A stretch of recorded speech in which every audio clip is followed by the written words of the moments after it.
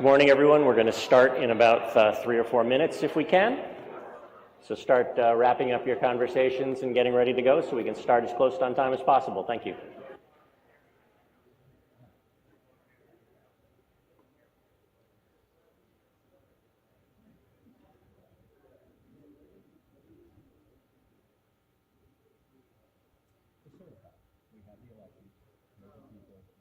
Good, how are you? Oops. Sorry.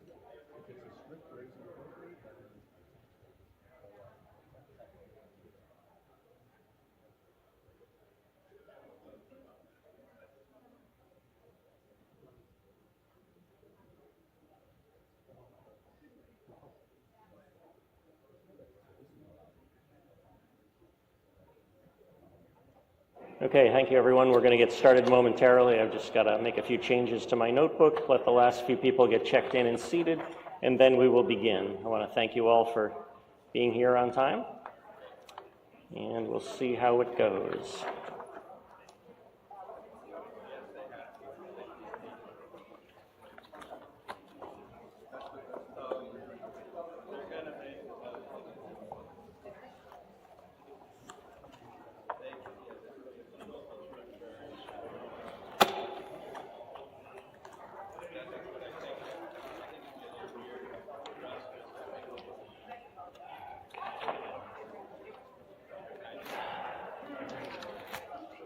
Okay, just a few people coming in to be seated, and then we'll get started.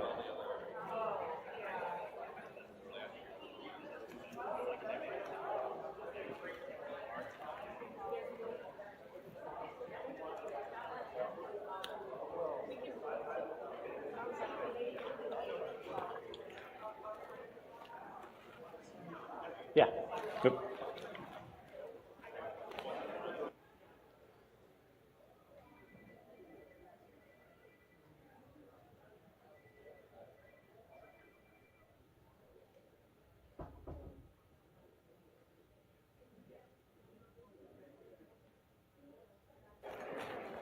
Okay, I think we're just about ready. Last couple of people picking up stuff at the table.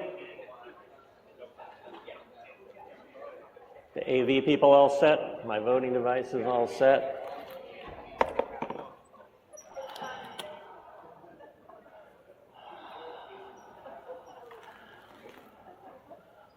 All right.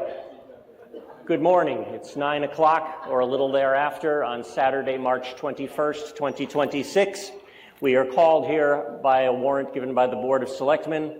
I will now ask if you are willing and able, will you please rise and join me in the Pledge of Allegiance. Flag is to my right, your left.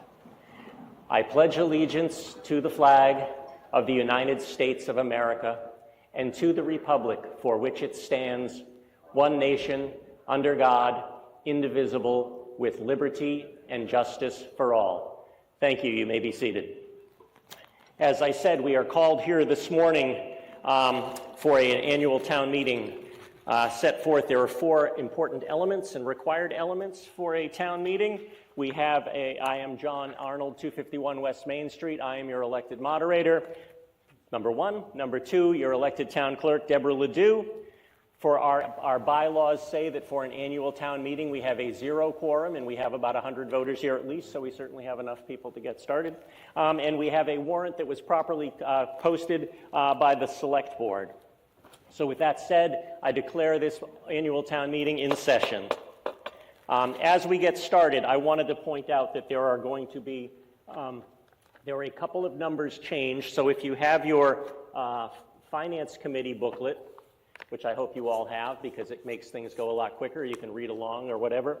There are a couple of changes that are going to be introduced due to more recent votes by the Advisory Finance Committee. So there are some updated handouts with the financial revenue and a budget that are at the table at the back if those weren't there when you came here. One is labeled Financial Revenue and Expenditure Estimated for FY27, and the other is an updated reprint of the 3 budget pages in Article 7. So if you don't have that, if you could quietly go to the back and get one, but I'll be reading those numbers as we go.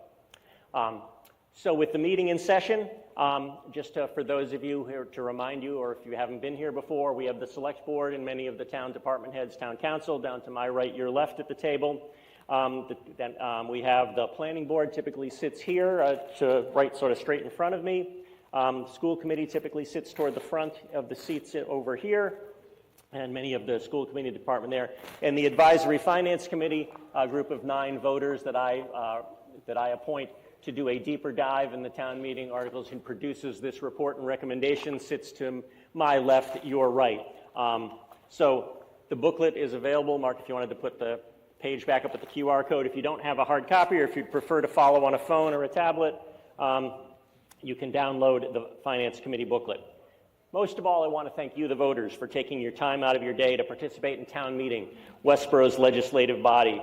Thank you for being here on behalf of everyone who's put the work in to prepare for this meeting. Your attendance is greatly appreciated. In keeping with my ongoing attempts to try to get started as soon as possible, I've moved many of the details about the rules of town meeting and some of the thank yous into the brief guide to Westborough's town meeting that's right in the inside cover of the Finance Committee booklet. So I'm going to skip over that, and I would suggest while you're listening along, if you can read up on that. There's many, many details of how town meeting works, and I've tried to encapsulate them there, and I'll just mention a brief few so we can get going. I'd like to especially like to again thank the Women's Club for being here. They're outside with snacks. Our tradition has been to work through lunch. However, between the Women's Club table with having snacks and some goodies and the high school cafeteria vendor offering sandwiches, soups, etc. in one of the gymnasiums, I would say if you get hungry and just try to find a time when you can step away from the proceedings for a moment and you can grab lunch. And I'd like to again thank the volunteers from the National Honor Society here at the high school for offering free childcare in one of the classrooms on the back here. I do want to mention that town meeting is a legislative body and it's intentionally designed as a structured conversation. So it may be very much unlike anything you've encountered on work or TV. So the basic rules, as I said, are in that brief guide to town meeting. And if you have any questions at any point, you can holler out a point of order and I'll try to answer them. But I'll explain things as we go as much as I can. We may be using 2 rooms today, though so far it doesn't seem like we'll need it. We'll have the auditorium here, and if necessary, we'll have an overflow in the gymnasium. So that will allow equal participation by audio connection, and the people in the gymnasium will be able to see what's going on in here. My first order of business is to nominate a deputy moderator who will preside in the event that I am unable to continue my duties due to absence or disability. And if we do end up going to the gym, the deputy moderator presides that under my guidance. I've nominated Benjamin Gold of 19 Blake Street to be deputy nominated. He's been briefed and ready to serve, and this is our first chance to test out the electronic voting system. If you haven't been here before, when you checked in as a voter, this is your identification that you are a voter and you've been registered. When we ask for a vote, this green light right here will go on. That hasn't started yet. There you go, you can turn it off now. And then when the voting is concluded, that light will go off. We typically set it around 15 seconds or so to press your vote. I will state what the motion is. If you are in favor of the motion, you will press 1, and then your keypad will say 1 received or yes received. And if you are against the motion, you press 2, and your device will essentially indicate that the system has received your vote, and it will say a large numeral 2, or it'll say no received. So Mr. Gold, will you just please stand up so people know who you are? This is Benjamin Gold of 19 Blake Street, who I've nominated for deputy moderator, so let's give this a try. If you are once the light goes on, if you are in favor of not Mr. Gold's, my nomination of Mr. Gold as deputy moderator, press 1. If you are opposed, press 2. Voting has begun.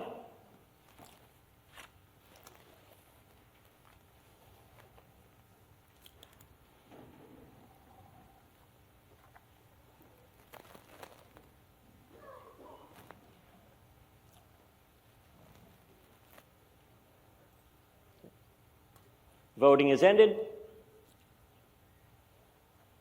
We have 102 in favor and 3 opposed. Mr. Gold has been voted as deputy moderator. Mr. Gold, will you please rise? Do you solemnly swear that having been elected deputy moderator that you will faithfully and impartially perform the duties of this office, so help you God? I do. Thank you, Mr. Gold. You may be seated. In terms of, so now we've tested that, so you'll see we're going to use electronic voting whenever possible. And I expect votes to be taken in electronic voting here today. If we end up needing the overflow room, or if the electronic voting system fails, we will go to either a hand-counted ballot or, if necessary, a secret ballot. But I'm going to skip over the part about explaining all that until it's necessary, just to save time. So just a few brief mentions to sort of ultra-summarize the brief guide is that the rules related to town meeting mean you must be present in voting. That means you have to have checked in here. You have to have gotten an electronic voting device. If you have to leave the building, so you can go to the bathroom, you can go get lunch, you can go see the tables and whatever. If you're staying in the building, you may keep your voting device. However, if you leave the building, you must return your voting device to the checkers, the people who checked you in. And then if you return, you can come back in and you can get another voting device. So it's okay to come and go. I, of course, encourage everyone to stay as much as they can, but I realize everyone's time and attention is different. And so if you see anyone voting either with 2 voting devices or trying to vote otherwise, bring it to my attention so we can deal with it. As I said, town meeting is a structured conversation. I must recognize people before you can speak, and only one person can speak at a time, and I make the decision about who the speaker is. We have standing microphones at the back toward the middle, and we have a couple of scouts, and again, I'd like to thank the scout troops and Tom Johnston and Warren Anderson for organizing that. When you're recognized to speak, you give your name and address and show me your voting device so I know if you're a voter. And then I will try as fairly as possible to cycle through all the microphones, trying to be as fair as I can. We do have a traffic light up here, if you guys would like to turn that on. I have 2 traffic light volunteers who have instructed to do that. When a speaker first starts talking, it will be green. When there are 90 seconds left of the time they have, it will turn yellow. When there are 30 seconds left, it will turn red, so it's not exactly like a stoplight. And then when the time is actually fully up, all the lights will go on or then off. So Allison Lindsay and Ben Gold have volunteered to serve as timers, and I've instructed them in how everything should work, and they've sworn to keep the time as impartially, as accurately as they can. So you'll see another thing, you'll see that for people who have made arrangements in advance, presentations on a motion can last up to 10 minutes. Individual speakers are limited to 2.5 minutes. The rules of town meeting also say that anyone who wants to fully participate by speaking at the meeting must be a registered voter of Westborough. However, we have a long tradition of allowing people who have relevant information or relevant points of view who are non-voters to speak. However, it's you, the voters, who make that determination of whether they should speak or not. I've received requests from a number of people to speak. And so for Article 17, dealing with the wastewater treatment plant, I've received a request from Walter Chaffee, who works with one of the vendors. For Articles 30, 31, and 32, I've received a request from Sandra Coker, who's involved with the Economic Development Committee here in town. And for Article 33, which has to do with zoning on Research Drive, I've received requests from David Ferris, Brian Chaville, George Banan, and Samuel Ford, who are associated with the property. And for Article 34, the citizen petitions, I've received requests from Gary Doring, Chloe Flynn, and Ava Wallace. Note that by voting to give them permission to speak does not mean they are guaranteed that they will speak, because it's still the rules of I recognize who speaks or whatever. So it doesn't allow them to vote. It just lets me call on them and let them speak, whether it's to make a brief statement, make a presentation, if the proponent would like that, or to answer questions if they come up, but it does not allow the non-resident to vote. So another test of our voting system. So I've essentially given the request for those, 7, 8, 9 people. We'll have another vote. When the voting device goes on, pressing 1 is a vote in favor of allowing these non-residents to speak. Voting 2 is a vote opposed. Voting is begun.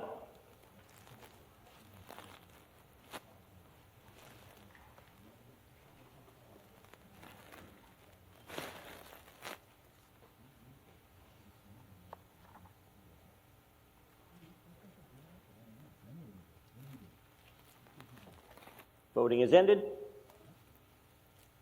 We have a vote of 89 in favor and 24 opposed. That motion required a majority vote. The motion carries. Those people will be allowed to speak if and when it comes up. State your name and address and your point, please. Can you turn the microphone on, please, up the booth? Mr. Caprioli. Hang on. Switch on top. There's a switch on top you have to push, I think. There you go. Who knew? Name and address, please. Dominic Caprioli, 9 Crown Ridge Road. Does the action that was just taken preclude anyone from this point on asking to speak on an article? No. At some Okay, point, so if someone- somebody wants to make an additional motion, that's fine. I just do it I do them all at the beginning, just to streamline the process. I just want to make sure that you haven't closed out the opportunity for someone else to ask to speak on an article. Nope. Okay. We just have to be a motion brought to my attention. Thank you. Thank you. So at this point, please turn off or mute all your cell phones. If you need to make or take a call during the meeting, I'd ask you to step out into the lobby so you don't disturb others. We can all pretend we're on an airline and we can say the emergency exits. There's emergency exits to my left and right. There's some up into the back. And if you go out here, if you end up going out this way, you head out the building that way. And there are fire and police staff here to help us in case there is an emergency. And I would ask that we all listen to their advice if something unexpected goes wrong and wait for an all clear to come back into the building. Now, at one point, the planning board had asked if the town planner could give an update on the master plan implementation work. Is that still a request? No, that's not necessary. That might have been a leftover note from last year. Well, in that case, let's go. We now turn our attention to Article 1. Article 1 we already dealt with 2 Tuesdays ago on March 10th. To my knowledge, 13 people ran organized campaigns for 12 positions and about 478 people voted. So all of you who ran or were elected, on behalf of the town meeting, Westborough's legislature, I'd like to thank you for your commitment to the townspeople of Westborough. And let's also take a moment to reflect on ourselves here as citizen legislators at the town meeting gathered today. Are there any first-time town meeting attendees? If there are, thank you and welcome. I hope you appreciate the process, and I hope you can learn and watch as we go. There's over more than 300 years of history at Westborough's town meeting, and I hope it all makes sense, but if you have any questions afterwards, please let me know and we can talk about it. I think probably Chief Parker still has the record for the most years since attending town meeting. So Chief Parker, I saw him here today. Thank you for being here. How many of you have been coming to town meeting for 50 years or more here in Westborough? I hit that landmark last year. Thank you. And 25 years or more? Thank you. Thank you for being here, and thank you for your commitment. And most of all, again, thanks to everyone who's taken time out of their day to participate in town meeting, Westborough's legislature. We now move to Article 2. Do we have a motion, Mr. Ahuja?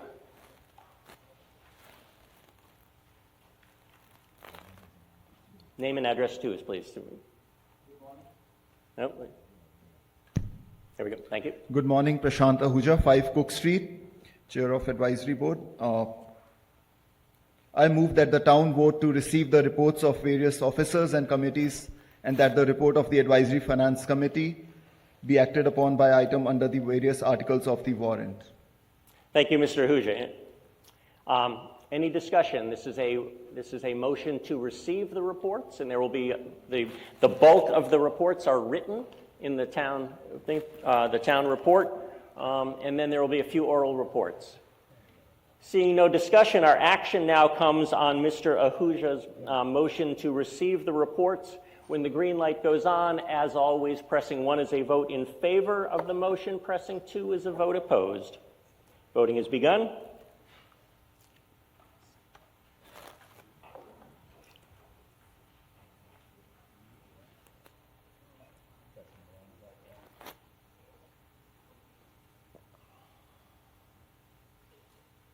Voting has ended. We have a vote of 127 in favor and 1 opposed. The motion carries. As I said, the written reports are found in the annual town report for 2026, the booklet that's available there. And if you didn't get one, and if we run out, you can get them down at Town Hall. As is our tradition, we're now going to offer some time to hear some reports orally that reflect on our past or prepare us for deliberation at this town meeting. We typically start this by drawing our attention to the in memoriam pages right at the beginning of the town report. So will you rise, if you are comfortable and able in doing so, and join me in a moment of silence to remember and celebrate these people's service to the town of Westborough. And may we also use this moment to recognize and honor those who are affected by medical or financial hardship and any ongoing conflicts at home or abroad, and hope that we as a people can effectively settle our differences, and as we said in the Pledge of Allegiance, with liberty and justice for all. With that said, the 2025 Annual Town Report is dedicated to 2 gentlemen whose contributions to Westborough were considerable and will have a lasting impact on our community. We have Reverend Frederick Robert Brown and Earl Story Jr. Additionally, we recognize with profound appreciation the following residents who passed away in 2025, who contributed to the community through town employment or time volunteered on a town board, committee, or civic organization, and their efforts made a difference, and their contributions to town are everlasting. Michael L. Beretti Sr., Mary Louise Kana, Gerard Kenneth Gagnon, Earl H. Hutt, Fern Eileen Imsey, Arthur P. Smith, Frank R. Viscardi, and our apologies to anyone who's been inadvertently left off the list. So let's just take a little moment of silence. Thank you. We thank them one and all. Please be seated. And thank you to the town clerk and her staff and everyone involved for creating the list each year. And again, accept our apologies for any names that have been accidentally omitted. Now, before we really get going, I want to make a few remarks about the upcoming 250th anniversary of the Declaration of Independence. So Mark, if you could put the slide up, please. As you may know, the 250th anniversary of the Declaration of Independence is coming up on July 4th, 2026. Westborough's 250th American Revolution Anniversary Committee has been working on a town-wide celebration and commemoration as part of the town's annual block party on Friday, June 26th. As summer approaches, I hope you'll be on the lookout for details about that event. But as you may not know, town meetings, similar to this one, though also different, quite different, held across what is now Massachusetts, played a pivotal role in the years leading up to the writing and the signing of the Declaration. Massachusetts town meetings were a foundational influence on the Declaration of Independence, serving as the primary schools of liberty and a practical mechanism for building the political consensus required to separate from the Crown.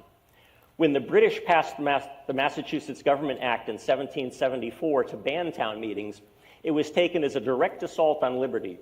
In response, many towns barred their doors against British soldiers to continue meeting, often enumerating the grievances listed in the Declaration. The meetings acted as they do today, as a place where neighbors deliberated until a common will was reached. Nearly 60 Massachusetts towns in 1776 alone debated the notion of independence. Some issued declarations on their own. These statements included the principles and phrases adopted in Philadelphia, such as pledging their lives and fortunes to the desire for and demand of independence. John Adams and John Hancock, himself a town moderator, took the directives as the legal and moral consent of the governed required to sign the Declaration. Town meetings, in essence, were the ghostwriters of the Declaration. The process of the town meeting deliberations and votes translated local grievances into a unified philosophy of natural rights.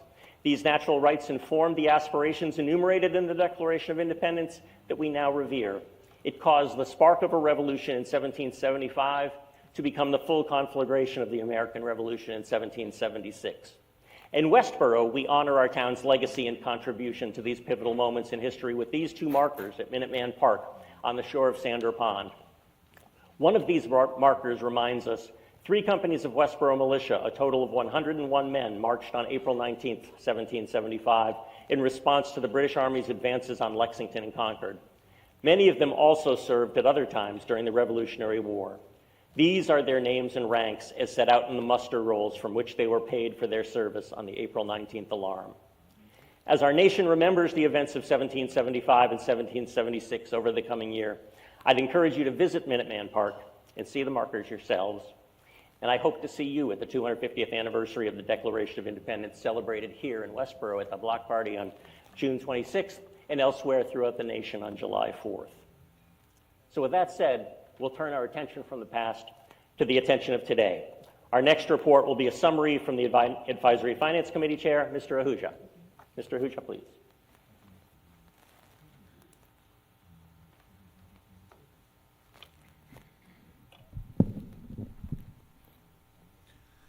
Good morning, Prashant Ahuja, 5 Cook Street, the chair of your Advisory Finance Committee. Thank you for being here. Having lived in this town for past 18 years, I'm grateful for everything that the community has given, and I'm honored to serve the town in capacity of Advisory Finance. I encourage the voters to use the AFC reports and recommendations booklet that we have given, which includes the AFC votes, the select board votes, the committee comments under each of the articles. And it is also available online through the town website as well as the QR code. The AFC has reviewed all the warrant articles, met with departments, committees, sponsors, and made its recommendations with the due diligence. And as our previous AFC chair, Walter, has put it last year, who's in charge of the town budget? The town meeting, meaning the town voters, those who are present here today, acting as the town's legislators. And that still is the right answer. Some corrections on the booklet, if you have got that, which was kept right up front. So one of the corrections is for the Article 11C. The statement, the FC recommendation is in favor. The restoration is less expensive than replacement. It says in the booklet it's more expensive, but it's less expensive than replacement. So something to take note. The second housekeeping note is, after the booklet went to the printer and what you have in hand, there have been a few changes. In total, there have been actually 5 changes, which we'll call out as the motion comes in for those articles. But we have a police settlement and related financial budget updates that increased the estimated average single-family bill by about $26, which is now a total of $633 higher than FY 2026. So for today's financial summary, I would request if all of you can consider the updated handout which was present right there in terms of the financial budget updates. The next one, these are the headline numbers which are in front of the town today. More details behind them will come to you later in this meeting, but especially from the town manager's state of the town, and then again under Article 7 when the operating budget is presented to you. For FY27, the town's estimated general budget, as you can see, is 137.9 million. The total town and enterprise budget is for 148.7 million, and the tax levy is 109.4 million. And the estimated average single-family tax bill is 13,533, which is an increase of 633, about 4.9% from the FY26. If we move next to the expenditures, these are the key expenditures that we have, which is looking underneath the headline numbers. These are the pressures or the school spendings, the insurance and the retirements, while lower debt service also helps us offset some part of these increases. But these are the key drivers. On the revenue side, state aid and local receipt helps offset the levy growth, while the town continues the same $450,000 of free cash tax rate relief, which was also used in FY26. That helps town hold down the tax impact even while some of the major expenses continue to rise. So in total, what is the picture? The picture is that when those expenditure and revenue pieces come together, the average single-family home bill goes up by $633, and to that you can add the $3.21 of the CPA surcharge with a total increase of $636. And that's the clearest way to tell you what your tax impact will be for FY27. The next one is what is important to bring everything in context from AFC standpoint. And what is important is that the requests generally reflect a focus on core services, essential needs, and better long-term planning. As you can see in the warrant articles as well, what you will see is there are several articles that are about studying options, improving the efficiencies, planning, which I know is not always exciting, but that's how the good budgeting begins. I want to say from AFC's behalf that Westborough remains in a strong financial position, strong reserves, significant excess levy capacity, and a AAA bond rating, and a budget balanced within the proposition 2.5 without an override or debt exclusion. The combined free cash and stabilization is about 12.1% of the proposed operating budget, which is within the policy. The excess levy capacity is about 16.2 million, and OPEB funding continues at 1 million, even though our obligation is still 11% funded.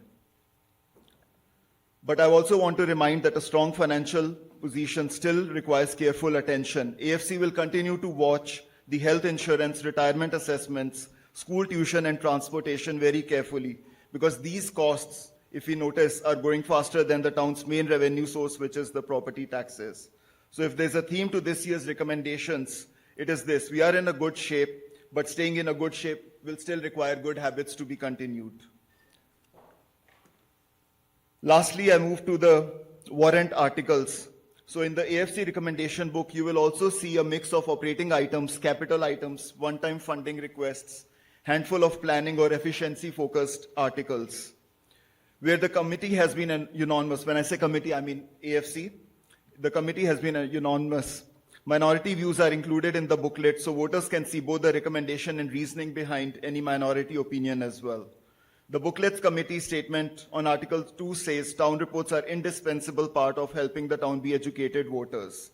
The AFC is satisfied with the FY27 budget and warrant articles proposed, with some minority opinions captured by the vote summary. We offer our recommendations, but the decision again belongs to the town meeting. Thank you very much, Mr. Moderator. Thank you, Mr. Ahuja. Now, as is our custom, on behalf of the Select Board, Town Manager Christy Williams will give a State of the Town update. Ms. Williams.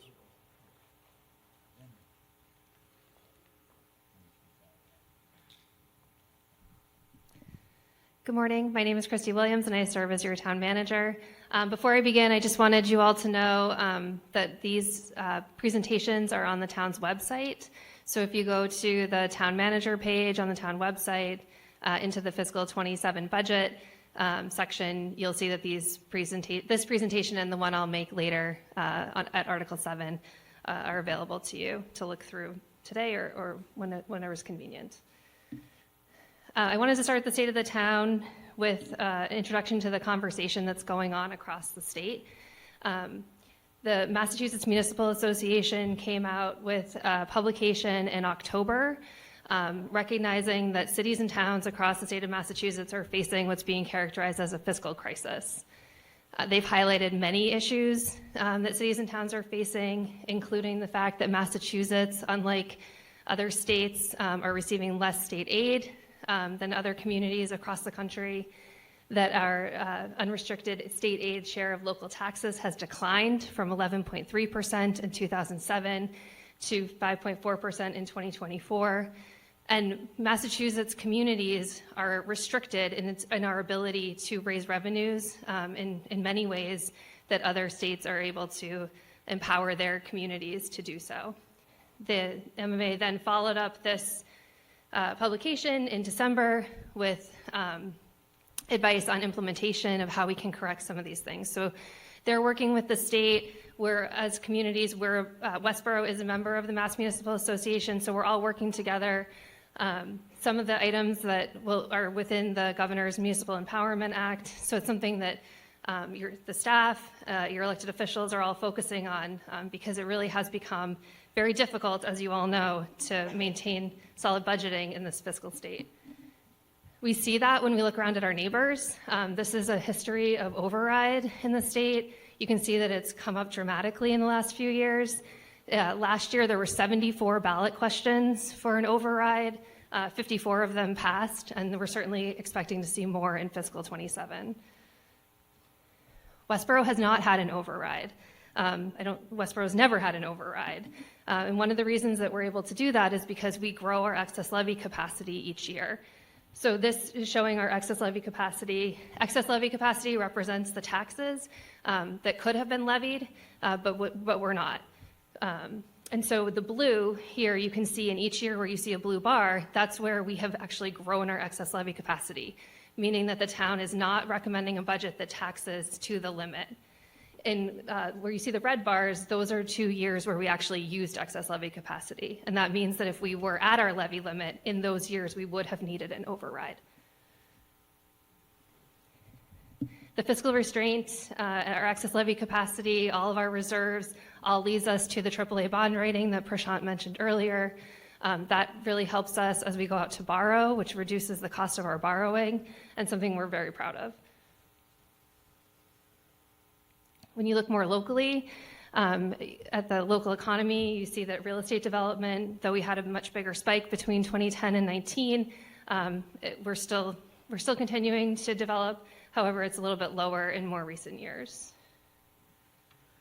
This is showing a list of our top 10 taxpayers. What's important to note here is that of the top 10 taxpayers, 35% are actually residential taxpayers, where 65% are commercial industrial. And then when you look at taxpayers across the town, 71% are residential, and 28% or 29% is commercial industrial personal property. Our average single family values continue to grow. I think we're seeing that across the state. In fiscal 27, we're estimating an average single family home value of about $850,000. When you look at Westborough's financial health, we maintain our free cash at certain levels. All of this is informed by our comprehensive fiscal management policy that's also available online. It's very important that we follow it. That actually also helps with our bond rating. So you can see here that one of our goals is to maintain free cash equal to 5 to 7.5% of our general fund operating budget. Same with stabilization, and then a combined free cash and stabilization at 10 to 15. If you vote in favor of all of the articles that are before you today, we will be within our goals, 7.32% of free cash, 4.56% stabilization, and then that combined 11.88%. We use other financial resources often, so these are some examples of other financial resources. Some of them are restricted to specific uses. In the middle there, you'll see that our stabilization is just over $6 million, and that's an emergency fund that communities have. The state also has one. We were actually due to our budgeting during COVID, we were a community that did actually not need to access that emergency fund in 2020. When you're looking at our average single-family property tax increase, we're currently estimating an increase of $633 to the average single family. When we look at our total budget, one of the things that we take into account is how it's offset by revenues. So you can see here that the blue section of this pie is property taxes, but other sections are the green, which is state aid. We also receive significant revenues from other local receipts, most notably licenses and permits, ambulance, hotel, motel taxes, and motor vehicle excise. We further offset operating expenses when we can with grants. Some grants we receive, we know are coming annually. Others we might become aware of in the middle of a year, and that either allows us to offset an operating expense, leaving unexpended budget at the end of the year, or it allows us to do a project that we had not anticipated being able to do in that year. So in fiscal 25, we had just under $12 million in grants. We also use our free cash. So you'll note that several of the articles today are use of free cash because we are able to maintain a strong free cash balance and we follow our fiscal policies. We're using 26% of our free cash to purchase one-time items, mostly capital. Another way that we look at how we're doing financially is we look at our benchmark communities. We used to call them data dashboard communities. We actually updated those this year. There's a narrative on the finance department's page of our website explaining exactly how we got to this new list of towns, but we used 15 criteria inclusive of how budgets are spent, the population, mileage, so I encourage you to take a look at that. And then this is our comparison to that new list of benchmark communities. So you'll see Westborough here in the green bar in terms of the average single family tax bill comparison. And then here is a free cash comparison as well. As I mentioned on your town meeting warrant, the only article on your town meeting warrant that will have a direct impact on your fiscal 27 taxes is Article 7, which is the operating budget. There are other articles that would authorize the town to borrow, and that would have an impact in fiscal 28. So the only one for fiscal 27 is Article 7. When we talk about this, we talk about it all in dollars and cents, but I think it's important to look at what we use that money for. So we just wanted to highlight some projects and accomplishments last year of the different departments. In the planning department, they're launching an active transportation plan, which was totally grant funded. The Economic Development Committee is working on a branding and wayfinding. So that logo you see in the top left-hand corner, you'll see installations of signs throughout town coming up this spring, which is directing people to different municipal areas. You see them in other communities, so we're pretty excited to bring that here. We've updated the open space and recreation plan this past year. We're deploying our EV charging roadmap, and in the information technology space, we've received grants in order to improve our cybersecurity. In Public Works and Public Safety, you can see that we received a new truck to support water and sewer repairs. We've also completed rehabilitation of the Sandra Pond lower spillway to prevent erosion and loss of water. Also working on PFAS treatment capability at the Oak Street plant, which will be operational this summer. The fire department took delivery of their engine 3, which was authorized at the fiscal 2023 town meeting. They also received a grant of $8.4 million, which is helping us with the renovation of the Harvey building into a regional emergency communication center. And then in the police department, they've just successfully completed the renewal of their Massachusetts Police Accreditation Commission on-site assessment, and that will be formalized in May. And then finally, in Health and Human Services, the Recreation Department's been able to increase their offerings by about 40% this year, and that's largely due to the space that they're able to use at the community center. The library is in its temporary space at the community center, but their renovation project is on track for completion this fall. The health department voted to ban the sale of kratom, which is a substance that actually has similar impacts on the brain as opioids, and they also created new body works regulations. Council on Aging had almost 17,000 registered visits, and they also are continuing their partnership with the Worcester Regional Transit Authority to provide expanded senior transportation. And then in Youth and Family Services, we've been able to help 616 families in 2025, and our counseling services are meeting biweekly with individuals. So this is our last slide and something that you were able to pick up on your way in, but this is how the breakdown of an average single-family tax bill and the services that it covers. Thank you. Thank you, Ms. Williams. It's come to my attention that in my haste gathering my list, I lost two people, non-voters, who had been requested to speak on Article 31. These are non-voters in Westborough. So hearkening back to Mr. Caprioli's point, I'd like to ask, I'm going to request that the town vote on allowing two additional non-voters to speak on Article 31. Their names are Samyukta Tarali and Shriva Prabhakar. Again, just as before, doesn't guarantee that they will speak, but it will allow them to speak if it comes up during our deliberations. So why don't we quickly go to a vote to allow those two additional names? And I'll say that was my fault, not anyone else's fault. I just forgot to print out those two pieces of paper.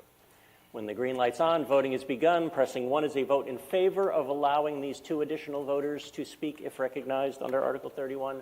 Pressing 2 is a vote opposed. Voting is begun.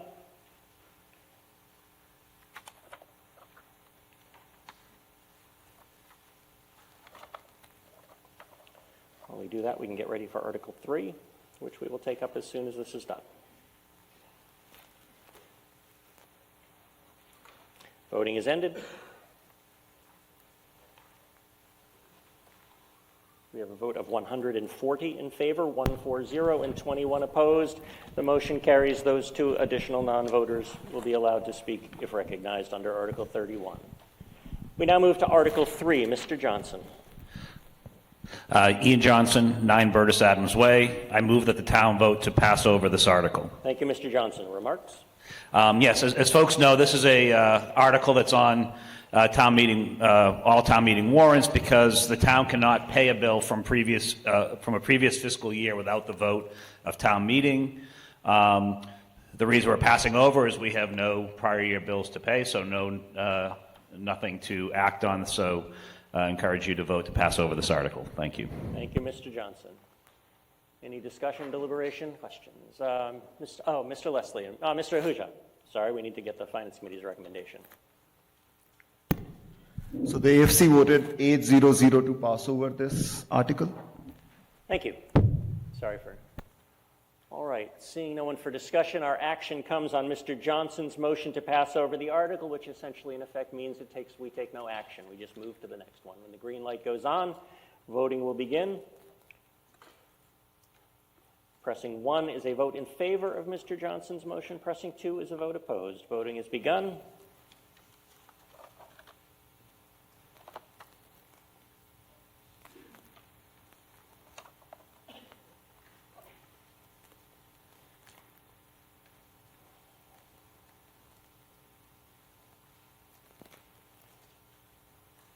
Voting is ended.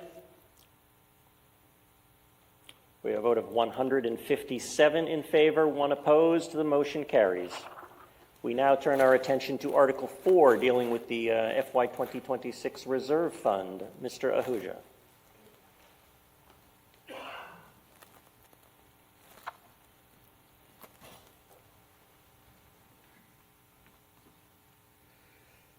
I move that the town vote to transfer and appropriate from free cash the sum of $400,000 for the purpose stated in the article. Remarks, Mr. Ahuja. Yep, there are some remarks as well. So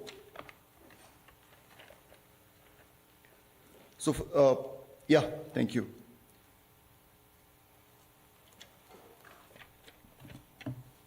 So the AFC has requested $400,000 from the cash to cover the estimated FY26 Snow and ice deficit. The snow and ice deficit, as you can see, is the spending to date of $204,571 in expenses and $88,883 in wages up till date. This addresses the current deficit without permanently increasing the future snow and ice budgets. The remaining $180,000 of reserve balance will still be available for any other unforeseen FY26 needs. There's no tax impact, and any unused funds will return to the free cash in July. The AFC has recommended an approval on this. Thank you, Mr. Mayor. Thank you, Mr. Ahuja. Any comments, questions? See if this person's heading to the microphone. Oh, not heading to the microphone. All right. Seeing no discussion, our action comes on Mr. Ahuja's motion to transfer and appropriate from free cash $400,000 for the purposes stated. When the green light goes on, voting will begin. Voting is begun. Pressing 1 is a vote in favor of Mr. Ahuja's motion. Pressing 2 is a vote in opposition. As I said, voting is begun.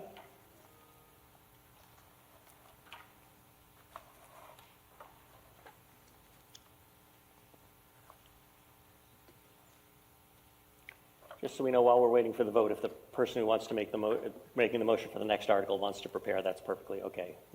Voting is ended. We have 160 in favor, and 3 opposed. The motion carries. We now turn our attention to Article 5, dealing with the FY 2026 legal expense budget. Ms. Marshall. Shelby Marshall, 7 Charles Street. I move that the town vote to transfer and appropriate from free cash the sum of $100,000 for the purpose stated in the article as printed in the warrant. Ms. Marshall. FY26 has included a number of legal expenses, including several lawsuits that are outside of typical costs associated with the legal budget. Most notably, one of those lawsuits included the vacant movie theater property located at 231 Turnpike Road.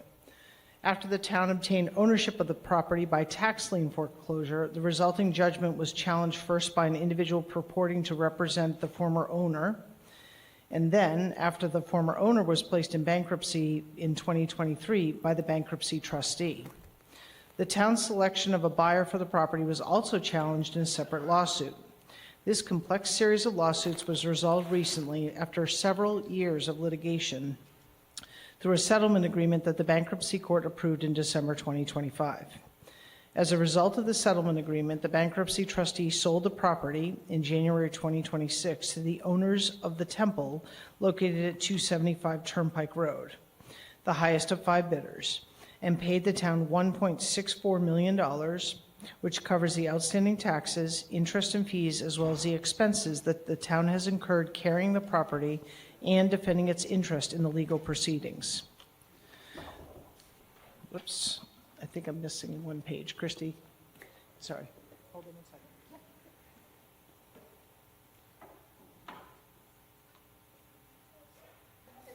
second. Lost my script. Sorry about that. The owners of the temple executed a separate agreement with the town that provides that if they do not sell 275 Turnpike Road to a taxable entity by the end of January 2027, they will enter into a pilot agreement, which stands for payment in lieu of taxes, for that property.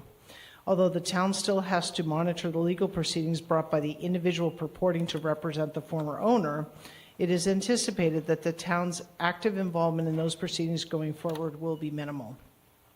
The FY 2026 budget for legal expenses was $145,000. The Advisory Finance Committee transferred $50,000 into this budget earlier this year. The town has expended approximately $176,989 for legal expenses through January. Approval of this article would increase the legal budget to fund anticipated legal expenses through the remainder of this fiscal year. I hope you are all able to follow that story. Thank you, Ms. Marshall. Discussion, deliberation, questions. Yes, the microphone. I'm going to do back to my right, your left. Is that Mr. Koenigsberg? Yeah, Andrew Koenigsberg, 3 Smith Street.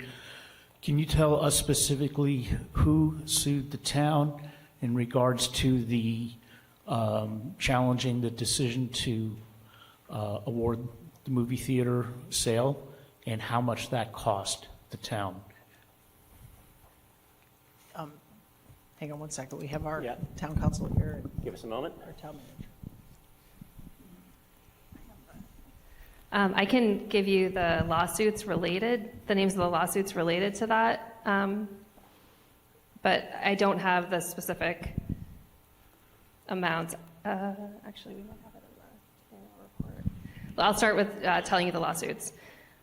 So we had Ferris Development Group LLC versus Town of Westborough, Lax Media LLC, and Lax Media Mass LLC. Westborough, Town of Westborough versus Westborough SPE LLC. Town of Westborough SPE LLC versus Town of Westborough at the U.S. District Court. Westborough SPE LLC in the bankruptcy court. Just going down the list here. Aquete versus Goldsmith in the bankruptcy court.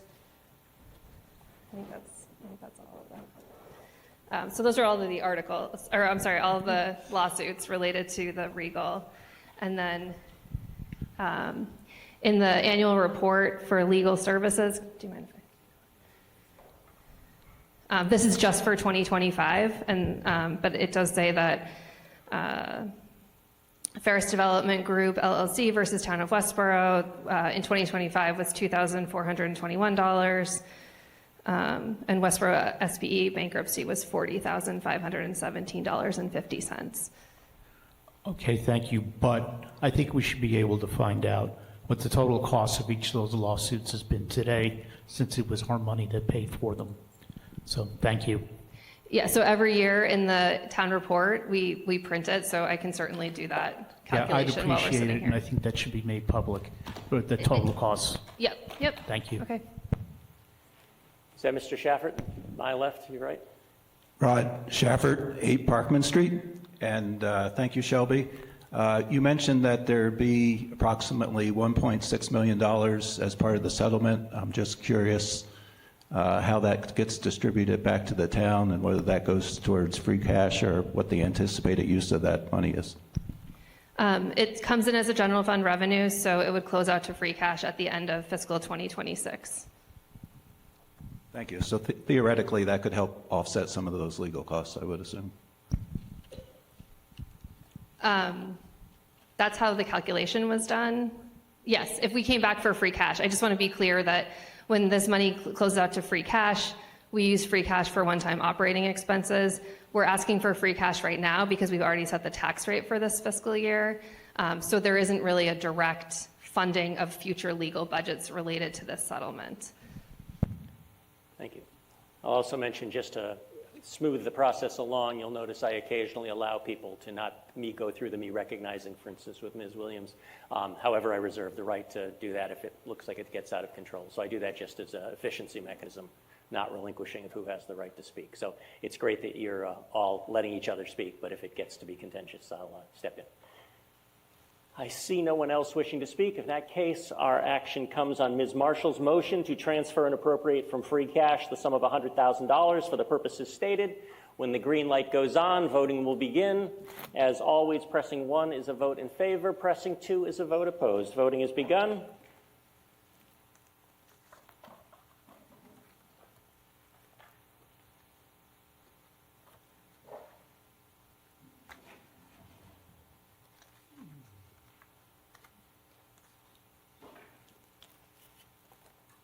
Voting has ended. We have 156 in favor and 17 opposed. The motion carries. Next on the warrant is Article 6, related to the patrol union contract. Mr. Keogh. Yes. Thank you, Mr. Moderator. Sean Keogh, 5 Yorkshire Circle. I move that the town vote to transfer and appropriate from free cash the sum of $19,000 for the purpose stated in the article as printed in the warrant. Mr. Keogh, remarks? Thank you. The town and the patrol union have recently completed negotiations of a successor collective bargaining agreement for the period July 1, 2025 through June 30, 2028. Implementation of the agreement is subject to town meeting funding of the cost items contained in the contract. The 3-year agreement includes the following: an annual cost of living base wage increase is effective July 1st as follows: fiscal year 2026, a 3% increase, fiscal year 2027, a 2% increase, and fiscal year 2028, a 2.5% increase. Additional market adjustments are also included to specifically reduce the approximately 5% market wage gap that was identified. Patrol officers will receive an annual body-worn camera stipend of $1,000, and the annual clothing allowance is increased by $50 in each year of the agreement. A portion of these contractual increases for the current fiscal year are offset by wage and salary funding that has not been expended due to turnover and resulting vacancies. The transfer request funds the balance of this cost items in the current fiscal year. Thank you, Mr. Keogh. I'll now turn to the Finance Committee. Has the Finance Committee voted a recommendation on this?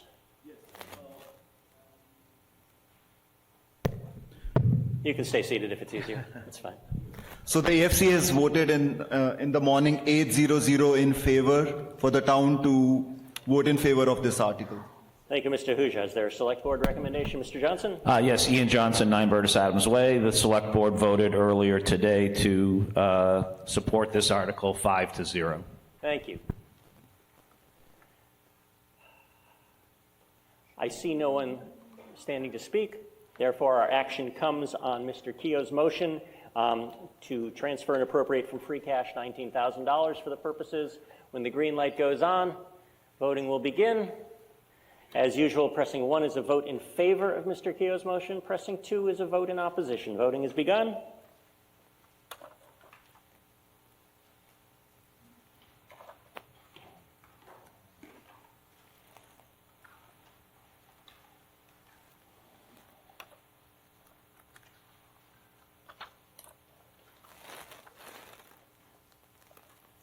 Voting is ended. The vote is 154 in favor and 16 opposed. That is a majority vote. The motion carries. Next up, we turn to Article 7, the FY 2027 operating budget for the town.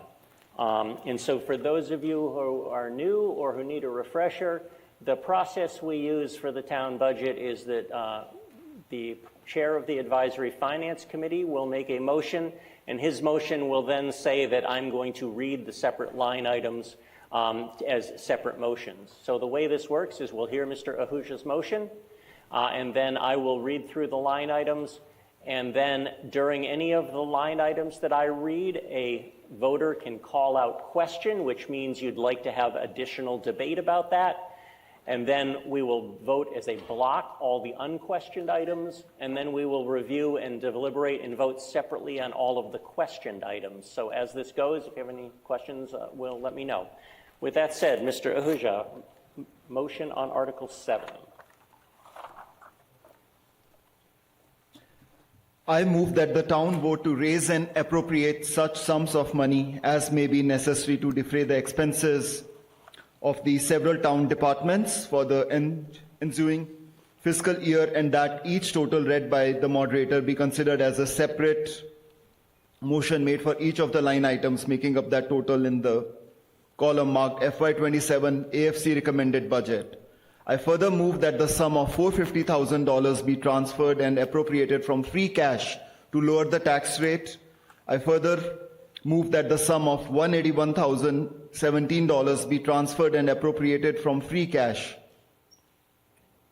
$14,253 be transferred and appropriated from water retained earnings. $14,731 be transferred and appropriated from sewer retained earnings, and $5,000 be transferred and appropriated from country club retained earnings for the purpose of funding the OPEB trust fund. I further move that the sum of $4,738,415 be appropriated from the Capital Improvement Fund towards the costs of FY27 debt, And I further move that the sum of $200,000 be raised from FY27 cable TV enterprise receipts and $232,376 be raised from taxation for funding the FY27 cable TV enterprise expenses. And I further move that the sum of $270,000 be raised from FY27 waste management enterprise receipts and $489,527 be raised from taxation for funding the FY27 waste management enterprise salaries and expenses. Any further remarks, Mr. Ahuja?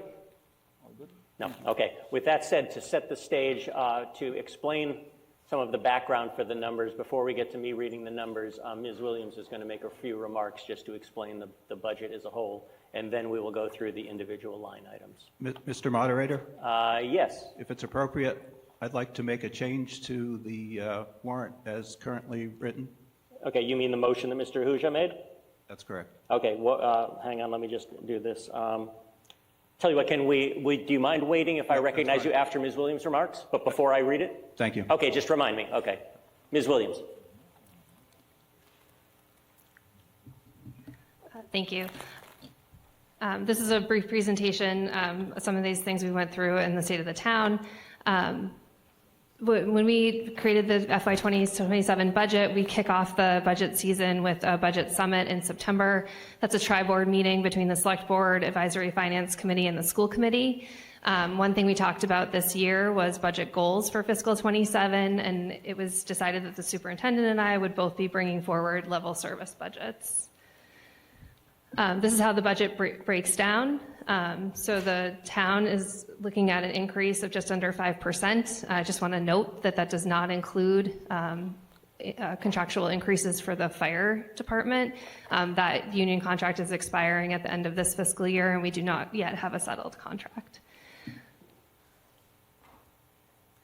The way that the town departmental budgets make up just under 18% of the fiscal 2027 budget. And this is how they break down, with salary and wages being the majority of our budget, about 80% of departmental budgets, just under $900,000 increase. More specifically, some things that are driving the budget, we have a reduction in the Council on Aging budget.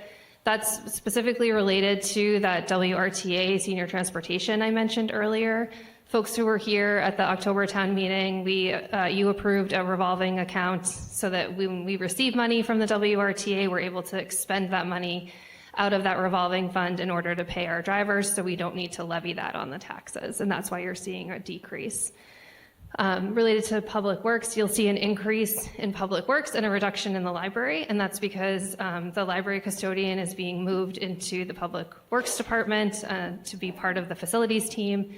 And so that specific position was a 40-hour position, reduced last year as a part of the budget reductions to 25 hours. So it would retain at 25 hours for fiscal 27 in the Department of Public Works budget. And then the last two increases, again, were the result of the FY26 reductions. They were partially restored at the October town meeting. So that was a part-time admin and finance department. And then also a 32-hour week admin in the Board of Health. When they were restored in October, we only needed money for the rest of that fiscal year. So this is the increase related to the full 12 months in fiscal 27. We're also we're proposing to increase the program coordinator position in the Council on Aging from 32 to 40 hours. In community development, a couple of years ago, we got rid of our assistant building commissioner position. So we have a building commissioner now, and we have 2 part-time building inspectors. We'd like to bring on a full-time building inspector in fiscal 27. That position would be offset by reducing some of the hours of those 2 part-time inspectors, and then also by giving that position responsibility of sealer of weights and measures, which is about a $6,000 budget currently, and just would move over to community development. And then we have an additional position in police and fire, or 1 in police, 1 in fire. We have additional patrol officer position that was already approved as a result of the town receiving a COPS hiring grant. So that position is offset by $40,000 in fiscal '27. And then in the fire department, we have an individual who's on an extended military leave.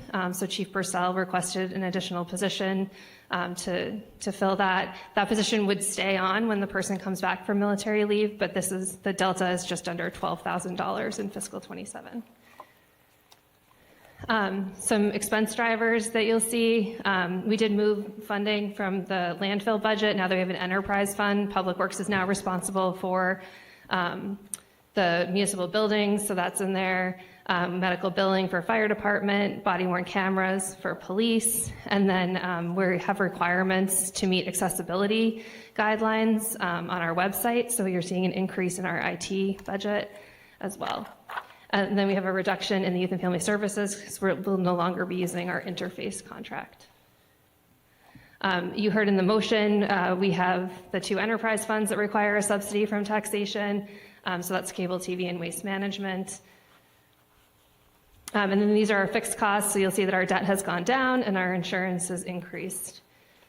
So this is a result, our debt service payments, we have declining debt. So we're seeing that go down, but also the future payments here are based on a conservative percentage estimate, so that will change each year when we borrow.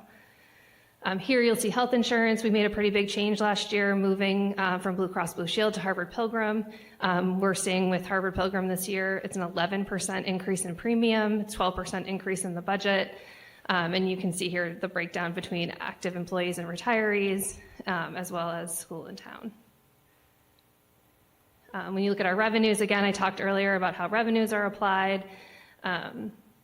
Just as a reminder, we always watch our revenues, so we're estimating now for very far into the future what our revenues will be, so we're always watching them and we'll come back at the October town meeting having changed our numbers based on how revenues have come in or have not come in. And so as an example, last year, at this time, we were estimating revenues at 11.3 million. By the time we set the tax rate, that increased by just over 3% to 382,000. So that just means that if our revenues come in better than we expect, then the tax increase would adjust accordingly. So again, our current projections for this budget is $633. We'll adjust revenues as they move forward, and we'll give you an updated number at the October town meeting. Just showing again that we expect to grow our excess levy capacity with fiscal '27. And then this is the use of free cash. So again, we're using 26.7% of our free cash, which is in line with our fiscal management policies. And this slide shows that if we were to take all of the articles on the warrant that we've asked for free cash to fund, and we had to put them on the levy because we did not have the free cash available, the increase presented today would be over $1,000 to the average single family. This is just a breakdown of the increase and the different services. And then again, this is the slide that you were able to pick up on your way in of how your tax bill would break down. Thank you. Thank you, Ms. Williams. Okay, Mr. Shafford. Rod Shafford, 8 Parkman Street. Could you bring up the original motion, please? Which slide? Describing the motion that the AFC... Oh, the motion, yeah. Okay, thank you. So having served on the AFC for 3 years, I realize how difficult it is for people at town meeting to understand all the numbers that get thrown out. But one of the most important numbers is the amount that the taxes are going up, which is 5%, which is... I'm very glad that the town is doing so well fiscally, but it's really placing a lot of burden on the taxpayers. So for that reason, I think a larger proportion of the free cash should be used to lower the tax rate. I'm suggesting that we change the language here to move the sum of $450,000 to the sum of $900,000.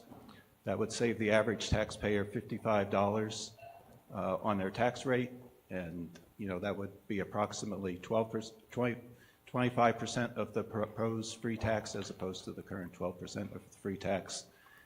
I will say, as we look at all the articles using free cash, I asked the town to look at them very carefully. It's very difficult when you're in the AFC not to understand that There's a lot of good reasons for all of them, but some are more important than others. And I would ask that you prioritize which ones you think are most important and try to lower that by the equivalent amount of $450,000. Thank you. Thank you, Mr. Shafford. So just to make sure I understand, you are suggesting, or you're making a motion to amend Mr. Ahuja's original motion to change the "I further move that the sum of $450,000 be transferred and appropriated from free cash to lower the tax rate" to be "I further move that the sum of $900,000 be transferred and appropriated from free cash to lower the tax rate." That's correct. All right, thank you. All right, we will debate that. But so we can have some context about, so you hear the numbers, and so we can see how many line items are questioned. Since typically we vote on that aspect of Mr. Ahuja's motion with all the unquestioned ones, here's what I'm going to do. I'm going to read through the line items as was mentioned in the Finance Committee's motion. We'll gather up the list of questioned ones, and then as we prepare to vote on the unquestioned line items, we will entertain debate on Mr. Shafford's amendment, and then we'll essentially get that resolved and then vote on Mr. Shafford's amendment along with the unquestioned items. Does that make sense? Does everyone understand what I'm saying? All right. So with that said, yes, what's your name, address, and your point, please? Is there a scout here? Where did the scouts go? Scout down here, my left, your right, down front.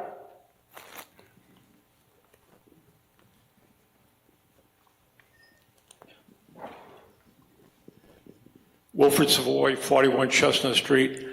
On those items that we are using free cash for the OPEB, the retirement benefits, is that a violation of our policy to use funds, those type of funds, for permanent expenditures?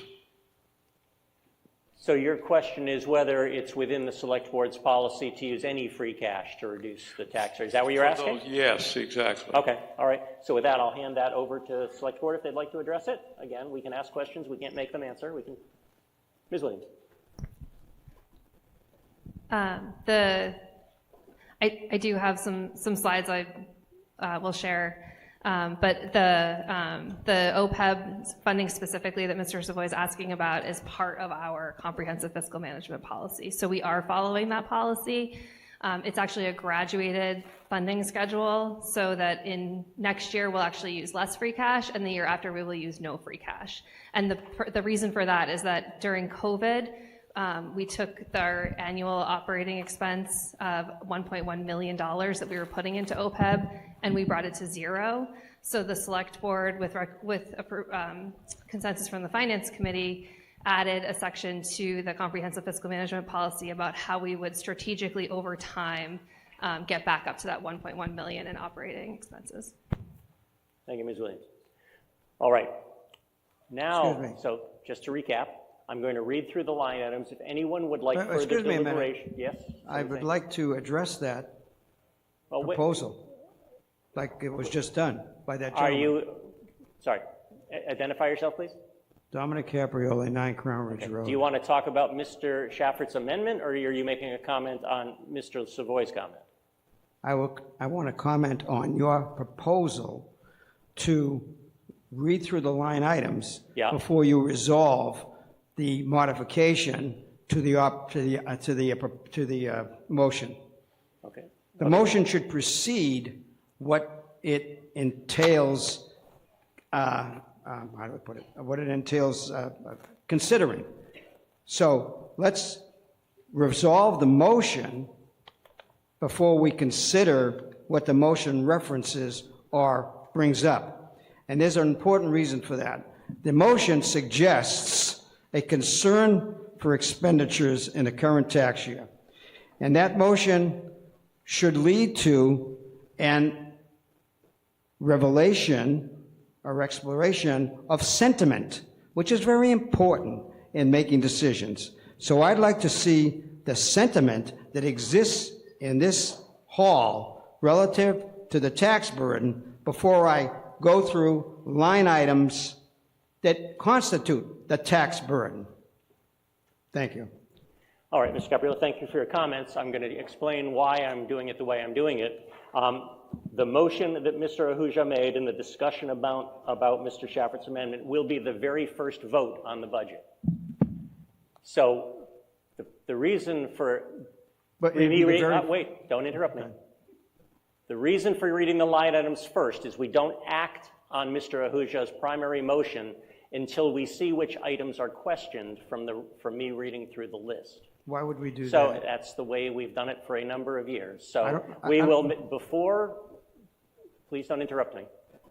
Before we act on any particular, before we vote on any particular action under the budget, we will gather the list of questioned items, set them aside, and then we will act on the unquestioned items, and during the discussion on the unquestioned items, we will have discussion about Mr. Schaffert's motion. So that's the ruling that I've made. Wait a minute, I'm not through. Mr. Caprioli, one follow-up. That's the ruling I've made. Okay, No. I'm not through. What motivates us to question items may be the modification of the motion, number one. Number two, what is my opportunity to question every single item so we can then now act on the motion and then we'll go through the items? Your motivation to do that is hopefully to be nice to your neighbors.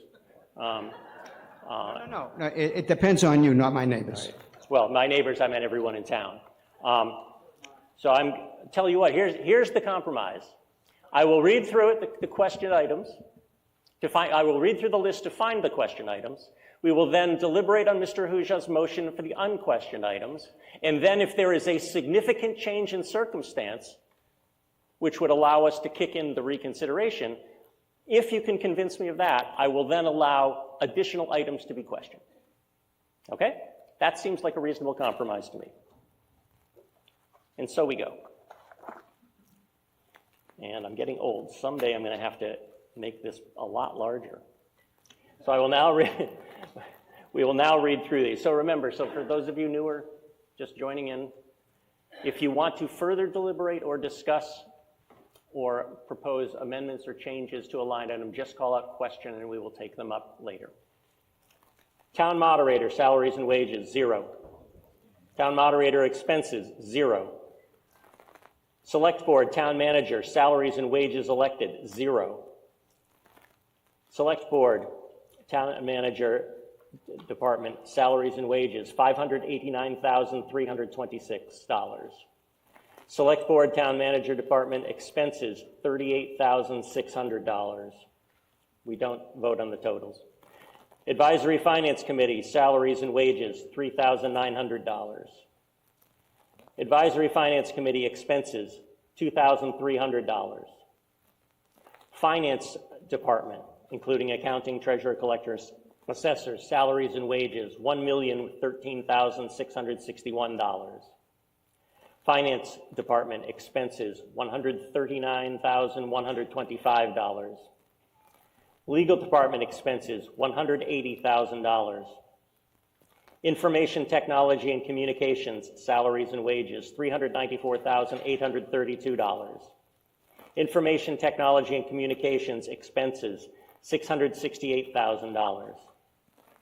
Central Purchasing expenses, $100,600.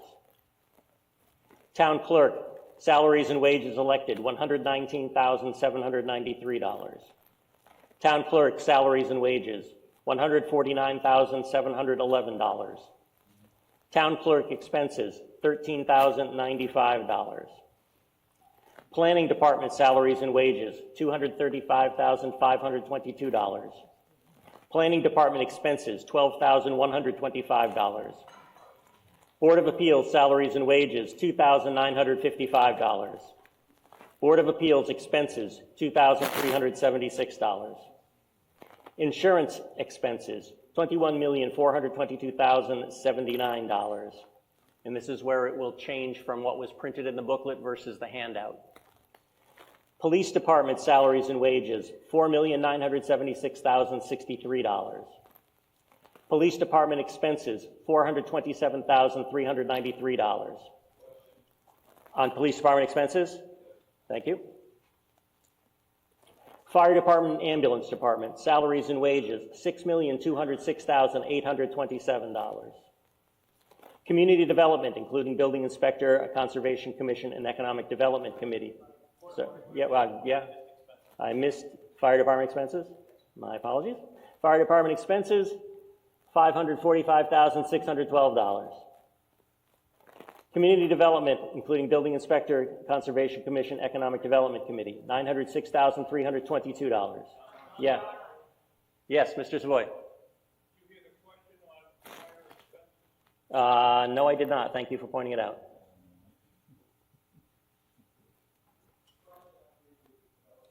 Okay, all right, so with community development salaries and wages? Yes, question on community development salaries and wages. Don't worry, at the bottom of the page, I'm going to recap everything I've heard so we can fix anything up. Community development expenses, $45,800. Weights and measures, 0. Animal control, salaries and wages, $100,184. Animal control expenses, $3,200. On animal control? Okay, thank you.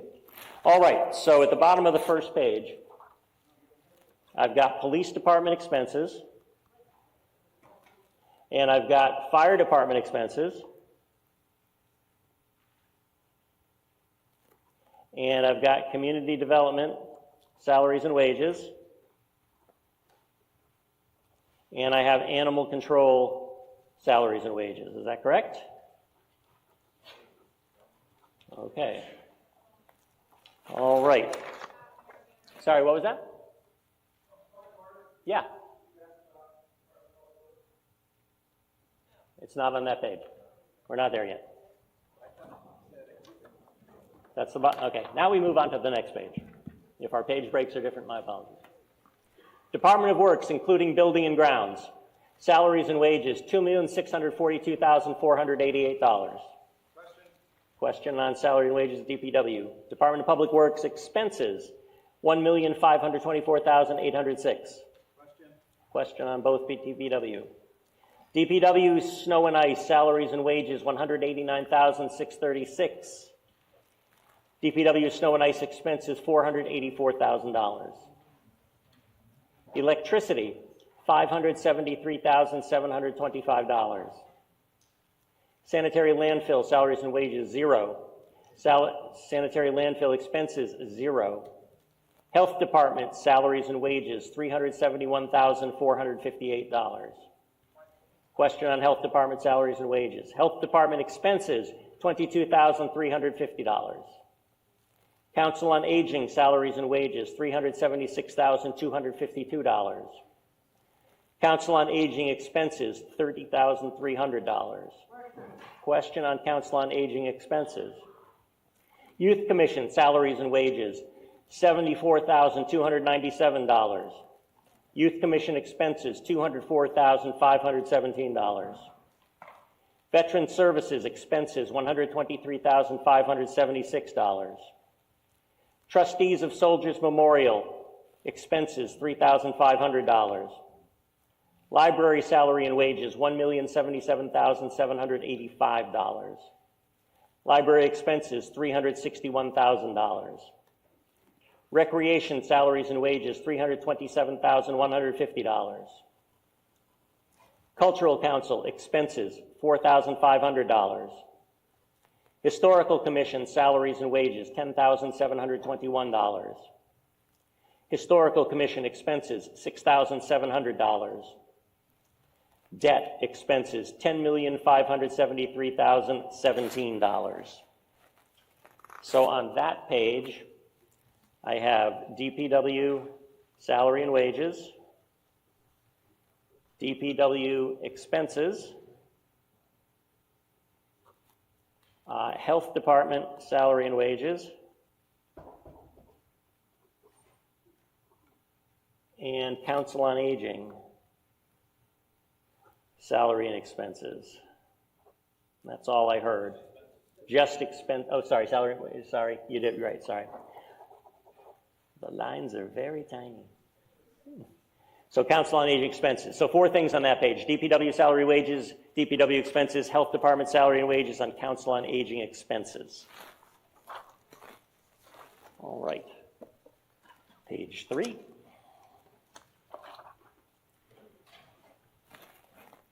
Country Club Enterprise salary and wages, $201,250. Country Club Enterprise expenses, $609,754.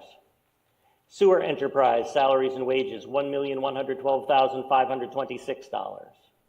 Sewer Enterprise expenses, $649,983. Sewer Enterprise debt, $538,994. Wastewater Treatment Plant salary and wages, $34,868. Wastewater Treatment Plant expenses, $6,363,000. Water Enterprise salaries and wages, $895,771. Water Enterprise expenses, $2,856,893. Water Enterprise debt, $999,250. Stormwater Enterprise salaries and wages, $133,740. Stormwater Enterprise expenses, $433,428. Question on stormwater expenses? Thank you. Waste Management Enterprise Fund salaries and wages, $104,695. Waste Management salary and wages question? Thank you. Waste Management Enterprise expenses, $654,832. Question on that one as well? Thank you. Cable TV expenses, $432,376. Assabet Valley Regional Vocational School expenses, $1,866,031. Question on Assabet schools. Norfolk Aggie, which is an agricultural school, expenses, $51,882. And then Westborough Public Schools, $73,404,152. Question, thank you. All right. Let me go through what I have on that one. So on that page, I have stormwater, salary wages, and stormwater expenses. And I have, let's see, I have stormwater just expenses. Sorry about that. I have waste management, salary wages, waste management expenses. And then I have the Assabet Valley Schools expenses, and I have the school department. So I have 5 on that page. Does that sound right?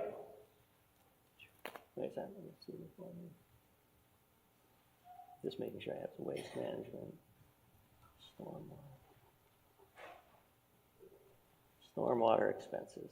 So again, stormwater expenses, waste management, salary wages, waste management expenses, Assabet Valley, and schools. Okay. Is there a question? Sorry? Can you stand up to a microphone or raise your hand so I can see you? Yeah. You thought you heard someone question what?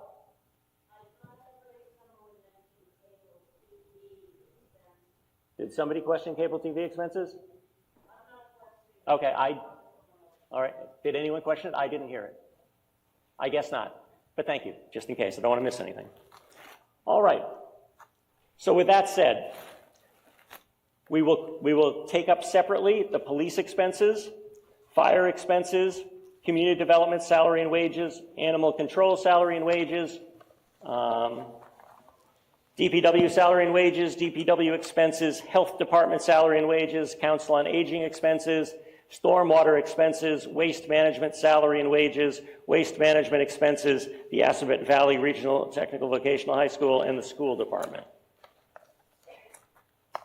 If we've agreed on that, we can now go back and talk about the main motion, which is, if you want to put this, lots of words there. So we will vote on We will discuss Mr. Schaffert's proposal to amend the $450,000, which is up there, up over here. Oh, I can get some steps in. Very exciting. So over here, we have $450,000 be transferred and appropriated from free cash to lower the tax rate. Mr. Schaffert has made a motion to amend that to $900,000. So let's have discussion on that. Anyone want to speak in favor or in opposition? Ms. Williams, Ian, Mr. Johnson. Yes, Mr. Johnson is asking the town manager to speak to address that question. Thank you.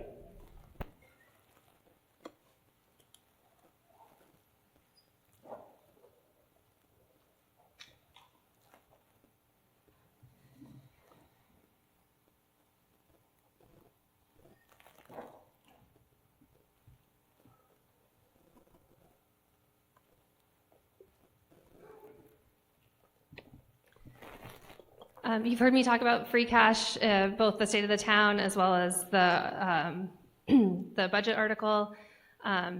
Just really wanting to make the point that it's really important that we follow our comprehensive fiscal management policies. So what is free cash? It's unexpended free cash from the previous year, receipts in excess of revenue estimates, and then also unspent departmental budgets.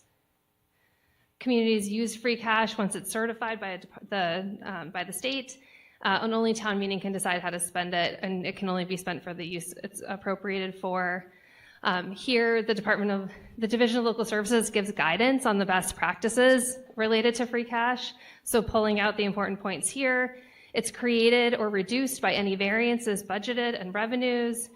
DLS recommends that communities adopt robust free cash policies, and free cash plays communities understand the role free cash plays in sustaining a strong credit rating and should strive to generate free cash in an amount equal to 5 to 7%. So that's that 5 to 7.5% that I've been talking about related to our fiscal management policies.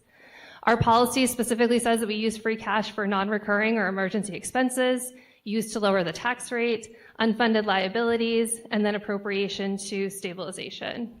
So again, showing you that our use of free cash for the one-time expenses helps bring down what's raised and appropriated in terms of meeting our needs for capital. We are using free cash to lower the tax rate. We're trying to get away from doing that. That was something that we'd started during COVID. It is a structural deficit. We have created a structural deficit. And that means that when we use one-time funds to lower the tax rate, the following year, if those funds are not available or would take us outside of our goals of our policy, then your taxes would go up immediately without even adding to the budget. This is what I showed, we talked about earlier to Mr. Savoy's question. This is within our policies, the use of free cash for the OPEB, which is an unfunded liability per our policy. Again, we're using our free cash. This is from our S&P credit rating, talking about the use of our free cash for capital needs and having a strong 5-year capital plan. And then again, just showing you that we are within our goals as presented to you today. So increasing the use of free cash will create an increased structural deficit that we'd be carrying into the future. Thank you. Thank you, Ms. Williams. Mr. Ahuja. Yeah, go ahead. So the AFC has voted 8-0-0 to defeat this motion. Okay, thank you. So the Finance Committee has voted 8-0 to recommend against the motion. If the Select Board wants to take a vote, I'll recognize you in a second. Should we take a vote after debate? Well, if they want to vote now. Mr. Johnson? Ian Johnson, 9 Burtis Adams Way. The Select Board just voted 5-0 to defeat the amendment. Okay, thank you. Mr. Schaffer. So there's a lot of debate about structural deficit and the concerns about it. I would argue that the taxpayers have been overtaxed, and that's what's brought about this large level of free cash. And the reason I say that is, and I understand it's fiscally prudent, but we severely underestimate the revenue that our different departments are generating, to the extent that the fire department generates between $800,000 to $1 million of additional revenue from what's targeted. Your auto excise tax generates $400,000 to $600,000 of additional revenue, which comes to free cash. So we're using our tax dollars to pay for generating a large amount of free cash that then we use to spend on articles that we may or may not need. It decided this year on the capital projects to use 1.5% of the total revenue. The fiscal policy is to be 1% to 1.5%. So we're using the largest amount allowed by our fiscal policy as opposed to perhaps 1%. And then finally, I would say the select board's goals at the beginning of every year is to increase our taxes by no more than 2 to 3%. And we haven't been able to do that for many, many years. And I think that's as important as meeting our budgetary guidelines. Thank you. Thank you, Mr. Shafford. Gentleman on my right, your left. Walter Foster, 105 Adams Street. Can you tell me how much the $450,000 is as a percentage of our free cash? Okay. Some quick math, hang on. Thank you. Ms. Williams? It would change our free cash from 7.3% to 6.67%.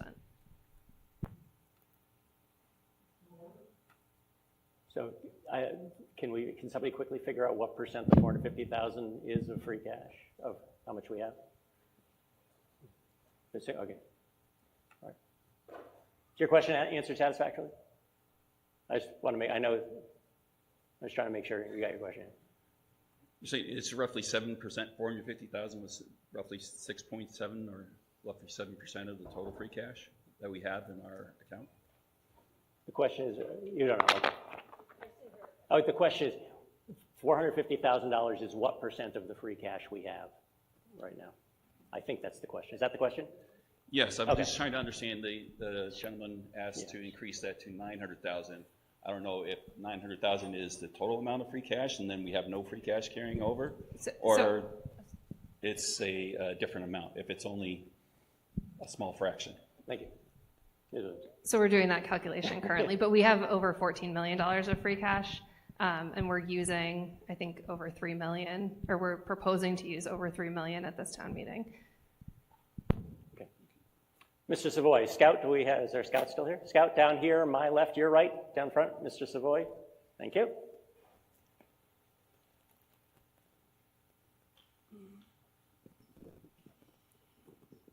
Wilfred Savoy, 41 Chestnut Street. The town manager mentioned earlier about local receipts and that there were estimates made initially to offset the levy. And then when the numbers come in, those estimates are updated. My question is that updated number go into free cash, or does it go to be used to reduce the levy, the taxes? Ms. Williams? The updated number is used to reduce the levy up until the point we set the tax rate. And so that's why when I was reading from the Division of Local Services, they identify that one driver of generating free cash is when things come in over of what you anticipated, when revenues come in higher than what's anticipated. I will just caution that there are communities who have anticipated certain revenues, sometimes around building projects, that don't come to fruition in that fiscal year, and that will reduce your free cash at the end of the fiscal year. So we do estimate as close to accurate as we can, understanding that we set the tax rate in November and the fiscal year goes until June. Thank you. Ms. Caprioli. Tom Caprioli, Crown Ridge Road. The town manager's explanation of the consequences of adding to the free cash that's used to reduce the tax levy this year, leading to an increased levy in future years, is 100% inaccurate. What that does by spending the free cash, and by the way, I really understand what free cash is. By spending the free cash now, it doesn't exist, let's say, next year. But unless you vote for articles through, and fund those articles through raise and appropriation versus free cash, you don't increase the tax levy. The tax levy is increased by what you vote to, by how much money you vote to spend. So if you vote to spend, let's say this gentleman wants to reduce the free cash by $450,000. If you vote $450,000 less to raise and appropriate, you will not change the levy next year or any subsequent years. Free cash is money that already exists. If you spend it, you don't have it for the future. Now, if you have it for the future, here's what people do, and I'm always interested mostly in behavior rather than a lot of other things people think about. Behavior is, if you have money in your pocket, you spend it more freely. But if you don't have the money, you don't spend it. So that's the theory behind getting rid of the free cash, to eliminate the motivation, the inducement, the temptation to spend money that you really wouldn't have spent if you had to actually raise it in that tax year from those people that are at that town meeting. Thank you. All right.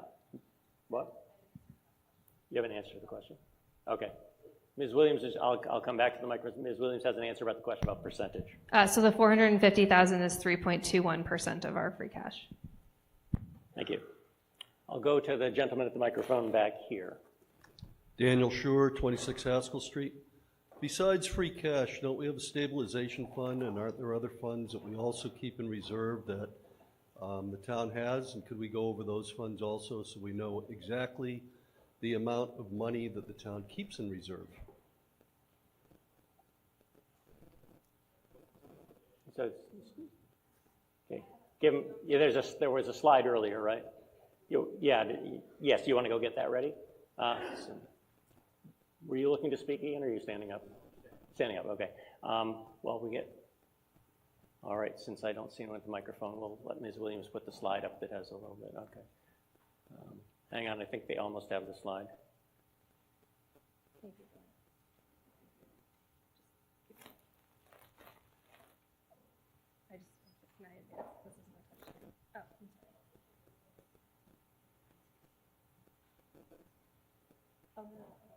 Yeah, go ahead. Oh, I see.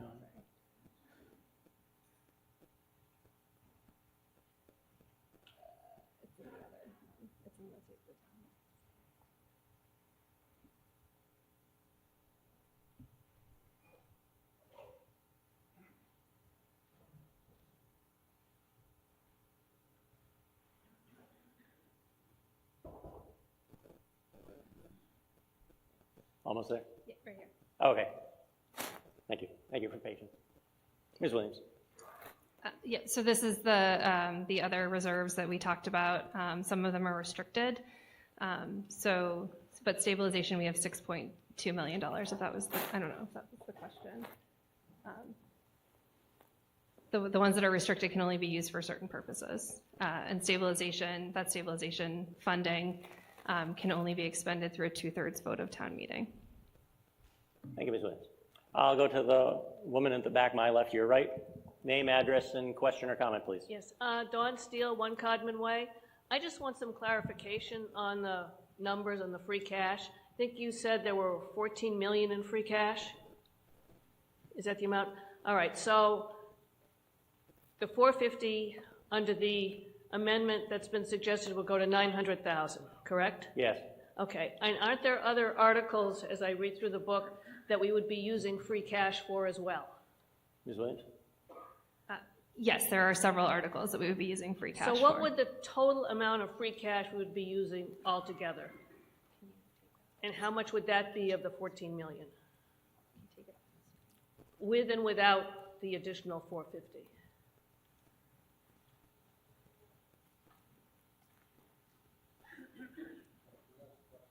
Yeah, the question is if the town approves of the additional $450,000 in addition to all the other recommended uses of free cash, how much free cash is used, and I assume the implication is how much is left. Thank you. Is that correct? That's correct, yeah. Thank What you. would the percentage be if we added the 450? Thank you.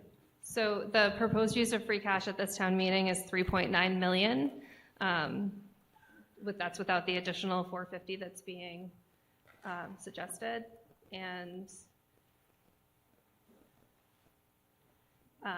you can put that up, sorry. With that 3.9 million being expended over on the right here, those are the percentages where we would fall within the goals. So this chart at the bottom assumes that all of the articles passes, so you can see where we would be in relationship to our goals. Okay.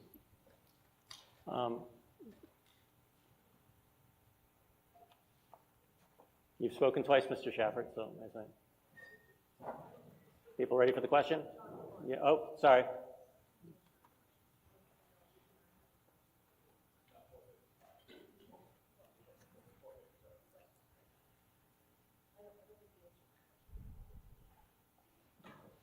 Gentleman at this microphone.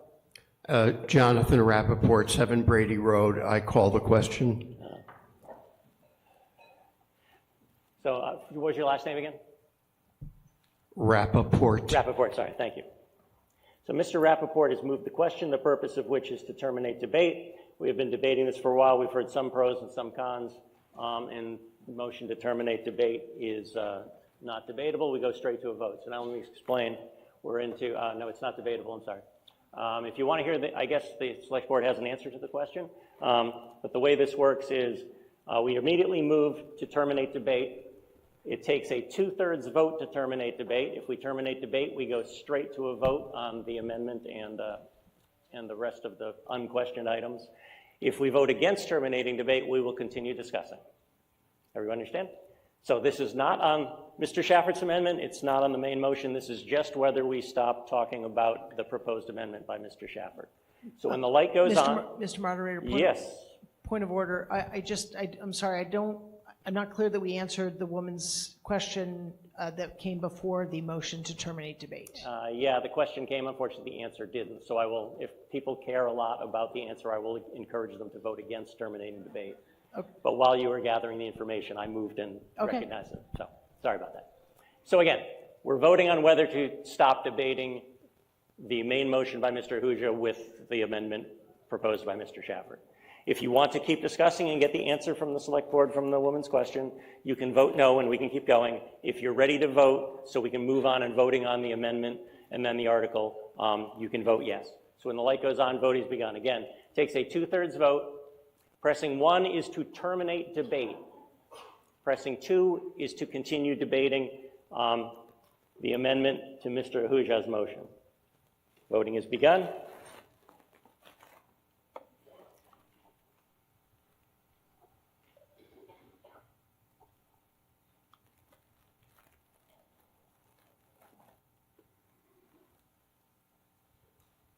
Voting is ended. We have a vote of 153 in favor, and can you go back to the numbers, please? And 60 opposed. That is a 2/3 vote. Debate has ended. So with debate ending, we now turn our attention to Mr. Shafford's motion, or motion to amend. Our bylaws say that when a motion differs only by the amount, we typically vote on the higher number first. So the way we're going to handle this is we are first going to vote on the main motion as with Mr. Shafford's proposed amendment. So our first vote is going to come where that on the 1, 2, 3, 4, about 6th line where it says $450,000. Mr. Shafford is proposing that that be changed to $900,000. So our first vote will be, if you are in favor of Mr. Shafford's amendment for $900,000, you will vote yes. If you are against that, you will vote no.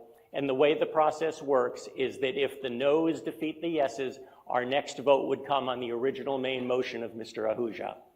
So right now, this is essentially a vote on Mr. Shafford's amendment to change the $450,000 to be transferred from free cash to $900,000 in free cash. Everybody understand? So if you are in favor of Mr. Shafford's amendment, when the green light goes on, you'll press 1 to vote yes. And if you are opposed to Mr. Shafford's amendment, you will press 2 to vote no. Voting has begun. As soon as the green light goes on, voting has begun.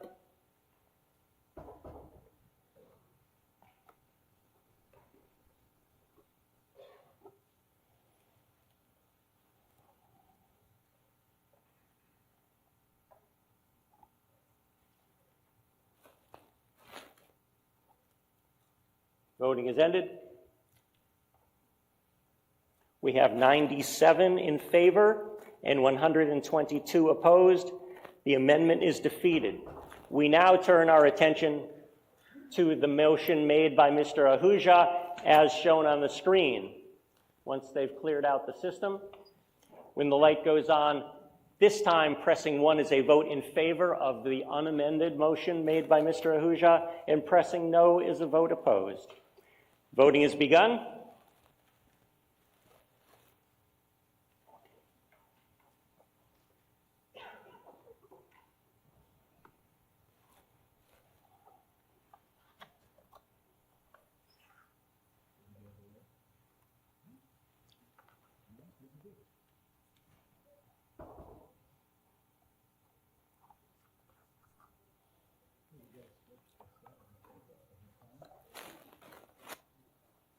Voting is ended. We have 161 in favor, 161, and 45 opposed. The motion carries. We've now passed Mr. Ahuja's motion as well as all of the unquestioned items. So with that said, we turn our attention to the questioned items. The first questioned item that I had noted was police department expenses. The original motion made by the Finance Committee was $427,393. May I ask who questioned that item to step forward and ask their question or make their remark? Is that someone coming down to speak? No, just taking a break. Okay. The person who questioned that either isn't here or no longer has a question. Do you have a question? Yes, sir. Name and address, please. Walter Foster, 105 Adams Street. Yeah. This was the question on the police expenses? Is that Yeah. correct? I just wanted clarification why there's a 30% increase in the expenses for the year. So the question is basically why the large increase? Correct. Chief Minardi. Good morning, Todd Minardi, your police chief. The biggest driver for the increase in expenses, well, I'll just start by saying there's 11 different line items in the police department's expense budget. A few of them increased slightly, basically just due to inflation. But the biggest driver is under contractual services. You'll see at Article 28, there's a request to approve a 5-year agreement with Axon for our taser and body camera program. That program has basically doubled in price from the current year. That's the biggest driver to the increase in the expenses. Follow up? Well, so the article at the end, that's an additional, that'd be an additional expense to the 30-year increase in expenses for this year? Now, Article 28 is strictly, there's no cost associated with it. The taser and body camera program are funded through contractual expenses in the expense budget for the police department. The article itself is just authorizing the town to enter into a 5-year agreement. Thank you. Okay. Mr. Caprioli. Tom Caprioli, 9 Crown Ridge Road. Excuse me, I don't stand to comment or question this expense. It's almost what I'm doing is a point of order to the moderator. In questioning a expense, a line item, if someone wants to make a motion to modify the line item, the dollar, the amount of line item, do they have to make a motion before they get their question answered? Let's say someone has a legitimate question, and depending on the answer to that question, they might make a motion to modify the amount. Can they proceed in that sequence? Yes. Yes, okay, thank you. Mm-hmm. You're welcome. Yes, as long as you have the floor, you may ask your question and then make a motion to amend, or you can make a motion to amend and then ask your question. Seeing nothing else, our action comes on the original motion for police expenses in the amount of $427,393. When the green light goes on, voting will begin. Voting has begun. Pressing 1 is a vote in favor of the Advisory Finance Committee recommendation. Voting 2 is a vote in opposition.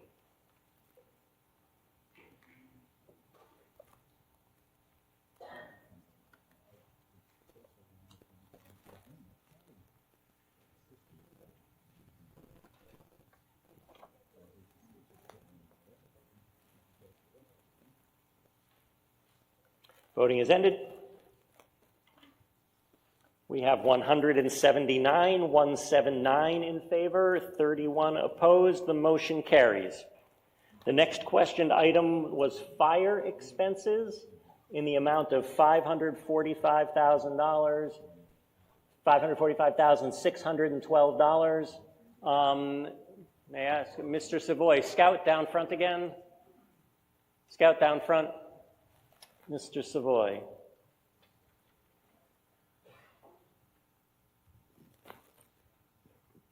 Wilfred Savoy, 41 Chestnut Street. First of all, I'd like to congratulate the town for having the greatest disparity or difference between citizen income and budget expenditures when you're comparing the new 16 benchmark communities. Obviously, that is a sarcastic comment, but I wanted to make people aware that we are spending beyond our means. If you look at the data, the median household income is in the bottom 25% of the 16 towns. If you look at spending, it's in the top 25%. If you look at per capita income, bottom 25% of the 16 towns. Per capita spending in the top 25%. So we're really spending beyond the means of a lot of taxpayers.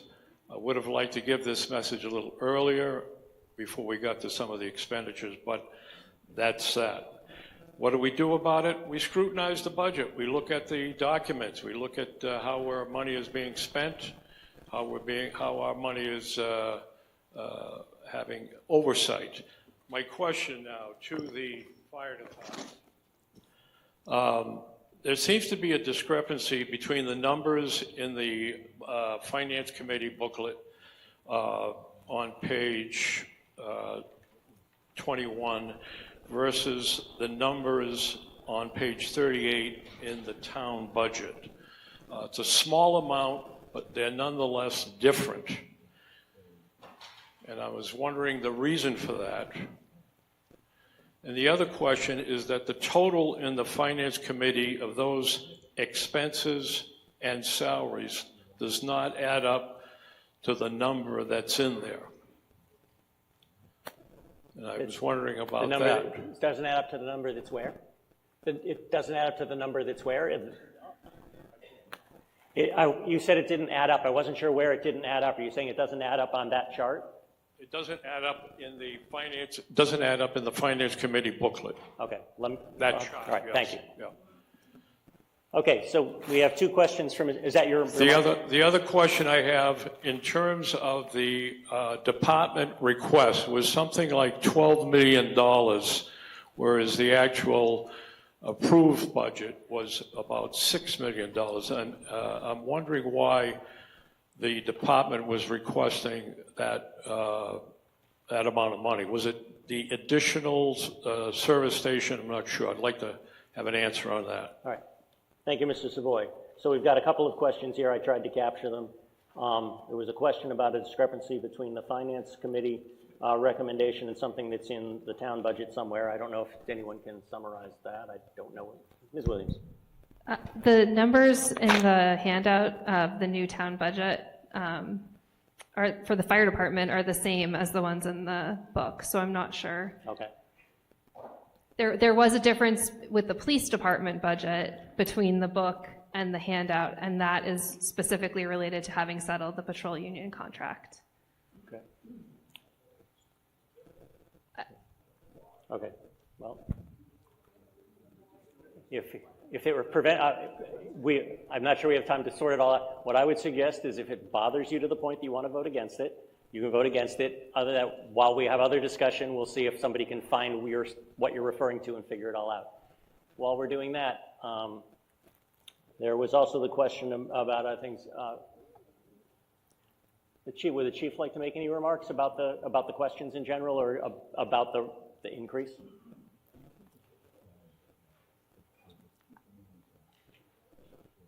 Mr. Moderator, with all due respect, I'd rather wait for clarity on the Okay. first question. All right. So I'd rather not have my Okay, budget just wanted to make voted sure. down. If you had If I other can help remarks it. to say, I'm just trying to interleave our work here. Just give us like 1 second. And then if everyone else is ready to vote, then we can always sort it out later. How many of you are hedging your hopes on the answers to these questions before you're ready to vote? Anybody? Okay. I'll tell you what we're going to do. I am going to let Ms. Williams and Mr. Savoy figure it out for like 20 more seconds, and then I'm going to move ahead with the vote.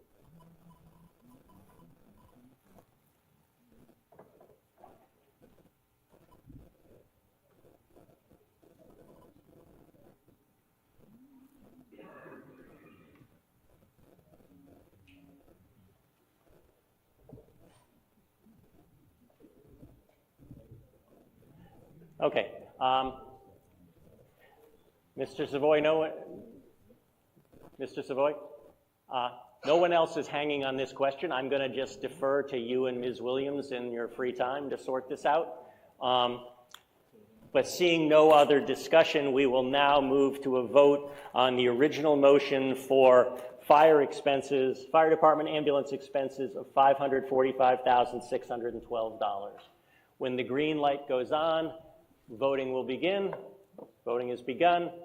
Mr. Savoy, I would suggest that we're voting, so if you'd like to vote against it, you want to vote. I'm taking the vote, so you can sort this out later. If you'd like to vote against it, please vote in the next couple seconds, okay? Thank you. Again, with town meeting, if I understand that people have questions about things in general, but if it's not affecting the vote, it can be done sort of in parallel or on different time.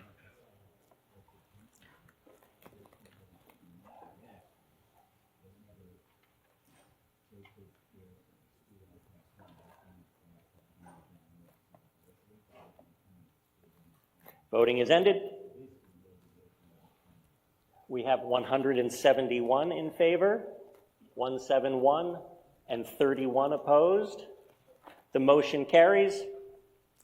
The fire expense budget as proposed in Mr. Ahuja's motion read by me passes. The next questioned item we had was community development, which includes building inspector, conservation commission, economic development committee. We had a question on community development salary and wages. Is that your question, Mr. Hyde? Yeah, thanks. Michael Hyde, 42 Adams Street. Actually, my question is on the income side as it relates to the economic development committee, which when founded was going to be using revenue from the electronic bulletin boards to help fund various aspects of their programs. And so this is a question that could be answered later when we get to the business grant article. But just I'd be curious about what is the income that we're getting from those revenues and how is that percentage changing or not?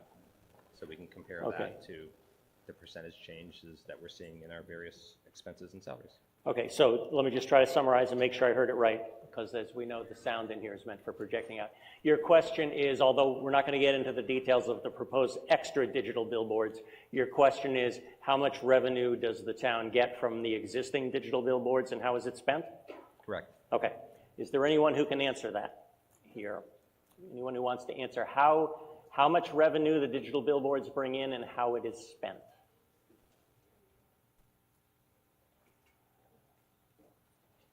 Give them a second. Ms. Williams.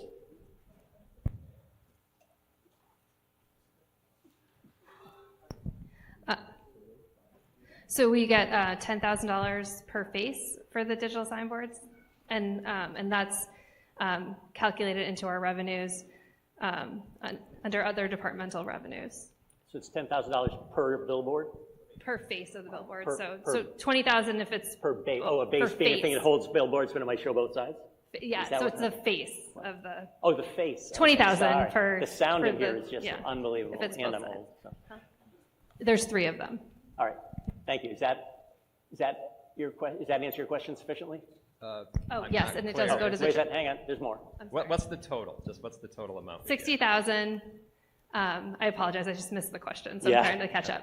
Sorry. It's $60,000 that we get for the 3 billboards, and it's a general fund revenue, so it's counted as one of the revenues that I was talking about earlier that we calculate to reduce the levy. Great. Is that a fixed amount, or does that increase over the years? It's a fixed amount per the agreement. Okay, thank you. Yes. All right. Thank you. I don't see anyone else.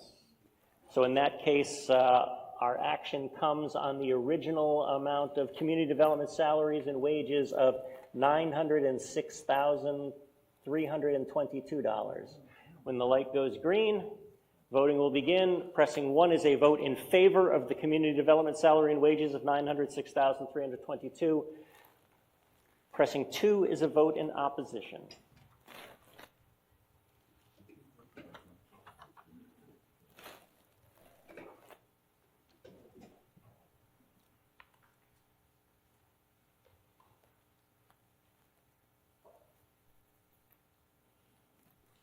Voting is ended. We have 181 in favor, 181, and 29 opposed. The motion carries. The next question item was animal control salaries and wages. I believe that was Mr. Caprioli's question. When you're ready, Mr. Caprioli. Yes, I'm ready, but you've got the wrong line item. I questioned expenses, not salaries. Question and wages. expenses. All right. Is that okay? Can I proceed? All right, we'll fix that in the record. You questioned expenses. Okay, so we will assume that we made an error in our previous vote. So we have, as I called out, tell you what, I will make an exception just this once. So we will revote both animal control. But Mr. Caprioli, if you had a question about expenses, please ask it. Go forward? Okay. I actually have a very legitimate question. This is a less than trivial amount of money. Could the individuals or the entity that requested this amount use more money? I really value animals, both domestic and wildlife, and if this money might be used for, let's say, medical services for a stray or some other animal that doesn't have a home at the moment, could a larger amount, let's say to the tune of $5,000, which is completely insignificant given this budget, be of some benefit to our animal population that is an important part of our environment and our existence and our health and happiness. Thank you. Thank you, Mr. Caprioli. So the basic question is, given the $500 cut, could the animal control expenses, would they want to use the $500 if they got it back? No, it's my question is, would they benefit from an expense budget of $5,000, which I will move? Okay, all right. Let's hear the answer and then we decide. Are you Chief Minardi on behalf of the animal control team? Todd Minardi, your police chief. The animal control falls under my supervision, so I'll speak to this. Based on the expense use in previous years, we believe the budget is appropriate the way it was presented. I do appreciate your comments. We do have some issues with having to kennel animals when we have to take control of them, but that's a debate and a question for another time. Okay, thank you. I would like to move, modify this to $5,000. And the reason I would like to do that is not to, question the chief's, how do I put it, administration. It's that there is unforeseen, these are not little people, these are animals, and they don't talk to us but through pain and suffering or joy and happiness. That there might be some unexpected expenses, and I don't want the chief or anybody else to hesitate to cover those expenses because they haven't got a couple of bucks in their budget. Thank you. Okay, thank you, Mr. Caprioli. So you're suggesting an amendment of animal control expenses of $5,000 rather than $3,200? Yes, I am, just Okay, for the thank you. benefit. All right, so we can see if there's any more discussion about that. We have a woman on my right, your left. Yes. Name and address and comments, please. Leanne Amorous, 35 Charles Street. I just wanted to add to that statement that we see on Charles Street, at least, we see a lot of coyotes and a lot of animal carcasses all around our gardens and in the back. So anything that can help with the management of that. It's not just the animals that are alive, it's also cleaning up a lot of the carcasses because of the coyotes. So I just wanted to address that decrease, which was also concerning to me. Thank you. That's Okay. Seeing no one else, to be extra cautious, just so no one at the state level or whatever, whoever reviews can challenge anything. Since I originally read out questioning the salaries and wages, I'll say if somebody literally took the vote that we had before, we didn't vote on it since I thought that was questioned, we removed it. So the first thing I'm going to do is ask for a vote on animal control salary and wages in the amount listed in the booklet of $100,184. So let's just get a vote on that on the record just in case there was any doubt of what we were voting on, and then we will talk about Mr. Caprioli's amendment. So first, I'm now taking a vote on animal control salaries and wages of the number printed in the booklet in red during the motion, $100,184. Of all those in favor of that, when the light goes green, pressing 1 is a vote in favor, pressing 2 is a vote in opposition.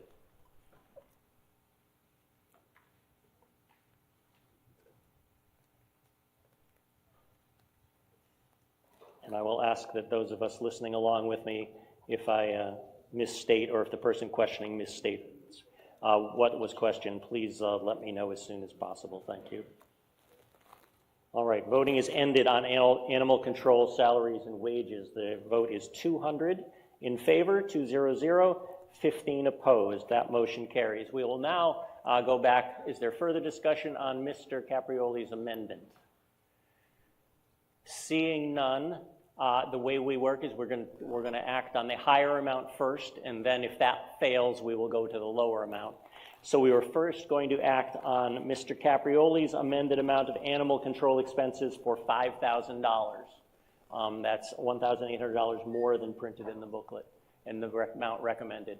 So when they've reset the system, when light goes green, your vote now is in favor of Mr. Caprioli's amendment for $5,000 instead of the $3,200. So if you're in favor of Mr. Caprioli's $5,000 amount, press 1. If you're opposed, press 2.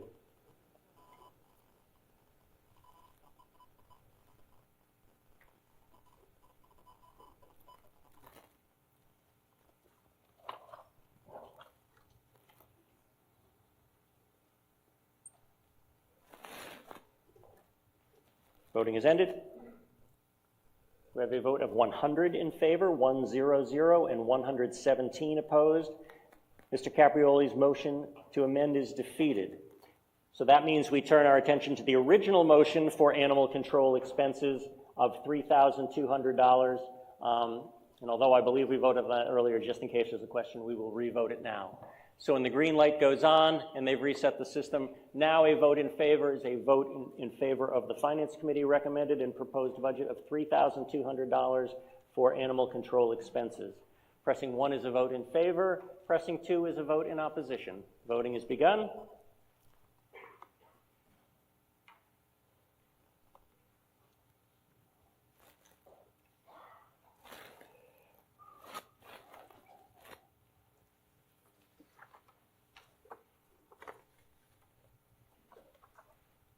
Voting is ended.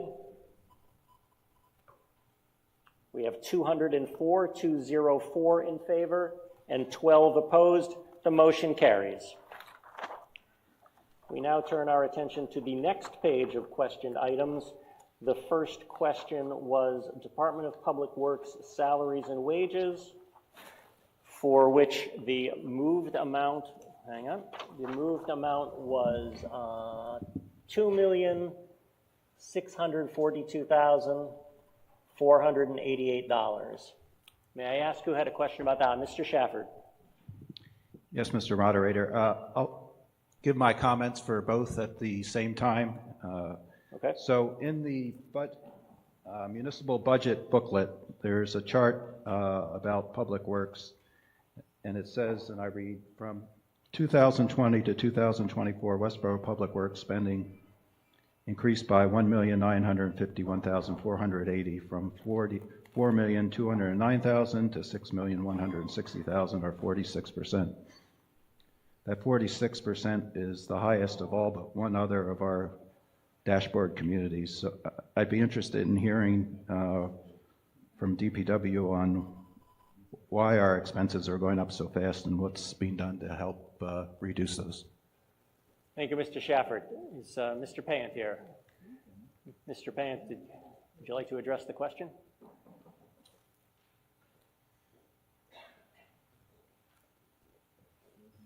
Mr. Payant.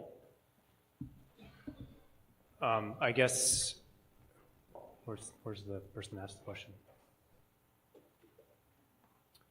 Can you just say again what you're referring to in the budget book? So I don't know if we have the ability to pull up the slides, but this is the town budget book. And within the town budget book, there's a reference to dashboard communities and our expenses on page 12.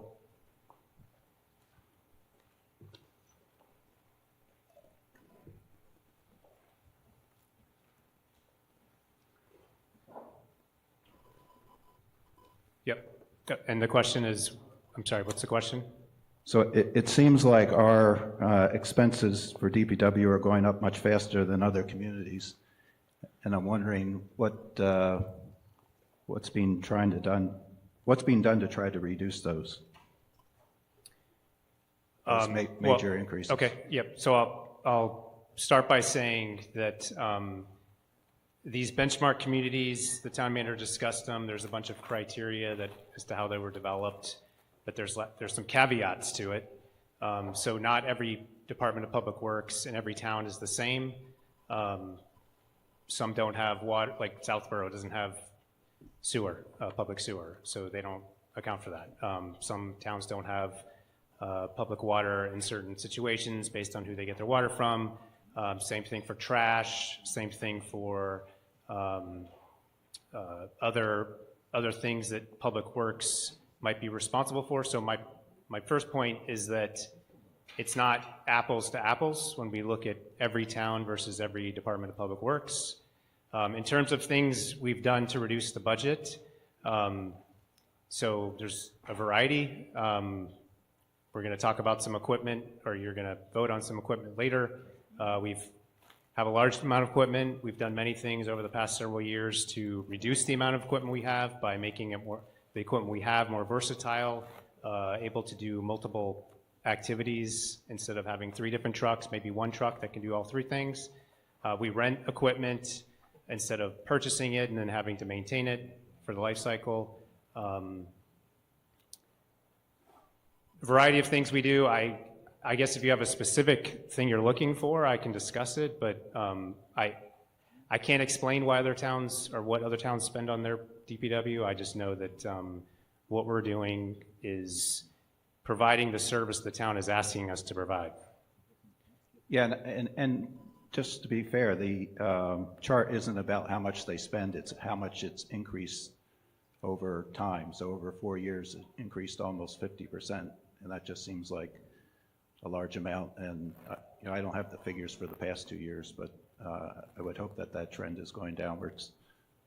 And that's my only overall comment, that we keep paying attention to this, because if we're going to use the benchmark communities to see how we're doing, I think it's important to react to that. And I'll also add that, so I could answer your question specifically. It would take me a few minutes to kind of dive into the details of what we're discussing, but just an example, this year, if you look at our budget, it's gone up for expenses.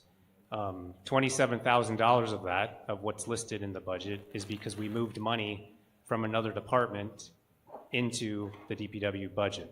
And it's the same thing for expenses. We took money from another department for custodian and moved it to the DPW budget. So that is also a factor in terms of what capabilities exist within the department that are transferred from other departments that then cause our budget to increase. Thank you. Thank you. Mr. Johnson. Ian Johnson, 9 Burgess Adams Way. And Chris, I believe that during the same period, fiscal year 20 to fiscal year 24, we also moved buildings and grounds from a separate budget into the DPW, and I think that is 4 or 6 individuals So a big, similar to what Chris just said for last year, within that period of fiscal year 20 to fiscal year 24, we took a whole department, expenses and salaries and wages, and took them out of their own budget item and rolled them in under the DPW from efficiency measures. Thank you, Mr. Johnson. Since Mr. Shaffert rolled his comments having to do with salaries and wages and expenses together, I'm considering voting on them together unless there are other comments that separate them. Seeing none, let's take a vote on both the questioned items of DPW salaries and wages in the amount of $2,642,488 and the DPW expenses budget of $1,524,806. So we're voting on both those items. Pressing 1 is a vote in favor, pressing 2 is a vote opposed. Voting has begun.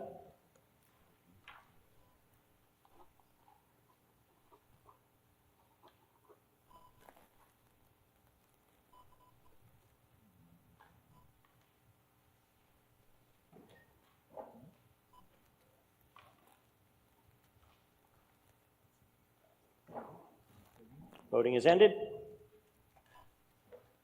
For each of those two items, we have a common vote of 184 in favor and 23 opposed. The motion carries. By my records, the next questioned item was Health Department salary and wages of $371,458. May I ask who questioned that item? Name, address, and your remarks, sir. Jeff Levine, 6 Quail Hollow. I see that the salaries and wages increased almost 24%. I just wanted to hear the explanation for why such a significant increase. Thank you. Ms. Williams. The Board of Health administrative assistant position was formerly a 40-hour-a-week position. In fiscal 26, as part of our budget cuts, we eliminated that position, so went down. And then in October of this year, we asked town meeting to partially restore that position at 32 hours a week. At the time, the funding that was requested was for only half of the fiscal year.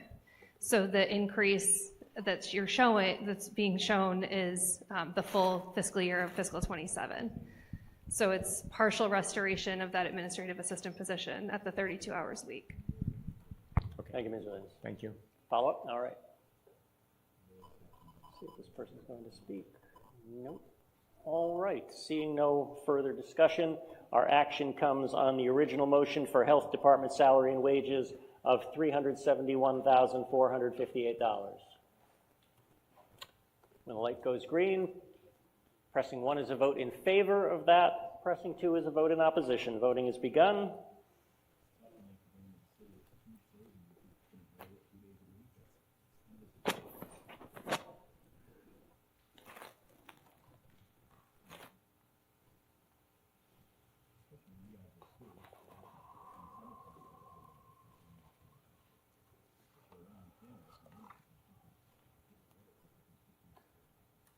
Voting is ended.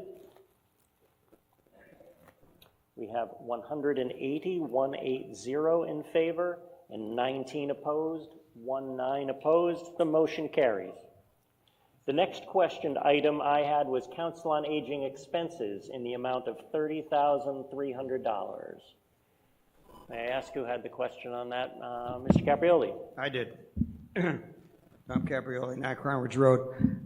So let's go with the question first. Is the expenses for Council on Aging, does that cover things like the lunch and learn cost of the meals? Or what is the detail that this line item covers at the senior center? Ms. Williams or someone from Council on Aging like to address that? Okay. Name, please. Kendra Valdetta, Senior and Social Services Director for the town of Westborough. Yes, we use a combination of funding. Some is through grant funding. We also get something called a formula grant through the state of Massachusetts, which is calculated on the number of adults over the age of 65 that reside in the town of Westborough, as well as, in part, some of the funding that's approved here today. Okay. So given this covers what I believe it covers at the senior center, I'd like to modify this $30,300 to $50,000. I've noticed lately that the senior center, and I use this term reluctantly, but I'm not sure of how else to characterize it.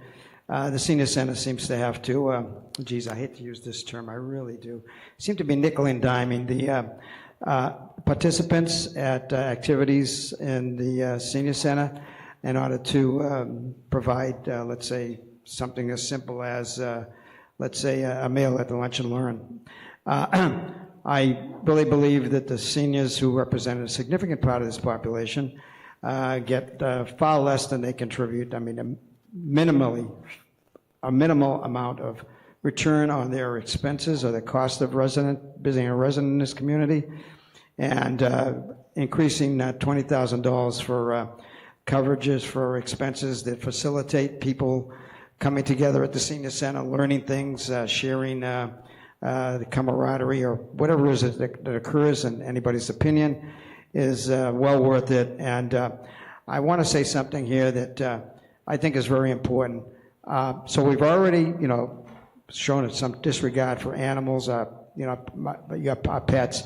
Let's not inflict the same behavior on our senior citizens. Thank you. Thank you, Mr. Caprioli. So my understanding is you would like to propose an amendment for Council on Aging expenses to $50,000. That is right. That's correct. All right. Thank you. We can have discussion on that if anyone wants to discuss, or we can go to a vote depending if people want to talk about it or not. Yes. Oh, the AFC want to chime in on this? See if they want to think. They'd have to discuss. So, likewise, the select board. I guess we can give them a few moments. Well, I'll give them a few moments to do that. Just so you're ready. This is the last question item on this page, and then we will move to the last and final page. So the next question item, if you want to prepare yourselves, is going to be stormwater expenses. So see if they're going to. Is the select board going to? Looks like they're discussing. So give us a second. Since the voter had asked. Mr. Königsberg, are you just preparing for the next one, or you want to talk about? Mr. Moderator. Hang on. Sorry. Yes, Mr. Ahusha. The AFC has voted 7-0-0 to defeat the increase. 7-0 to defeat the amendment? Yes, okay. Thank you. Does the select board have anything to say, or they need one more second? Thank you.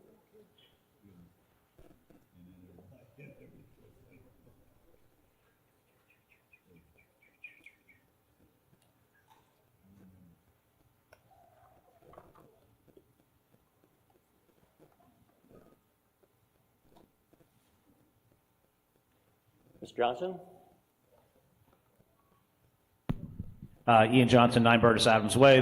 The select board just voted 5-0 to defeat the article, but did comment that we think it's really about the appropriateness of doing it now. We don't know what that fully is for, but we would appreciate the proponent of this change to meet with our senior center director to see what, and if they want to do that, and that could be brought back to the Council on Aging, the director and the Council on Aging. And if there was an increase, that could be brought for a vote at fall town meeting. We just don't think it's appropriate right now. We don't know specifically what it's for. This is what the Council on Aging and the director proposed, and our recommendation is to go with what they feel coming to this meeting was appropriate for their expenses. Thank you, Mr. Johnson. So the usual reminder that as you'll tell with town meeting, the earlier you get involved in the process, the easier it is to sort of get work through the system. So, did you want to speak about the senior center or the Council on Aging? Okay, yes. Name, address, and your comments, please. Mary Payne, 18 Forbes Street.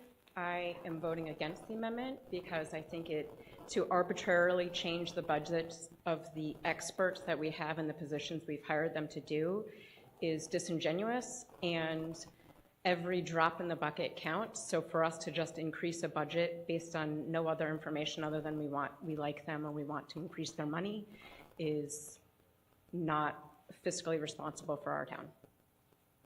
Thank you.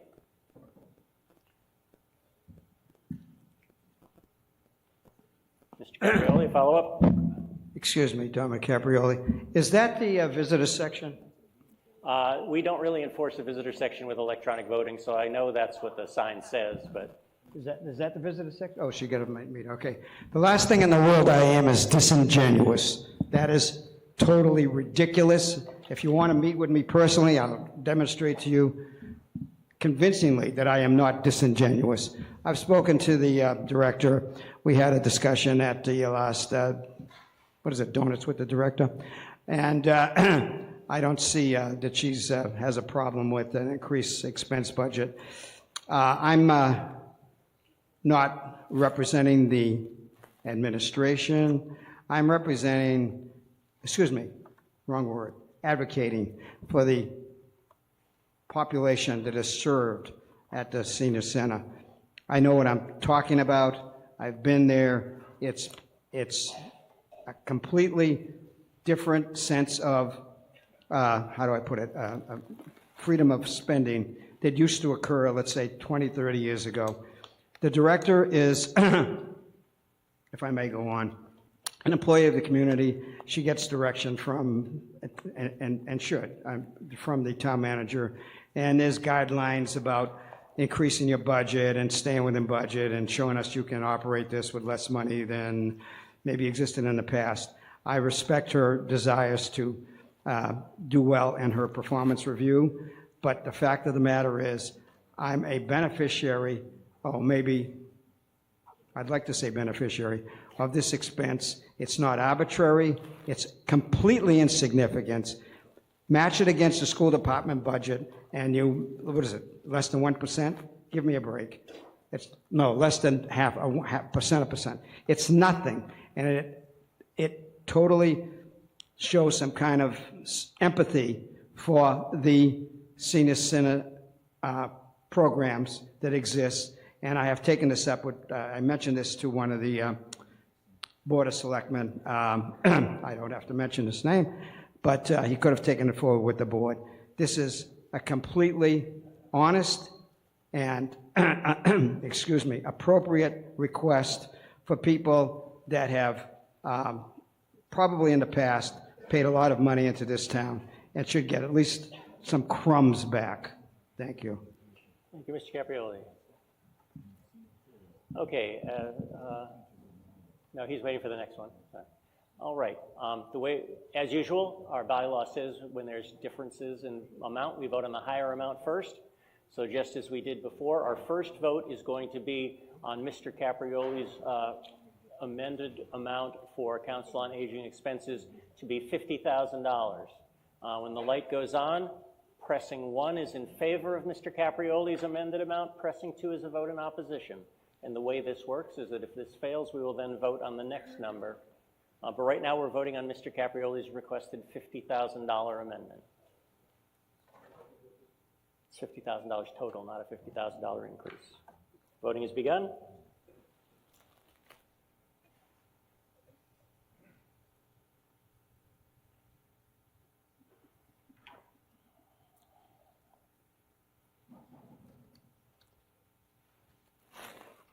Voting is ended. We have 68 in favor, 6-8, and we have 149 opposed. The amendment is defeated. So our next vote comes on the original amount put forward by the Finance Committee and read earlier by me, which is set Council on Aging expenses of $30,300. So 30,300.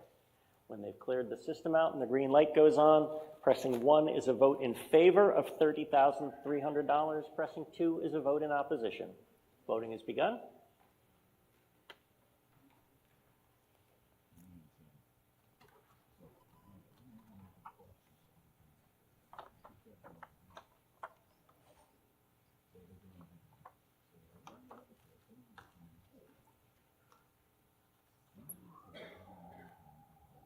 Voting is ended.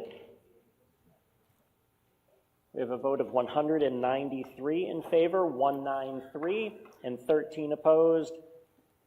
The motion carries. That completes the second page of the budget.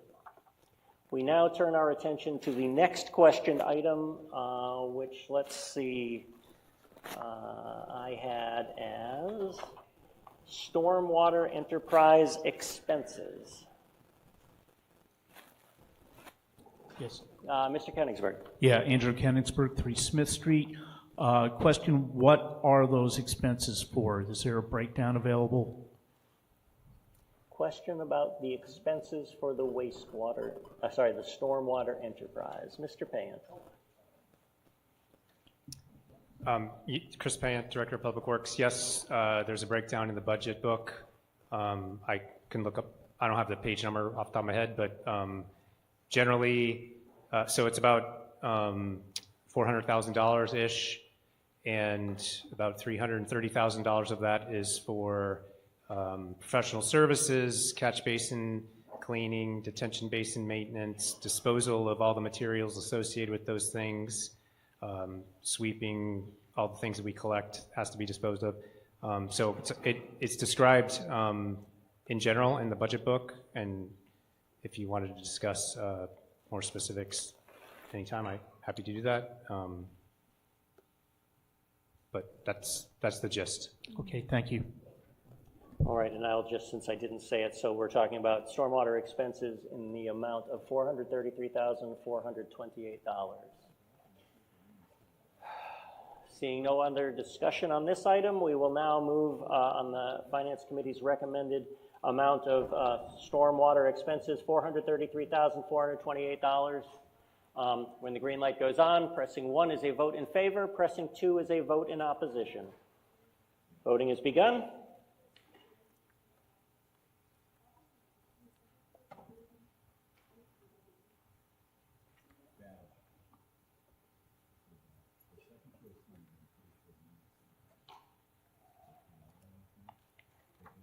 So our next item after this vote is announced will be Waste Management Enterprise, salaries and wages and expenses. So stormwater expenses, the vote is 178 in favor and 25 opposed. The motion carries. As I said, our next action comes on the questioned item of Waste Management Enterprise, salary and wages of $104,695. May I ask who had the question? Yes, name, address, and your comments, please. Lynn Van Doren, 6 Maple Circle. Just wondering why the 15.9%. Wait a second, could you just speak a little louder, please? Sorry, just wondering why the 15.9% increase in salaries and wages. Okay, thank you. So the question is explaining the 15.9% increase in salaries and wages for Waste Management Enterprise. Hang on, they're figuring out who's best to answer it. We're doing salaries and wages of waste management right now. Give us a second.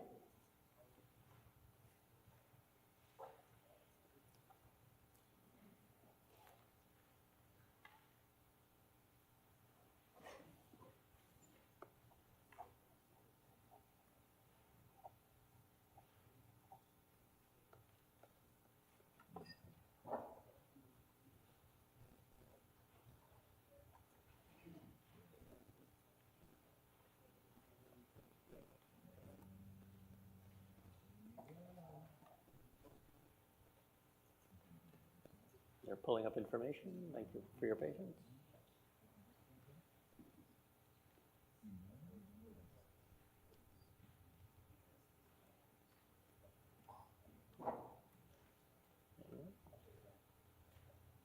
Okay. While we wait to hear that question, I'm just going to jump ahead. Does anybody have a question? Just so we can start staging the questions. What was the gist of the question about stormwater we're on wastewater management expenses. Somebody have a question about that so we can get that in process while they're working on the first question. Mr. Yes. Moderator. Yes. Kevin Barry, Indian Pond Road, while they're trying to figure that one out. 18 which road? 8 Indian Pond Road. 8 Indian Pond Road, thank you. Sure. I had actually a question on both of those as far as Okay. the salaries and wages and expenses. Yep. Obviously, if you look at this enterprise was formed back in '26. If you look, although the numbers don't totally carry over, if you look at sanitary landfill and follow the expenses across the board, that entire enterprise fund and expenses have increased enormously. Overall budget is over 38%, $212,000 if you date back to 2025. I know there's some numbers in there that I'm missing that didn't carry over. But just to clarify where we are with the expenses, there's been so many different changes as far as that enterprise fund and the management of the dump, the transfer station, if you will, if that could be clarified to where we are now and where it's going to go moving forward. Because all these changes were made in an attempt to decrease, and it doesn't seem that to be the case. And what we're paying for is basically a 40% increase by the pay-as-you-throw program. Thank you. Okay, thanks. Well, thanks for staging that one up. I'll summarize that one once we get that. Thank you.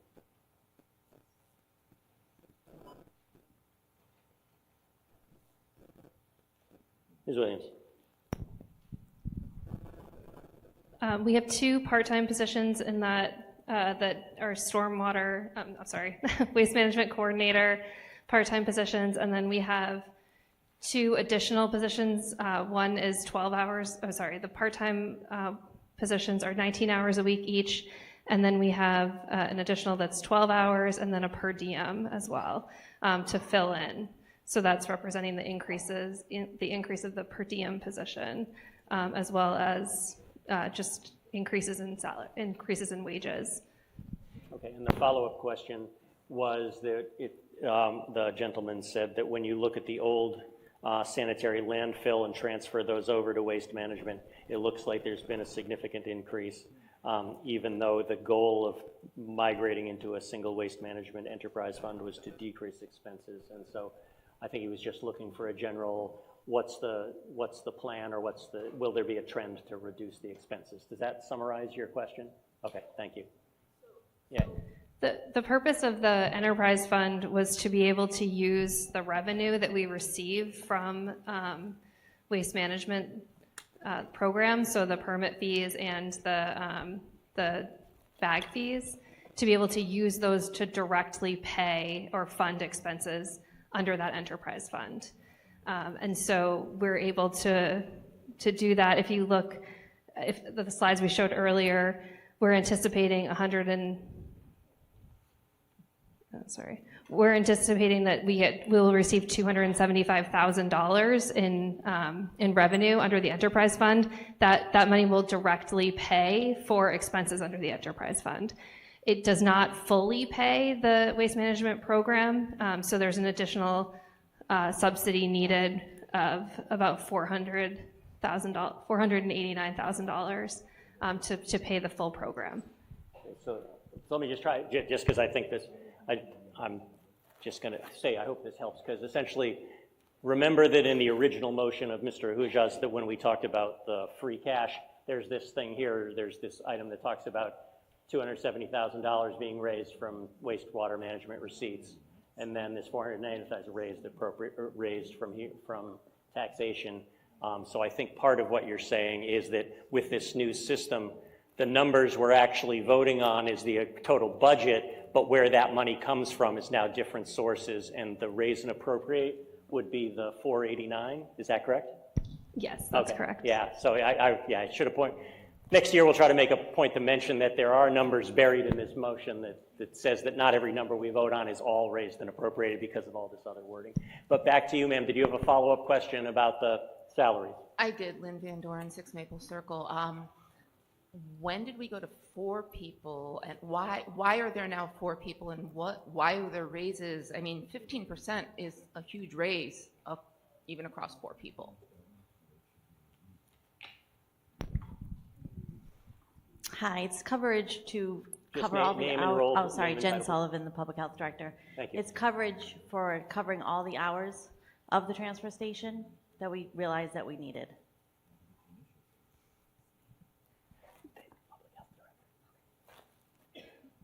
All right, hang on, just making some notes here. All right. We have before us The vote on we'll do them separately. We'll do first waste management enterprise salaries and wages of $104,695.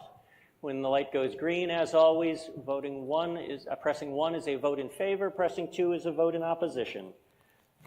Voting has begun.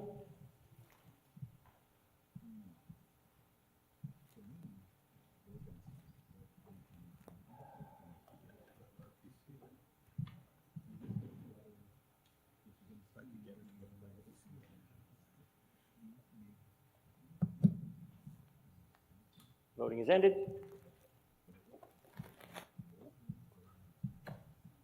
We have 154 in favor and 55 opposed. The motion carries.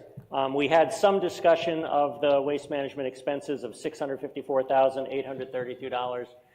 We addressed one of the questions while we were waiting, just so we didn't waste too much time. Are there other questions, or are we all set? Looks like we're all set. In that case, our next vote comes on waste management expenses of $654,832. When the green light goes on, voting begins. As always, pressing 1 is a vote in favor, pressing 2 is a vote in opposition.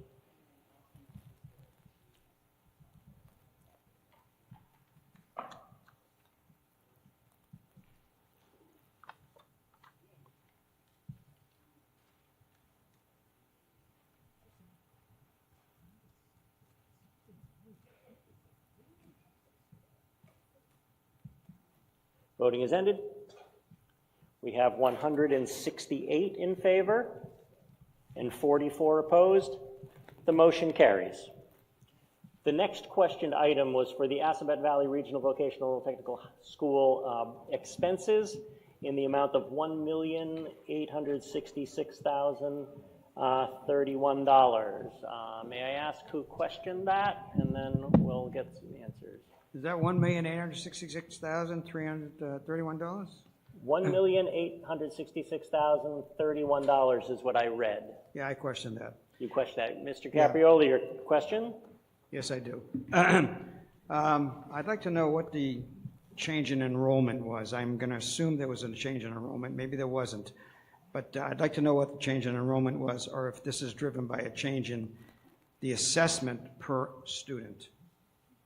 Paul George, 19 Robin Road. I'm the Westborough's representative to Assabet Valley High School School Committee. And basically, when you deal with schools, money equals kids, kids equal money. We have 13 additional students from Westborough. The burden cost of each student runs around $28,000 and change. So you wind up having about $400,000 there. And the rest of it is really increase in health insurance, increase in labor, the normal stuff you need to do to run the school. But basically, the increase is really based on the number of kids. Okay. And quite frankly, I'm really satisfied with the fact that we've actually gotten more kids from Westborough, because in reality, we provide a really excellent platform for these kids. Everybody that graduates from high school in Assabet High School is a certified in their vocation. And it depends on the vocation and how many certifications they have to get. But I've gotten comments from nursing homes where we've sent our students to help out, where they feel the students are more educated and understanding what's new than some of their RNs. So in reality, we get feedback from all the businesses we send kids to, and we ask them what their needs are to make sure that we're meeting their needs for their industry. And we've gotten very, very satisfied results. So as a product of the money that we're spending, I think we're getting good value for the money we're spending. And I think the kids are coming out in a place where, I'll give you an example. My kids graduated from Assabet. They never once made less than $50K a year from the time they got out of high school. And that's the way to vote, whether or not, unless you're interested in humanities, where it's basically more a charity than it is an economic endeavor. The fact that they can earn a decent living out of high school, and I don't know an exact percentage, Ernie would know, but it's somewhere in the order of 45 to 55% of the kids that leave Assabet go to a 2 or 4 year school, all right? And they do quite well because they've already been taught how to do a thing, and they know they can do it. So as a member of the community and the money that we spend, I'm satisfied our dollars are going in the right place. Thank you. Thank you, Mr. George. Woman back here, name, address, please. Leon Amaris, 35 Charles Street. I have a question before you leave, which is just... Can I just catch, what was your street address again? 35 Charles Street. Thank you. I'm curious how many of those students stay within the Westborough community to actually provide the services that we're paying for their education for. Say again? The question, I believe, was how many of those students stay in the Westborough community to practice their trade or whatever when they are done? Oh, that's a pretty good number. That number is somewhere around 60% stay in the area in the trade that they're in. All right? Most of them are hired by our local businesses. Now, how long they stay in this area depends on the success, but most tradesmen that work in a particular trade, whether it be body shop or plumbing or electricians or whatever, tend to be in the community that they started to apprentice in because they know the customers. So not only that, we do get a fair amount of return from Assabet in the fact that any town project that could be handled by our tradespeople, all right, is handled by just making asking Assabet for help, and a crew will show up and do it. So many projects we've done over the years have returned investment back to Assabet, back to Westborough. Thanks. I just have a brief comment in response, which is that I have a liberal arts degree, but I also am very much in support of supporting vocations here in Westborough. I'm also a small business owner, and I have a lot of folks who come from Assabet to come to the small business. So I really value them as part of the community and hope we can support that. Thank you. Yeah, I've operated a small business in Westborough for about 44 years. And to tell you, I started off at Bronx Community College, all right? So I took a 2-year degree in technology. I then went to CCNY, all right, which is the New York City, one of the New York City schools, all right? From CCNY, I went to NYU. Then I went to the New York Institute of Technology. Then I came to Massachusetts, and I went to Bentley. Then I went to Northeastern. Then I went to Harvard. So a 2-year degree in technology turned out to be everything other than the actual PhD, all right, in engineering. So it just depends. I think kids that go into vocational schools with some idea of what they want to do have a driven mentality to get to where they want to go. And I think that happens, and it's interesting to see because the senior project that we do at Assabet actually takes together all the stuff they've done and makes them present what they've done in a cogent way. And you don't really get that until you get into higher level of college where you have to actually present your whole idea, your paper. If you go before a board to get your master's or your PhD, you really don't have a lot of experience in doing that. And we have high school kids that are really impressive making their projects. So it's gratifying. Right. Any other questions? Thank you, Mr. George. Before we move on, just want to remind people, our tradition here since we moved to 9 a.m. starts is that we work through lunch. So if there's a time when you think you can slip away, lunch is being served in the other gymnasium. And I think they're open until like 1 or 1:30. So sometime between now and then, if you want to grab lunch, feel free. Just try to rush back in for any votes. Mr. Caprioli. For everybody's information, I know this gentleman very well, and I'm glad I'm given an opportunity to advocate for what he does. That was unintentional, but great. I'm glad you took advantage of it. All I was trying to do was find out the percentage of change. That's all I was trying to do, numerically. Well, the fact is we got about 13 additional kids. Based on, and what does it come up? What did it start with? I can do the math. Well, I just need 2 numbers. 13 additional kids basically comes out to about $400,000. I think he wants to know what are the total number of Westborough students. What is the number before the 13 addition? Ernie, you would know. Ernie, you would know that better than me. It's in the book, but I didn't. What book? There was a handout of their budget on the book table. on the thing that tells you everything. Oh, I didn't see that. Okay, thank you. I'll check it out. Okay. Does the superintendent, do you have the number at hand that you can answer the question? Ernie Houle, Superintendent Director, Aspet Valley. The total number was 66 prior. 66 from Westborough? At 13, yep. 66, and it went to 79. Okay.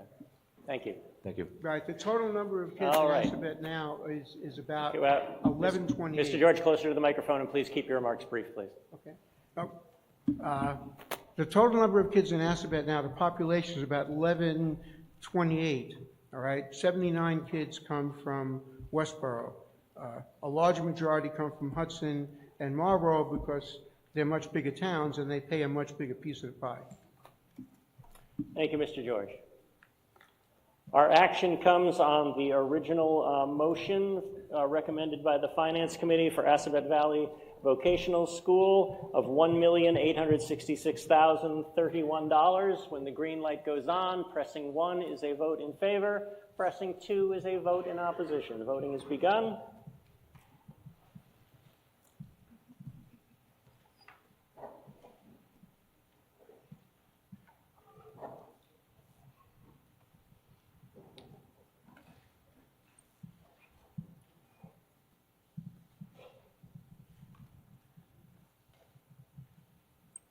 Voting is ended. We have 204 in favor and 9 opposed. The motion carries. The next and final questioned item was the school budget for Westborough Public Schools. The number put forth by the Advisory Finance Committee was $73,404,152. Mr. Caprioli, are you the one who questioned that? Who else? So let me proceed. I'd like to pose the same question that I proposed to the previous speaker. What is the change in the population? What is the percentage change in the population Mr. Caprioli, that the school department serves? Okay, so Mr. Not staff, but Yeah. school children, So population. Mr. Caprioli is asking about the change in student population. Ms. Borchers. My slides, that'd be great.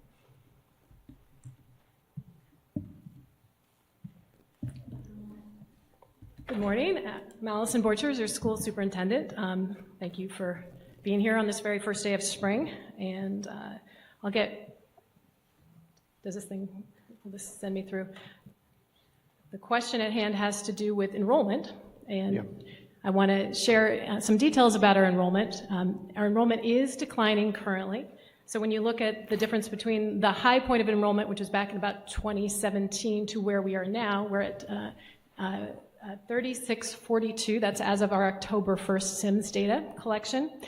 This is a trend that's happening in many schools throughout the state. So in addition to here, you'll see it all over Massachusetts. And when you take a look at it another way, this is what our enrollment looks like when you slice it up by grade level. So as enrollment kind of continues to move through the district, you'll see that sort of wave of lower enrollment hit the middle grades and then the high school as we go. You know, I want to give a word of warning about enrollment in schools, which is, I can anticipate a second question, and the second question would be, you know, if enrollment's going down, why doesn't the budget go down? It's a totally reasonable question, and the reality is our enrollment doesn't drop in a way that allows us to very easily trim the budget. So we don't see, for example, an entire third grade class disappear all at once. That would make it easy. Or, you know, an entire group of students who want to study Spanish leave all at once. That would make reductions very simple. We have made reductions in this year's budget that are responsive to enrollment dropping, and we'll continue to track that as we go. Thank you. With that said, typically, just so you know, our tradition is the school department does not lead with a 10-minute presentation because we want to see what the questions are. But now that we know there are questions, my timer staff down here will now defer, and we'll come back for debate, but we'll defer to Ms. Borchers to run through the presentation that she just offers to not give unless and until there are questions to save us time. So with that, Ms. Borchers, if you can keep your presentation to 10 minutes, please do. Absolutely. And I have notes here to keep me on track. So thank you very much, Mr. Arnold. I'm going to put my glasses on so I can read the notes that are here to keep me on track. First of all, good morning, and I do want to say before we dive into the numbers for fiscal year 2027, I want to start with a little bit of the why. We have a mission statement here for the Westborough Public Schools, and it has to do with helping all students reach their potential as creative thinkers and compassionate neighbors here in the community. To keep that promise, during a tight time, we've built a level services budget. It's a disciplined plan, and we found $400,000 in strategic reductions to keep our growth rate at 4.17%, which importantly is actually a slower growth rate than what we saw in the years preceding the pandemic. It is a lean plan, but it's one that protects our class sizes and the high quality experiences you expect for your children. I think it's worth noting that our investment in the schools shows up in our results. Our students are consistently at the very top of the pack when it comes to MCAS scores, and Westborough High continues to be ranked among the very best in the Commonwealth and the nation. But as any parent or teacher here knows, schools are about much more than academics. Whether it's students finding their voice in the arts, or on the playing fields, or in activities like DECA, which is a nationally competitive program here, we are really focused on the whole child. We aren't just building scholars, we're building citizens who care about their community. I want to take a moment to talk about level services. It means we are not adding new programming or services this year, which means we are not innovating. We're simply trying to hold our ground. The increases we are seeing here are driven by three main factors. First of all, we have contractual obligations, and that relates to our people. Great schools need great educators, administrators, and support staff, and we're committed to meeting those contractual obligations. Next is the out-of-district special education costs are a major driver for us. State-mandated tuition increases have skyrocketed in the last few years, and that's a major portion of what's driving our budget increases. I'll talk about that in a little more depth in a moment. And finally, just inflation, the same way it impacts your household, it impacts us, the costs of materials and supplies, utilities, subscriptions, all of those things has continued to go up here. Our budget overview, proposed budget numbers are here, and you've seen those in the materials. And I want to once again say it's important that we're trying to come at this in a way that starts to draw back from the larger increases we saw in the post-pandemic years. So we talked a little bit about this in particular, but I want to show it to you. So this number this year, 4.17, is lower than the average of the years between FY17 and FY19. So I feel like this is a move in the right direction. We'll continue to kind of look in that direction as we move forward, given the fiscal climate that we're in.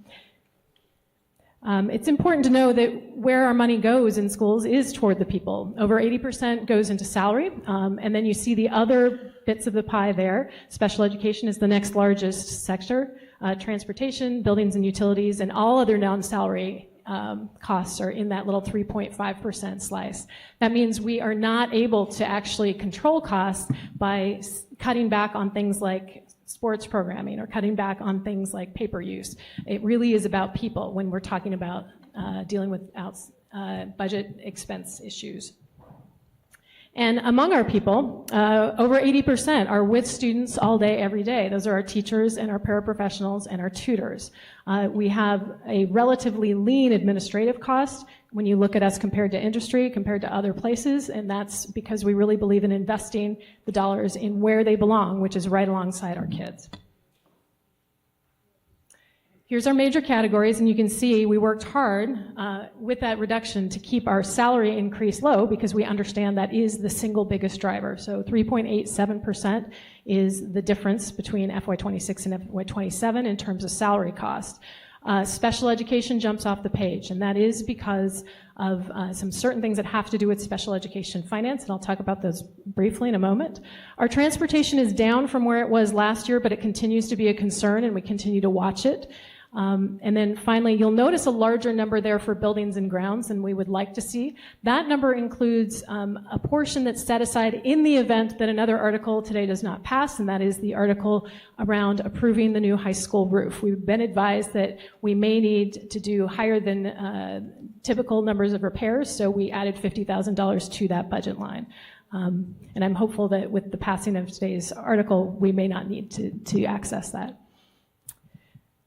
We talked about enrollment already, so I will skip through these. But I want to talk about the two big drivers that have really sort of wreaked havoc on school districts throughout the Commonwealth, including here. The first is transportation. So these are our total transportation costs, which have more than doubled in the last few years. And you can see that this is a big impact in terms of what's happening to our budgets.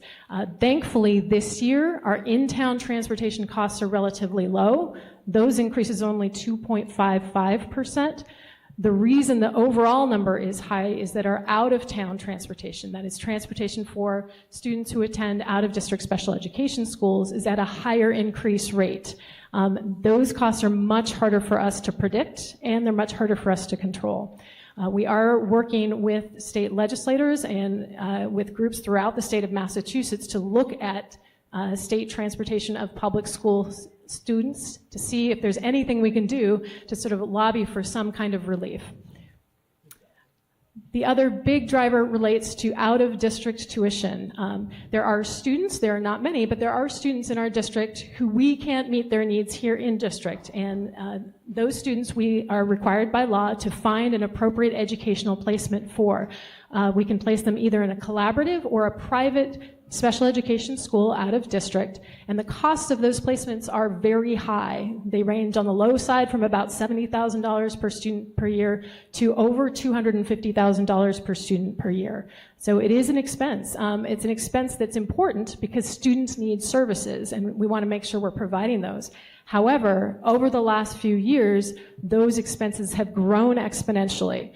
And there are things, again, that are happening at the state level to try and see if we can mitigate the impact of these costs. First and foremost, the State Superintendent's Association, of which I am part, is lobbying legislators around Circuit Breaker. Circuit Breaker is a reimbursement program that gives us partial relief from these expenses, and we're working hard to see if we can get folks to help us with that. It is a tough year at the state level, as your town manager Williams pointed out, so I don't know what to expect in terms of the near term, but we keep asking and keep working toward this. Some other things we're doing internally around mitigating this special education increase have to do with our own programming. Our new student services director is conducting a program review. She's looking at what are we doing, how are we doing it, and how do we make sure we reach as many students as possible. And secondly, we're thinking about early intervention and support. Are there things we need to build in for our kindergarten students, for our first grade students that will help them so that we have a more likely chance of keeping kids in district over time? So those are some steps we're taking internally as well as some of the lobbying externally. Final slide here from my overall presentation is this is a level services budget, and as a level services budget, I want to say there is a cost to that for your schools. This is actually coming on the heels of a reduced services budget last year. We have not restored any of those positions this year, and those included some programmatic loss. But we are really concerned about what it looks like going forward. A great school system does not stay great by holding still. And while fiscal responsibility is very important, we want to make sure we're continuing to move in a direction that's going to support our kids as the world around us changes. So you can see some of the things that were left on the cutting room floor this year include paraprofessional support for our kindergarten students. That's part of that early childhood investment. We are one of a few districts that doesn't have a paraprofessional dedicated to every kindergarten classroom.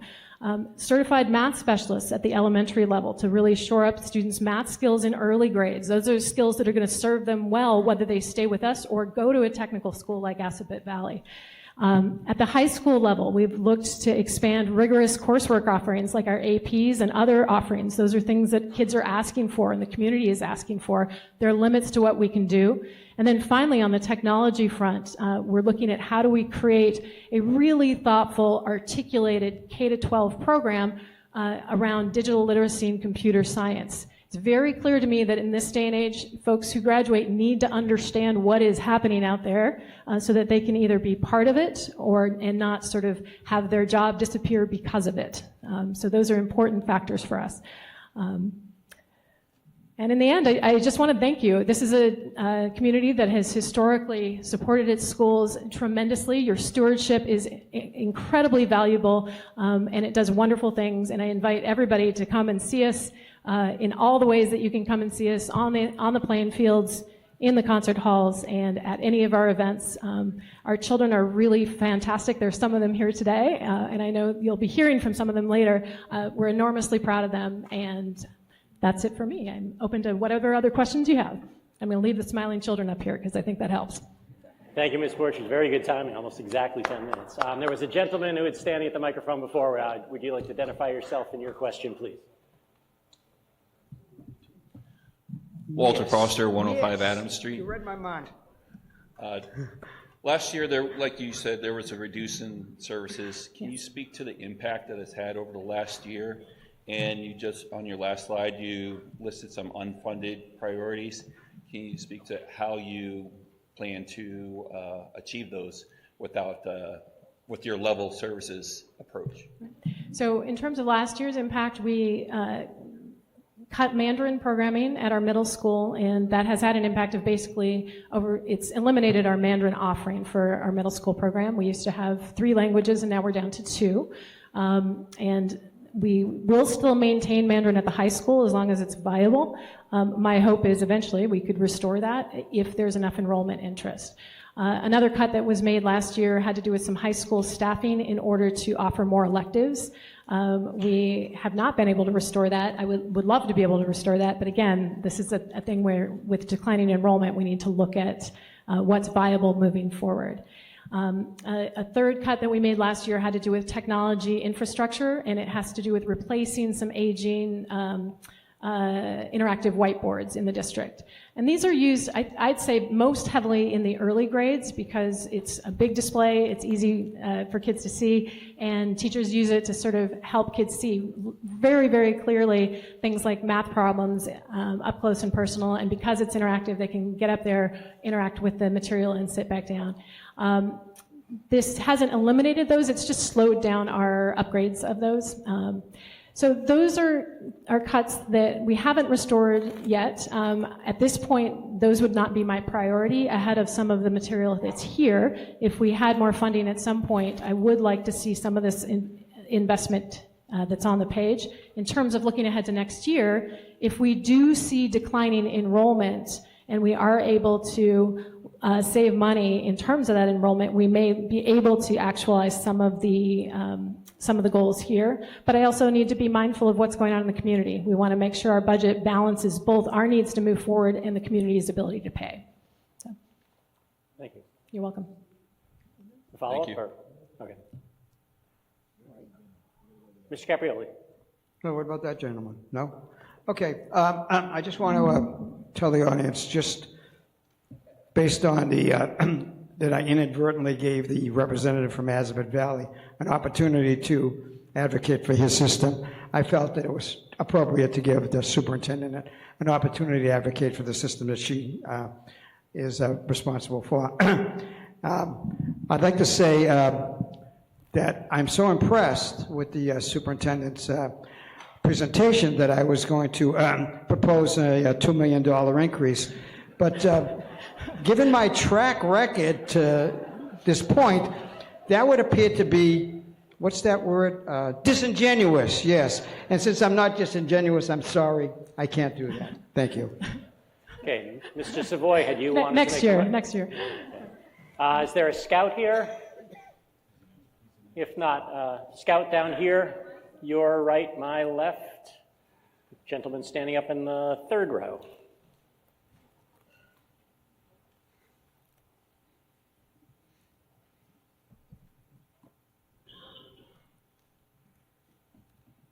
I think it's on, Troy. Wolfers. Can we turn up the one of the scout mics a little bit, please? Try again. If you want, you can come down and speak at the microphone. Testing. Okay, yep. Name, address, and your remarks, please. Wilfred Savoy, 41 Chestnut Street. Obviously, the cost of education is high. It's 55% or so of the total budget.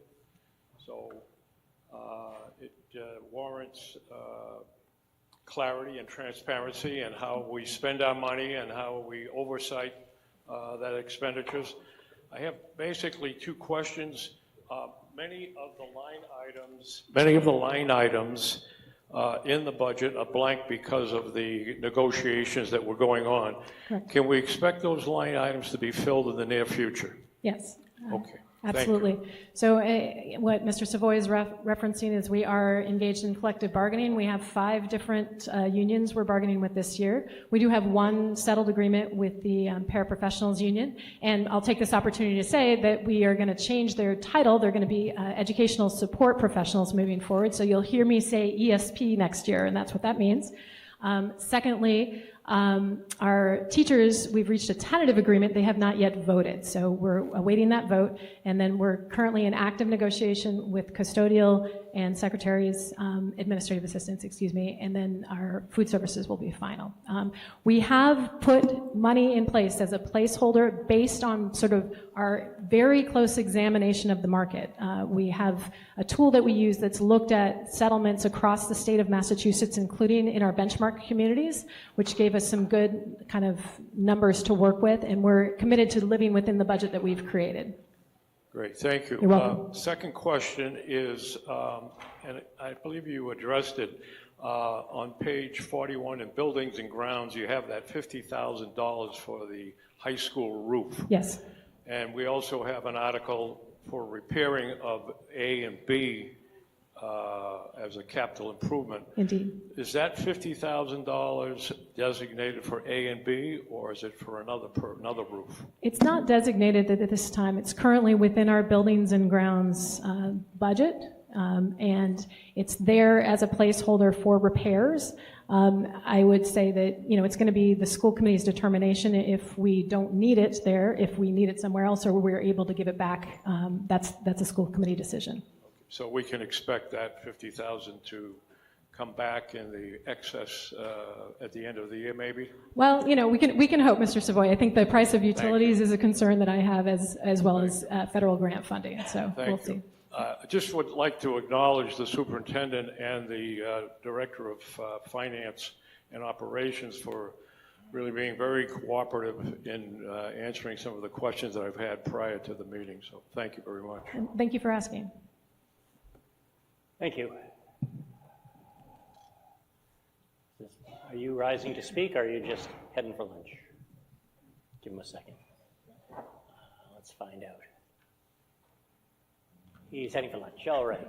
I see no. Can't blame him. I ate my sandwich while Ms. Borchers was talking.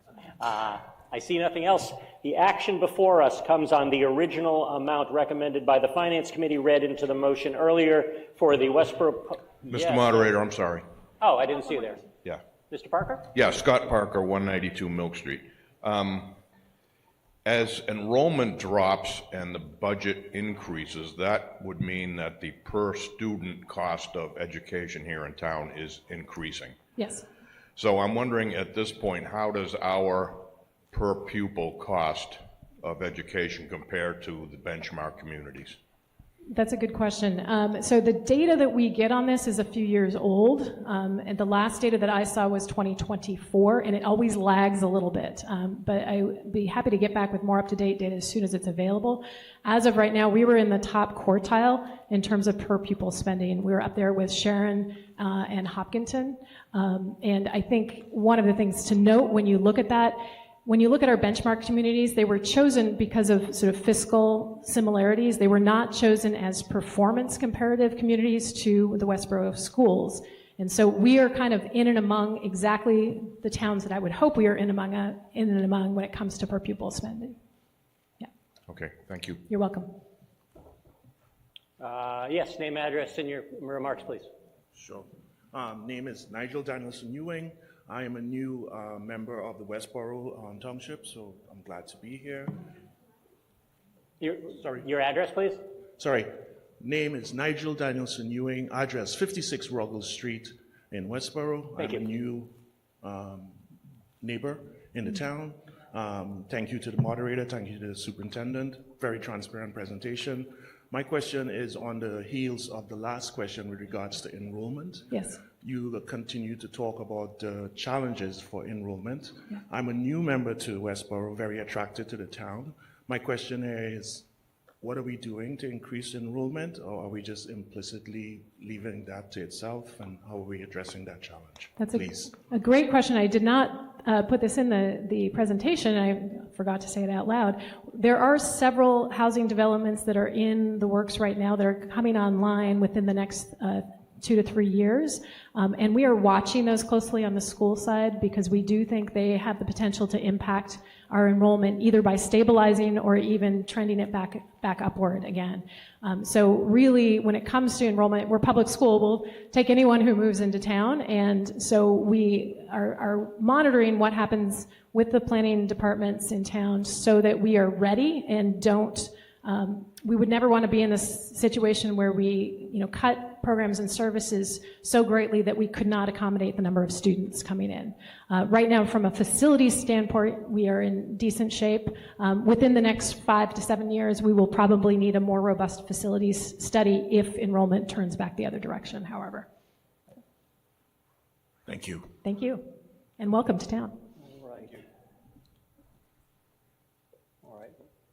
Okay. Now I think our action comes on the original amount recommended by the Finance Committee and read it to the motion earlier, and that's the Westborough Public Schools in the amount of $73,404,152. When the light turns green, voting will begin. As always, pressing 1 is a vote in favor, and pressing 2 is a vote in opposition. Voting has begun.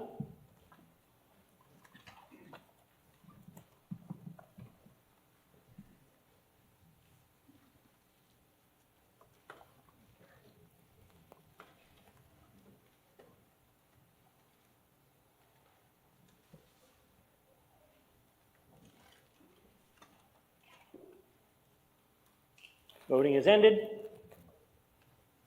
We have a vote of 169 in favor and 37 opposed.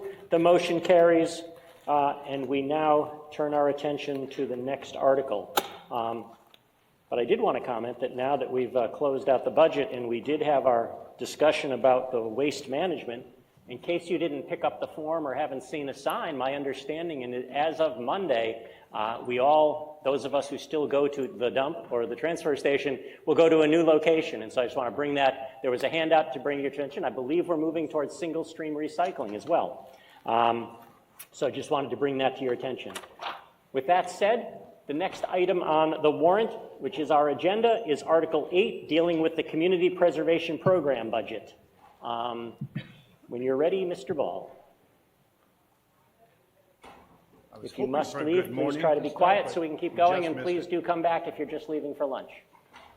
Mr. Good Ball. afternoon, everyone. Jim Ball, 78 Lyman Street, co-chair of the Community Preservation Committee with Julia O'Neill Welch.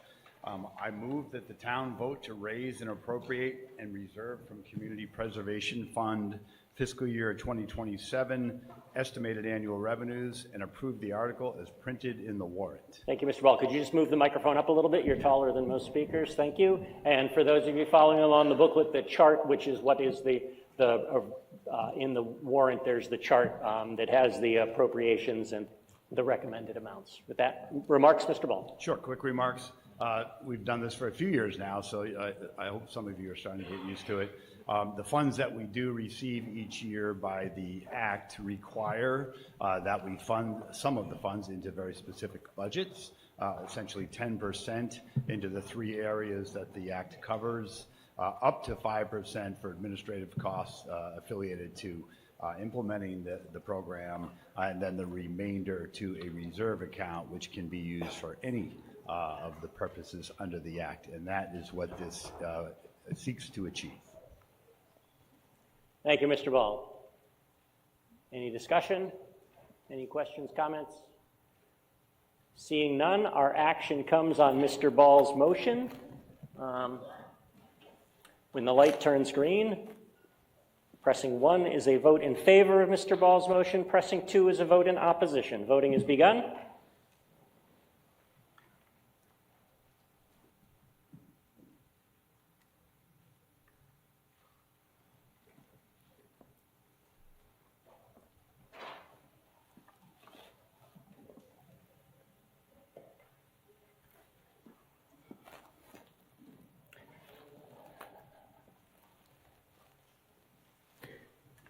Voting is ended. We have a vote of 139 in favor, 139, 16 opposed. The motion carries. Next on the warrant, our agenda for the day is Article 9, revolving funds. If Mr. Welch isn't here, it looks like Ms. Marshall may be making the motion.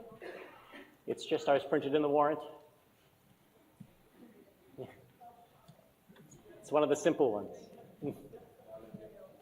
Apparently we caught them in lunch break. Mark Silverberg, 7 Weld Street. I move the article as printed in the warrant.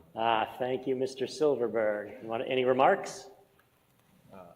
No remarks. It's a pretty simple article. We do this every year.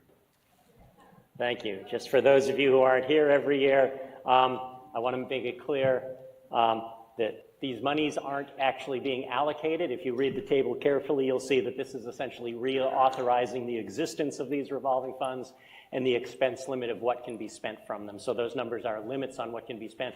It's not that we're funding these revolving funds.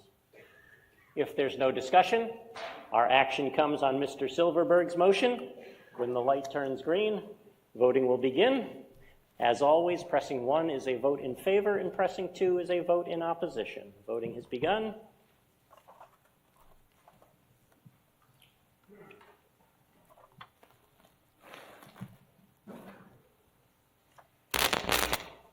Yikes.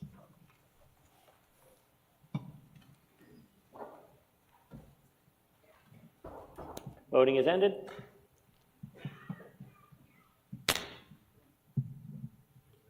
All right. We have 147 in favor, 147, and we have 4 opposed. The motion carries. That is a majority vote.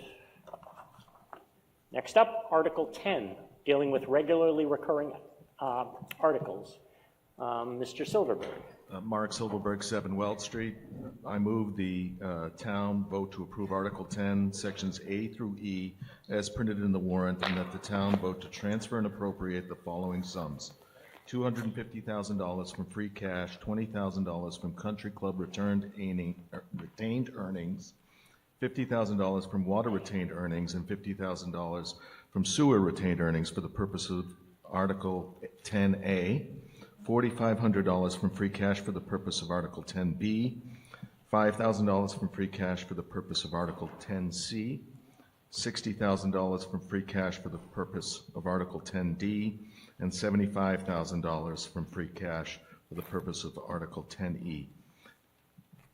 Okay, so just to clarify, the $250,000 is going from free cash to the Finance Committee General Reserve Fund. The $20,000 from Country Club retained earnings is going to the Country Club Reserve Fund. The $50,000 from water retained earnings is going to the Water Enterprise Reserve Fund, and the $50,000 from sewer retained earnings is going to the Sewer Enterprise Reserve Fund. With that said, any further remarks, Mr. Silverberg? Yeah, this article represents items that the town meeting votes on every year, as well as articles that maintain a certain funding level and are included in years when funds drop below that level. Article A, the reserve funds that set aside funds, as the moderator just said, for unplanned expenses, with $250,000 in the general fund, $50,000 each in the water and sewer funds, and $20,000 from the country club retained earnings. The funds are under my control. No, I'm sorry, the advisory committees. I'm just seeing if you're paying attention. So, the funds are under the advisory finance committee's control. Article B restocks Sandra Pond.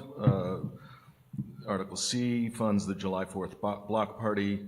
D, the small business grant, and E, elections. Discussion? Seeing none? Oh, go ahead. Mike Matthew, 20 Andrews Road. Just want to clarify something. There's no such thing as free cash. Okay, it has to come from somewhere. So can that be defined a little bit, Mark? Because we throw that word around like it's free. I'd love to know where it comes from. So Thank you. I could give a very simple explanation, but I'm going to turn to town manager or the finance director to give you guys a better explanation, because I'll probably screw it up. Yeah, we did go over that earlier, but I know not everyone was here. So, Ms. Williams, would you like to give like the minute or two crash course on your slides from free cash? As I like to describe it, it's tax money or other receipts that have already been raised. But if you want to. It does come from unexpended budgets, so that is tax money that's already been raised. It also comes from revenues when they come in higher than we had anticipated. We talk a lot about how it's generated, but can also be reduced if we estimate a revenue to come in higher than it actually does come in. Thank you. And just so you know, just like a lot of things with state and town financing, town meeting, there's a lot of words that get thrown around. Free cash is a word that's sort of jargon inside the Department of Revenue, and our apologies for the fact that we know it's not free, but it's just the common term used. But thank you. Seeing no other comments, our question comes on Mr. Silverberg's motion that was on the screen and that we went over earlier. As always, when the light goes green, voting will begin. Pressing 1 is a vote in favor of Mr. Silverberg's motion. The green light didn't go on. No, I thought I heard a click over there. All right, pressing 2 is a vote in opposition. Voting has begun.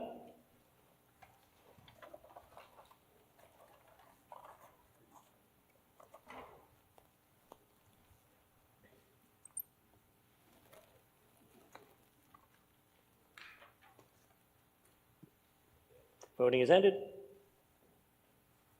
We have 147, 147 in favor, and 13 opposed. The motion carries. We now turn our attention to Article 11, dealing with the Community Preservation Plan.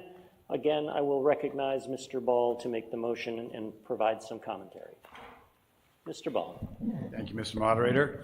This one's a little longer. Jim Ball, 78 Lyman Street, co-chair of Community Preservation Committee. I move that the town vote to approve Article 11, Sections A through D, as printed in the warrant, provided, however, that all such amounts shall be expended by March 21, 2028, unless the Community Preservation Committee extends the deadline, and that the town vote to transfer and appropriate the following sums.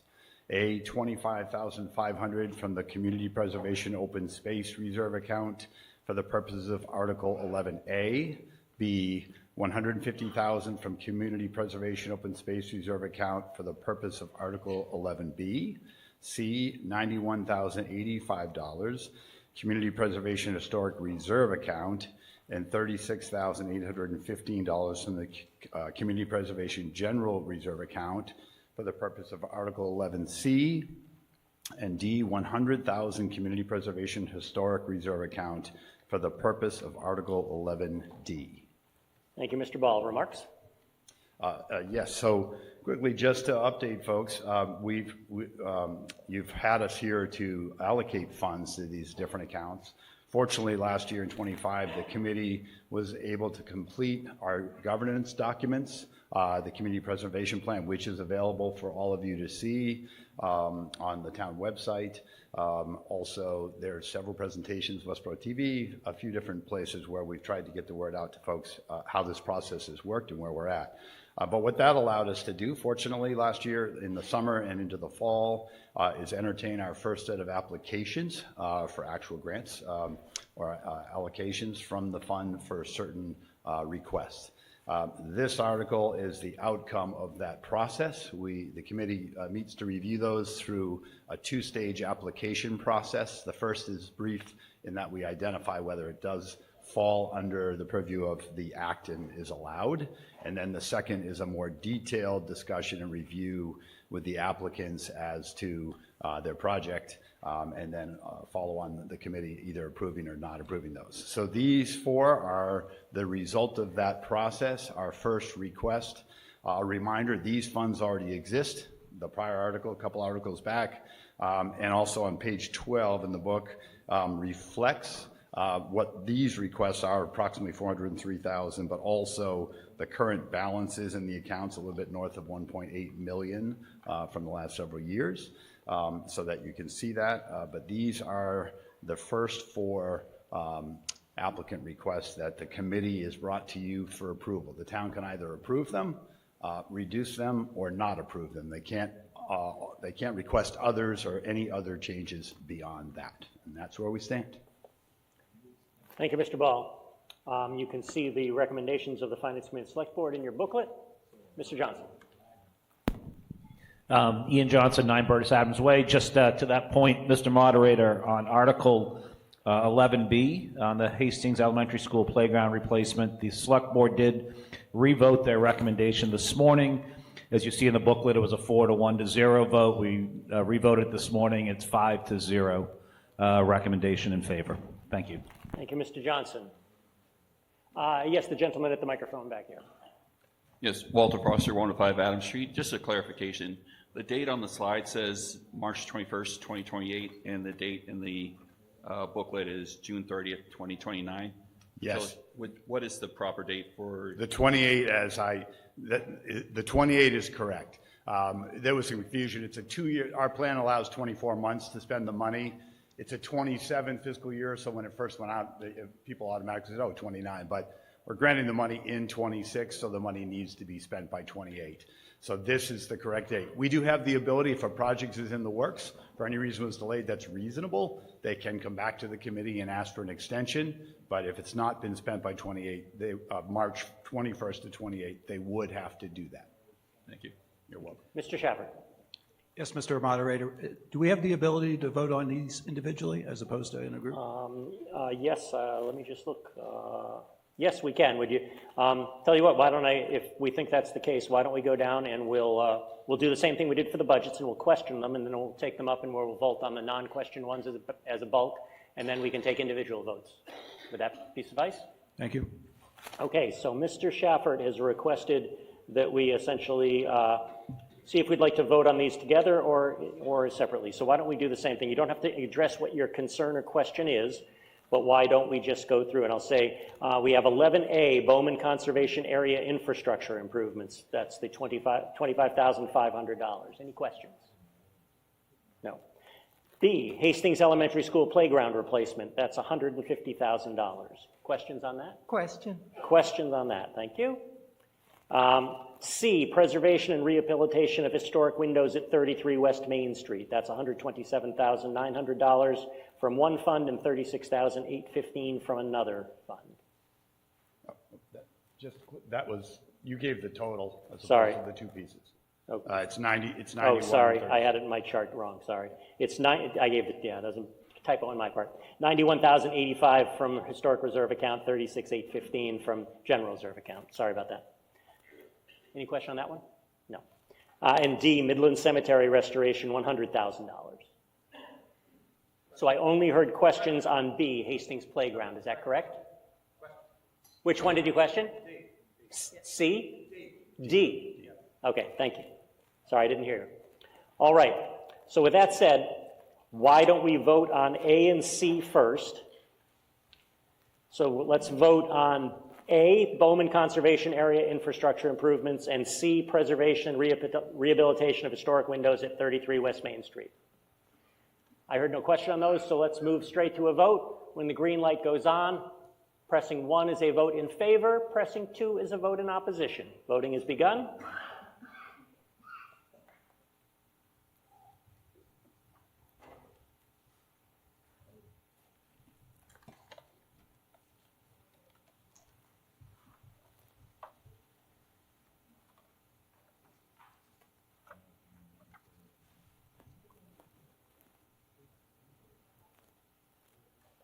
Voting is ended.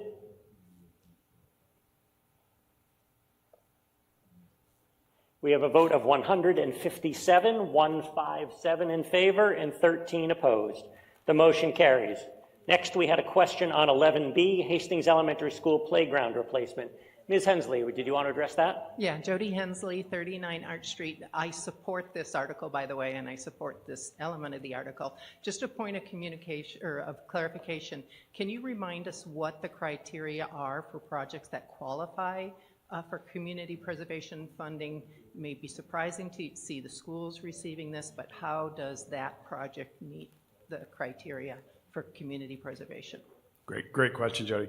The key here, it's under open space recreation, as you would assume. And what we're allowed to do, because it's partly for the schools, but it's also when the school is closed, available to the public on after school hours and weekends, we can calculate those hours, and so a portion can come here. Obviously, we can't fund the whole thing because of the school component, and so that allows under the act us to do a part. Now, we're doing less than the hours that the public actually has. This is what they asked us for. We could have justified more if we were simply doing that calculation, but that's why it's allowed. For the non-school use, it's considered an outdoor open space recreational asset. Yes. Thank you. You have a question on B, Mr. Schaffert? Yes, I want to say I support this as well. I guess I'd be interested to understand what we get for $100,000, what the town, what's going to be done and how's it going to be spent, and two, why was Midland chosen as opposed to? Well, that's D. We're still on B. Oh, I'm sorry. Did you have any questions on B? No. Okay, sorry. All right. Trying to confuse me. Seeing none on B, let's move to a vote on B. So this has to do with the Hastings Elementary School playground replacement. When the light goes on, as always, pressing 1 is a vote in favor, pressing a 2 is a vote in opposition. Voting has begun.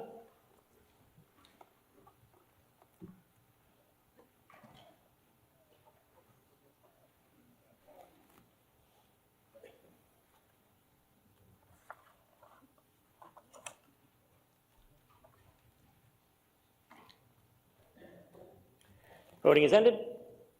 We have 160 in favor, and 14 opposed, 1 for. The motion carries. Mr. Schaffert, now D, the Midland Cemetery restoration. I jumped the gun, I apologize. Sorry. Yeah, so I fully support this. I just want to better understand what the grand plan is for our cemeteries, who's going to be administering it, and I would strongly propose that we form a cemetery commission to make sure that we keep all our cemeteries up to the same level that sounds like this article is promoting. So this is brought forth by the Historical Commission, and they, through their work, determined, I think this is hopefully going to address about 50 stones and 1 obelisk, thereabouts. And so they identified that location is in the greatest need. There are others, and so this is a good start. And that had some of the older and oldest in need. There have been some restorations done in other areas. So that was really at the purview of the Historical Commission to determine where the work should occur at this time. With regard to Cemetery Commission, that would be beyond my ability to answer. Yeah. So who is going to administer the money? Is it the Star Commission or the DPW? It will be the Historical Commission. Okay. Yes. Should it be the DPW? I don't have an answer to that. I'm not sure. Is Mr. Yes, go ahead. Yeah. Hi, good afternoon. My name is Christian Hedrick. I'm at 38 Glen Street. I'm the chair of the Historical Commission. I just thought I would try to answer that question. The historic cemeteries in town are under our charge, so we're used to doing this kind of thing, usually on a smaller scale. But as this, we're used to doing this restoration in the cemeteries, but it's typically on a smaller scale. So we're lucky to be able to have this opportunity to ask for more money, and like Jim said, it'll cover, we're hoping, at least 50 stones. I have a little presentation if there's still more questions about some of the things, but... I can see you separately, thank you. Okay. All right. With that said, I guess we're ready to vote on 11D, dealing with the Midland Cemetery restoration. As usual, when the green light goes on, voting will begin. Voting has begun. Pressing 1 is a vote in favor. Pressing 2 is a vote in opposition. Voting has begun.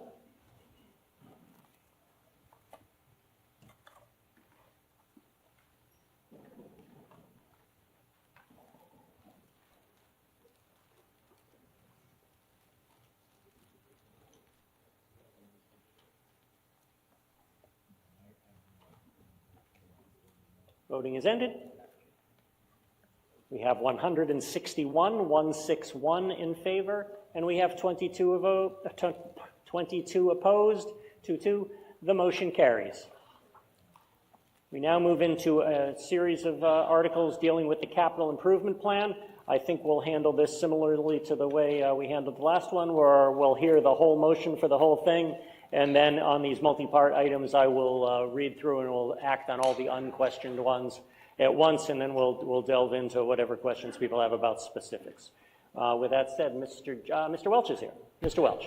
Thank you, Mr. Moderator. Patrick Welch, 15 Chauncey Circle. I move that the town vote to approve Article 12, Sections A through J, as printed in the warrant, and that the town vote to transfer and appropriate the following sums: $400,000 from ambulance receipt reserved and $75,000 from free cash for the purpose of Article 12A, $132,000 from free cash for the purpose of Article 12B, $232,000 from free cash for the purposes of Article 12C, $282,468 from free cash for the purposes of Article 12D, $37,500 from free cash, $37,500 from sewer retained earnings, $37,500 from water retained earnings, and $37,500 from stormwater retained earnings for the purposes of Article 12E, $80,000 from free cash, and $80,000 from sewer retained earnings for the purposes of Article 12F,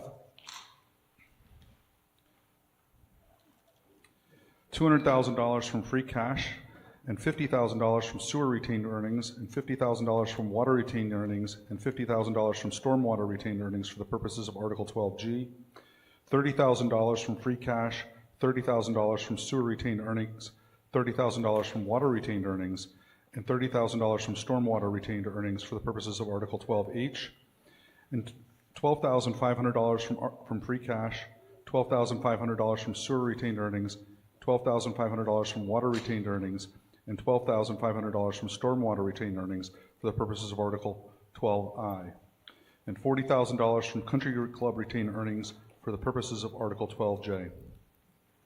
Thank you, Mr. Welch. Ms. Williams, some opening remarks.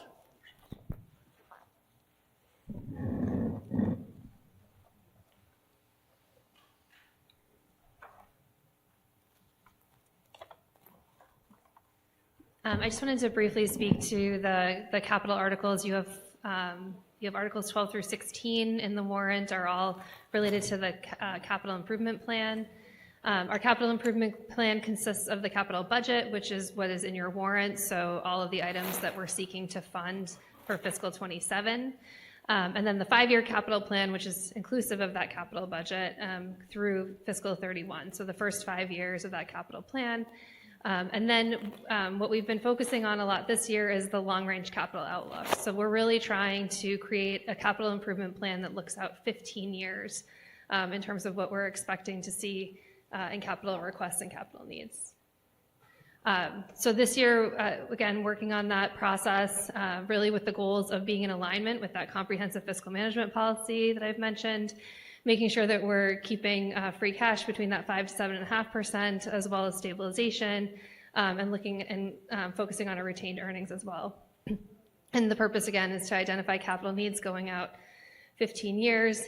Also inclusive of within the capital plan, we also have identified capital items that we know are things that the town needs to do to replace capital and infrastructure that we might anticipate being funded through a different type of funding source. So ones that might be funded through a grant or a state program, those are also on the capital plan, and the intent of them being scheduled out is to prioritize those projects as we come up on each fiscal year. So being able to identify which projects might be at the top of the list for a grant program or mitigation or otherwise.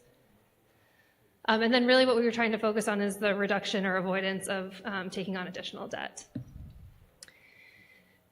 So this year, our capital process departments identified all of their capital needs over the next 15 years as best they could. And then what we did was we took all of those requests and we scheduled them out so that we were focusing on making sure that there were not more items requested that would require us to spend more than what was in our fiscal management policy. So we identified what did we anticipate 1% of the general fund operating budget to be, what did we anticipate 1.5% of the general fund operating budget to be, making sure the total of the request in each fiscal year did not exceed that 1.5%. Then we went back and met with departments to make sure there were no unintended consequences of moving these projects around, and then the capital committee was able to receive the full plan and really focus on the value of each request, understanding that if we were to recommend all of them, that they would fit within our policies. So today you'll see us talking about the Capital Stabilization Fund. We have a Capital Stabilization Fund. It has about $60,000 in it. What we want to do is start adding to that Capital Stabilization Fund so that in the future, when we have much larger requests that we would not typically fund through free cash, we could ask town meeting to approve use of that Capital Stabilization Fund in order to avoid a borrow. And then we also have the Capital Improvement Fund, which we sometimes refer to as the Pulte money. It's money that comes from the Del Webb Chauncey Lake development, and that was legislation that this town meeting approved several years ago, where all of that money is directed into this separate capital improvement fund. Currently, we use that money to offset our debt service. In the future, as we have declining debt, we expect that money to generate a balance that we could use for future capital projects. So again, in front of you, you have 5 capital articles. The first is Article 12, which we've tried to break it up. So this is all the vehicles that we're requesting in this capital budget. Article 13 is the technology and equipment that's being requested. Article 14, facilities. And then Article 15, we vote separately because those are both debt. So one is general fund debt and the other is enterprise fund debt. So with all of the free cash use of these articles, we're still at that 1.37% of our general fund operating budget. And then this last slide, Article 16, what we did was when we initially received all the requests, we identified the delta between what we were requesting and that 1.5% as being about that $250,000. So that Article 16 is asking town meeting to move that $250,000 into the Capital Stabilization Fund to be held aside for capital purposes, which would again require an additional vote of town meeting to expend in the future. Thank you. Thank you, Ms. Williams. Before I go on reading the list, my approach here is going to be just to see if how efficient we can be. I'll read through the A through J and summarize them. If anyone wants to delve into more detail, you can question, and then we'll allow a small presentation about what the purpose is and field your questions, and we'll vote on the unquestioned ones first. So let me just read through and just holler out question if you'd like to have that as a separate vote or have more detail. Ambulance replacement, that's 12A. Is there a question? Yes, okay. 12B, utility vehicle replacement for the fire department. 12C, police vehicles. 12D, mobile command vehicle for the police department. Question for 12D. 12E, loader replacement for public works. 12F, one-ton vehicle replacement for public works. 12G, six-wheel dump truck replacement for public works. 12H, skid steer for public works. 12I, administrative vehicle replacement for public works. 12J, aerator for the recreation department for use at the golf club. The two I heard questioned were 12A and 12D, is that correct? I believe so. If that's the case, then let us vote on B, C, E, F, G, H, I, J. So I can still say most of my alphabet. Since there's no discussion on those, when the light turns green, voting will begin. So pressing 1 is a vote in favor of the motion for 12B, C, E, F, G, H, I, and J. Vote. Voting has begun.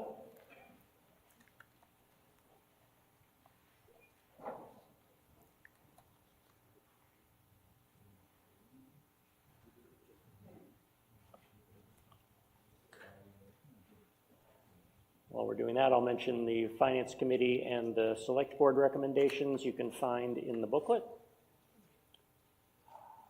Okay, voting is ended. We have 145 in favor and 19 opposed. The motion carries. With that said, we'll now turn our attention to 12A, the ambulance replacement. Mr. Savoy, Scout, could you bring a microphone down here, please? Your right, my left, third row. Thank you.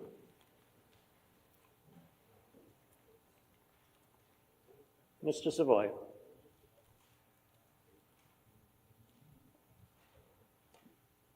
Wilfred Savoy, 41 Chestnut Street. The expenditures for fire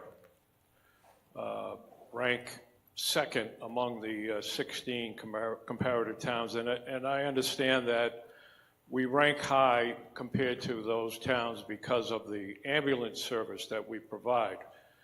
I see that we received in FY25 somewhere in the vicinity of $2.8 million for the fees for ambulance service, and I would like the select board to consider an enterprise fund for the fire department for those expenditures, so that the fire department can fully use the fees that they receive from the ambulance service. I am a proponent of the ambulance service, having stuck my hand with a oyster knife some time ago and had to be transported to the hospital. But nonetheless, I think it's unfair to take that $2.8 million and use some of it that ends up in free cash. I think it should go to the fire department to offset their operating costs. Thank you. Thank you, Mr. Savoy.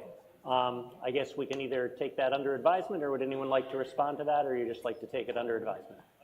Under advisement. Anybody say, I mean, I know Chief Purcell has a short presentation on the ambulance, what it is. Does anyone need or want to hear that? Okay, thank you for the presentation, Chief Purcell. Nice and to the point. With that said, the select board has said they will take Mr. Savoy's comments under advisement, and we can proceed to a vote on 12A, ambulance replacement. As always, when the green light goes on, voting will begin. Pressing 1 is a vote in favor of Mr. Welch's motion. Pressing 2 is a vote in opposition. Voting has begun.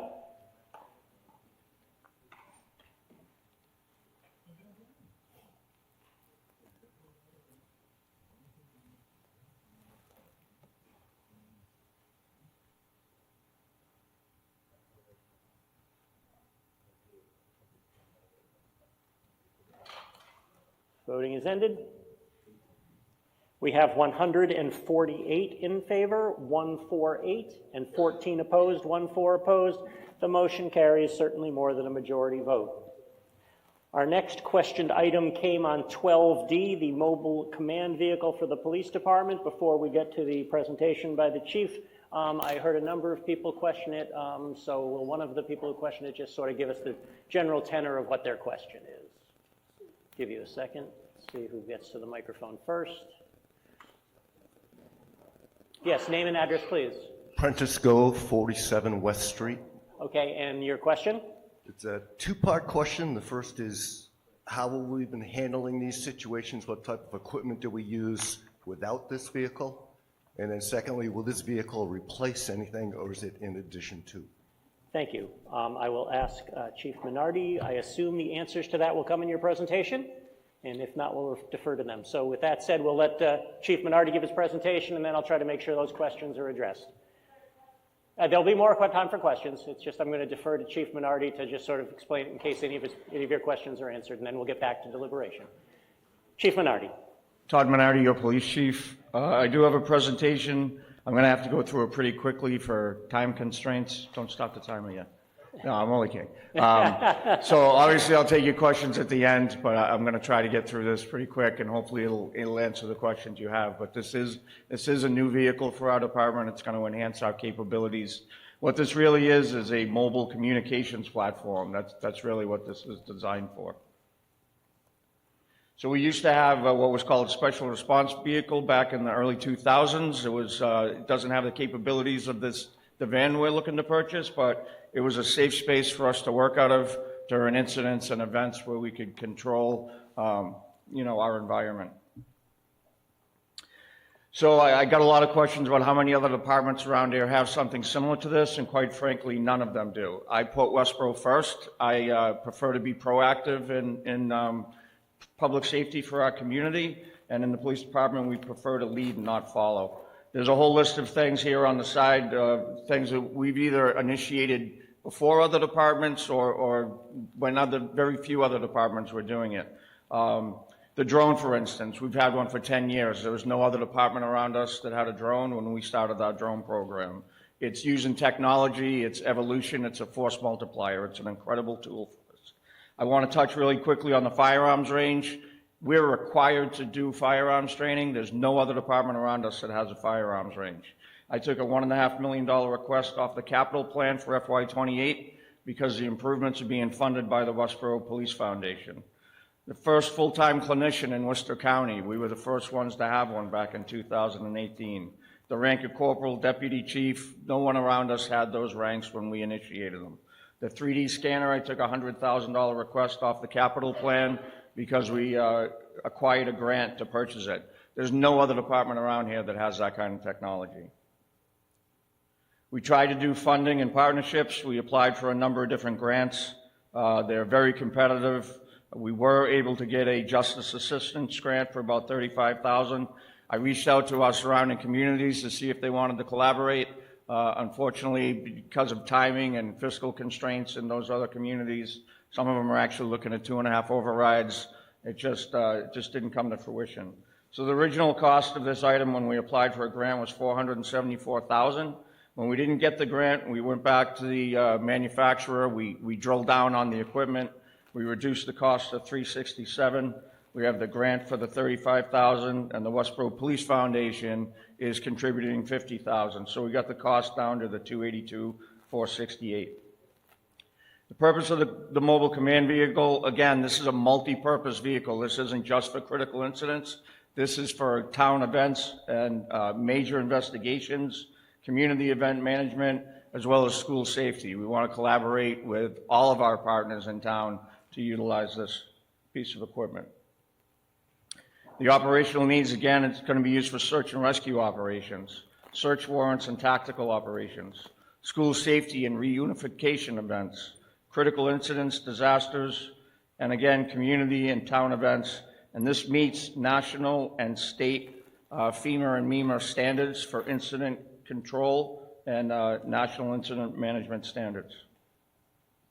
So I get a lot of, why can't we use other regional assets? I think it was also a comment from the AFC. Massachusetts State Police have a trailer truck.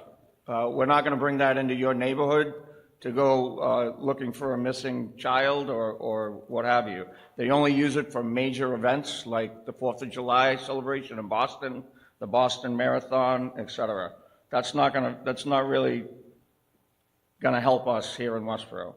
Worcester County Sheriffs do have a mobile command post. Again, it's a large vehicle.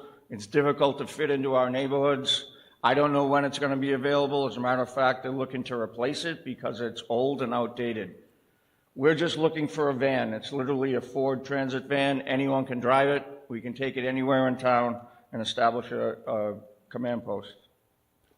Again, external assets may be unavailable. Minutes matter, folks. When it's a critical incident, minutes matter. If it's going to take a couple hours to set up a command post, that is incredibly valuable time that we have lost. The regional assets just might not be available. And let's face it, they're not going to come out for every event that we do in town here in Westborough. So last year, if we had this piece of equipment, we identified at least 15 scheduled town, school, and community events that we would have been able to support with this equipment. We had 33 drone deployments last year, many of which we would have utilized this equipment at. They were long duration events, multiple units and supervisors trying to coordinate events over large areas. We can use it at serious motor vehicle accidents where there's long duration investigations. We can use it for search warrants, and we can use it for crime scene investigations when we're going to be there for a protracted amount of time. It's a centralized command and supervision on scene, integrated drone operations and live video monitoring, improves coordination between all of our town departments. So this, my right, your left, that was actually a command post we set up. It was outside in the rain. You can see we have our monitor propped up against a traffic cone. We're using a portable radio to communicate. It's just not adequate. Not in this day and age. We should be using the technology that's available to us to better perform our responsibilities. What if it's in the middle of the night? How are we going to operate in the dark? What if it was a couple of weeks ago in the middle of a blizzard? We're not going to have a command post, folks. It's just not going to happen, and that's not appropriate. This is what it should be. We have a couple of workstations in here. Again, it's basically a mobile office, right? We plug our laptops in. We have screens that can have a number of different views on them. It's climate controlled. We got light. We have security. We have safety, and we have privacy to be able to operate. It also comes with a system that allows us to track all our assets live time. So if we have officers out on a perimeter or officers doing a search, there's a screen inside the command post that we can track where all of our officers and assets are. Imagine if we're doing a canine track, we can see exactly where the canine's going. Any place where the searches might have missed or overlapped, we can be able to identify that. And God forbid if something happens and we lose contact with an officer out in the woods, how are we going to find them? This would allow us to know exactly where they are in case they got hurt or maybe something worse. So the community benefits, again, it's enhanced public safety plus officer safety, and that equals life safety. Improved interagency coordination, it's going to strengthen our community engagement. We're going to have this out at our community events. It's going to be a place where everyone's going to be able to know where we are if they need help, where to go. It's rapid organized emergency response, and it's aligned again with the national standards. We're expected to set up a command post when something happens. Even our own policy dictates it. So again, this isn't a luxury. Some people say, well, it's a nice to have thing. Well, yeah, a lot of departments don't have it. Are we going to operate without it? We're going to continue to do the best job we can do with what we have. But this is really going to step up our game, and it's going to allow us to provide a much better service to our community, and it's going to help us protect our officers too.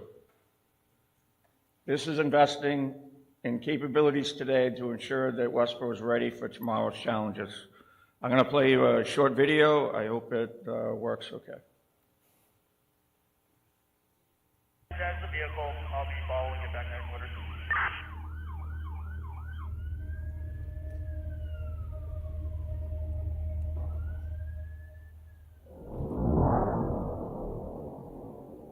Every year, our officers support events that bring this community together.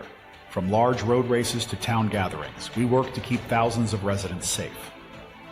Whether it's a holiday celebration, a family event, or a moment that defines Westborough's spirit, our role is to ensure everything runs smoothly behind the scenes.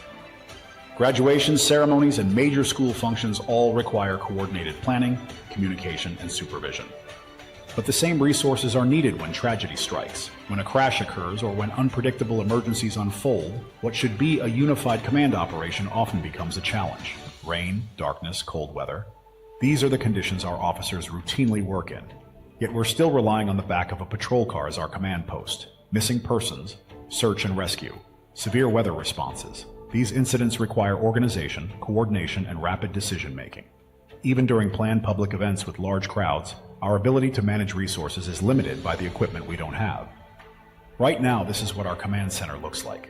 Clipboards on a trunk, laptops balanced on gear, radios, papers, and people crowded around improvised workspaces. This slows communication, increases risk, and hinders our ability to lead multi-agency responses. A dedicated mobile command vehicle changes that.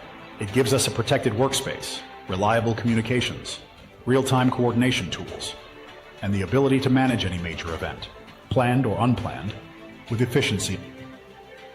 This is about readiness. It's about giving our officers the resources they need and giving this community the response it deserves. With your support, we can replace improvisation with preparation and give our officers the tools they need to command with confidence wherever duty calls. Thank you. All right. Thank you, Chief Minardi. So the gentleman who asked the questions I heard from you were, did it replace a vehicle? He said, no, it's a new vehicle. And you asked how it was handled now, and I think some of the pictures along the way and some of the video. Did you have, before I go to another speaker, did you have any follow-up questions to that? No. All right. We'll go to the gentleman, my left, your right. Thank you. Steve Teal, 20 Nash Street. My question is, does the vehicle cost of $367,373 just include the vehicle itself, or does that also include branding with Westborough PD, graphics, training for officers, maintenance of the vehicle, all the other associated costs. So it doesn't cover graphics. There's the regular warranty as with any vehicle. It covers all other expenses. It covers all the equipment that's installed inside it. It also comes with training for all of the officers. Okay. And so how would any costs not associated with this budget request be funded, such as the graphics that you just mentioned? Well, if we decide to put graphics on it, then I would find an alternative way to fund that. But that's not in your budget today, or would you need to come back and seek additional funding? I'd probably use other funding that's in my budget. Okay, thank you. Microphone back here, the red jacket with the hat, name, address, and your remarks, please. Bob Kristen, 16 Piccadilly Way. Two questions. What do you expect the life of the vehicle to be, but more importantly, the technology that's going to be part of that vehicle, which is really the real main part of this vehicle? What do you see that having to be updated? Now, how often will that require to be updated? And also working with the police department and the fire department and all the other units. So I'm concerned about how often that technology will need to be enhanced. Well, as far as the life of the vehicle, I expect it to be 10 to 15 years. Certainly there will need to be upgrades over time. I can't really speak to how quickly the technology needs to be changed. Certainly the radio system is going to be maintained for many, many years. A lot of the technology it's just the monitors, the screens, and it's everything that we're going to be plugging into. So a lot of the technology would come from, a laptop that we're going to be using, not necessarily from inside the vehicle. The asset tracking system comes with the vehicle at a cost of about, after 3 years, that would be about $1,400 a year. But other than that, I wouldn't expect to be upgrading much technology anytime soon. Okay, thank you. Gentleman stepping up to the microphone. Thank you, Chief. Nigel Danielson Ewing, 56 Ruggles Street. Just want to be clear that I am an advocate or proponent of the vehicle. My questions are related to your estimates for its usage. You suggested that there were 15 events last year, and there were at least 30-something events that a drone was needed. My question is really, do you need more vehicles? And will there be more vehicles budgeted in the next 3 to 10 years, please? No. One vehicle will be good enough for how long as the previous question, please? Yeah, I think the one vehicle is going to serve its purpose. We're not going to be using it around the clock every day, but I can see it being used probably 40 or 50 times a year. So, and again, I expect the life expectancy to be 10 to 15 years for the vehicle itself. Thank you, that's helpful. Did you have yes? Yes, Walter Foster, 105 Adams Street. Am I correct that we're making upgrades to have a unified command emergency response system in town? Like upgrade to our 911 response? No, we're having a regional dispatch center. Okay. And that regional dispatch center, would that upgrade have any type of capabilities that you are saying that are going to be in this mobile command system as far as tracking officers and improving communication amongst the response? I don't believe so, no. Mr. Scher? Yep. Daniel Scher, 26 Haskell Street. Couple things. How many vehicles do we currently have in the police department? And can I first ask, I've asked this before, that I think we should put in the AFC report all the vehicles and what their life expectancy is each and every year. We should start tracking these things much like we do with roads or anything else in the town. But if I can get an answer on that, how many vehicles do we have? I believe we have 23 police cruisers right now, and 1 motorcycle. Okay. So I'm an advocate of something of this sort, but it should be purchased through something like Central Massachusetts Law Enforcement Council, which we're a member of. And I believe they have at least 1 vehicle like this already, besides the Sheriff's Department. And I think we should look at regionalizing things like this, because this is an expensive asset. And we should look at putting money into other things, such as upgrading our radio system to the P25 system, and getting all the communities on the same frequencies. But I think this turns into a very costly thing over the long run, and that's my fear. The cost of ownership is going to be expensive. So Sumlec does not have a mobile command post vehicle. They have an armored personnel carrier that they're actually looking to upgrade. So Sumlec does not have the capabilities of this. I reached out to them about this vehicle, and they basically said their focus was on upgrading their armored personnel carrier right now. As far as the radio system, that's part of one of the focuses of the new rec center, Regional Communication Center. We're already discussing radio upgrades to a P25 digital system. Yes. Todd Alexander, 4 Fay Mountain Drive. I'm here today on behalf of the board of the Westborough Police Foundation to express our support for the article authorizing the purchase of this vehicle. The Westborough Police Foundation is a nonprofit organization formed approximately 7 years ago to support the Westborough Police Department in its efforts to enhance officer safety and improve the quality of service to our community. We do this by funding training, equipment, programs, and other critical resources through gifts, grants, and community contributions. And I could see our organization funding some of the expenses of this vehicle going forward. As the chief has outlined, the proposed command vehicle would provide critical support for search and rescue operations, school safety and reunification efforts, search warrants and tactical operations, major incidents and disasters, as well as community and town events. The chief has worked diligently to reduce the cost of this purchase from $474,000 to $282,000, with a portion of those funds being contributed by the foundation. We believe this represents a prudent and meaningful investment in public safety, emergency preparedness, and operational efficiency. A mobile command vehicle strengthens the town ability to protect life and property, enhances coordination with partner agencies, and reinforces public confidence through visible organization leadership during emergencies and public events. As the chief stated earlier, this is not a luxury item. It's an essential, forward-thinking asset that equips Westborough to effectively address both today's needs and tomorrow's challenges. We respectfully ask for your support of this article. Thank you very much. Thank you. Gentleman at my right, your left. Hi, Todd Luce, 11 Forbes Street. I noticed that, or remembered hearing one of the items that you mentioned was we're going to be one of the only towns that have something like this.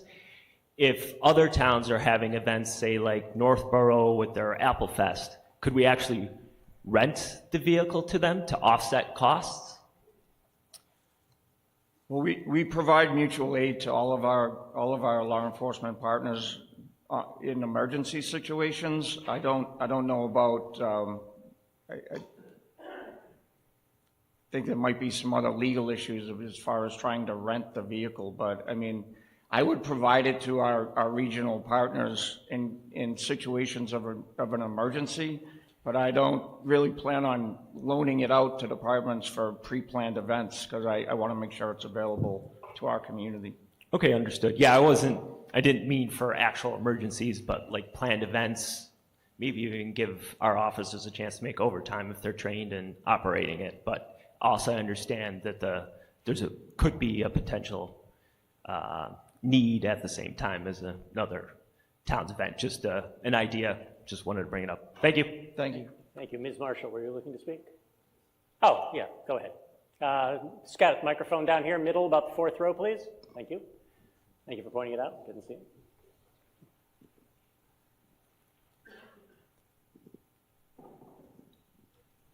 Pete Dunbeck, 8 Wayside. I had a kind of a similar question, but a different wrinkle on it. When you provide mutual aid to, God forbid, an active shooter or something in another town and the vehicle is tied up, how is Westborough compensated for the use of that asset? And is there a funding associated with the mutual aid, or is that just considered being kind of a good citizen within the community? How is that handled financially? There's no compensation for providing mutual aid, much like when we request mutual aid from one of our partner agencies, they don't charge us either. I mean, that's just understood that we provide assets to other communities when they need it, and they provide them to us when we need it. Thank you. Mr. Hensley. Lester Hensley, 39 Arch Street. I move the question. Mr. Hensley had moved the question, the purpose of which is to terminate debate. We've heard questions and answers. We've been at this for a little while, so I think that motion is in order. So that means we'll immediately go on a vote to terminate debate. So this is not a vote for or against the mobile command vehicle. This is whether we want to keep discussing it or not. So when the light goes on, we need a 2/3 vote. Pressing 1 for yes means we will terminate debate. Pressing no means you'd like to keep debating. If debate is terminated, we'll go immediately to a vote on the motion. Voting is started.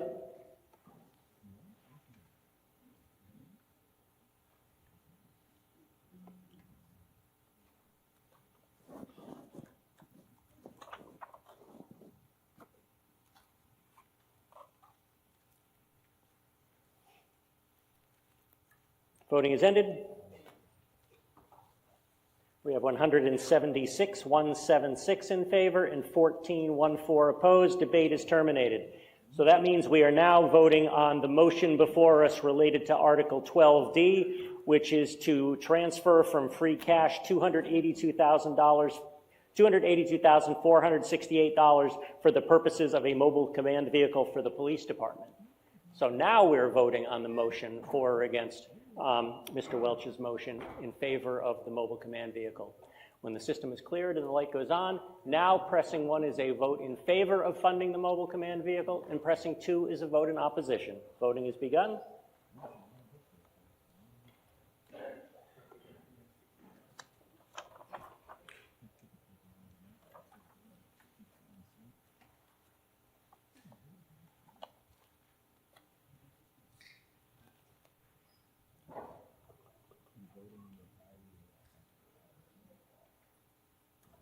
Voting is ended.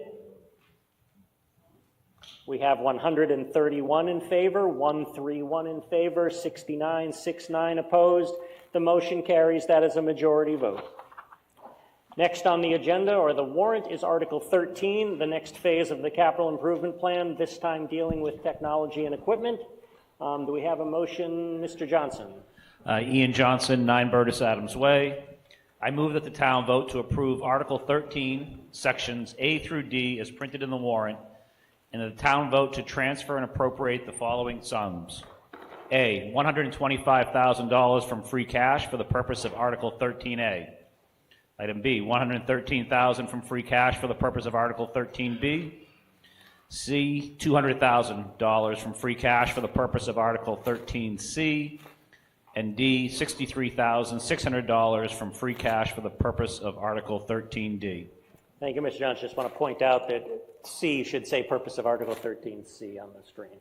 And you can see the account for what the purposes are in the warrant. Presentation or remarks, Mr. Johnson? Just real quick remarks, and then if there's any questions on any of them, we can address those. But basically, approval of this article will fund, as seen in the booklet, technology and equipment requests recommended within the fiscal year 2027 capital budget. Thank you. So why don't we just see if there are any questions. I'll read through these A to D and tell me which ones you have questions on, and we'll vote on the unquestioned items first, and then we'll do the others. 13A, chart of accounts, $125,000 from free cash. Question on A? Okay, thank you. Yeah, just holler out a question. I don't have a chance to look up always, okay. 13B, fire department audio-visual upgrade for information technology, $113,000 free cash. Question on that one, okay. Memorial Hall audiovisual upgrade for information technology, $200,000 free cash. Question? Okay, looks like we're gonna get them all. Elections equipment, town clerk, 13D, $63,600 free cash.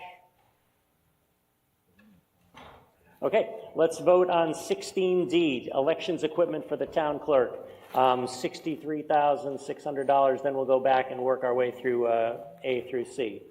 When the light goes on, we're voting on Mr. Johnson's motion related to 13D as in dog, elections equipment, $63,600 from free cash. Voting has begun.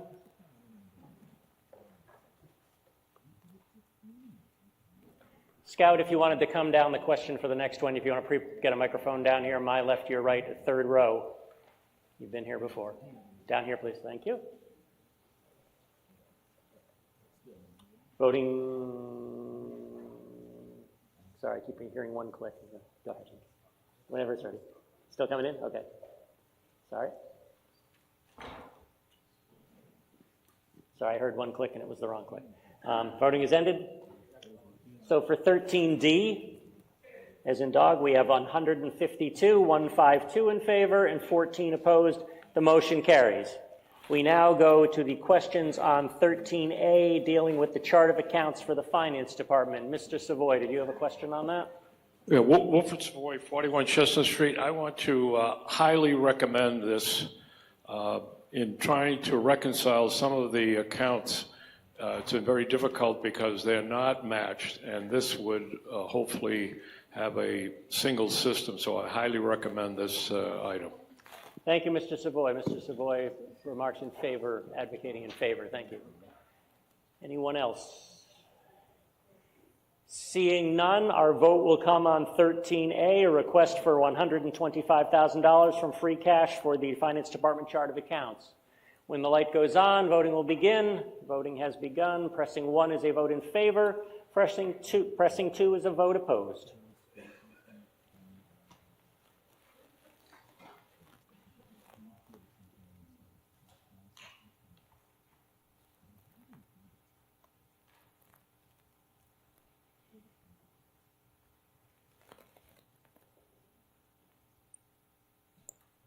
Voting is ended. We have 156, 156 in favor, and 15 opposed. The motion carries. 13B, related to Fire Department audiovisual upgrade. Is that Mr. Hyde? Yep, Michael Hyde, 42 Adams Street. The question is related to both B and C. They both seem very similar in what they're looking for, and is there any opportunity to combine these when going out to a particular vendor to see if you can optimize the costs on servicing both of these at the same time? Okay, so the question is whether the town has the ability to try to get a better deal by treating these separate buckets of money from the same thing, and we will let Chief Purcell first address it. Sure. Chief Purcell. Thanks. Great question. These are the preliminary estimates that we got. We usually always follow procurement law.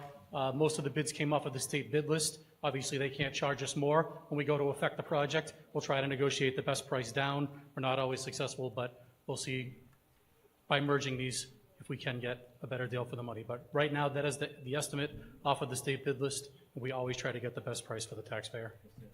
But are you coordinating with the other department for the town hall? The whole thing is actually being coordinated by IT. Great, okay, thank you. You're welcome. Thank you.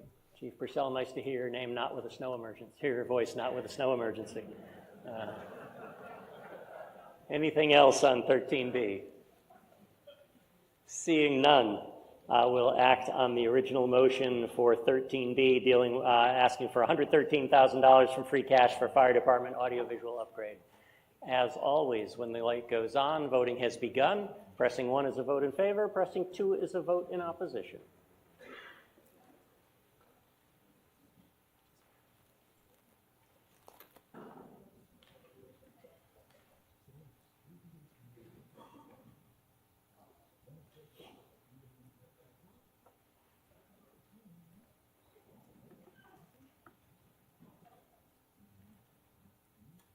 Voting is ended.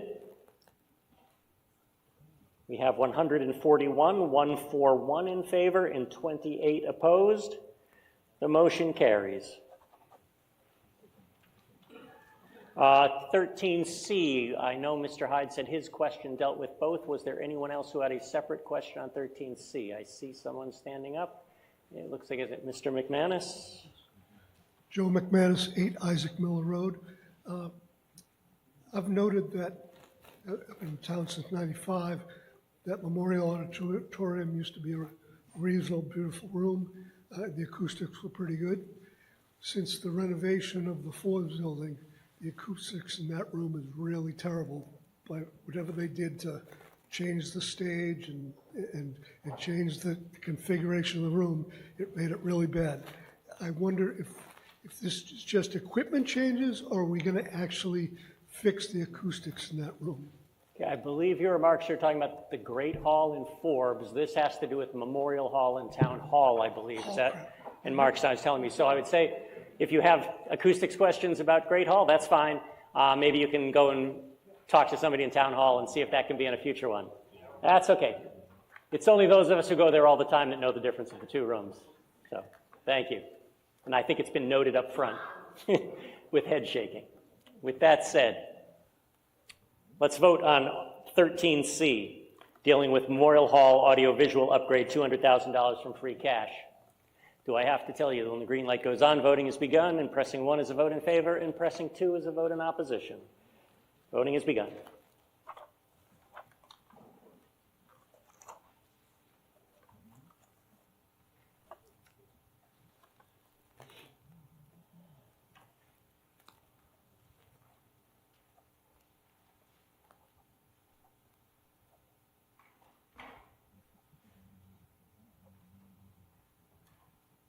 Voting is ended. We have a vote of 136 in favor, 136, 35 opposed. The motion carries. We turn our attention now to Article 14, the next phase of the capital improvement plan, this time dealing with facilities. Ms. Marshall. Shelby Marshall, 7 Charles Street. I move that the town vote to approve Article 14, Sections A through I, as printed in the warrant, and that the town vote to transfer and appropriate the following sums. $90,000 from free cash for the purpose of Article 14A, $75,000 from water retained earnings for the purpose of Article 14B, $250,000 from water retained earnings for the purpose of Article 14C, $100,000 from water retained earnings for the purpose of Article 14D, $500,000 from water retained earnings for the purpose of Article 14E, $75,000 from water retained earnings for the purpose of Article 14F, $150,000 from sewer retained earnings for the purpose of Article 14G, $125,000 from stormwater retained earnings for the purpose of Article 14H, and $46,000 from free cash for the purpose of Article 14I. Any remarks, Ms. Marshall? Just that approval of this article will fund non-borrow facilities requests recommended within the FY 2027 capital budget. Thank you. And the risk of being corrected, I'll just remind people that from free cash, we've talked about that a lot, but just water retained earnings and sewer retained earnings, those are essentially paid from essentially fees that those of us who are connected to water and sewer have already paid and need town meeting authorization to be spent. So with that said, we'll do the same thing as I have been doing, which is I will read through them and tell me if you want to question or talk about one in more detail, and we'll vote on the unquestioned items first. So 14A, dealing with land management plans. 14B, water main replacement. 14C, water meter system improvements. 14D, water tank maintenance. Question. Thank you. 14E, booster station improvements. Question. 14F, water capital improvements. 14G, sewer capital improvements. 14H, culvert replacement. 14I, Gibbons Middle School fieldhouse renovation replacement. I heard questions on 14D, water tank maintenance, and 14E, booster station improvements. So let's vote on A, B, C, F, G, H, I. When the green light goes on, pressing 1 will be an indication that you've been voting in favor. Pressing 2 is a vote in opposition. Voting has begun. This is on A, B, C, F, G, H, and I.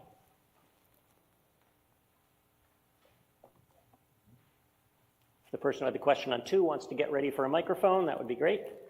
The more efficient we are, the better things go around here.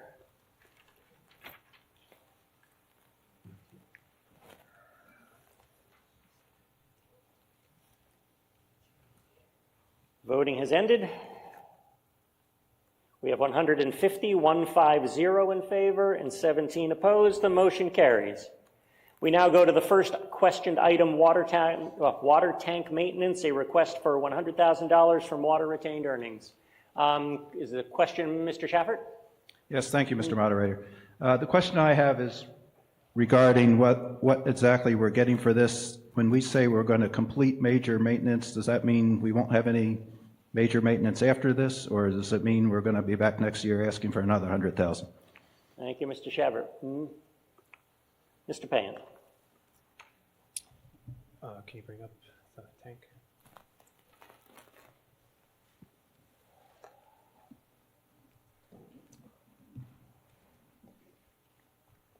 The bottom line answer is this is to identify issues and prioritize issues, and then yes, we will be back in the future for more money, and I'll describe kind of the situation with the pictures here. Just a second.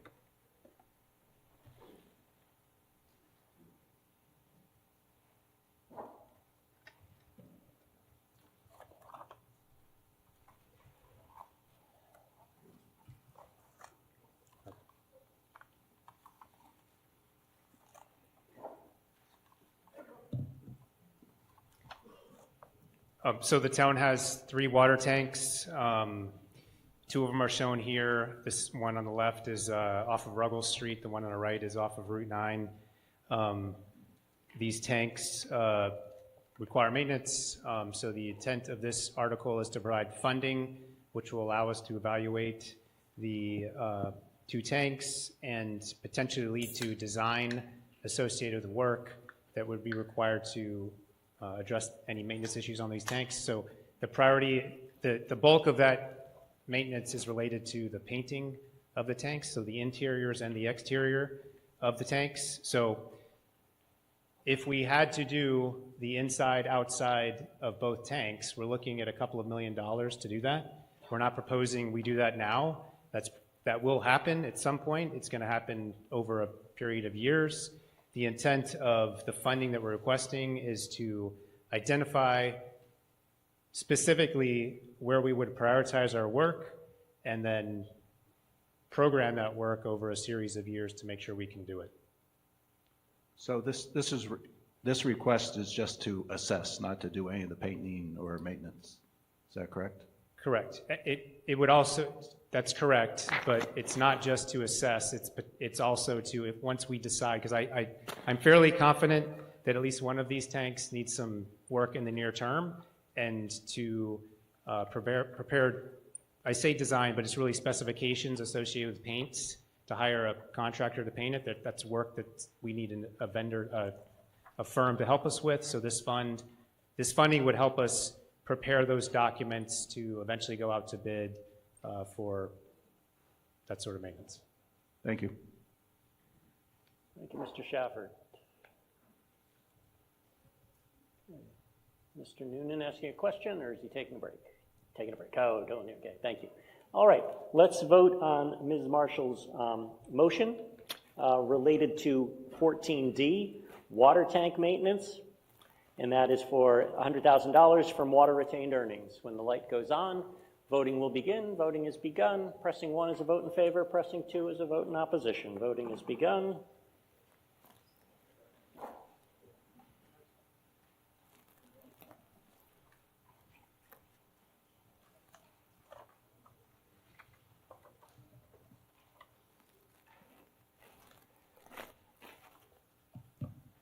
You don't need to put it up yet.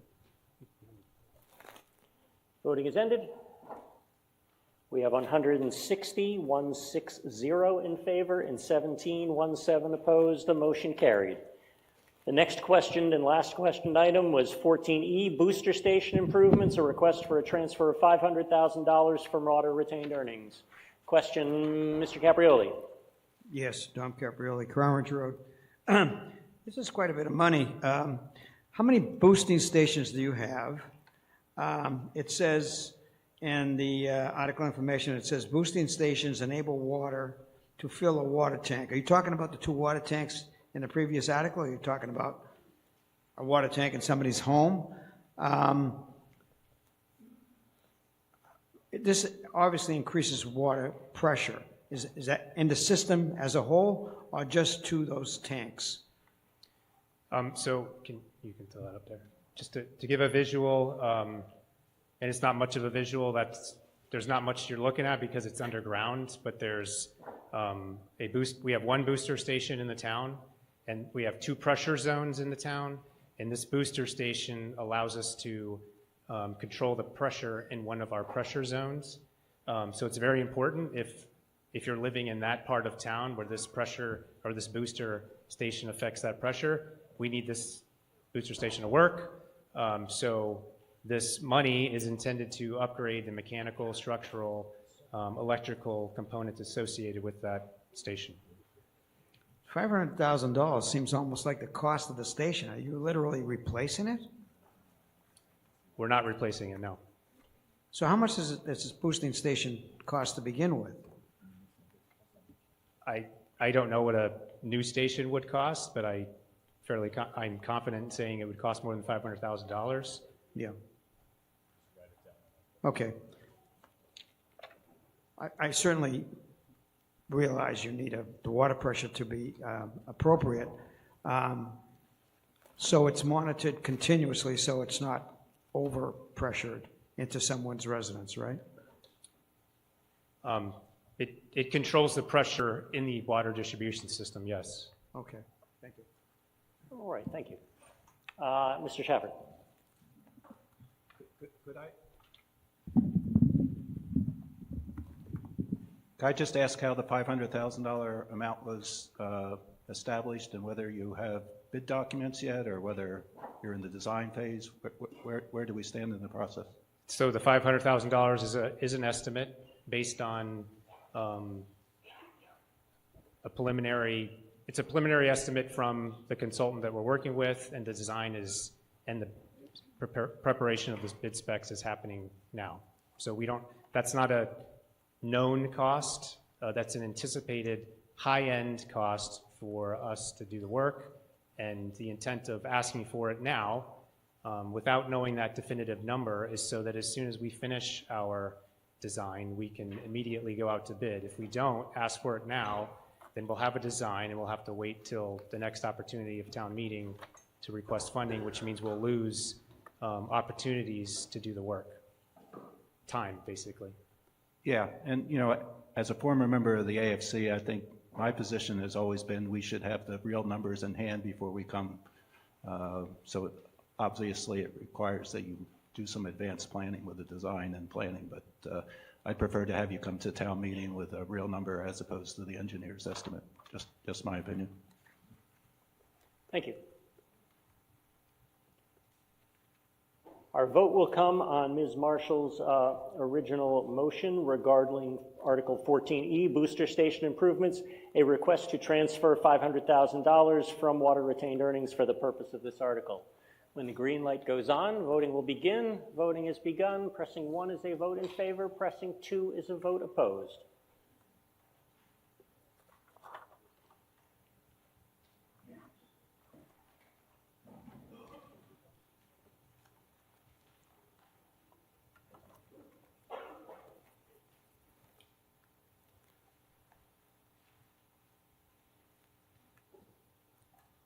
Voting is ended. We have 148, 148 in favor, 36 opposed. The motion carries. Next is Article 15. I believe that's the last of our capital improvement plan articles. These are 2 borrowing articles. And so they're, although A and B are in the same article, they are bundled because they both requiring borrowing. and they both would require a 2/3 vote, even though they're of separate topics. So I guess 15A, we have a motion by Mr. Payant.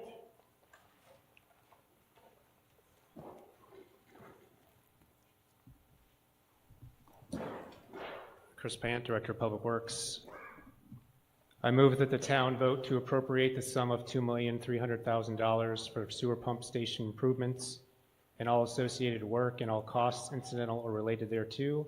And to meet this appropriation, the town treasurer, with the approval of the select board, is authorized to borrow said sum under MGL Chapter 44, Sections 7 or 8, or any other enabling authority, and to issue bonds or notes of the town therefore. And further, the select board and appropriate town officers are authorized to enter into all agreements, execute any and all instruments, and take all actions necessary or appropriate to effectuate the foregoing. Thank you, Mr. Payant. Just so we get both motions in play, though I assume we're going to talk about them separately. Mr. Durrett, did you want to give your motion now? And then we'll assume that people want to talk about them separately, but that way at least we'll both have them read into the record.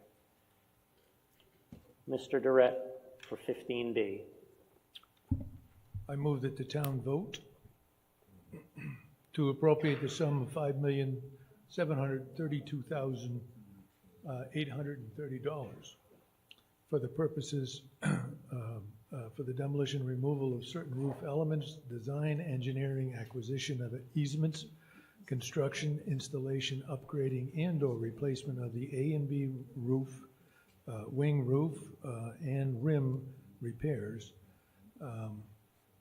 at the Westborough High School located here, the 90 West Main Street, and all associated work and cost incidental and related thereto, and to meet the appropriation, the town treasurer, with approval of the select board, is authorized to borrow the sum under Mass General Laws, Chapter 44, Section 7 or 8, and any other enabling authority, and to issue bonds or notes of the town therefore, and further to authorize the select board to acquire needed easements, and also to authorize the select board and appropriate town officers to enter into all agreements, execute any and all instruments, and to take all actions necessary or appropriate to effectuate the foregoing.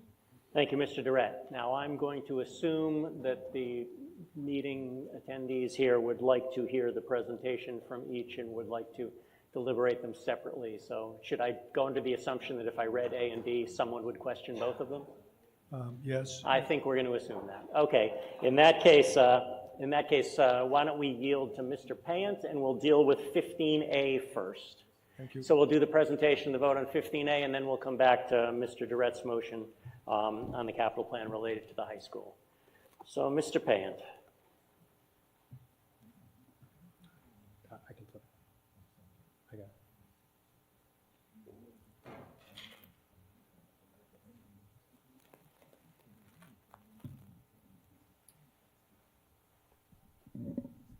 So the town has 32 pump stations spread throughout the town. A pump station is intended to facilitate the movement of wastewater through pipes, ultimately to the wastewater treatment plant where it's treated. This is a picture of our West Main Street pump station. So if you're on West Main Street near Veterans Park, it's close proximity to that location. A couple of years ago, we had an assessment done to look at 3 of our stations, one of which is these. That assessment told us what we needed to do. It prioritized which ones needed to be fixed first. Last year, you funded 2 of those pump stations, and we're now in the process of executing that rehabilitation for those 2 pump stations. This was the 3rd station, which we deferred to this year for funding. So the funding that we're asking for is to pay for this work to be done. Different from what we just talked about in terms of the previous discussion about an estimate, this number is actually based on a completed design. It's not bid yet because we don't have the money, so it's an estimate, but it's a very refined estimate in terms of what we think it's going to cost. So as soon as we get the funds, if you choose to approve, then we would go out to bid and execute the project. And you can see, so just to describe the work a little bit, so the building itself is not being taken down. Everything that's important is inside that building. There'll be a few things on the exterior that just to clean up, basically, but really everything, all the components are on the inside. So this station takes about 700,000 gallons a day of wastewater. So every single day of the year, there's something dumping into, it's a big well inside. It all dumps in there, and on a periodic basis, it's pumped out. And the pumps inside the station, along with the controls that manage those pumps, are all going to be upgraded.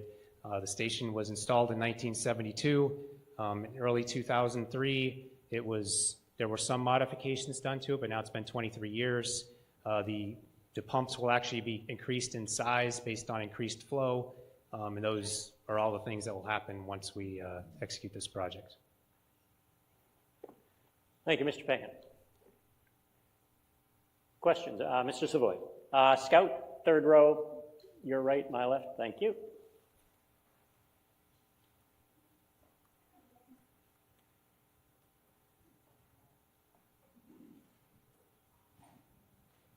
Wilfred Savoy, 41 Chestnut Street.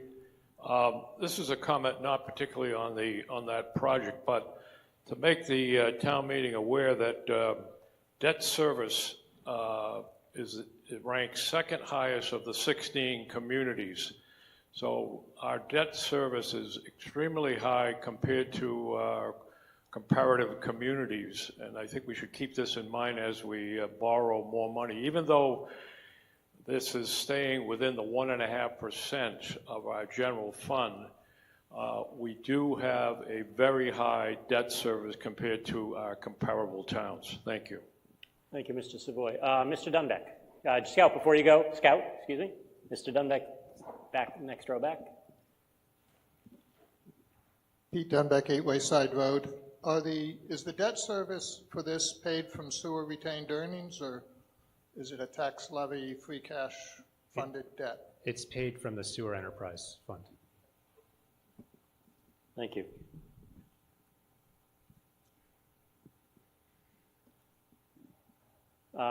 Gentleman back here. Is that Mr. Buffo? Yes. Hi, David Buffo, 5216 Union Street. Chris, I'm just trying to keep track of what you said in terms of how many such stations are there. Is this the last one to be done, or are there more waiting for us in the future? It's a good question.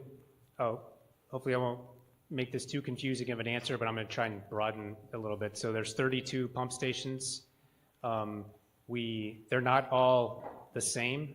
So this one is a very high volume station. There's other stations that are, I said this is 700,000 gallons. There's others that are in the 100,000 range. So they vary in size. They vary in terms of the necessity of a full rehabilitation. So in very rough terms, about half of the stations are stations that we would do this type of work on, like a full rehab. The other stations we term them sort of mini rehab, but you just approved some funding in the previous article that allows us to do upgrades to some of these other stations that we can do in-house or hire just a contractor to help us, and it's a much less costly process. So I mentioned 3 stations because we prioritized out of those stations our next batch that we wanted to get done, and the 3 stations I mentioned are kind of the next batch. 5 years ago we did 3 stations. Now we're doing 3 more. It's going to take us at least 2 years to get, probably closer to 3 years to get through these upgrades, and then in probably 3 or 4 years we'll be back for another batch of stations to be done. So this is not an every year occurrence. It's a spread out over time to hopefully do exactly what was just mentioned and spread out that debt. Great, thank you. Mr. Shepherd. So I'm not sure if anybody can answer this question, but it'd be nice to know on these major projects how they're going to affect our water and sewer rates. So for instance, if we borrow $2.3 million, does that mean our rates go up $100 a year or $10 a year, or give us some order of magnitude maybe? I can give you an order of magnitude. I can't answer specifically, and there's a variety of reasons for that. So this is it's a borrow. We can project what that borrow will cost the town. Once we commit to the borrow, it's about $160,000 a year to pay it off. What you pay for your sewer use is based on how much you use. So it's not as easy as just taking $160,000 and divide it by how many users there are, because they're not all using it the same way. But in order of magnitude, in terms of how much of your sewer bill might be going towards this, it's in the for a quarter, it's in the single digits in terms of dollars. So I don't know if that's helpful, but that's about the best I can do.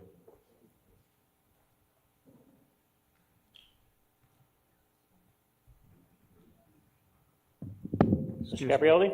Yes, Don Caprioli, Cranbridge Road. That previous question just raised a bit of information I would like to pursue. So this pump station is for sewerage, right? The people that don't have sewerage, that only receive water from the community, would their fees be contributing to this in any way? No.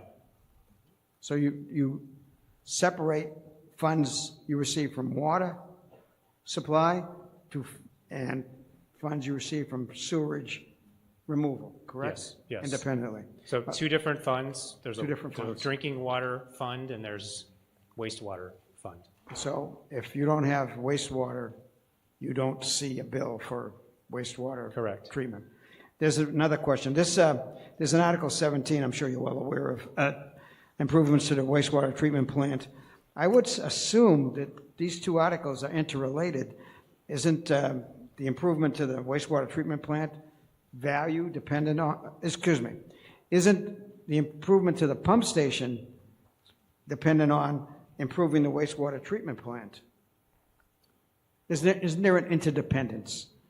There is a connection, but there's not if I do one and don't do the other, they're not dependent upon each other, although they are connected, right? So the flow from this station is going to the wastewater treatment plant.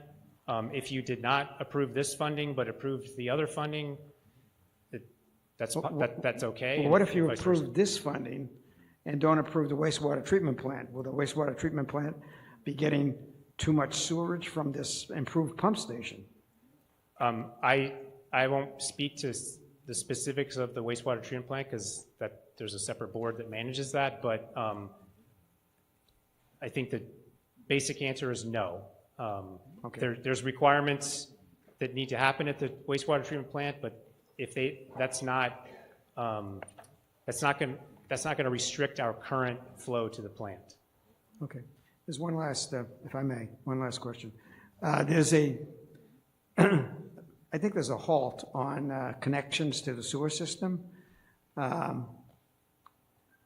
Will this improvement to the pump station and the wastewater treatment plant allow a opening of sewer connection applications? There is not a halt on connections to the system.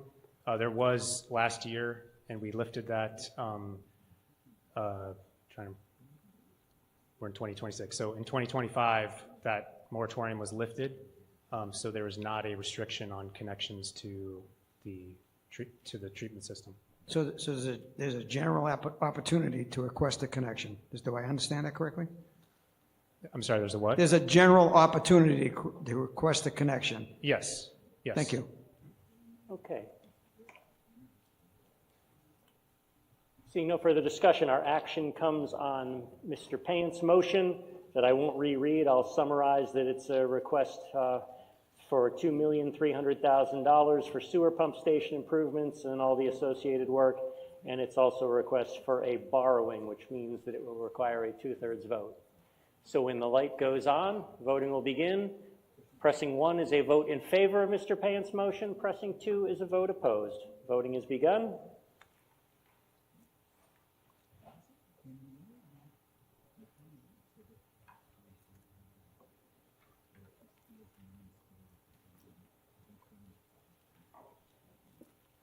I'll get ready for the vote. If the people making the presentation for 15D want to get ready, that's certainly appropriate. Voting is ended. We have 156 in favor, 20 opposed. That is more than a 2/3 vote. The motion carries. Now, Mr. Durrett has previously read the motion related to appropriating and borrowing $5,732,830 related to roof design repairs here at the high school. Ms. Borchers appears to be ready for the presentation. Ms. Borchers. Great, thank you very much. This is an article related to the replacement of the oldest portion of the roof here at the high school. And actually, let me see if I can get the laser pointer function to work. It is represented on this photo by this section. The light gray sections are the A and B roof sections and those are original to the 1968 building, making them quite old, over 50 years old. They are in extremely poor condition at this point in time and beyond their serviceable life. There are leaks, failed seams, punctures, and wet insulation. If you come in through the front lobby, you sometimes see buckets, and you can see actually issues in the roof there. In addition, the article calls for rim repair. The rim is the concrete portion that runs around the edging of the roof, and there's deterioration there, including cracks and spalling. Just to give you some close-ups of some of those issues that you can see in the roof, and we're concerned that any additional freezing, thawing could only accelerate the deterioration. The engineering report had one particularly concerning phrase in there about danger of uplift in high wind events. That kept me up at night a few days ago when we had some high wind events. So the total project budget comes in at $5,732,830. Includes construction, soft costs, and contingency. And just so you know how that breaks down, for this project we're carrying, we have an OPM assigned to the project. That's 8% of the cost, and contingency is 13.3% of the cost. So overall, that's where we land with this number. And you can see it's a complex project. It's not just the roof coming off and a new roof coming on. There is other work that has to be done along with it, including some HVAC work, plumbing, electrical work, and various things related to safety on the roof. So ladders up and down the roof and so forth. And that's just the broad overview of the project. I know Mr. Durrett will come up if there are any technical questions, that being more in his wheelhouse than in mine. So.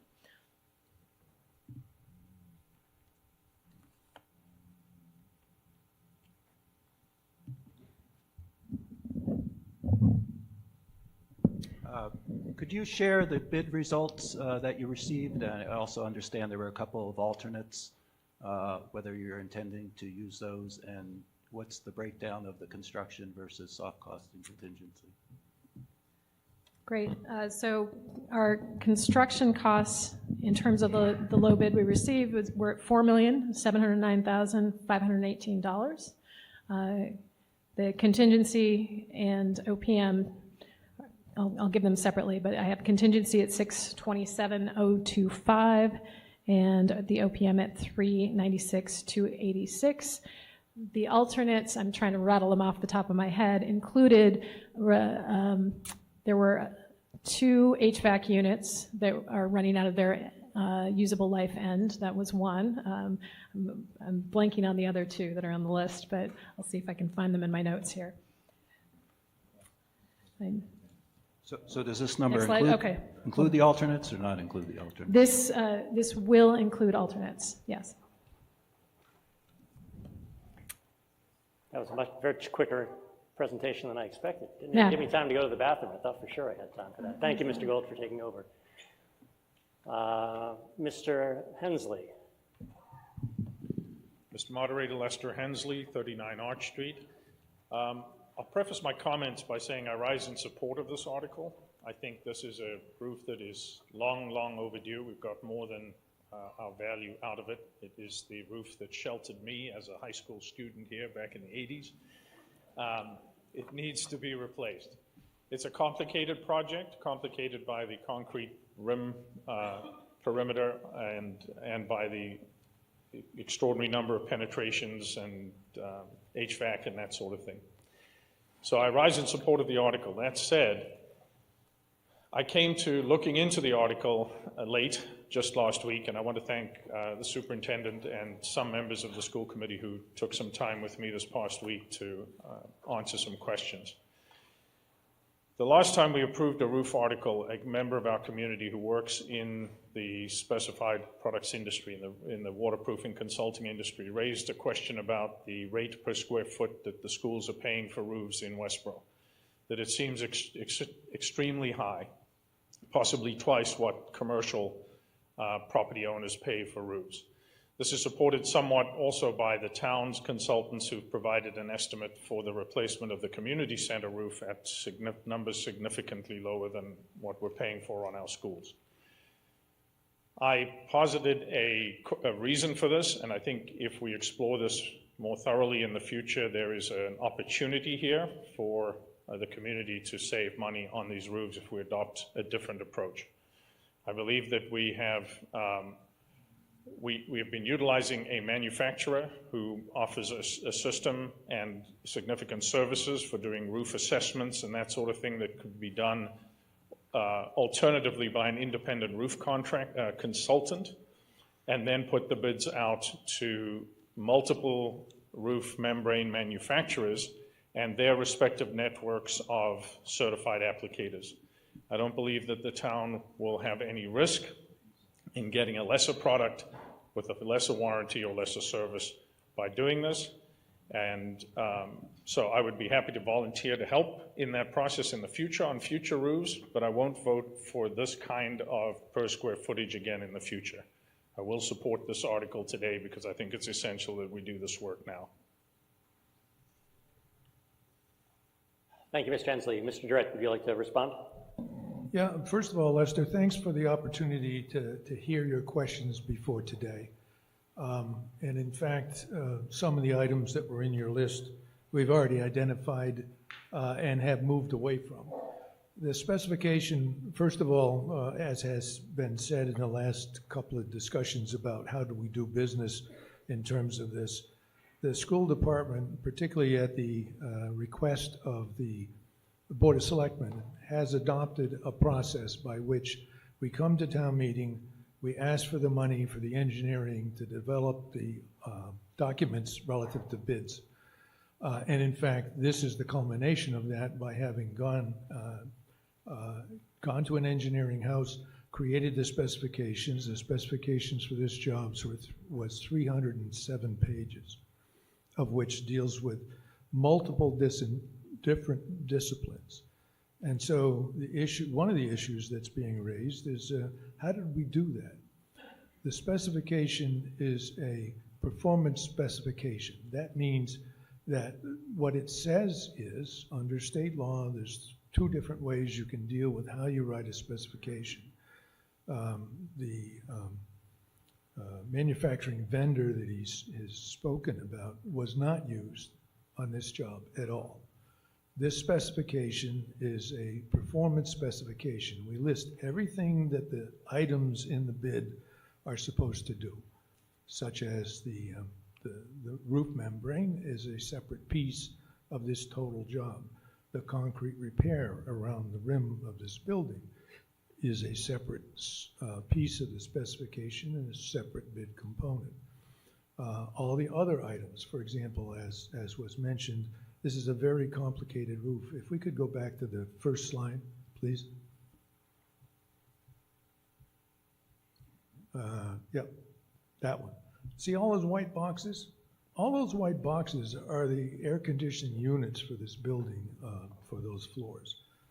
That is the HVAC. They sit on the wooden, I don't think that applies to answering questions, thank you. They sit on a wooden frame that's also part of the membrane work. One of the reasons why these alternates were listed was because we didn't know how much money we were going to have. We have to fix the roof. We could have come back later and replaced some of the HVAC, but clearly that's more efficient to do it the first time, so that when we reset the HVAC with new equipment, that in fact it's on a complete membrane that comes up underneath it and is sealed. And so this is a very complicated project, but the bottom line is that if you look at the discoloration on a roof, that's where the insulation underneath is wet. So we're losing energy through the roof as a result of that. So if we go on to the bid process. So these are the specifications, and what you see on the right side of the screen is a list of things that this particular roof membrane has to perform to. There's no manufacturer listed. When the bidders bring in their particular items, let's say, and the roof membrane item, anybody can bid, and anybody did. We had 6 bids on this project, which is unusual. And that's partly because the specifications allow them to bring in the product that meets the requirements of the material. And so I don't know how well you can read the right side, but it starts off with ASTM. Anybody in the construction business knows that the ASTM system is American Standard Testing Materials. They define products that people buy, rebar, what the quality of the rebar is, the specifications for the roof, and so on. So the issue that Mr. Hensley brought up doesn't exist in this bid and won't exist again, because they're performance specifications, we don't need to list that. State law says you can list 3 manufacturers if you want to use them, but in this case, the bidders offered their bid based on what they interpreted the specifications to mean, and eventually they have to come in and submit who their vendor is going to be, and our engineer will review it relative to the quality that they're requesting, which is the most uninfluenced process in what a bidder would do. And so, but what is interesting is whether or not this system of roof is expensive in regards to the claim that was just made. We can go on. On the left side of this slide is a breakdown of the bid, total bid, as well as when you take out all the other things, the electric, the HVAC, the plumbing. And by the way, the reason for the plumbing is that there are drainage issues in the, let's call it the flatness of the roof. And so we need to make sure that when the new installation is put down, that there is a drain line, like in your shower, that actually directs the water to the drain. And so there are additional drains that we have to install because a few of them didn't get there in this original building. Surprise, surprise. And so when you take out all the other items and you just look at the roof and the things that belong to the roof, the breakdown, as you see here, of the total amount, when you divide it by the roof and you remove all the soft costs, that's the 4th line down in the first set, you come up with the cost itself divided by the roof area of $51.50 square feet, dollars per square foot. Meanwhile, you want to compare it to our more recent roof, Hastings, which is the bottom left quarter. It was $50.70. We did well. This was a tremendous bid for us. And the difference between the low bidder and the next up was roughly $200,000. So we're putting that in our pocket. And so the bottom line is, although the issues perhaps were true in the past, they're not true now in regards to how we do this.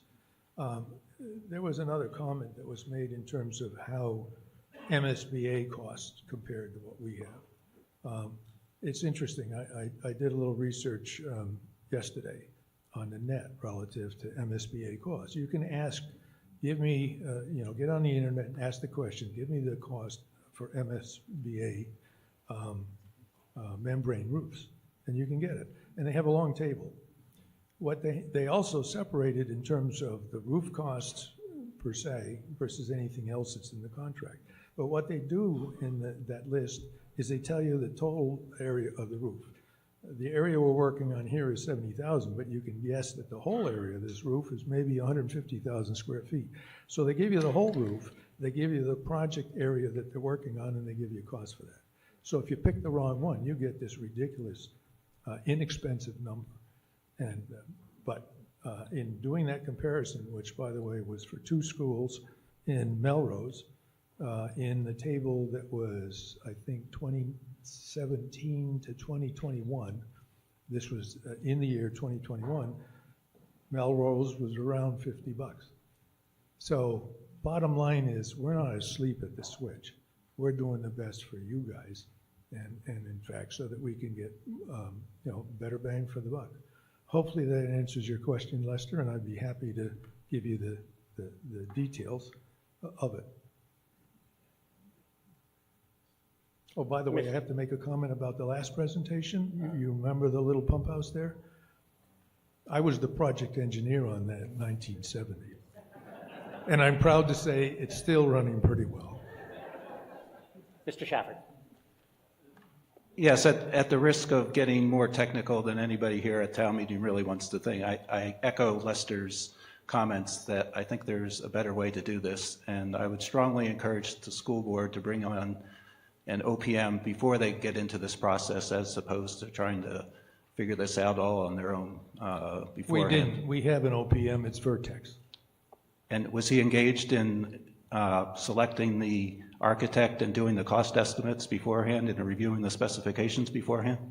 He reviewed the specifications before they went out, but the whole process of the engineering of this and the development of the documents took place on the basis of our experience with a request. Tell us the best roof we can have. This roof is at least 30 years, rated for 30 years. It could very well be 40. So, as I've commented at previous town meetings, the way the school board has done it before is they've hired a manufacturer's representative to give them an opinion. That manufacturer's representative gives them the specifications, which... That's not the way it was done. Excuse me, Okay, I'd like to finish first. Yeah. At that time, they're given to the architect. They are a performance manufacturer, as Mr. Durrett, but they're the only roofing manufacturer that can meet those performance specifications. I don't know if that happened in this case, but I'm confident that it's happened on other school projects in the past. So I would make sure that we engage the appropriate professionals beforehand to make sure we get it right.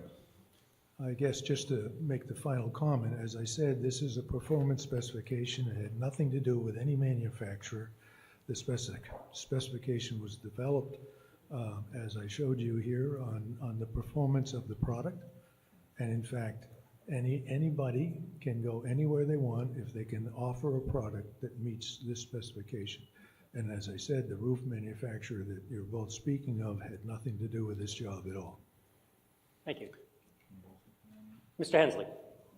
Lester Hensley, 39 Arch Street. Thank you, Steve, for that explanation, and just a couple of follow-up questions. The OPM, which stands for Owner's Project Manager, is intends to be an independent contractor that works for the owner, for the town.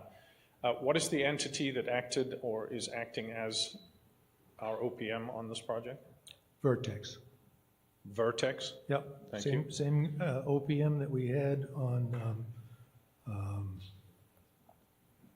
that you have already on the library as well as on Failed. Okay, that's good. You said you had 6 bids. Did the bidders disclose the manufacturer's membrane that they included in the bid? And if so, were they all the same or were they different?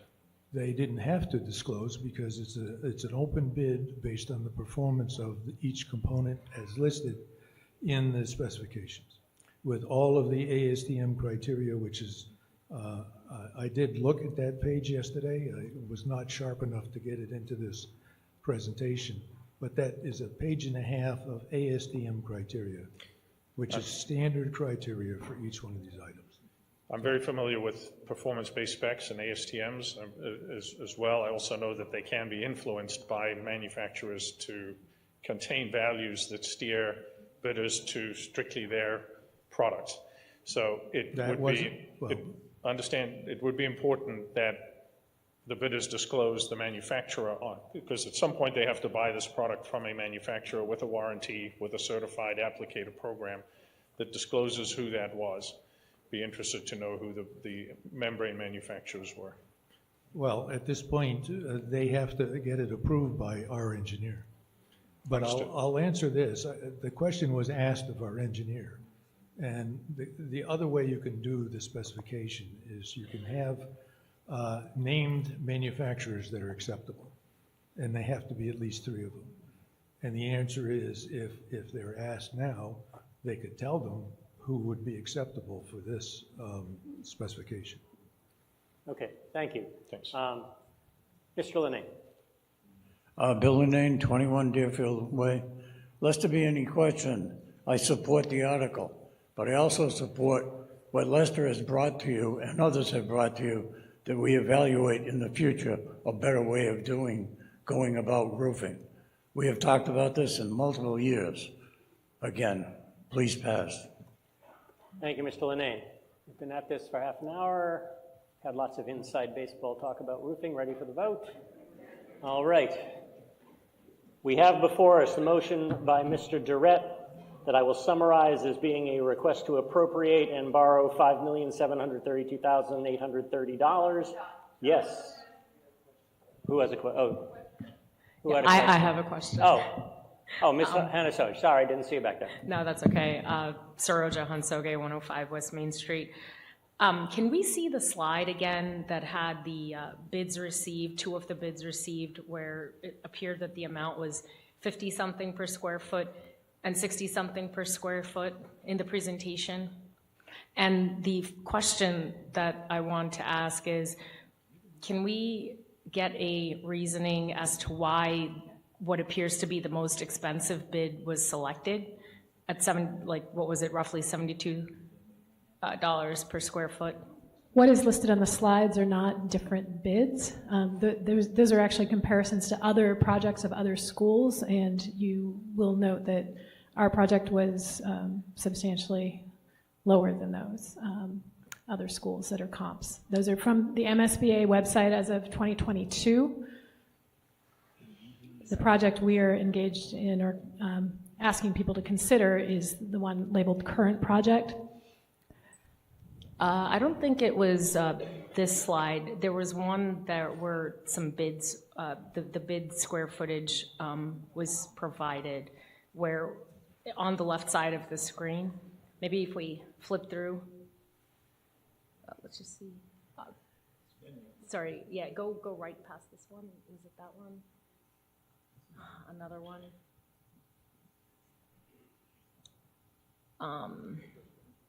Was it the first one? Maybe it was the first one. Sorry, I don't mean to make you go through the whole presentation. Yeah, sorry. You went past it. Go to the next one and another one. Keep going. I think it was this one, yeah. That's the one.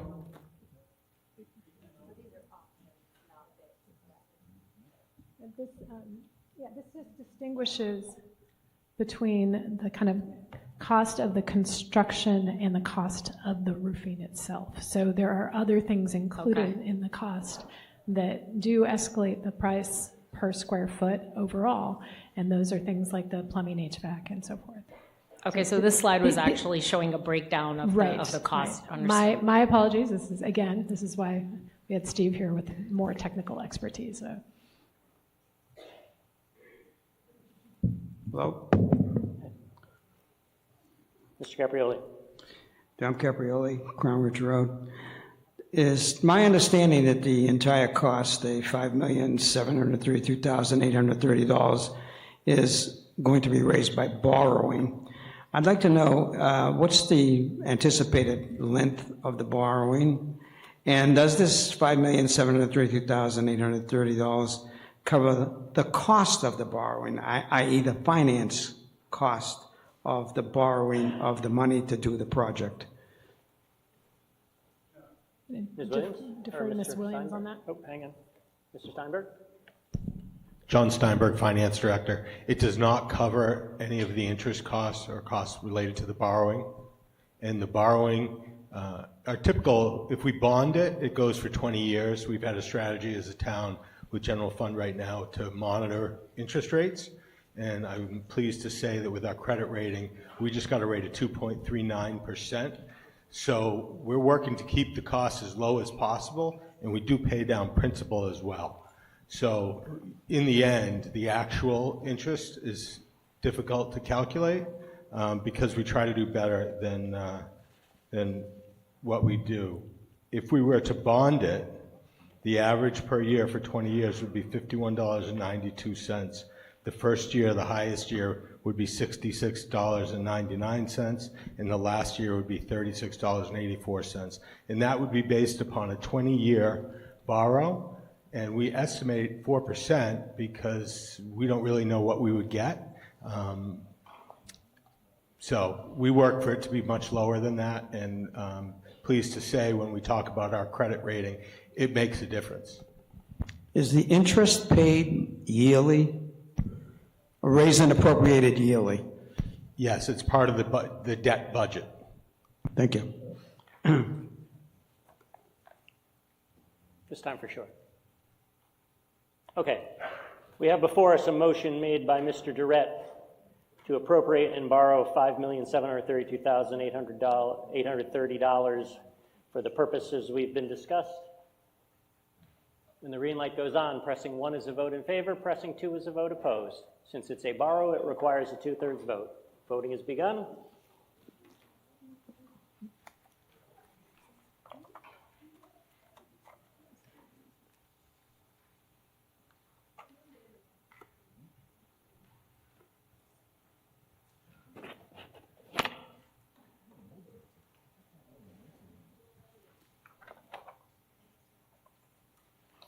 Voting is ended. We have 151 in favor, 37 opposed. That is more than a 2/3 vote. The motion carries. The next article on the warrant is Article 16, dealing with the Capital Stabilization Fund. Mr. Keogh.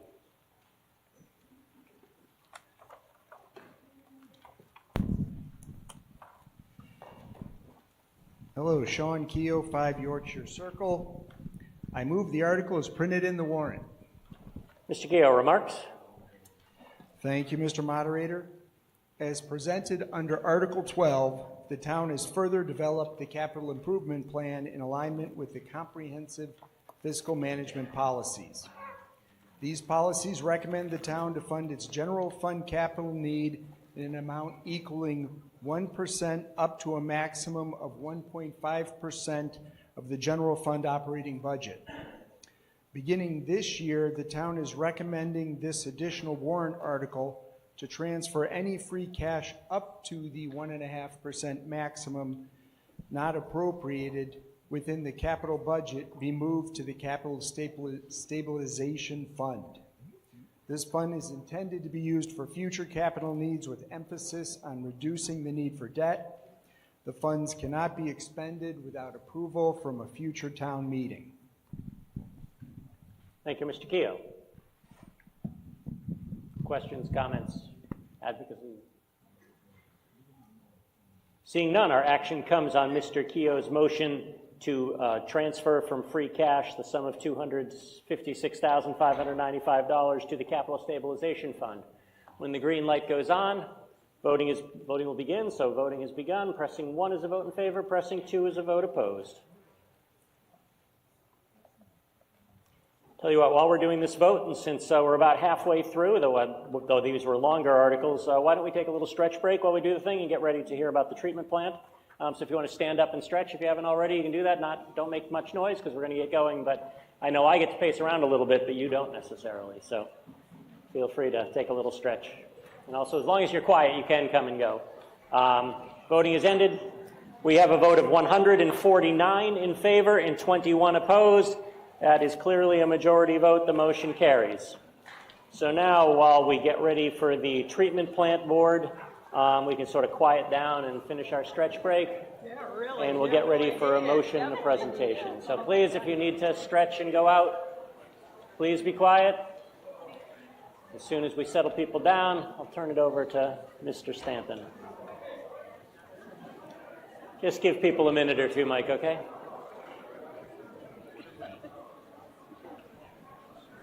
Let me know what to say. I know, Judy. Okay.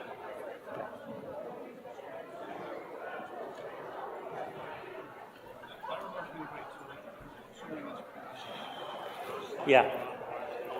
Good, how are you? Good. How's it going? Quick question Yeah. for you, just a procedural. Yeah, okay. Early in the meeting, Yeah. we were discussing an article. A woman had a question. How much does that save us? All right. Really? It's just, you can reach out to them. Yeah. I'll cover up my notes.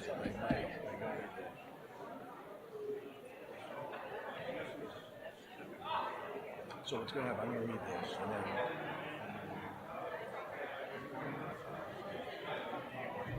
John will recognize us to make a motion. But then you say your whole thing. And then he's going to ask me. Oh, hi, Mark. And then he's going to ask me.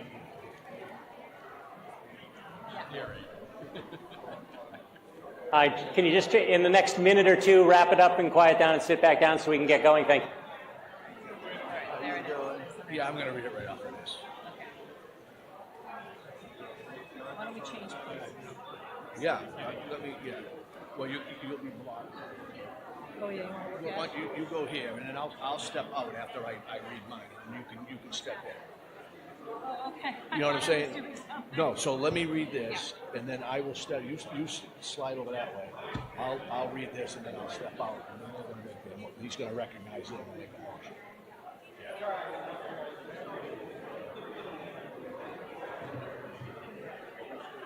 And I'm gonna sit here.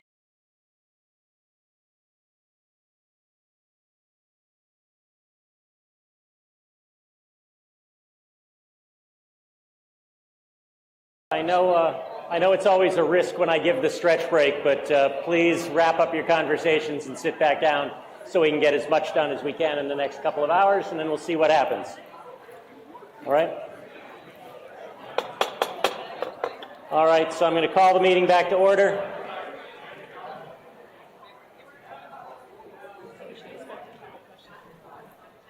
Oh, I would think so. He may even try to. All right, those of you who are chatting, please conclude your conversations and please sit back down. We have another, they're all of equally importance, but this one has money involved, so.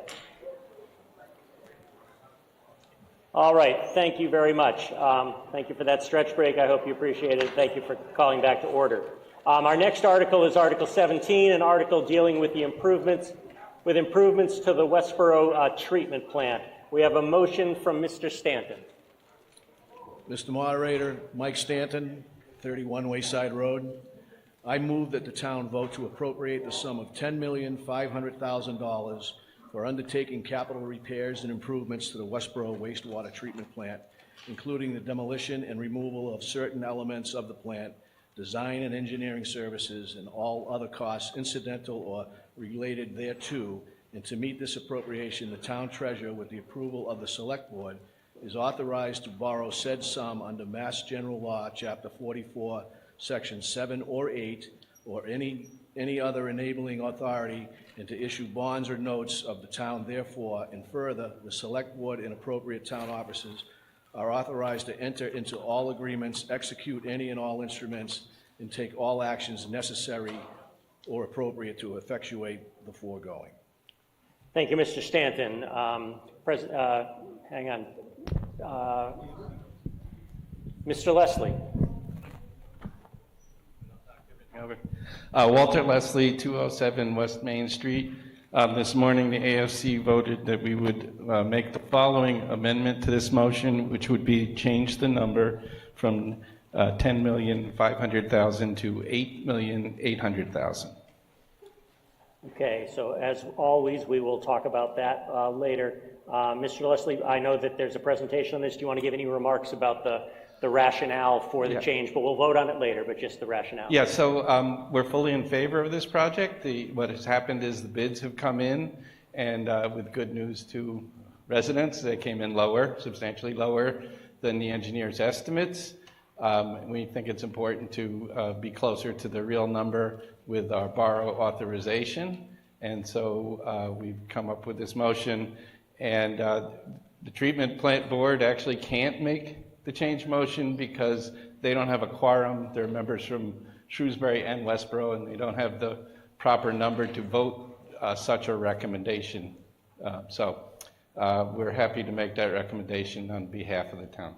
Thank you, Mr. Leslie. Before the presentation, Mr. Stanton, do you want to add any remarks about whether you personally are opposed or in favor of it? And then we'll do the presentation and we'll figure it out. Personally, I am in favor of the motion. Okay, thank you. So again, we have a situation where the Westborough Treatment Plant Board has multiple towns. There isn't a quorum, so they haven't been able to vote on their position on this. We have a Westborough representative who personally says he's in favor.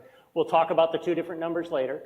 And with that, just to understand what the project even is, we'll turn the presentation over. I assume you're Ms. Domingos? Yes, I am. Ms. Domingos, introduce yourself and then your presentation, please. Darlene Domingos, I'm the administrator for the Wastewater Treatment Plant Board.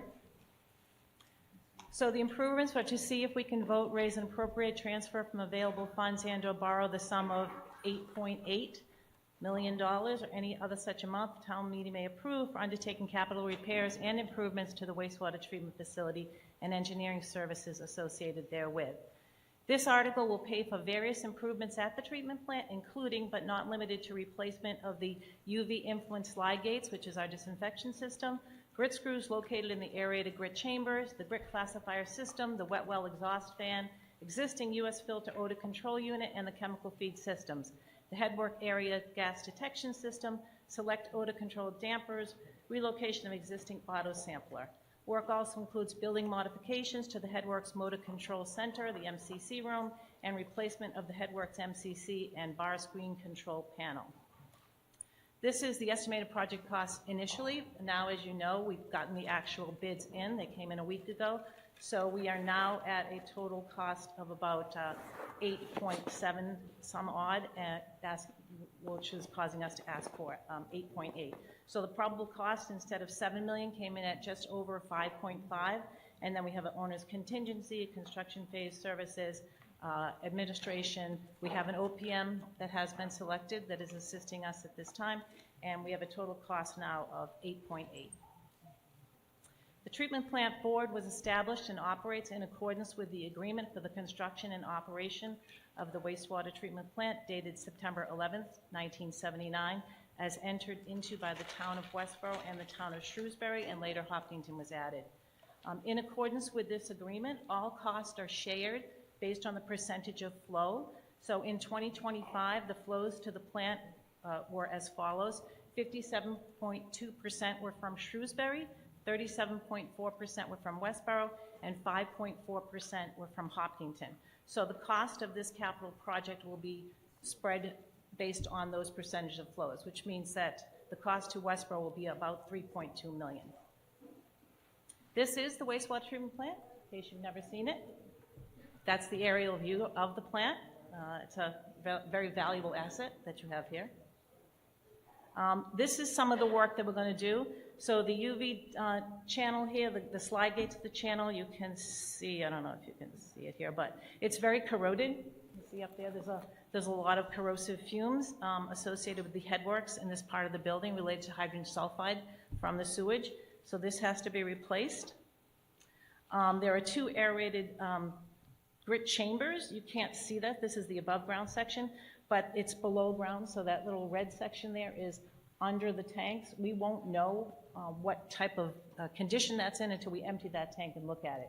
But this part of the building facility was built in the late 80s, so it's approximately 40 years old. So we do expect that there will be some repairs to be needed under the tank bottom there.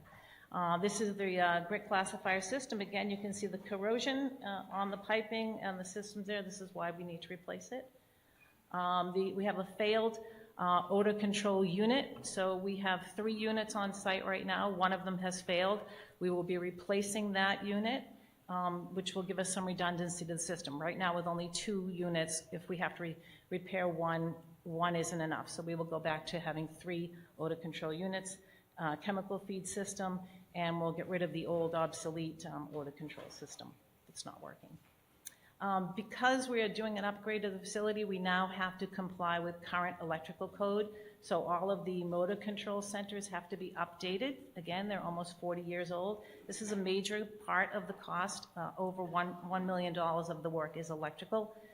So we're going to replace the corroding headworks motor control center and bar screen control panel. Some of the gas detection systems have failed. The wet well exhaust fan needs to be replaced. Again, this will help prevent corrosion going forward. Odor control dampers and the existing auto sample will have to be moved as part of this work.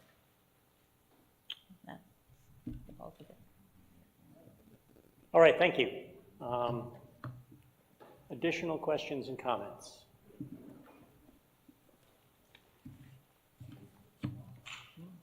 All right, yes, Mr. Johnson. Ian Johnson, 9 Burtis Adams Way. The Select Board voted earlier to support 5-0 the motion from the Finance Committee for the $8.8 million. Thank you. Yes, Mr. Buffo. David Buffo, 5216 Union Street. My question, the scope of this, I thank you, the pictures really help, and your explanation was great.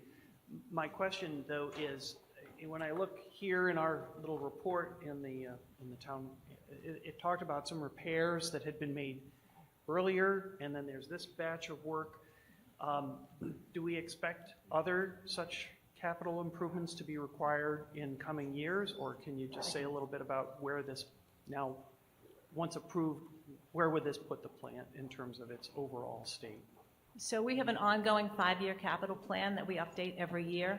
So the work that was done recently that's just about complete, which was the rotor replacement, was part of our, several years ago, we identified that as the area that needed work at that time.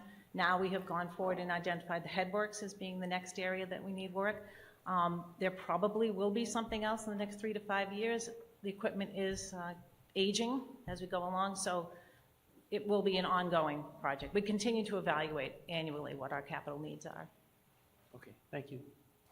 Thank you. Also, I wanted to give a welcome to Ms. Domingos. I think many of you might remember Jack Goodall, our former administrator, I think retired. He's taken his place. And one of the things they used to always talk about is just a procedural thing for anybody who doesn't remember.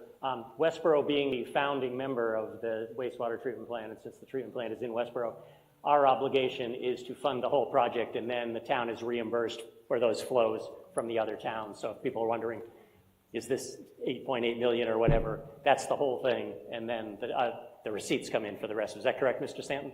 That's how it works, right? Okay, thanks. Yes, Mr. Bain.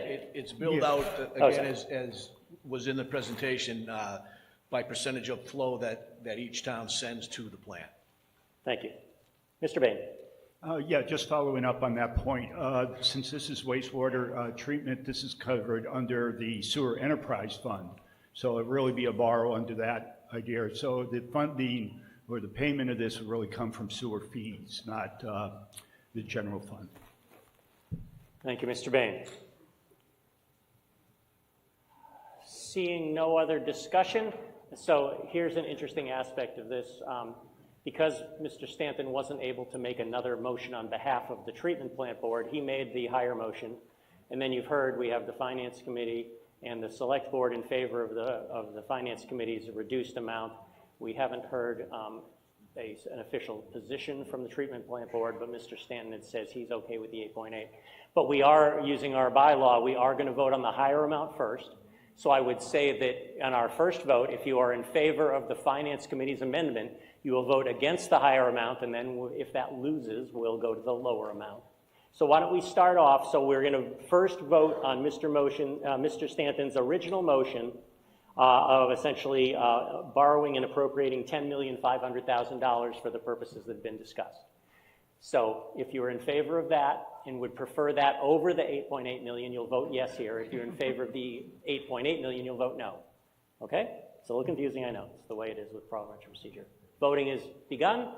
So again, yes is in favor of the higher amount.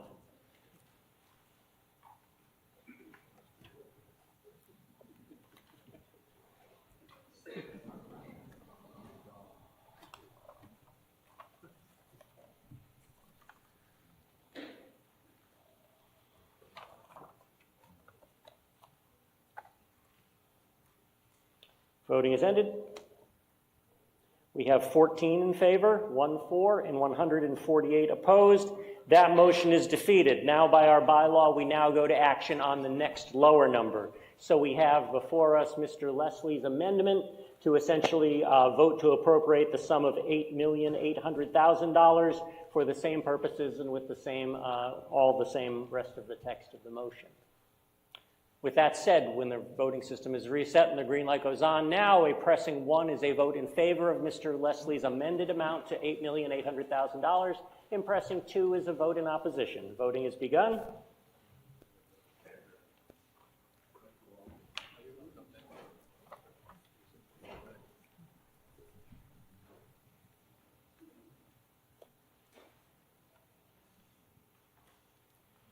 Voting is ended. We have 160 in favor, and 7 opposed. The motion carries. That is certainly a 2/3 vote. So thanks for bearing with the parliamentary procedure unusualness of that. Our next item is Article 18, dealing with hazardous tree removal, presented by the Conservation Commission in conjunction with the Westborough Community Land Trust. Mr. Koenigsberg. Andrew Koenigsberg, 3 Smith Street, Conservation Commission. I move the article as printed in the warrant. Thank you, Mr. Koenigsberg. Any remarks? Any remarks or presentation?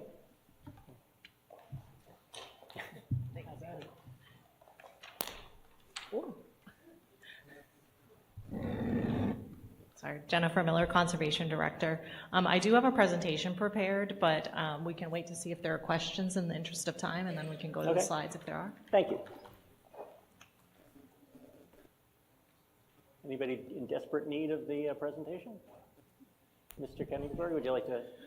Yeah, well, Jennifer will go through the presentation, but I will say that I'm of course in favor of this article. We, or the Conservation Commission and the Conservation Department, have been on a shoestring budget for many, many years, actually as long as I've been on the commission, which is a couple of decades. And we have not been able to do the kind of maintenance on the trail system and in our conservation lands that they probably need. And depending upon the good graces of the Westborough Community Land Trust, their help has been wonderful, but these issues are, as one might say, bigger than a bread box. So thank you. Thank you, Mr. Koenigsberg. So, Mr. Shaver. Yeah, I just want to note that under Article 14, we passed a land management plan for $90,000 to evaluate the Conservation Commission plans. To me, it would make sense to do that planning first before we decide what work we're going to do. I did note that 2 members of the AFC voted against this article. Thank you, Mr. Shaver. You want to do a brief version of your presentation, Ms. Miller? Sure, and I'll answer the question. And just a quick Okay, correction, great. Yep. just 1 member voted in opposition from AFC. So as far as your comment, I appreciate that, and I will say that in requesting the money under 14A for the land management plans, we do expect that part of those plans are going to also highlight the need for ongoing maintenance and stewardship, including hazardous tree removals. But what we're looking to do with this warrant article, because it's going to take some time to develop those land management plans, we'll be working with a consultant. We'll have to not only go out to bid, but then also go through the process of having our public information sessions, evaluating each of the conservation areas. So we're looking at a good year to potentially 1.5 years before we'll have those plans in place.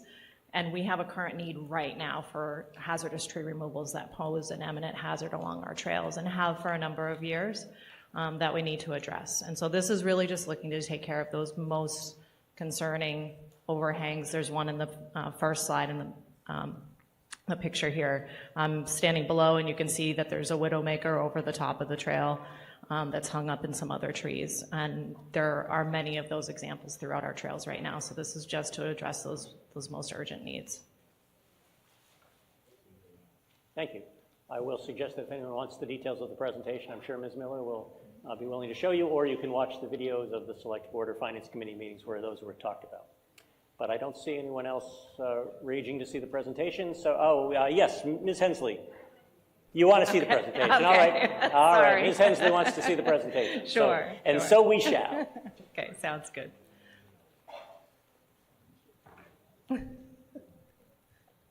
Are you going to advance the slide? Okay. I can do it right here? Okay. Thank you.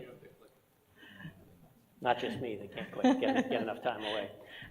So again, we just touched on this, but the intent of this warrant article, I'm not going to read through the whole warrant, but the intent, and I've highlighted in yellow, is to address the backlog of tree removals that are posing the highest risk throughout our conservation areas through a contract for professional services. We started in the last year to year and a half working with our GIS team and our IT department to put together a hazardous tree inventory. So they helped us create the layer, and then together with our conservation assistant, we've been going out and cataloging trees that pose different risk hazards. And it's based not only on where they're located in proximity to our staging areas and our trails, but also the condition that they're in, what type of hazard they are, has it already partially fallen and it's caught up, or if it's just a dead and dying tree. So we have different ways that we're ranking them and come up with the priorities, and they're shown there in the slides. And you can see there are quite a few that are in that urgent to high category. And this is just at Bowman Conservation Area for frame of reference. We have several conservation areas here in Westborough that are town-owned. So this is showing a couple of our higher hazard trees. Sam's in this photo here, our conservation assistant, to give kind of frame of reference. We can see she's standing on the trail, and we have several trees in that photo that are either already fallen or partially fallen and need to be addressed. And this is just in one section of the trail. There are quite a few examples. I won't spend a lot of time on those, but we have some, again, that are already fallen. And then in the picture that's on your left, you have a tree that's split in half and is caught up in other trees, so poses a pretty significant risk overhanging the trail as well. In that photo, the photo on the left, I'm standing amidst a whole bunch of dead trees that are right on the edge of the trail. Again, in the photo on the right, another similar tree where it's got two forks. It's a split tree, and one of them is overhanging the trail. I'm going to skip through some of these examples and just get to a most recent example where we did a removal with a contractor. So typically to have a tree crew out for a day, the average cost is going to be about $4,000 to $5,000 for the day for that crew. In this case, we removed the three trees. They're green ash trees that were killed by emerald ash borer beetles. And just to take down those trees was a full day's work. And so just to remove three medium to large trees that were easy to access because they're right near a parking area was $4,000 to $5,000. So you can imagine when we multiply that out, what we're asking for isn't even going to cover all of the trees that we need to, but we're looking to start to address that backlog. We've got to start somewhere, and so we're just looking to start to kind of hit the tip of that iceberg and work through from there. We do continue to work with the Land Trust on removing smaller hazard trees or things that they feel that are within their wheelhouse to help us remove. We also work with the DPW tree crew to help us some, but their main focus is on right-of-way maintenance, and that keeps them plenty busy. So they help us when they can if we have something really urgent that we need to address in the next couple of days or shut the trail down, but they just can't give us as much time as we need to deal with this backlog. And that's it. Thank you. Thank you very much. Coming to ask you a question? All right. Name and address, please. Hi, yes. Todd Luce, 11 Forbes. Just to clarify, for the more remote areas where it's just wooded, are the contractors, they're not charging you to actually remove the trees. They're just letting them lie down and rot and replenish the soil, correct? Great question. So and again, we're only looking to deal with hazards along our trails and our staging areas. So Yeah, correct. if it's several feet off in the woods, that's great habitat. We're leaving that alone. If it doesn't pose a hazard, it's fine. But when it's near the trail, it's a hazard, we need to remove it, we would just have them take the tree down and leave in place where and when they can. Yes. Okay, cool. Just wanted to clarify. Thank you. Thank you. It looks like our action comes on Mr. Koenigsberg's motion to transfer from free cash $75,000 for the purposes we've been discussing. When the green light goes on, voting will begin. As always, pressing 1 is a vote in favor, pressing 2 is a vote opposed. Voting has begun.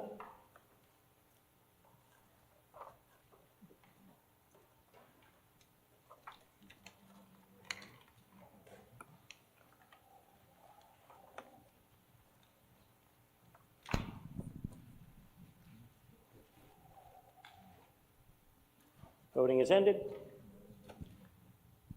We have 150 in favor, 18 opposed, 1-8. The motion carries. That is a majority vote.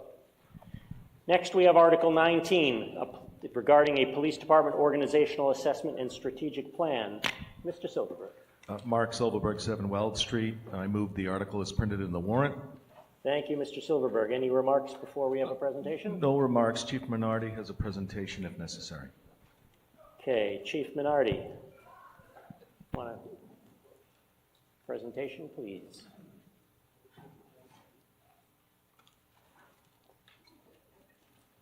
If you want, you can give a general overview, and we'll see if there's questions, and then you can do the full presentation. We'll play it by ear if there are questions. Todd Minardi, your police chief. This organizational assessment is kind of piggybacking off the staffing study that was completed back in 2019. We didn't actually complete that whole study. It was due to be completed in 2024. COVID set us back a little bit, so we were still a little bit understaffed compared to what that study had recommended. And speaking with the town manager, we decided to do a broader, wider scope organizational assessment rather than just looking at the patrol division. We're going to look at the entire department from the top to the bottom. I'm happy to go through the presentation if you feel it's necessary. Okay, before Chief Minardi goes on with his full presentation, let's just see how many people want to see it. Are you going to ask a question, Mr. Caprioli? Yes. Quickly, please. Dom Caprioli, 9 Cromwich Road. The command vehicle appropriation should help to create greater efficiency with the current staff of the department. That's my assumption.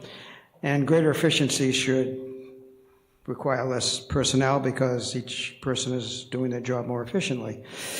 And this organizational assessment should bring to light efficiencies in staffing and assignments. So is it possible this article will reduce the need for additional personnel in the police department? This article and the command vehicle will actually reduce the need for additional personnel in the department going forward? Well, that would be the purpose of the study would be to determine not only staffing, but if there are efficiencies that we can work on to be more efficient. So, I mean, that's the purpose of the whole study. Thank you, Chief. Is that Mrs. Allen? Chris Allen, 8 Edward Dunway. I appreciate a survey of the police department. I think it's a good time to do that. And I have noticed that there's a particular gap. When you go into the police department, there's often no one there. And I have noticed that if you wanted to report something, you do naturally use a telephone that goes to the general telephone. However, there's no one staffing that particular window many times because they're all out on duty. So therefore, in some cases, I think we do need perhaps not another officer, but another staff person in the police lobby who would take care of people walking in with major questions. So not only may this discover different efficiencies, but it also might discover some gaps that we do need to be staffed. So I'm just hoping that this would be a comprehensive study and not leave anything undone. Thank you. Thank you. Yeah, I'll just go through a few of the slides. Thank you, Chief. Quickly. So again, the last study was 2019. It focused only on the patrol division. Obviously, the department has changed since then. It's evolved and it continues to evolve. The demands placed on the department has changed. Our needs have changed. So the new assessment is going to look at, again, not just the patrol division, but the amount of time officers spend on reports. They're going to look at the detective bureau to see how much time they spend on investigations and how much time we spend following up on cases. It's going to look at the supervisory ranks. We've added the rank of corporal and deputy chief since the last staffing study, so it's going to assess our supervision. And it's going to look at the administrative workload as well to see if there are efficiencies or ways we could combine work. And Ms. Allen brings up a very good point about looking at staffing the lobby and what's the best way to accomplish that. It's going to deal with internal staff interviews. It's going to have direct engagement with the officers and the personnel in the department. But another key component of it is the community and external stakeholder input. They're going to do community surveys. They're going to go out into the community and speak with all of you. They're going to speak with department staff from other departments. I'm sorry, town staff from other departments. And that's something that was never really done before. It's definitely added an expense to this article, but I think it's an important part of the process. It's going to look at our workload, staffing, and the structure of the department as well. Again, it's going to look at the investigative and specialized unit staffing, our support units. We have 2 civilian staff members as well. It's going to look at our processes and evaluate our technology. Again, they'll look at how we're going to utilize our new command post and what efficiency that's going to bring. It's going to look at the organizational structure. It's going to use benchmarking analysis. And the organizations that are going to be completing this study, they've done these studies all over the country. So they can compare our current practices against proven scalable models from similar agencies. And they're going to obviously finalize a staffing recommendation. Again, it's a comprehensive analysis accounting for our evolving needs and the way the department has changed and ensuring that we have adequate resources moving forward. I envision this being an 8 to 10 years plan moving forward that's going to set the department in the right place for years to come. Thank you, Chief. Any questions? Mr. Parker. Scott Parker, 192 Milk Street. This is probably just a semantics issue, but under article information, it says that we will engage a consultant to develop an assessment. Does the 100,000 the whole deal from soup to nuts, or is the 100,000 to establish what kind of an assessment we should do? No, the 100,000 would be to complete the entire assessment, including the the stakeholder engagement and the community survey. Okay, thanks, Chief. Thank you, Mr. Parker. Just see, are you moving to the microphone to speak, or are you taking a break? Let's just see.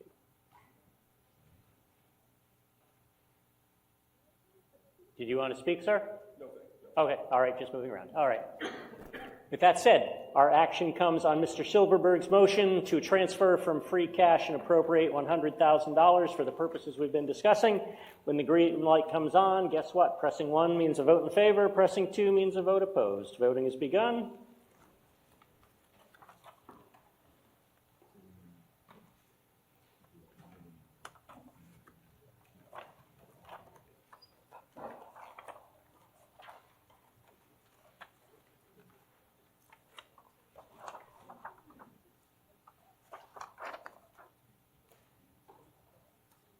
Voting is ended.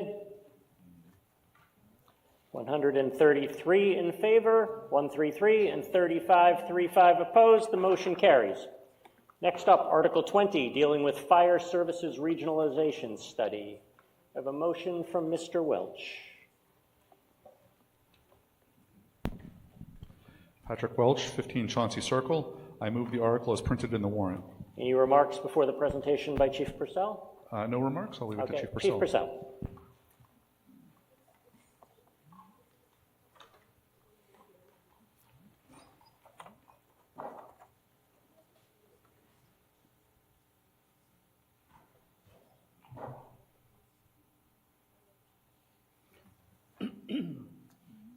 Good afternoon, Patrick Purcell, serving as your fire chief.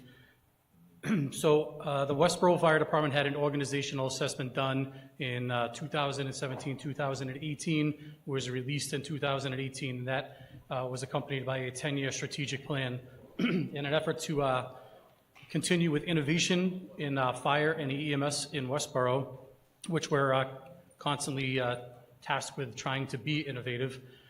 We thought going forward that we would look at our department from a different perspective.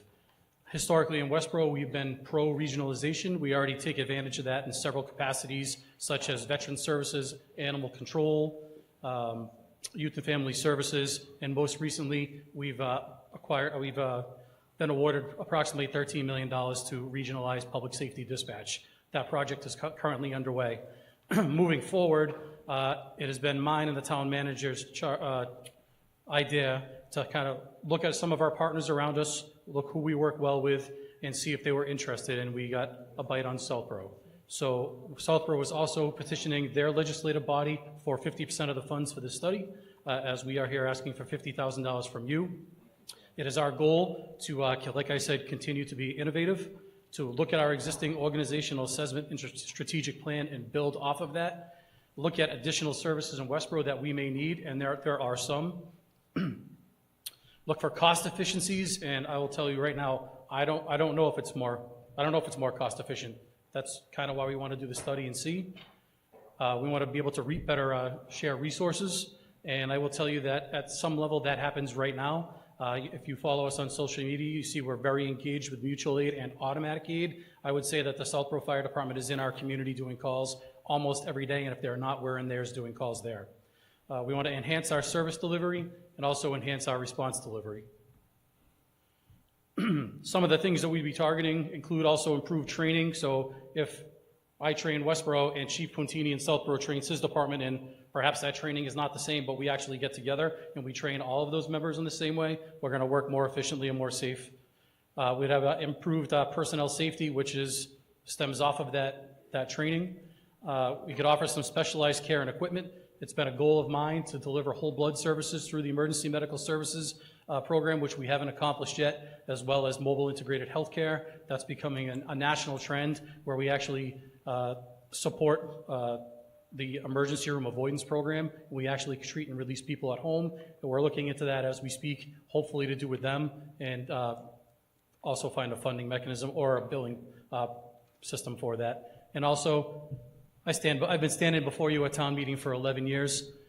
It's not a secret. The equipment that the fire department procures is likely some of the most expensive equipment that you have graciously supported. We bought a ladder truck for $1.3 million. I can tell you that was in 2020. I can tell you today that truck is $3 million. Does everybody need a $3 million ladder truck?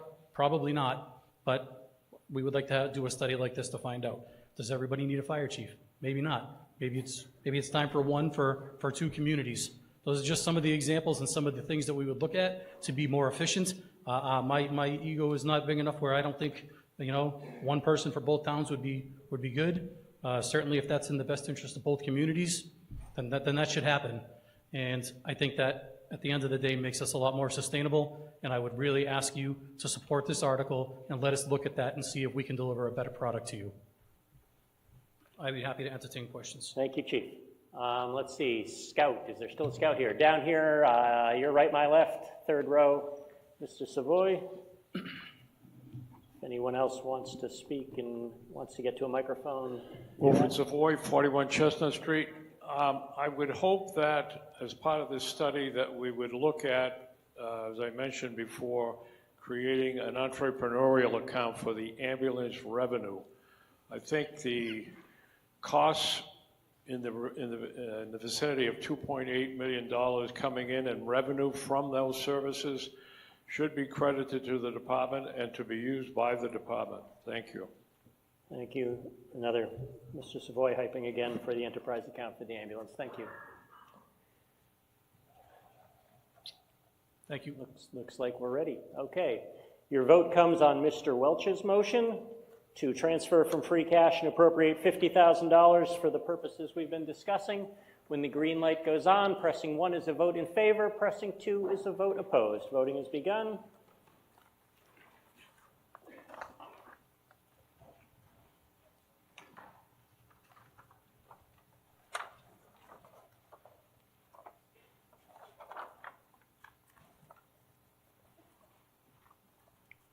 Voting is ended.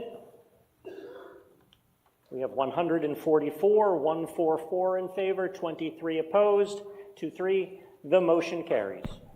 Article 21, the third, I believe, and final request for a study is a school town operational efficiency study. Mr. Johnson. Ian Johnson, 9 Burtis Adams Way. I move the article as printed in the warrant. Mr. Johnson. I will ask that the town manager and the superintendent make the presentation. Thank you. Ms. Williams and Ms. Borchers, you have the floor.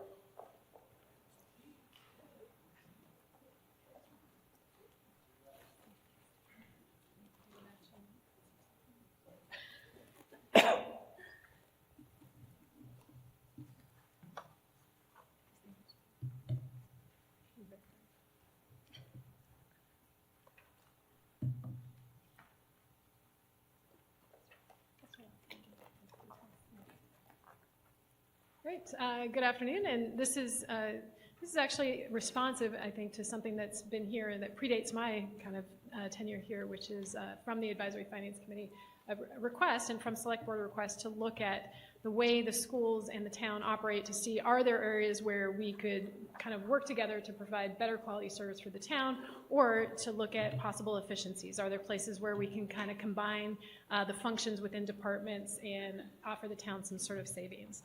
And you know, I've really enjoyed in my short time being here and partnering with Christy and with the folks across the street, and this would give us a chance to look to see are there ways we could do that even better for the benefit of townspeople. So some of the focus areas we've talked about, facilities management, technology and information services, financial operations, and human resources management. Mostly these are the back of the house kind of functions for us on the school side. Obviously, what we do with schools is very much about schools, and it's hard to kind of combine those areas, but some of these other areas are places where we may be able to see some opportunities for savings. And then, you know, how would this work? Essentially, even prior to engaging with the consultant, we'd be working to form a joint committee representation from the school committee and from the town side. My understanding is in the past there was a study that was done, but it was kind of done without a partnership to begin with. And for the results of the study to really be taken seriously, I think all parties need to be at the table right from the get-go, so we know kind of what's possible and what the constraints are. That joint committee would help in terms of procuring and hiring consulting services, and then would kind of work through the process, report out, and hopefully have some things to say about what's possible. Great. Is that it? That's it. Christy stands up there and doesn't have to speak for a change. Very nice. Yeah, Scout down here while we get to the microphone. Anyone want to get to one of the mics in the back? If not, we'll hear from Mr. Savoy. Okay. Mr. Savoy. Thank you. Just quickly, Wilfred Savoy, 41 Chestnut Street. As one who has been advocating for this study for a number of years, I highly support it. Has there been any communities identified at this point that have this type of sharing responsibilities? Yes, so we actually have specifically looked at the most recent study done by the town of Walpole. There used to be through the state a community compact grant program, and one of the best practices was doing this various type of study, evaluating efficiencies. So I can't name all of them, but there are several communities who had took advantage of that grant in the past and were able to secure funding for this specific type of study. Unfortunately, that program is no longer available for a grant, which is why we're here asking for the funding. Thank you. Thank you. Okay, Mr. Hyde? Michael Hyde, 42 Adams Street. Would this joint steering committee be set up with standard agendas and minutes announced to the public so the public could attend if wanted? I think that we envision that being sort of a working group where we identify what the scope is, but then either having a joint meeting of the select board and school committee to have the further discussion so that all members could be part of that, or reporting out at our individual meetings. But certainly, as we go through the process, I would expect that to be very public. Great, thank you.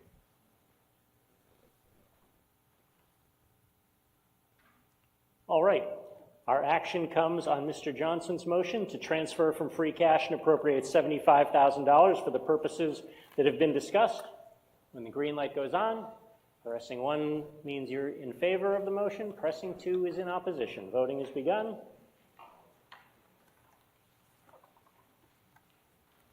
While we wait for that vote, we'll get ready for Article 22. So if Mr. Payant wants to get ready at the podium, that would be more than welcome.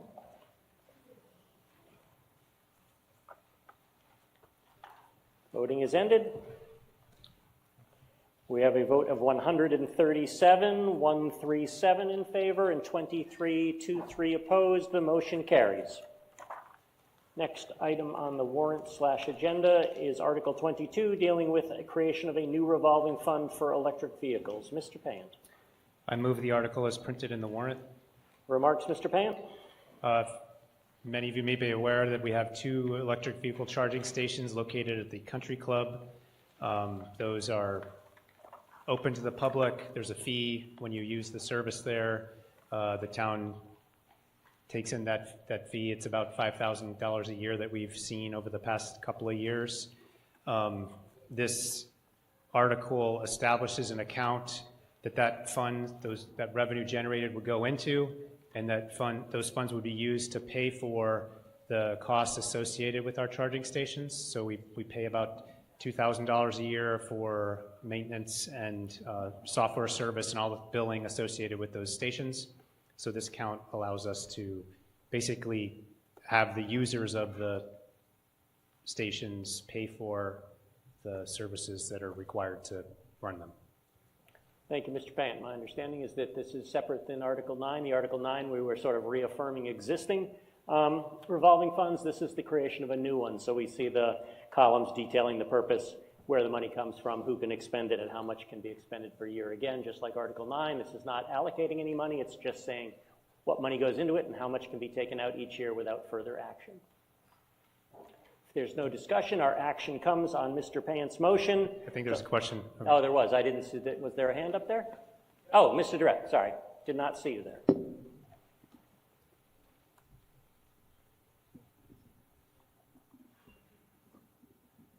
As you, it was working. As you know, there. Name and address, please, just for the record. Steve Durrett, 23 Mill Road. Thank you. As you know, the 2 stations we're talking about are basically generally on town property, and as of this time, there are no charging stations on school property. Since the purpose of this article is to refund things that are in the jurisdiction of the town to those who maintain it, which of course is the DPW, it makes sense. But the general wording of this would imply to anything that would happen on the school property, which may or may not happen based on the economics that exist for it at the time. And so my interest here is to define whether this article applies generally, because if we have to maintain any future facilities on school committee, and therefore we would want the money to come to the schools. The second part of the issue is, having had a presentation in regards to these devices and what the revenue has been to the town, they're almost revenue neutral. And so how they're wired and who pays the electric bill to supply the electricity to it is also important. And having done research over the last few years in regards to these things, they certainly aren't cheap. And if they're not making any money for the town, we certainly don't want to pay the electric bill to supply the chargers and not get the money. So I would specifically ask that it be acknowledged that if this article passes, that it doesn't apply to the school department unless a future vote does so. Any comments, Mr. Payne? Or you want to answer? Oh, Okay. sorry. Town council, yes. Through you, Mr. Moderator, Yes. Roger Smerridge, KP Law, Town Council. Under the general laws that apply to revolving funds, a revolving fund can apply to a municipal agency, board, department, or office. And the school district, being a separate entity under Chapter 71, any charging stations on school property would not qualify and be part of the revolving fund. Thank you. Mr. Payne, did you want to address the question of who pays the electric bill and whether they actually make money or not? Well, the town pays the electric bill. I think maybe you were talking about if it was on school property. Oh, okay. Yeah, and in terms of revenue and cost, it costs about $2,000 a year for those two charging stations. Based on what we've seen from past use, we make about $5,000, so that the cost covers. Hang on. No, I'm saying in a typical year, the use of those stations generates $5,000, and in a typical year, it costs us about $2,000 to maintain and operate them. So you net $3,000. Mr. Flynn? Yes, thank you, Mr. Moderator. Peter Flynn, 3 Crown Ridge Road, Chair of Sustainable Westborough. Sustainable Westborough at its last meeting voted 6-0 to support this article. The town has undertaken in conjunction with a third party, a electric vehicle charging station study, identified a number of potential sites where it may make sense in the future to put in charging stations. We think having the revenue from these charging stations go into a revolving fund to help pay for electric charges going forward makes a lot of sense, and so we support this article. Thank you, Mr. Flynn. I'll scan more closely this time. I'll put my serious face on. Looks like you're ready for the vote. In that case, our action comes on Mr. Payant's original motion to authorize the creation of the revolving fund that's been discussed and was mentioned in the warrant. When the green light goes on, pressing 1 is a vote in favor of Mr. Payant's motion, pressing 2 is a vote opposed. Voting has begun.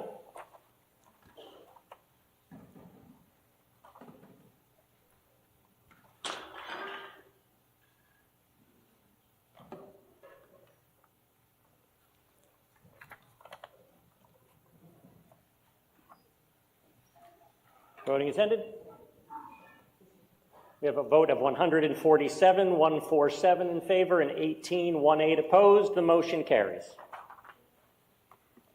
We now turn our attention to Article 23, dealing with the transfer of property at 115 East Main Street. Motion from Ms. Marshall. Shelby Marshall, 7 Charles Street. I move the article as printed in the warrant. Thank you, Ms. Marshall. Any comments before we go to the presentation? Just that our superintendent will probably make a presentation if we need. Okay, thank you. Ms. Borchers. So I will do this briefly. So last spring, we had a working group formed of members of our school committee and school department looking to review the safety and traffic flow conditions and concerns at the Hastings and preschool complex. And based on the work that was done by that group, we made some modifications in terms of how we do the setup, but we are seeing the need for still further work in that area. And as part of that work, the group recommended reaching out to the town to ask about the possibility of us taking care and custody of the property at 115 East Main Street. That is the property that is just adjacent to the preschool, between the preschool and the temple. Many people assume it is our property already, actually, because we sometimes get questions about it. Doing this would allow us to look at the possibility of a second egress out of the parking lot behind the preschool area, which may help some of our traffic flow issues and safety issues. We still have a ways to go with this project. We'd have to do some engineering and work to really look at all the options very carefully, and we'd be bringing that back before the appropriate boards in town. But having care, custody, and control of the property is a starting point for us. Thank you very much. Thank you, Ms. Borchers. Essentially a transfer from custody of the select board to the school committee. Any comments, questions, deliberation? Seeing none, our action comes on Ms. Marshall's motion. As she said, it's the article as printed in the warrant. When the light turns green, pressing 1 is a vote in favor, pressing 2 is a vote opposed. Voting has begun.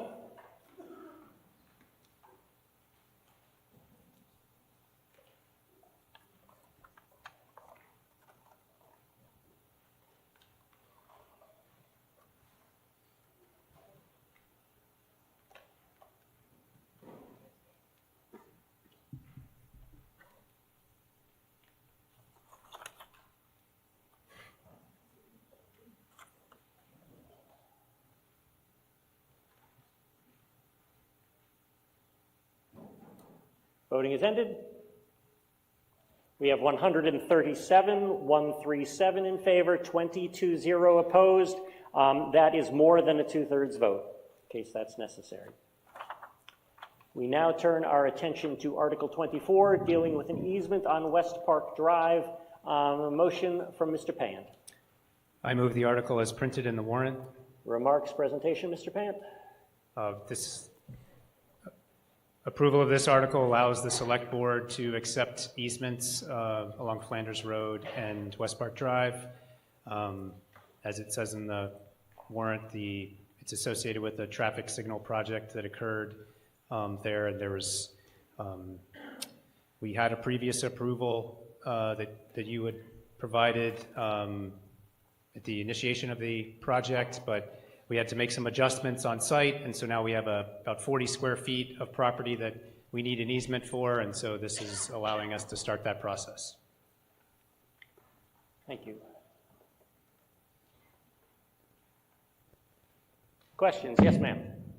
Deborah Foster, 17 Washington Street, and I find that traffic light to be quite a nuisance. How about a traffic light down at the end of Flanders Road and East Main Street, instead of that one serving only the businesses in the area? Townspeople, it's a nuisance. I can sit at that traffic light for almost a minute, and there's a car pulling out of a parking lot, and that's it. We really need a traffic light at East Main and Flanders Road. Thank you. I will note that the warrant article has warned the voters that we're only talking about this one, but I'm sure people are listening and taking advisement about your suggestion. Well, it's just that I live there, so I just thought I'd throw that in. Okay. And we do, just for awareness, we do have a project planned for East Main Street and Flanders Road. It's in design as we speak. That's wonderful. Thank you. Yeah. See? All right. For those of you wondering, so before somebody challenges the vote, you'll notice that the article does say to acquire by purchase, gift, or eminent domain. However, we're voting on essentially just that's sort of a general scope thing. However, I've been advised after discussions with town council, this will only require a majority vote because there's no money there's no money to actually do anything by eminent domain. And so although I will note if it's a 2/3 vote, I don't think it required to be one. With no other discussion, I guess we'll move to a vote on Mr. Payne's motion to accept Article 24 as printed in the warrant. When the green light goes on, voting will begin, which it has, and now pressing 1 is a vote in favor, pressing 2 is a vote opposed.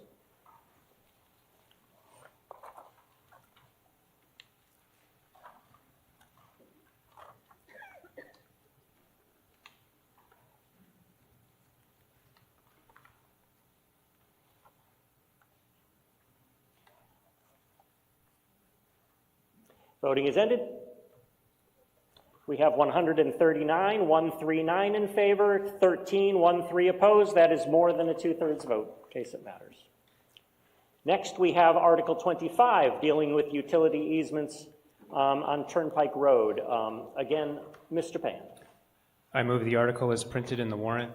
Thank you, Mr. Payant. Remarks, please.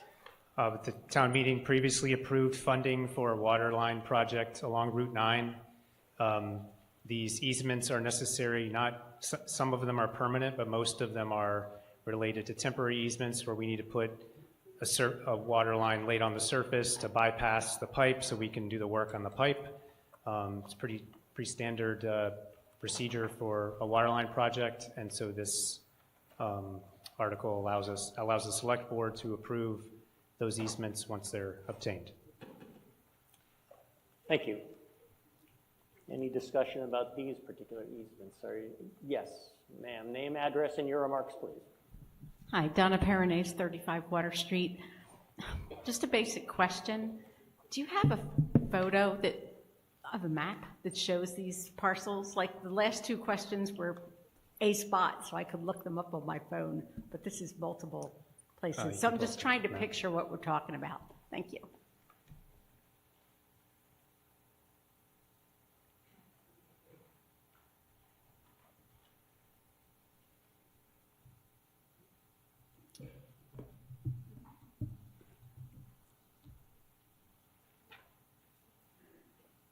Aha, he has a map. So it doesn't identify these specific addresses on the map, but you can see the red arrow there outlines the scope of the project. So from Otis Street, Route 9 intersection to almost to the Route 35 intersection, there's a water line. And throughout that entire corridor, there's multiple locations as listed in the warrant where we're going to need these easements.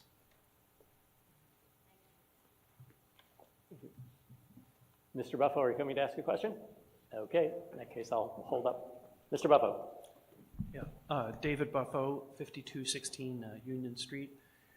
My question is a more general one, just about water main infrastructure, given that the problems we had on East Main Street this past week. I'm just curious, I realize this is a separate project, obviously, but was the motivation here to more capacity oriented, or is it more relating to the age of the existing water line? I'm just wondering if you can remind us or remind a little context here for this project. So it's related to the age of the pipe and also its location. So we make decisions in terms of what pipe to replace and when, based on the risk associated with that pipe. So this pipe is on Route 9.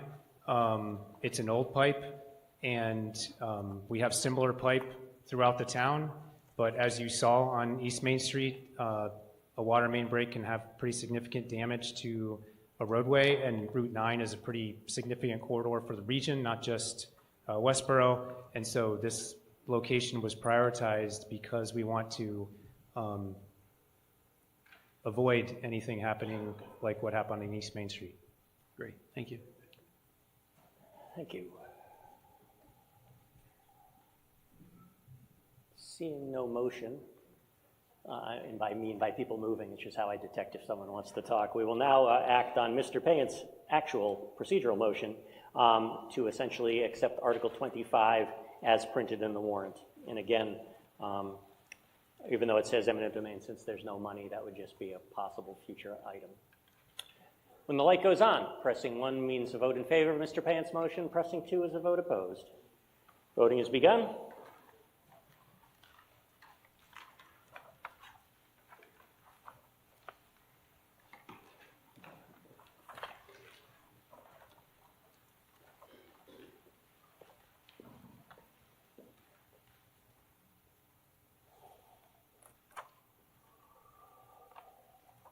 Voting is ended. We have 144, 144 in favor, and 8 opposed. The motion carries, and that is a 2/3 vote in case it ever matters. Next, Article 26, dealing with sidewalk easements for an Otis Street improvement project. Mr. Keough. Thank you, Mr. Moderator. Sean Keough, 5 Yorkshire Circle. I move that the town vote to approve the article as printed in the warrant, authorize the select board to acquire such easements as may be needed, and further transfer and appropriate from free cash the sum of $107,200 for the purpose of this article. Thank you. Any remarks before we go to the presentation? No. Okay. In that case, Mr. Leonardo. Oh, yes, sorry. Looks like we got to get the recommendation from the Finance Committee. Sorry. Thank you. Prashant Ahuja, 5 Cook Street. So the AFC today morning has voted 800 recommending town to vote for this.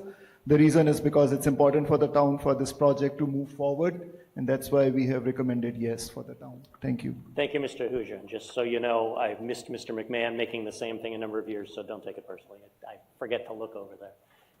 Mr. Leonardo. Yes, Fred Leonardo, your Community Development Director. I have a brief presentation. Thank you. Mr. Leonardo. So, those that don't know, the town has received $7.25 million grant to help rebuild, or not help, but to rebuild the intersection of Route 9 and Otis Street. That project continues down through Otis Street, just about before the Hockamocka Pond, for those that are familiar with that. This particular article addresses property at 74 and 55 Otis Street. For positioning, if you look at the intersection will be rebuilt and end up being very similar to what you see at Lyman Street and Route 9. So it's very similar kind of reconfiguration of the intersection. The property at 74, which is right near the corner, that particular property, we're looking for funding of the eminent domain to take the easements for that property. Next slide, please.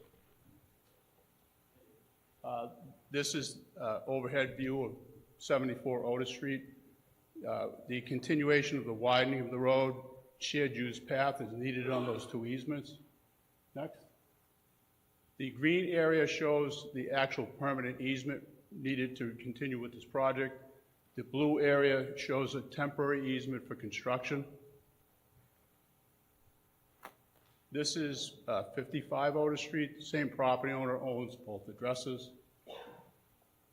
And there's just a temporary easement needed to reconfigure the front entrance, front driveway. That should conclude. Is that everything? Yes. Thank you. All right. Questions, comments, advocacy? Seeing none. Wait, I see somebody standing up. Go ahead. Name, address, and your remarks, please. Lauren Smith, 29 Church Street. I just have a question. What's the money for it? Do you have to pay the owner to buy the easement? That is correct. Okay. All right. And over here, name, address, and remarks, please. Lynn Van Doren, 6 Maple Circle. So are there going to be crosswalks with lights and such for people to get across Route 9 now at that intersection? Yeah, absolutely. If we go back to that first slide, sorry.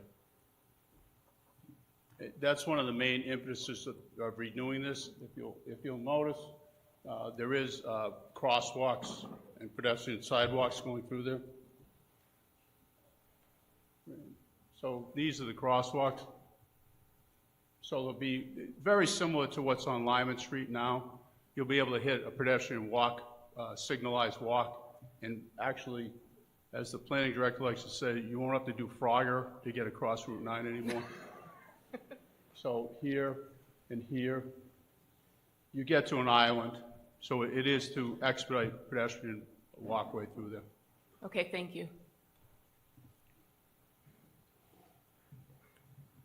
All right. So we have before us a motion made by Mr. Keough, essentially as printed in the warrant, along with the authorization for the select board to acquire the easements and to transfer and appropriate from free cash the sum of $107,200 for the purpose of the article. When the green light goes on, pressing 1 is a vote in favor, pressing 2 is a vote opposed. Voting has begun.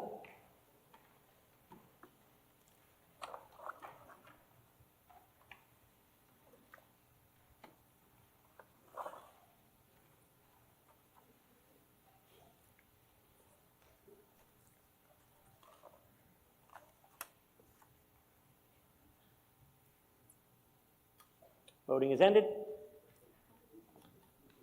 We We have a vote of 143, 143 in favor, and 10 opposed. That is a two-thirds vote. Next up, Article 27, dealing with golf cart lease term. Mr. Welch. Thank you, Mr. Moderator. Patrick Welch, 15 Chauncey Circle. I move the article as printed in the warrant, and I'll look for our Rec Director, Jen Kirkland, to make a presentation. Thank you. Ms. Kirkland.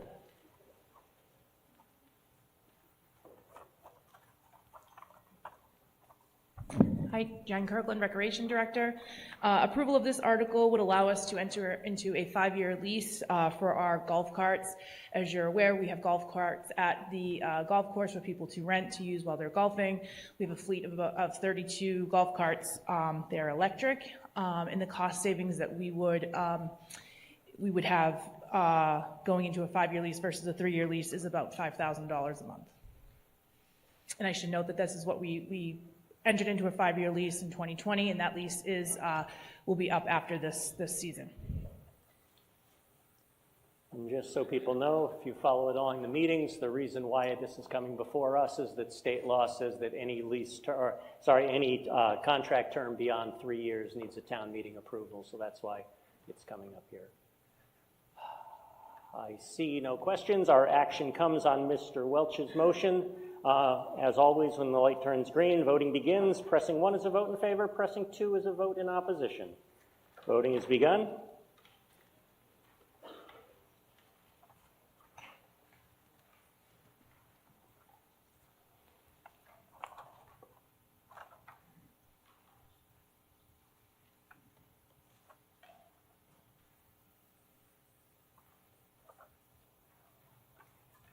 Voting is ended. We have 136 in favor, and 2 opposed. The motion carries. That is way more than a majority vote. Next up, Article 28, dealing with a lease purchase agreement for police equipment. Mr. Silverberg. Mark Silverberg, 7 Weld Street. I move the article as printed in the warrant. Thank you. Any remarks other than the presentation? Chief Minardi has a presentation, but if needed, but basically this is similar to the last article. We need town meeting permission to enter into a 5-year contract instead of a 3-year contract because the 5-year contract is more cost effective.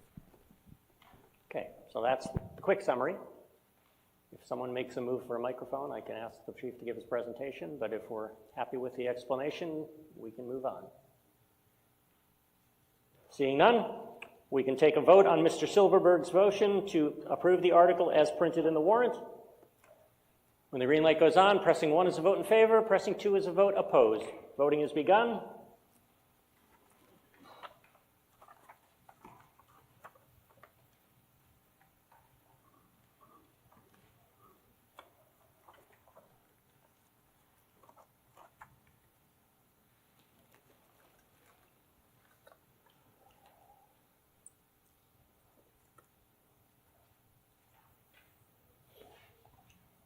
Voting is ended. We have 138 in favor, and 7 opposed. That is a 2/3 vote, by much more than a 2/3 vote. The motion carries. Moving to Article 29, dealing with amending the general bylaws about town meeting and procedure thereat. Mr. Johnson. Ian Johnson, 9 Burgess Adams Way. I move that the town vote to amend Article 2 of the general bylaws by adding a new Section 21 as follows. Section 21, Citizens Petition Submission Deadline. All citizens petition warrant articles submitted pursuant to Mass General Law, Chapter 39, Section 10, and the Town Charter for inclusion on any town meeting warrant must be delivered to the town clerk's office no later than 60 calendar days prior to the date of such town meeting. If submitted less than 60 calendar days prior to the date of the town meeting, a petitioned article will appear on the next warrant for which it is eligible. Remarks, Mr. Johnson. Yes, thank you. There's a question. I read that warrant. It's a little bit different than what's in your booklet.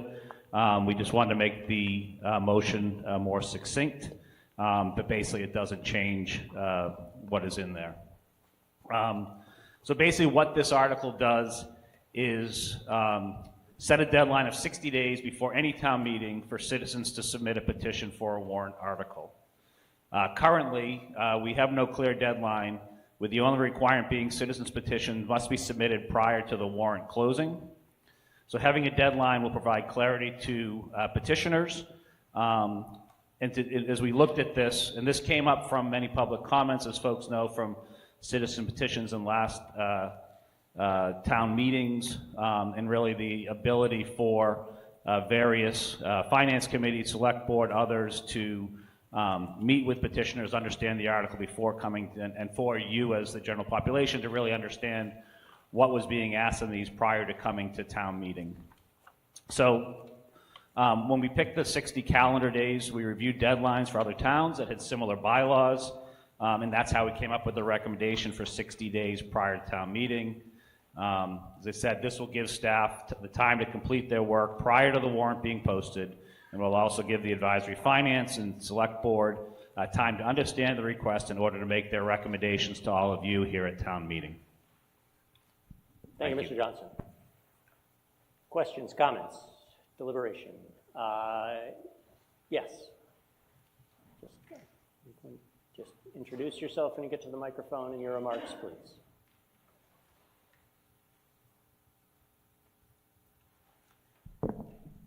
Judith Tully, 8 Isaac Miller Road. I just have a couple of questions. 60 days before the close of the warrant, what is the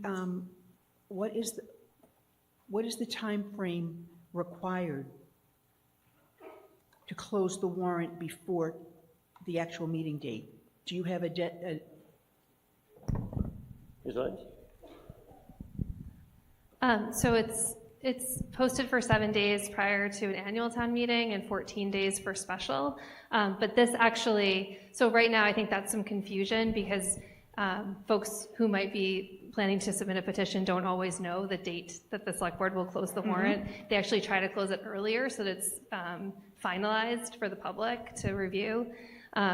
What this would do is say 60 days prior to town meeting. And so it would be a little bit easier for people to know what that date is that they would need to get it in by. Right. My question has more to do with the onus on petitioners to have their articles prepared and their signatures collected 2 months before town meeting. And we, the residents, don't necessarily know what the warrant is until close to 7 days. So that's the law, but for the annual town meeting, the select board has routinely closed the warrant at the end of February. And so it's about 25 days at this point, because once the warrant is closed, we wouldn't be able to accept any petitions. Okay, that's historically sane, but according to the law, the warrant could be closed up to 7 days before. So I'm questioning the 60 days. I feel like that's a lot. I mean, I'm someone that follows this. A lot happens in the 60 days before town meeting with the warrants. Through you, Mr. Smears, yes, through you, Mr. Moderator. There is no provision of the general laws that states when the select board has to or can close or open the warrant. That is up to the select board under its powers under Chapter 39, Section 10. So there's no general law that says that the warrant closes X number of days before town meeting. The only thing that the general laws provide is when the warrant has to be posted. Okay, so what is the difference between closing the warrant and posting the warrant? I wouldn't imagine it could be posted before it was closed. Correct. It has to be closed. closed. So what is the posting? Okay. I'm sorry. Can you repeat? What is the posting time frame? Posting for an annual is 7 days. For a special is 14. Okay, so that's what I was saying. Mr. Silverberg. So to be clear, there's draft warrants published long before that. The point of this is to get the citizens' petition onto those draft warrants so that the select board can discuss them at a public meeting, the AFC can discuss them at a public meeting, people can find out about those petitions. Right now, somebody could come in the day before the warrant's closed with a citizen's petition. We would barely have time to discuss it, let alone inform the public about it. I do understand that. I don't know if I'm going to make a motion, but 60 days seems, it seems extensive, and I know all of the work. I'm a very active citizen. I don't mean to discount, and I also know the history of what has gone on with citizen petitions. I'm looking for some compromise, because 60 days ahead, that's 2 full months, and you'd be writing the petition and gathering signatures at least 3 months before. So that's just my comment. Okay. Thank you. Mr. Johnson, and then we'll go to the back to the microphone. Ian Johnson, 9 Burtis Adams Way, and thank you for that. Right now, we request that all town departments and committees that are looking to submit a warrant submit it at the beginning of January, so it's about 75 days ahead. We wanted 60 days, just again, as Mr. Silverberg said, to provide that information for folks to have the chance to evaluate, ask questions, similar to what we do with other town meeting warrant articles. All right, I'm going to hop over to Mrs. Hensley. Jody Hensley, 39 Arch. I support this article, and I support it probably in spirit, even more than in the letter. I have a little bit of PSTD about over the abuse of not well thought through citizens petitions in recent town meetings. I think if 60 days becomes the norm and everyone in town knows that it's 60 days, someone with an issue around something important and thoughtful can be planning maybe even longer than that to produce something to bring to town meeting that is serious, well-researched, and well-reasoned. So I appreciate what you're trying to do here, and I appreciate the 60-day lead time. Thank you. Thank you, Ms. Hensley. Gentleman with the microphone back here. Kevin Barry, 8 Indian Pond Road. Although I understand the spirit of this and validating or certifying signatures, case in point just came up where the only recourse if a warrant article is taken off an article, which just happened with this round, in particular in defense of the ATSC, they presented a warrant article to put a crosswalk over behind Ruggles, the high school. Their only recourse was to do a citizen's petition. So if this comes into play, they won't have time to gather signatures and fall under the guise of that. So I would fall a previous person who spoke earlier that maybe we should adjust that time or something else should be kept in mind to accommodate that issue. It was a valid article. It got taken off at the last minute, and they had no only recourse would be citizen's petition, but with this, they wouldn't have enough time. Thank you. Thank you.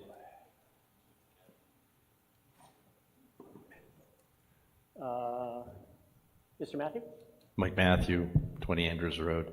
I don't like the 60 days. I love you, Ian, but I disagree with you on that one. I think 30 days is more appropriate because you'll be trying to get ready during Christmas and holidays and so forth. So I don't see the need to make it 60 days. So I would like to make a motion to change it from 60 days to 30 days. Okay, hang on. Okay, thank you. Guess we can have a little discussion on that proposed amendment, and we'll deal with it. Name, address, and your remarks, please. Mary Johnston, 5 Sandra Pond Road.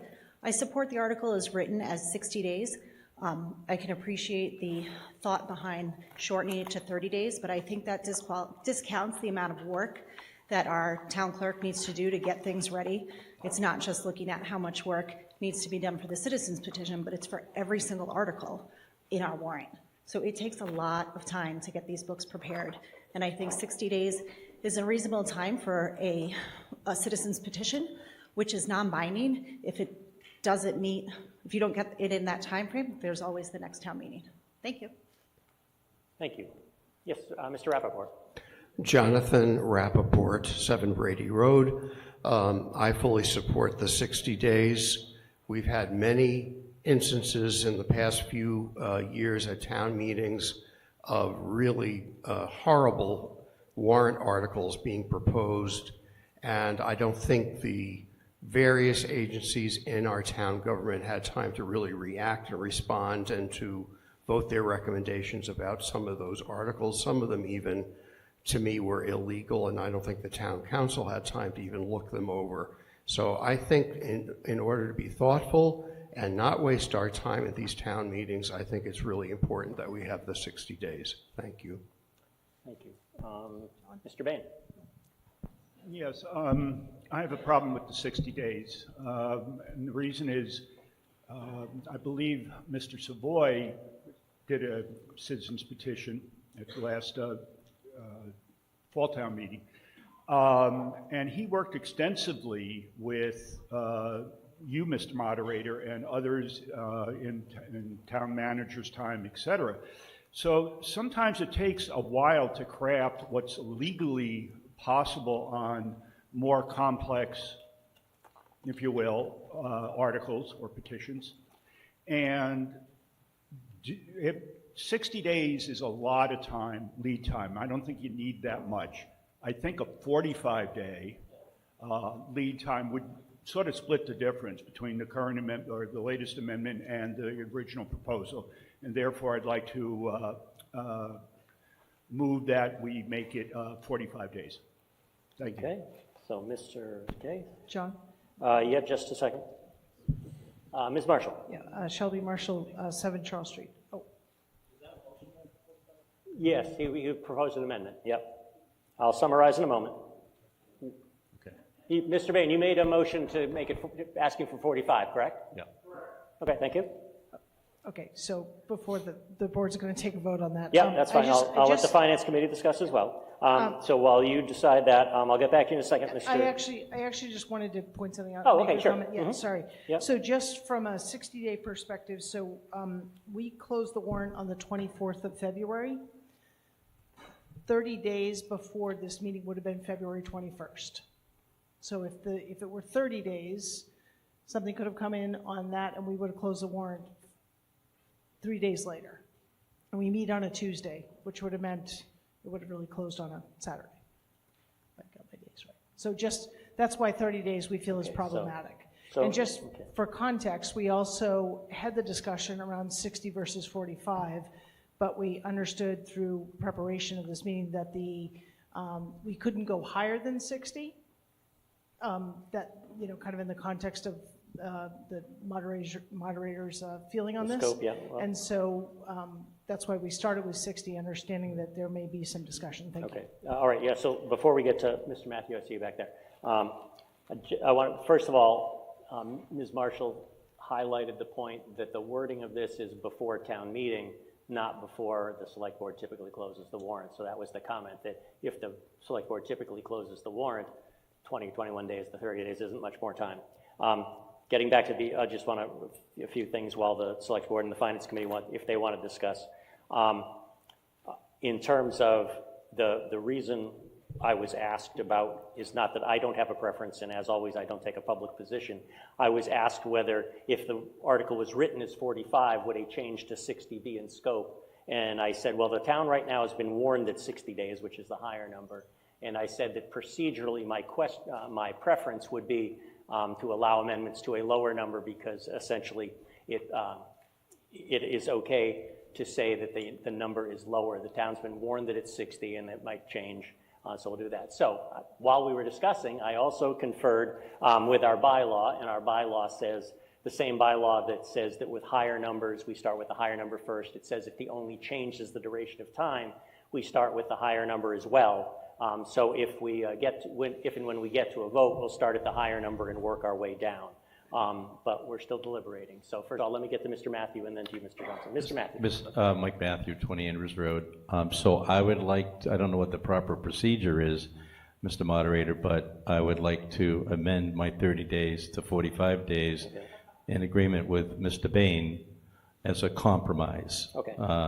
So whatever the proper procedure is, please advise. Okay, I think the proper procedure is for you to add, since the motion's been made, I'll say the best thing for you to say, you would now prefer that people vote for the 45. I would now hopefully prefer. If we don't get to that. Yes, thank you Okay, very great. much. All right. Yes. And now, person at the microphone behind Mr. Matthew. Robert Gilmore, 35 Water Street. I would prefer to stick to the original 60 calendar day schedule simply because anyone who's worked in business knows that you don't go into meetings without having a pre-meeting or maybe a pre-meeting. And a lot of the town committees only meet once a month. So really, 60 days is how you can squeeze in 2 meetings to discuss something, deliberate them, give advice, and not have to schedule a whole bunch of emergency meetings at the last minute. So I stand in support of the original 60. Thank you. Mr. Caprioli, were you looking to speak? I saw you sat back down. You all set? Please, it's not like you have to. Tom Caprioli, Crown Ridge Road. Can I make a motion for 50 days? Just to, how do I put it? Unless you're serious, I'll declare that frivolous and say no. But if you're serious and can make a justification, I might change my mind. No, I'm actually serious. Okay. And what I wanted to say in reference to this article, to a previous gentleman's comments about frivolous, dangerous articles, let's not continue solving problems that no longer exist. Let's not bring up ghosts of Christmas past. We have a community that we hope is composed of reasonable, responsible, conscientious people, and that they will act in a reasonable, conscientious way and put forward petitions that are reasonable and conscientious. I think 50 days is pretty good. It's not too long and it's not too short. And it's what everybody can agree on because nobody else thought of it. Thank you. All right, thank you. So we have, that seemed serious enough. I'll let it stand. So we got 60, 50, 45, 30. Blast off. Any more discussion? All right, as I said, our bylaw says that when we have motions differing only in an amount of time, we vote for the longest amount of time first. And so in that case, we're going to start with the original motion made by Mr. Johnson. Oh, sorry, I did say I was going to recognize Mr. Johnson. My apologies. Sorry, Ian Johnson, 9 Burtis Adams Way, the finance. The select board just voted 5-0 to support changing this to 45 days. Okay. I'll now give the finance committee a second to see what they want to do. All right.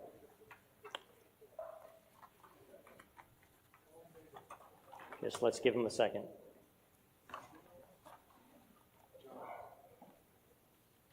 Mr. Moderator. Yes. So the AFC has voted 8-0-0 in favor of recommending 45 days as well. Okay.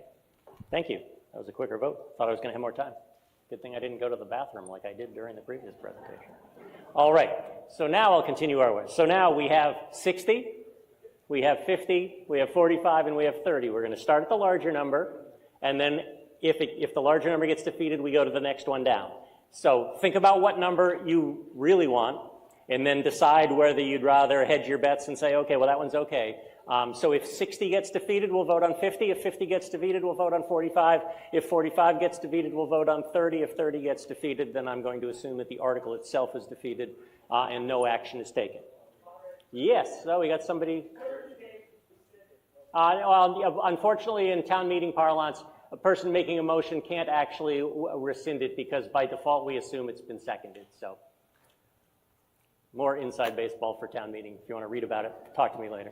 But yes, I will. Good point. The point I want to make, though, the person who made the motion for 30 days is now encouraging a vote for 45 days. So thanks for at least reminding me about that part. All right. So with that said, when the light turns green, we're now voting on all of you who are in favor of the article with 60 days as the time before which people have to submit citizens' petitions. So 60 days, if you're in favor of that, vote 1. If you're against that, vote 2. Press 2 for no. And if 60 wins, we're done. And if 60 loses, we move on to 50.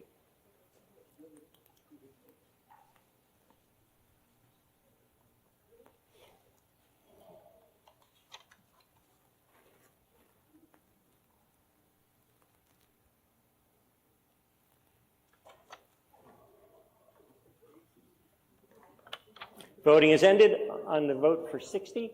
We have 82 in favor, 8-2, and 92, 9-2 opposed. That motion is defeated. We now move to Mr. Caprioli's proposed amendment, all the same wording except instead of 60, it says 50. When they reset the system, when the light goes on, pressing 1 is in favor of Mr. Caprioli's amendment to 50. Pressing 2 is a vote in opposition. If the opposition carries, we'll next vote on 45, but right now we're voting on 50. 5-0.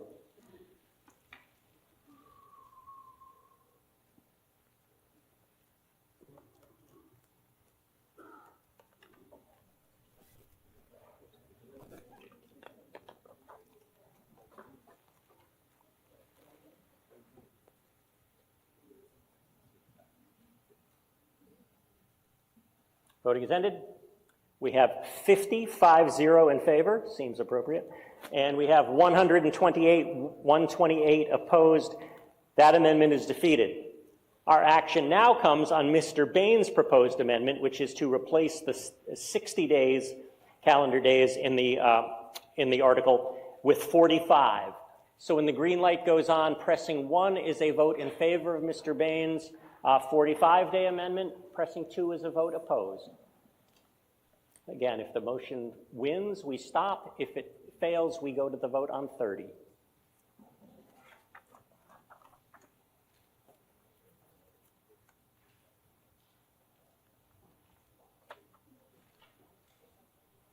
And I will be forever grateful to Mr. Harrington, my predecessor, who helped come up with that bylaw so we didn't have to figure out which amendment we'd vote on first and juggle around from numbers. So thank you, Joe. Voting is ended. We have 158 in favor, 158 in favor. We have 16 opposed. That motion carries. So the motion as printed in the warrant with the replacement of 60 calendar days with 45 calendar days has been approved. So there is no need to vote on the 30. We now turn our attention to Article 30, dealing with amending the general bylaws, dealing with the specialized energy code. And as I see in the first line, although we're deleting the word stretched here, I'm going to say it being at Article 30, and down the stretch they come. Yes, did you, yes. Name and your question, please. Diane Collins, 218 West Main. I'm requesting to take action to move Article 34 forward to be in line with the citizen petition we just talked about. Okay, wait, so Diane Collins, and you're making a motion to move up Article 34? Yeah, 34 forward. Okay, hang on, let me grab a piece of paper. Ms. Collins has made a motion do you want to take it up now or at a particular time? Well, before the zoning articles. Okay. This is a bylaw. So Ms. Collins has made a motion to move up Article 34 to right after Article 30. Is that correct? Yes. Okay. Let me just write this down. Article. So there is an allowable motion. Ms. Collins, before you go, the motion requires that you say when you want to move to, which you did, and now could you please give your reasons for why you would like Article 34 moved? It's another part of the motion is to say why you would like to move it. Why I want it moved? Yes. First of all, I find the article very intriguing, but it's a citizen petition, so we just discussed the citizen petition, so why didn't they put it next to each other? Okay, I just needed a rationale. Okay, That's so sorry, Mr. Dunbeck and Mr. Flynn. So we have a legitimate motion in front of us. I'll just tell you there is an allowed motion to essentially take articles out of order. The voter has made a motion. They've said that they would like to take up the article after Article 30, which is so in between what now Articles 30 and 31. We can debate that, and by our bylaw, it requires a 2/3 vote. So with that said, let's just debate Ms. Collins' motion to take out of order Article 34. I'll let the Select Board and Finance Committee see if they want to make a recommendation or leave it up to the voters. And I guess I'll start with Mr. Hyde. Michael Hyde, 42 Adams Street. Mr. Moderator, hasn't there been town meetings in the past where you have declined to entertain motions to move articles out of order? I don't recall if I've done it or not, but I did review it, and it's allowable when people had asked me about it. The primary purpose of the annual town meeting is to approve a budget, which we've done. I will say that historically, it's been done to try to accommodate people who could only be here at a particular time, but it is an allowable motion. I don't think it's frivolous, and I think the voters can debate it and vote on it, and then we'll decide. Excellent. Thank you. Okay. Mr. Caprioli. Tom Caprioli, Crown Ridge Road. As you might recall from your presentation at Senior Center, I indicated I would do this specific action, and I want to thank the petitioner for her initiative. The article she wants to move should not be voted on by a specific, structured, targeted audience. It should be voted on by the audience in general that sits through and processes most of the business of town meeting and understands what's possible and what's not possible, what's important and what's not important. Article 31 may take a bit of time. It's very complicated. Article 34 is a lot more emotional, and I don't like to see people get involved with something when they set the emotional framework and structure. So it's a very good suggestion that we do this at this time, because I think we can do it with some high degree of rationality and practicality. Thank you. Thank you, Mr. Caprioli. Mr. Dunbeck, we're saying we're only talking about moving it. We're not talking about the pros and cons of the article itself, just whether we want to change the order. Mr. Dunbeck. Yes, Pete Dunbeck, 8 Wayside Road. I'm opposed to changing the article. I'm not hearing a good justification for why it should change. We tried to change an article order about 3 town meetings ago, and I thought there was a much better case for it then. And there was an overwhelming support for leaving the article, the warrant as published. And people sometimes watch on TV and plan for when they want to be here. So I think it's better to leave it as is and not change it. Thank you. Person over here, name, address, please. Robert Gilmore, 35 Water Street. I agree that we should just leave the warrant in the order as specified. I understand that people have their preferences and they'd like to do things and get out of here quickly because the last thing they care about is coming up. But, you know, we print an order for a reason. People watch things remotely for a reason. And people have certain expectations, and there has to be an incredibly good reason to reorganize the timing of everything in the meeting. And this is a citizen position, so I want to hear it now. To me, doesn't reach that quantum of concern at all. Thank you. Thank you. Mr. Caprioli. I don't know if the audience is aware of what information we exchanged. The petition articles are placed at the end of the warrant. It's not selected positioning, it's a required position. I believe I have that right, Mr. Moderator? No, I don't believe so. The creation of the warrant is completely up to the select board. Yes, but the It's petition tradition, it's tradition, but it's not required. The petition articles... No, it's a tradition in town, the citizens petition be put at the end, but it's not a requirement. Okay, so we've honored the tradition.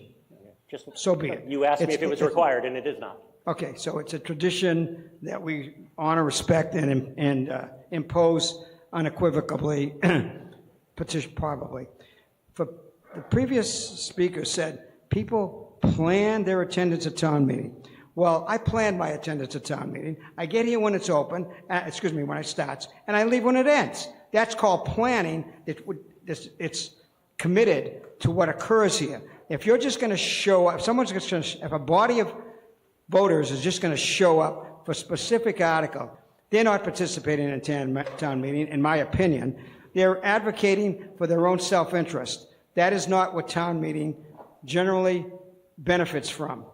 I think the person that proposed moving this forward had a very good reason. I have an excellent reason. Let's do it with the people that have been here, that have suffered through this, have enjoyed getting to this point. and let's do it without some inflow of special advocacy. Thank you. Okay, Ms. Spring. I'd like to move the question on that topic. Ms. Spring Carolyn has Spring, moved. Deer Slayer Lane, I'd like to move Yeah, the okay. question. Oh, yeah, thank you. Ms. Spring has moved the question. So, haven't been speaking on it long, but I think we've heard pros and cons. I don't know if there's any.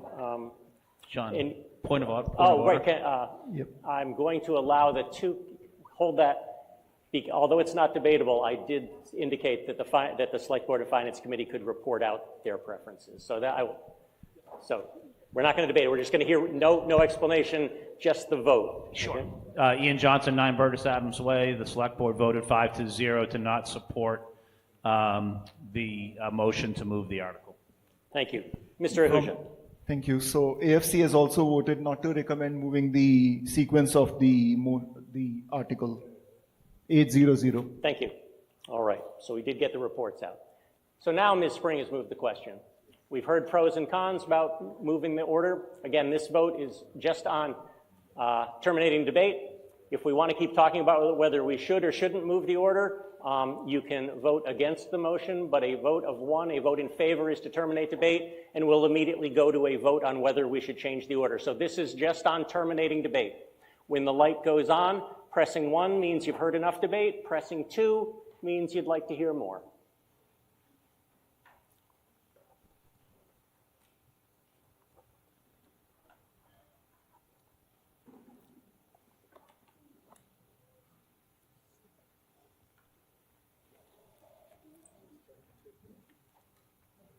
Voting is ended. We have 174 in favor of terminating debate and 174 and 9 opposed. Debate is terminated. We now move to Ms. Collins's motion. It requires a 2/3 vote based on bylaw of Westborough to change the order of an article. When the light goes on, the system is reset. Voting 1 is in favor of moving Article 34 to just after Article 30. Voting 2 is to not agree with that and to say Article 34 will be taken up in the order it currently is, which is last Article 34. So pressing 1 is in favor of moving, pressing 2 is in favor of taking it up when we get to Article 34. Voting has begun.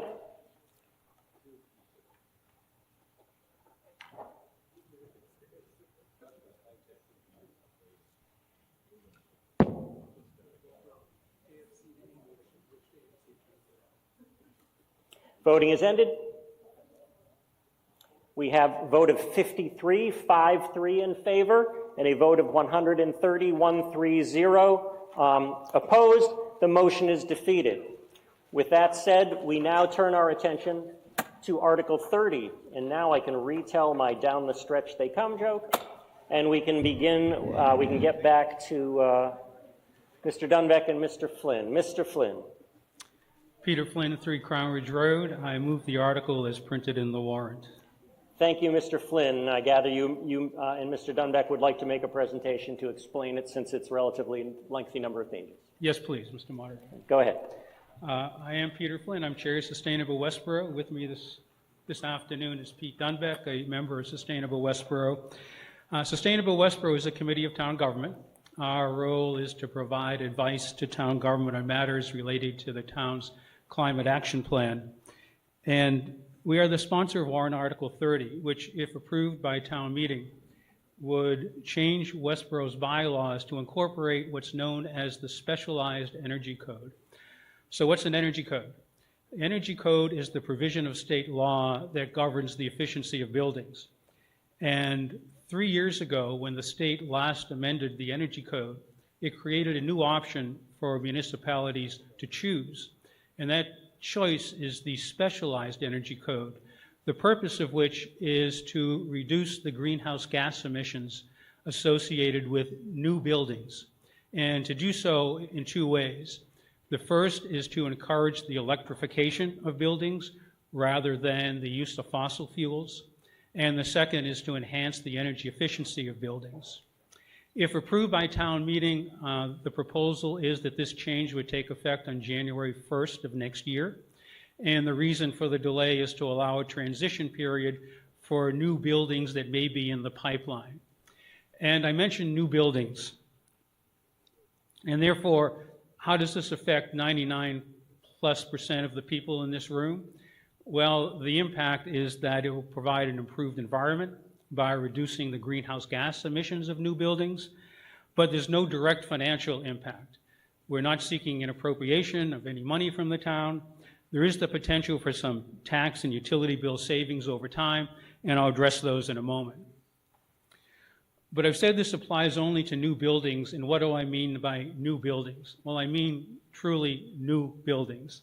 The changes from the existing code to the specialized code do not apply to buildings that are undergoing additions, alterations, or changes of use. So if you're thinking, how will this affect a project you're thinking about doing in my house in the next few years, it doesn't. This really does apply just to new buildings. In fact, it applies to two discrete subsets of new buildings. For most new buildings, there's no change going from the existing code to the specialized energy code. The first subcategory of buildings that would be affected are those that use fossil fuel. And they would be affected in two ways. They'd be required to add some solar, and the amount of solar would vary depending on the size of the building and the characteristics of the lot. And second, they'd be required to pre-wire for later electrification. And what does that mean? It means they'd be required to put in place the wiring so if some years down the road, the owner of the building decided to convert to electricity for heating, hot water, et cetera, the wiring would already be there. And the reason for that is it's simply easier and cheaper to put that wiring in place before you put the walls in than to have to go back and retrofit an existing building. So it applies to buildings that use new fossil fuel, but what percentage of the new buildings being built actually are now looking to use fossil fuel? And the state did a 12-month analysis of conditioned space, which completed state permitting process. They completed this last year, and they found that less than 10% of new commercial buildings are actually using fossil fuel. So the market has moved decidedly in favor of electricity for heating, hot water, et cetera. The second category of buildings, new buildings that would be affected, are new multifamily buildings. And these are multifamily buildings in excess of 12,000 square feet. And they would be required to build to what's known as the Passive House Enhanced Thermal Efficiency Standard. Passive House is a standard that is a building performance standard that provides for increased energy efficiency and increased thermal comfort while significantly decreasing the amount of fossil fuels associated with the building. And again, the state did the survey to determine, well, what sort of percentage of new buildings are already being built to the Passive House standard. And it found that in communities that are mass-safe communities, and Westborough is a mass-safe community, over 80% of new buildings are already being built to the Passive House standard. So why do this? What are the benefits to Westborough? Well, the first is reduced harmful greenhouse gas emissions from these buildings, which will be with us for decades to come. The second is it unlocks an additional source of state grant funding benefiting us as taxpayers. The state has established a program called the Climate Leaders Program, and there are 6 requirements for becoming a climate leader community. Westborough has already satisfied 4. If town meeting approves the specialized energy code, that would be 5. And there'd be 1 remaining requirement, which would be to approve what's called a decarbonization roadmap, a document that looks at how to decarbonize municipal buildings over the course of coming years. And that document is well advanced. It's in draft form. We plan to present it to the school committee and to the select board for their approval this spring. If approved, then the town would then become eligible for an additional source of grant funding, and I'll explain in a minute what that grant funding can be used for. A third benefit is it can potentially defer electric infrastructure upgrades. The electric system that serves the town, like all infrastructure, has a limited capacity. That, particularly when you look at multifamily buildings built to the Passive House standard put a lower demand on the electric grid than buildings that can be built today under the existing code. So by lowering the demand of new buildings, we potentially prolong the life of the existing infrastructure, deferring the date when new upgrades would be necessary, upgrades that all of us would end up paying for in our electric bill. And the final benefit is achieving high-quality buildings benefit the occupants of those buildings. Because the buildings are more efficient, they result in lower utility bills for the occupants of those buildings, and also a healthier and quieter living space. Healthier and quieter because the building is more efficient because it's tighter on the outside shell of the building, but because it's tighter, there's a requirement for increased air intake into the building and then recapturing the heat before the air exits the building. So you would end up with a building that's actually healthier and more fresh air coming in and quieter. So if a lot of multifamily buildings are built along major roads in town, you end up with a quieter building for the occupants of those buildings. At this point, even though the specialized code has only been available for communities to choose for 3 years, already 56 communities across the state have chosen to go with the specialized code. And you can see 3 of our benchmark communities, Hopkinton, Natick, and Ashland, are among those communities that have adopted the specialized code. We've been informed that 8 additional communities may vote to approve it on their town meetings this spring. I say may because Westborough is pretty early in the town meeting cycle. Many towns come after us, and so the warrants in those communities are not necessarily set, but we know of 8 additional communities in which people are working to place this on their warrant. So I talked about additional state grant funding. How could the state grants be used? They could be used to install solar on municipal buildings or to decarbonize town buildings. And by that, I mean when existing systems in those buildings come up for replacement, existing heating, air conditioning systems, or water heating systems, if the people that make the decisions on those capital projects elect to replace systems that use fossil fuel with electric heat pumps, for instance, then the state has a funding mechanism to provide grant for those measures that would help to decarbonize those buildings. And when you look at the town's capital plans, there are several buildings that are looking at systems reaching the end of their useful life that may require replacements in the next few years. I've listed several of them on the slide. Sustainable Westborough is not endorsing any one of those projects. We're simply saying that if we approve this today, then that will be an additional source that will be available to the town if the school committee or other folks that are in charge of making decisions in those buildings elect to go with a system that has a lower impact on greenhouse gas emissions. And that, of course, reduces potentially the tax levy. So I wanted to just let you know we reached out to a number of communities that have already adopted the specialized code to ask for input. The town manager of Hopkinton told us that that town has experienced clear benefits, that implementation of the specialized energy code has been manageable and effective. A select board member and affordable housing trust member from Lexington said that opponents said it's going to cost so much, you're going to stop the development of affordable housing. That was clearly not the case. And the state sustainability director in Natick said that they've not seen a change in the amount of new construction. They're seeing more builders just go for all electric, and that it has been easier for their inspectors. So with that, I'll conclude the presentation, and Pete and I would welcome any questions that you may have. Thank you, Mr. Flynn. I'll go to person at the microphone here. Name, address, and your remarks, please. Sandra Coker. I am a non-voting non-resident, speaking on behalf of the Westborough EDC, Economic Development Committee, to the members of the Westborough Select Board and town meeting members. On behalf of the town of Westborough's Economic Development Committee, we'd like to express our opposition to the proposed Article 30, amend General Bylaw Specialized Energy Code, scheduled for consideration today. While we support thoughtful and sustainable development, this amendment would introduce an additional layer of regulatory requirements that significantly increases both the complexity and cost of development. The proposed changes create a more onerous permitting process and substantial construction expenses, and reduce predictability for applicants at a time when economic conditions and project financing are already challenging. These added burdens could discourage new investment and potentially halt future commercial and residential development in our community. As we work to strengthen our local economy, expand our tax base, and encourage responsible growth, we should be cautious about adopting measures that may unintentionally impede progress.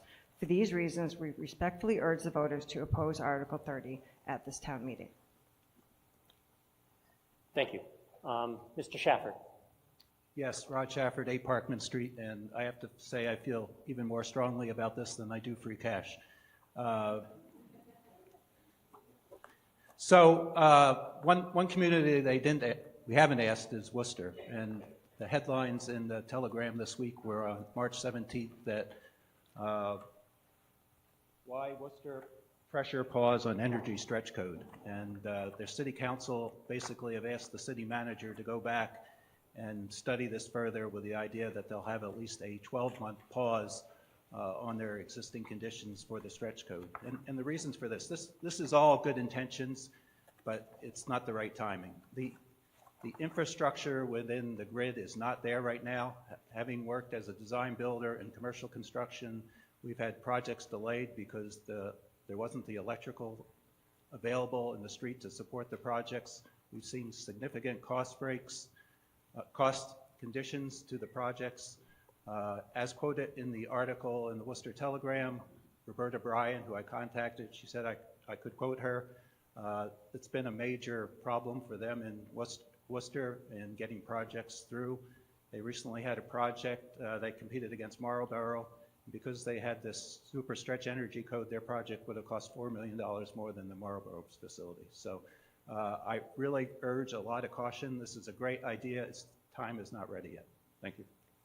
Thank you. Response from Mr. Dunbeck? So we are aware of the motion that was made at the Worcester City Council. Actually, the initial motion was to pause for 12 months, and then it was revised to say generate a report to study the circumstance and potentially pause. So there was no decision to pause it. We have talked to many other towns, and the 495 Metro West Partnership had a group of towns get together to talk about their implementation, and they were all very positive about it and are seeing no detrimental effect on development. So I wouldn't overreact to the circumstance in Worcester. It's just a request to study, which isn't a bad idea for any government to study what's going on in their town. Thank you. Mr. McManus. Joe McManus, 8 Isaac Miller Road.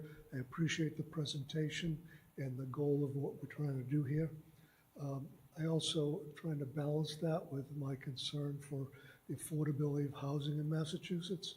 And I would love if someone has a neutral opinion on what it adds to the cost of, say, a $700,000 new construction house in Westborough. How much more is this going to cost for construction? I know about long-term operating costs, et cetera, but I've got $4 million more here. You guys say it doesn't add costs, and so does anyone have a neutral estimate of what this stretch code adds to the cost of a single-family home?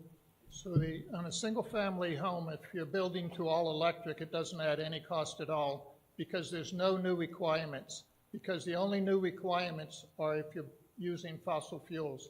So if you're building all electric residential property, there's no additional cost, there's no additional requirements. Oftentimes electric costs more to run though. Well, you asked about the capital cost. We'll go to Ms. Hensley. Jody Hensley, 39 Arch. I support the article. I recommend that we vote yes on this new energy code. Not only is the intention here around sustainability and reducing greenhouse gases, which benefits not only community and humanity, which actually is persuasive to me, there's lower utility bills available for individuals in town as well. So if we can save on reducing electric infrastructure impacts and we can increase the resources that are available to us through government grants in a couple of ways, I think this makes environmental sense and it makes a financial sense. And it was news to me about what's going on in Worcester, but if Worcester leadership can pause this if we need to, if we discover something we don't know now, there's no reason that Westborough leadership can pause this if we need to, if we learn something unanticipated. I think the spirit of the law, the intention of the law, is very future-oriented, and if we don't get started now, I don't know when we will. So I urge you to vote yes on Article 30. Thank you. Mr. Bain. Yes, Ed Bain, 5 Thomas Rice Drive.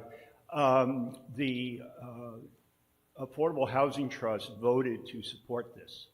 And we just recently completed one of our first developments or houses. This was an individual family home on Baylor Avenue, 3 Baylor Avenue. It is completely electric. There's heat pumps out there, and it's both heats and cools that facility. And we did that because we knew long-term it would help with the affordability, maintenance, and utility costs for the eventual homeowners.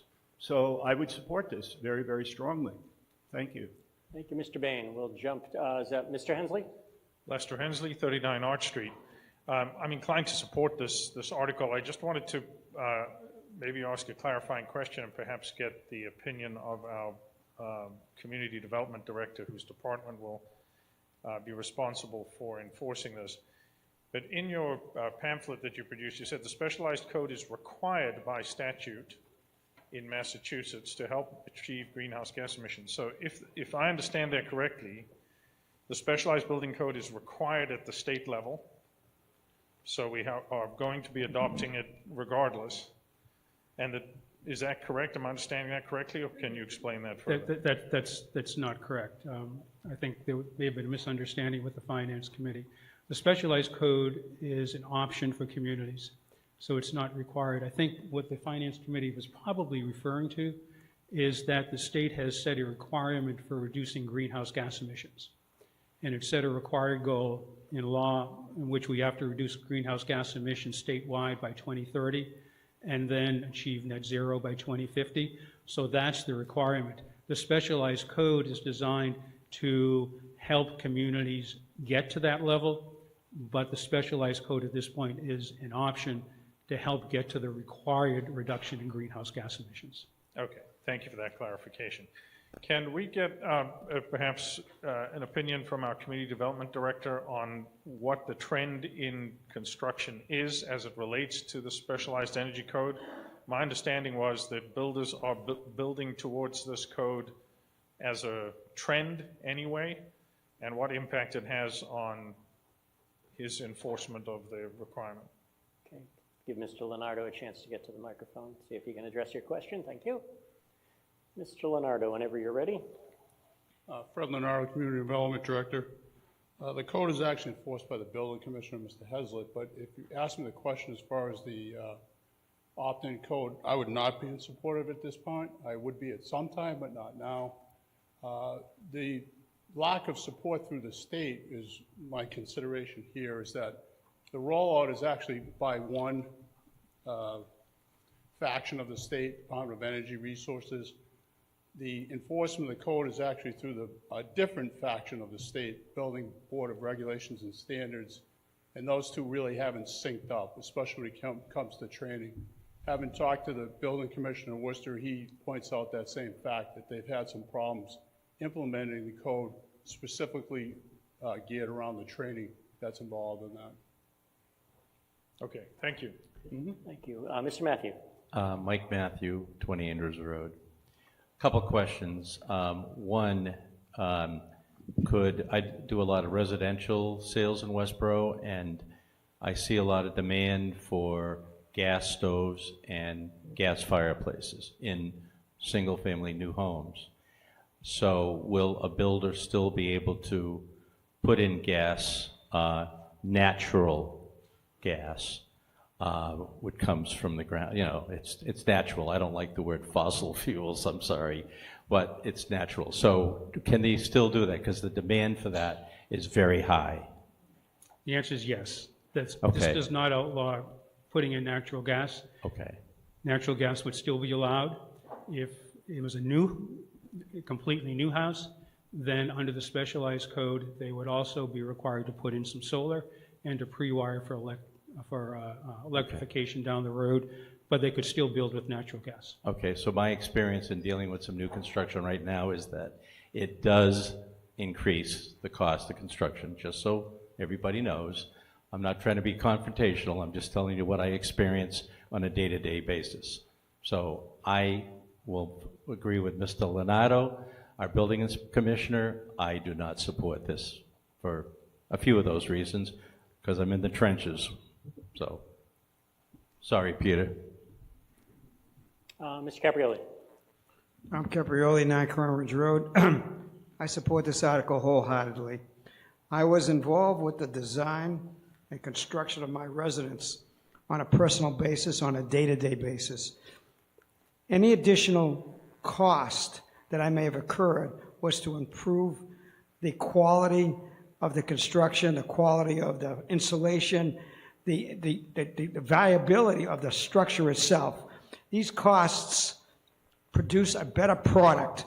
That is reasonable. That is not an imposition. That is a reasonable expense that gives you greater functionality and reliability.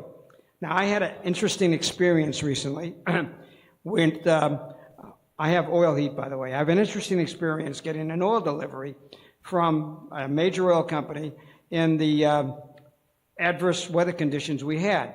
And the drivers were having a problem coming to work. They were having a problem getting over the snowbanks. And I actually had to communicate with the company and was told that we just can't get the oil out to you. And so what I had to do was shut down my oil heating furnace and use space heaters. I had 9 space heaters. And what I discovered is that the electric heat, the space heaters, work better than the oil heat. Actually, they actually produced a better result in increasing the temperature. And when I mentioned that to a regional manager of the oil delivery company, he said, "Yes, correct, but don't tell anybody." This is a fact. I'm not making this up. So I wholeheartedly support this because I know it's, number one, it'll produce a better product in the structure, and number two, it'll produce a more efficient mechanism for heating the structure. And here's another thing. Electric, when you don't get an oil delivery, you're out of oil. But the electric lines didn't go down. They survived. And I would have had no problem worrying about my ability to heat my home if I had electric heat, and I wish I did. Thank you. Thank you, Mr. Caprioli. We'll jump over to Mr. Koenigsberg. Yes, Andrew Koenigsberg, 3 Smith Street. As a former petroleum geologist, I can tell you that natural gas is derived from fossilized life forms. Anyway, I support this article. I don't think that it's going to, given the new standards, I think that this is going to be better for the town going into the future, especially with new construction. So I fully support this article. Thank you. Thank you, Mr. Koenigsberg. Person to my left, your right. I'm sorry, I don't know your name. Jeff Levine, 6 Quail Hollow. I rise in support of this article. I support changes that reduce our greenhouse gases. I support changes that reduce the amount of fossil fuels that we are burning. And I support changes that bring additional grants into the town. Thank you. Thank you. Name, address, and your remarks, please. Paula Matthew, 20 Andrews Road. I just have a dumb question. How is electricity made? What is needed to make electricity?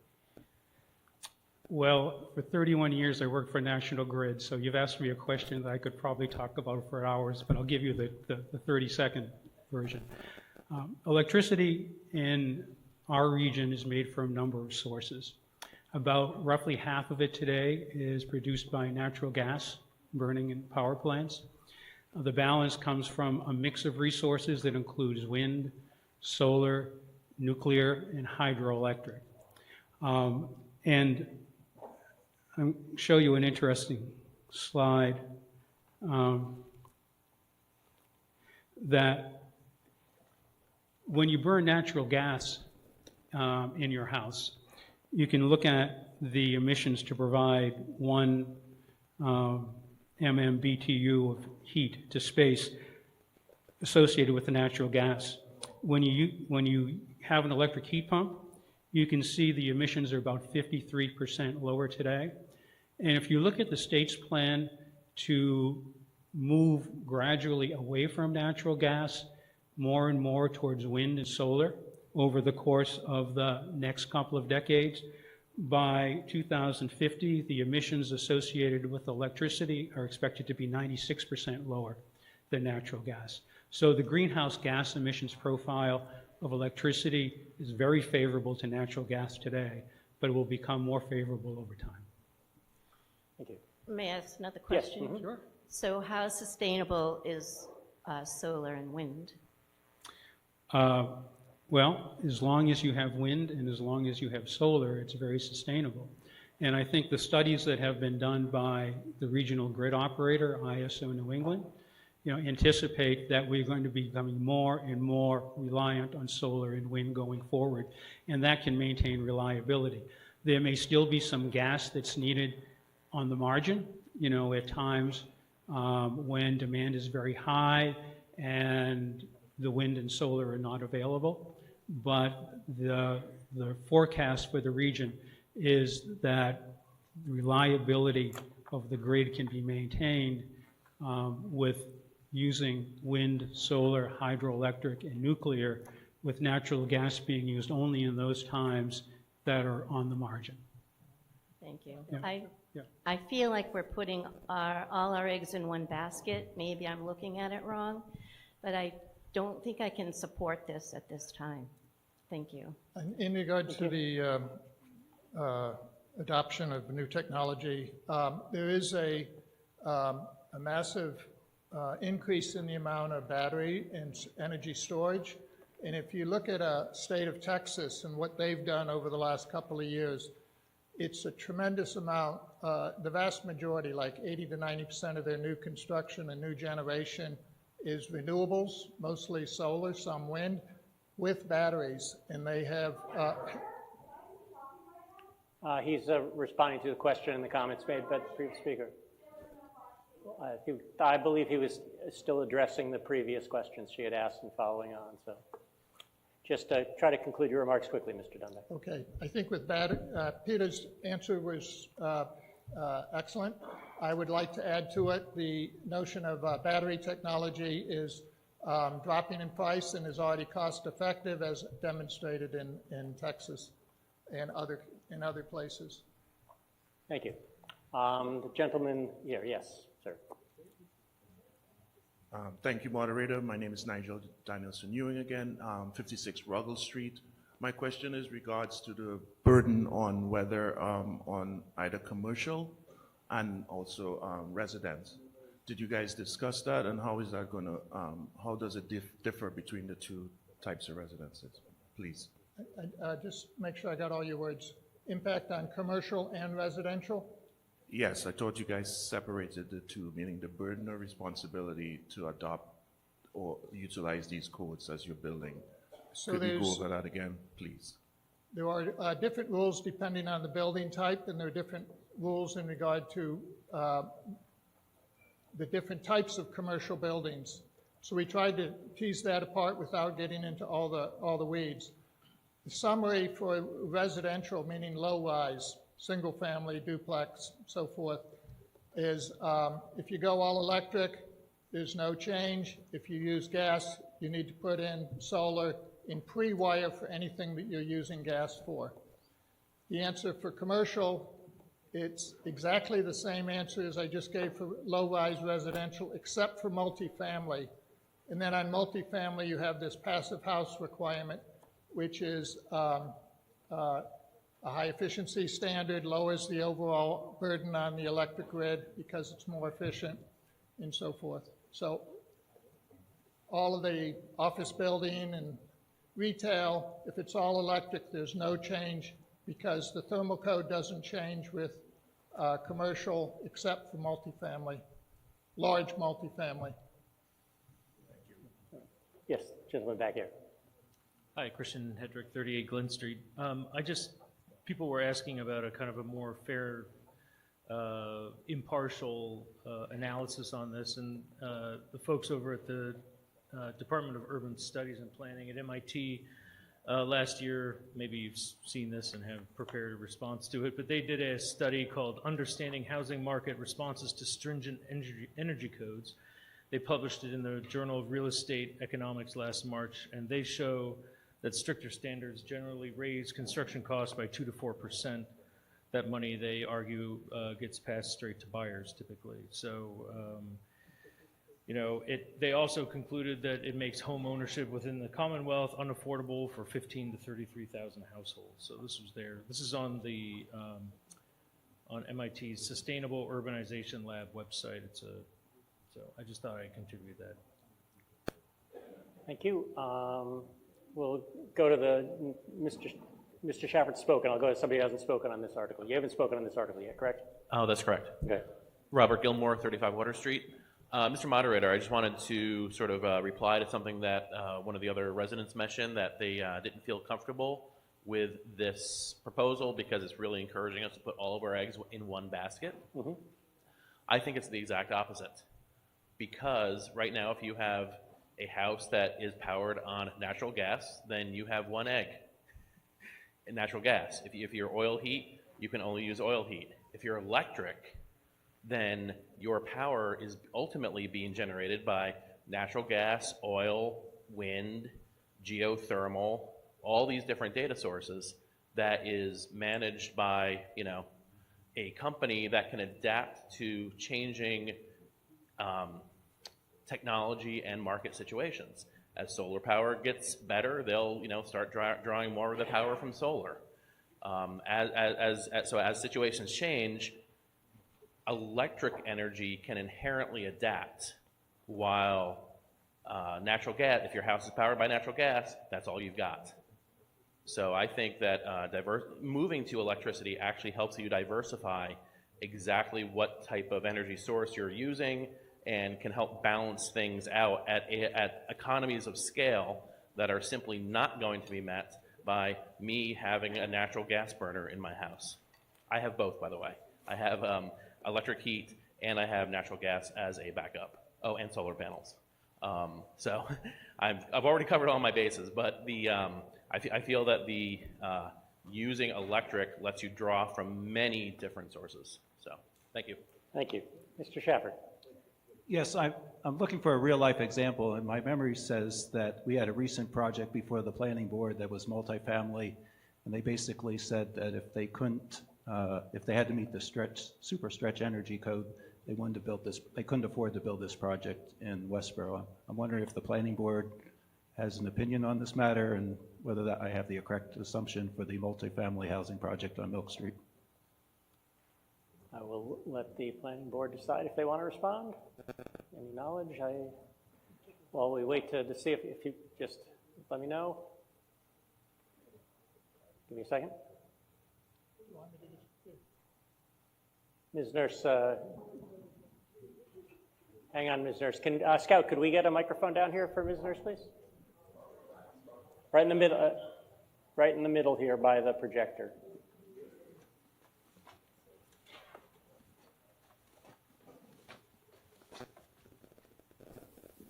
Thank you.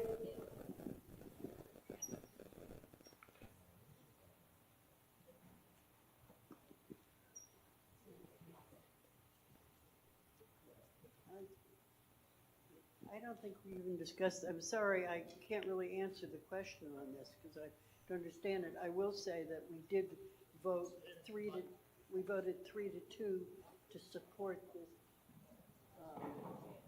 I'm sorry, we did vote 3-2 to support this article. Ms. Nurse is the chairman of the planning board. I'm sorry. That's okay, sorry.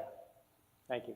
Yeah, that is the only thing. Okay, so no details on Mr. Shafford's question, but the planning board voted 3-2 to support. Thank you. Mr. Schur. Daniel Schur, 26 Haskell Street.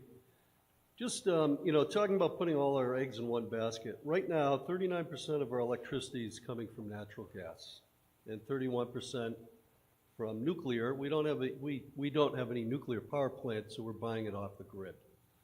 And only 17% is coming from renewable. This is from ISO New England right now. So I caution everybody to voting on things like this because We pay much higher than any other place in the country for electricity. So we are putting all our eggs in one basket. Our grid does not have the power that it needs to sustain some of this. We are pushing something much like we did with EVs before we have the infrastructure in place. We need that infrastructure in place before we vote on mandating certain things and raising the cost. We pay 79% higher than the national average for electricity right now. And think about that if you're forcing everything on electricity. Thank you. Mr. Flynn, did you want to respond? You don't have to, we're just asking. Yeah, I mean, to the extent there's a concern about the affordability of electricity, to me, one of the arguments for the specialized code is the affordability of electricity. And I say that from two perspectives. Number one, units built that meet the passive house standard or that are generally more efficient reduce electric bills. And so the more the electric rates go up, the more important it is, I think, for us to move in the direction of a passive house. Secondly, the point I was trying to make earlier, and maybe I didn't make it clear enough, is that because the passive house standard puts a lower demand on the grid than a multifamily building that could be built under the code today, you're actually prolonging the life of the existing infrastructure and delaying the time when upgrades would have to be made. And in terms of, more electric or less electric, the market has already moved. That, a single-family home doesn't put that much demand on the grid. The real demand comes from the commercial space, and over 90% of the new commercial buildings being built in the state that have completed the state permitting process in the recent 12-month period were already being built electric. They're going to be built electric regardless of what we do here today. So our choice isn't should the state go to electric or not. The market's already gone there. It's a question of whether we stay with the existing code or move to a code that's more efficient and that will reduce greenhouse gases and prolong the life of our existing infrastructure. All right. I'm going to go to somebody who hasn't spoken. Name, address, and your remarks, please. Yes, step to the microphone. Janet Anderson, 7 Chauncey Street. In all of this discussion, I'm in favor of this article, by the way, but in this discussion, I've been hearing a lot of reference to buying electricity off the grid, and nobody's really mentioned rooftop solar, which is part of what I heard mentioned as part of this energy code. I have 2 homes, and both of them have rooftop solar, and I have not paid an electric bill in years, and many months I make money. So just keep that in the discussion when you're talking about the cost of going electric. Thank you. Is that would you like to speak to? I'm just going to go to people who haven't spoken. In the green vest? Yeah. Yeah. Name, address, and your remarks, please. Donna Paranese, 35 Water Street, and I just wanted to comment in favor of this article because, as has already been said, more grant money for the town, good thing. Lowering greenhouse gases, good thing. We need to do it. As a planet. And, growing up in the 70s during the first energy crisis, one of the things that was drilled into me from as a child was if you save energy, you save money. And so while I personally am not going to be buying a brand new passive house anytime soon, the people who do buy buildings that are built to these new codes are going to get, as has already been mentioned, a quieter home, a healthier home, and a more efficient home that is going to save them money over the long run. So I think it's time to make the move too, because Europe and other places are way ahead of us on moving in this direction for like all electrification and everything, and we need to catch up. Thank you. Thank you. Mr. Hensley. Yeah, I'm going to vote in favor of this article, but before I do, I note in the book that the AFC voted unanimously to support and that the Select Board voted unanimously to support despite the dissenting opinion of their Advisory Economic Development Committee. Can we get a quick summary of what the Select Board felt was compelling about this article and why they're supporting it unanimously? Wait and see if anyone wants to address that.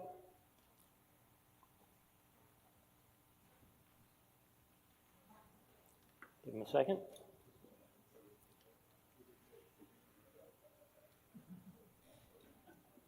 Mr. Keogh. Sean Keogh, 5 Yorkshire Circle. I would just say that we voted unanimously for this, but individually we have our own opinions.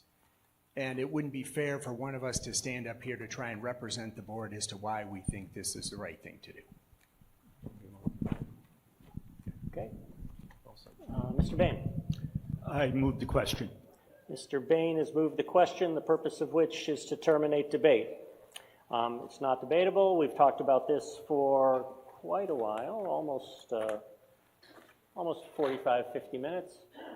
So our action will come on terminating debate. This is not a vote on whether we are for or against the motion. This is just whether we want to keep talking about the motion. So when the light goes on, pressing 1 is in favor of terminating debate. Pressing 2 is opposed. Voting is started.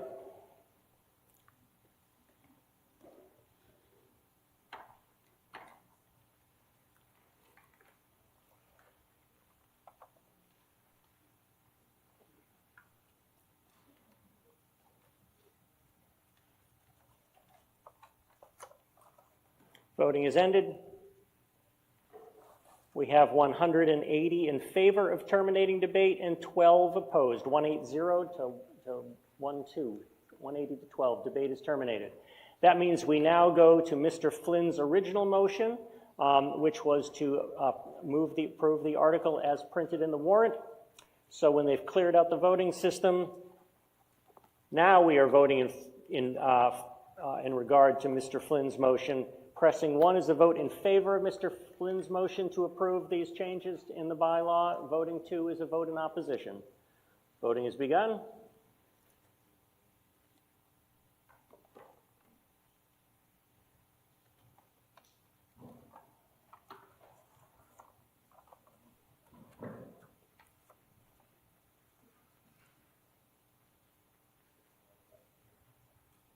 Voting is ended.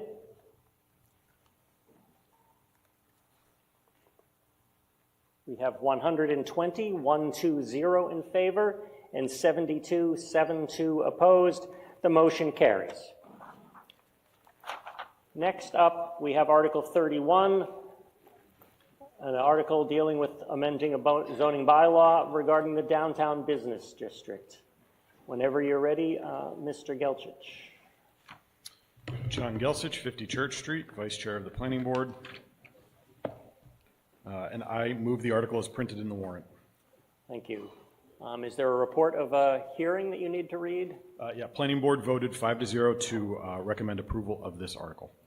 After a hearing, do you have the details about the hearing being held like we usually have, or maybe somebody can get that? I don't have just because that's usually an important part of our planning board, of our acting on planning board items. You want to read it?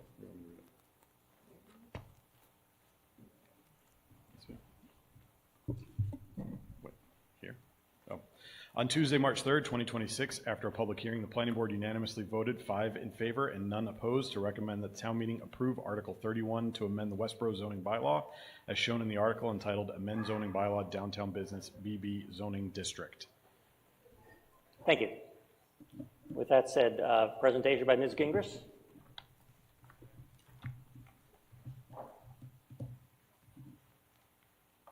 Thank you. I'm Jenny Gingras. I'm the Director of Planning.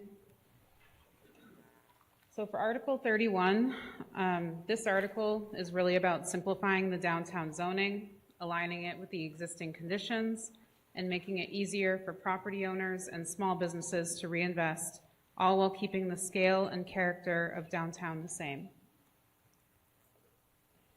This proposal builds directly on plans the town has already adopted. First, we have the strategic plan in 2018 that had a vision for a vibrant, connected, business-friendly community.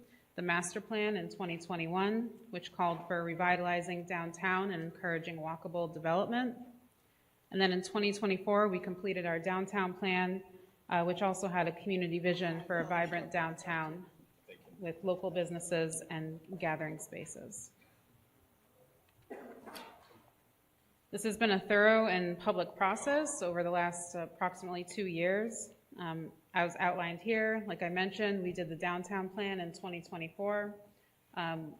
We did a lot of public outreach, including surveys. We attended farmers markets, and we had other stakeholder meetings. The planning board also had working sessions, and then, of course, the public hearing. We did present the article last year at the fall town meeting, and it was referred back to the planning board for further review. So we went back and we did make some changes based on feedback that we had received. We had additional planning board discussion and revisions, more public outreach, and then, as you heard from John, the planning board recommended approval.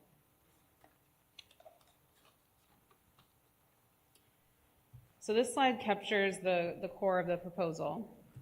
Our current zoning is fragmented and includes multiple layers, including the existing downtown business district, which is in orange, an overlay district called the Downtown Planning Overlay District, and then also industrial zoning. We're proposing one base district that you see on the screen here, which would remove the overlay and industrial zoning. We also added some new uses, which are technically allowed today, but are categorized under a category in the use table called Other. With zoning already confusing enough, we wanted to make it easy for small businesses to come in. But we also wanted to keep in the protection to abutting residential zones by requiring a 50-foot buffer with the requirement to have a majority vegetated. Based on feedback from last year, we also added in a parking requirement for multifamily uses and mixed-use project. Again, in simple terms, we want the zoning to match the downtown we already have. So taking a moment to talk about what's not changing, we're using the existing dimensional requirements currently allowed under the overlay district. They would now be the base zoning. Site plan review through the planning board would still be required to review important considerations such as stormwater, parking, landscaping, lighting, etc. And the design review board would still review applications for any architectural changes to make sure they align with our historic character. Businesses can still operate as they always have. There would be no changes there. And again, these changes are really about making the rules clearer and easier to work with. So just summarize, this simplifies downtown zoning, removes outdated regulations such as the industrial zone. It supports small businesses and property owners while still protecting abutting residential districts. It maintains the planning board and design review board oversight, encourages reinvestment in downtown vitality, and implements our town's adopted plans. Thank you. So, thank you. With that said, we've heard the report from the planning board. You've seen the recommendations from the finance committee and the select board. Discussion. Yeah, we'll start at the microphone back here. Sandra Coker, non-voting member representing the Westborough EDC Economic Development Committee. To the members of the Westborough Planning Board, on behalf of the Westborough Economic Development Committee, we are pleased to express our strong support for the proposed Article 31, amend zoning bylaw downtown business district at Town of Westborough Springtown meeting. This amendment represents an important step towards thoughtful growth in Westborough by modernizing the downtown business district zoning to clarify existing provisions, remove ambiguity, and consolidate overlapping downtown districts into a single base district will benefit business and property owners alike. Furthermore, the amendment expanded uses by right, simplifies administration, and creates a more business-friendly downtown, consistent with the town's master plan, strategic plan, and downtown plan. We respectfully urge the planning board and town meeting members to support the proposed zoning amendment. Thank you for your consideration, for your continued support and work in shaping a vibrant and balanced future for Westborough. Thank you. Thank you very much. We'll go to the microphone over here. Yes, please, name, address, and your remarks. Well, Lauren Smith, 29 Church Street. As a downtown resident for many years, I oppose the passage of this article. I've attended planning board meetings where this article was presented and discussed, and I tried to get on board with it.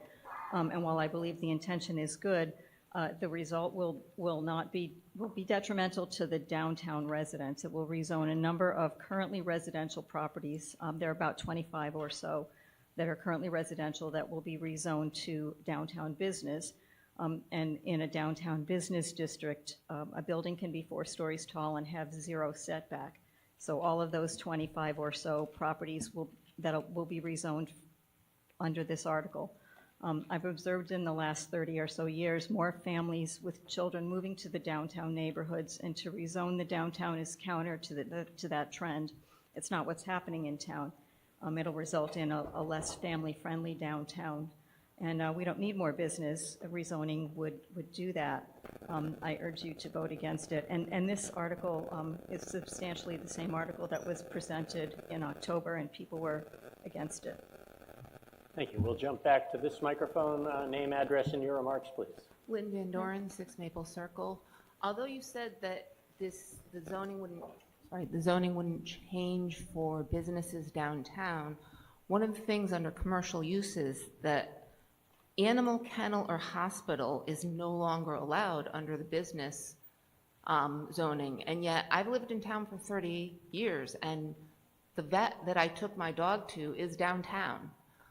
So would that mean that the vet would have to close because they're no longer allowed to be in the downtown area? That definition would not be for a veterinary office. That is for boarding facilities where they would keep animals overnight.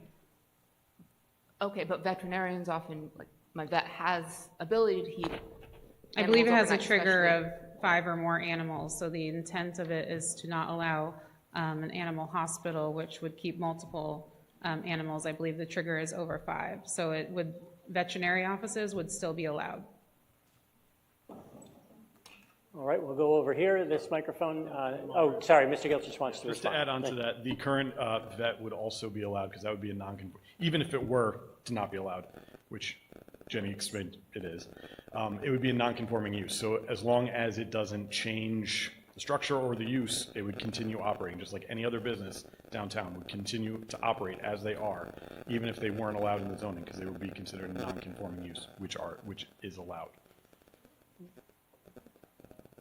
So is that what we used to call grandfathering in, the people, because it's used for that now? I know now we're more sensitive about grandfathering. But that use is allowed. Yeah, okay, thank you. Microphone back here, name, address, and your remarks, please. Samyukta, 1 Meadowlark Lane. Okay, one person at a time.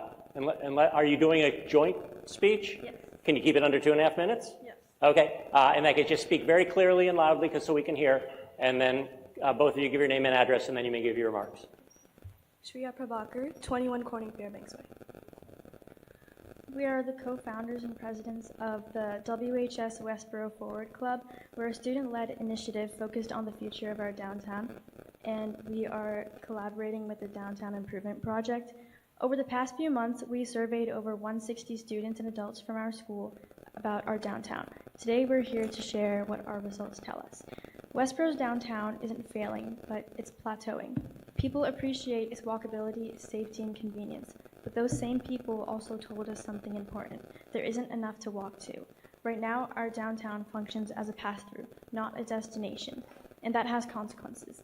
When residents go to nearby towns, that's money leaving Westborough. In other words, economic leakage. And over time, that weakens our local businesses and long-term growth. But the opportunity here is huge. Our data shows a clear path forward. First, we can make simple improvements like better lighting and aesthetic upgrades. These changes can quickly increase liveliness and improve safety perception. Second, we should invest in third spaces, which are community-oriented places that keep people downtown longer and support local businesses. Third, we must address vacant and abandoned-looking storefronts. These are not just visual issues. They directly impact how people perceive our town and potentially lower surrounding property values. It's our reputation. And more importantly, this is about building a downtown that works for everyone. It's for those who need places to work and connect, families who want safe, engaging environments for their children, and seniors who benefit from accessible, welcoming public spaces. However, we also do understand concerns about cost and disruption. That's why we propose starting small, focusing on quick, high-impact improvements first, and then later using phased development. But the biggest risk here is inaction.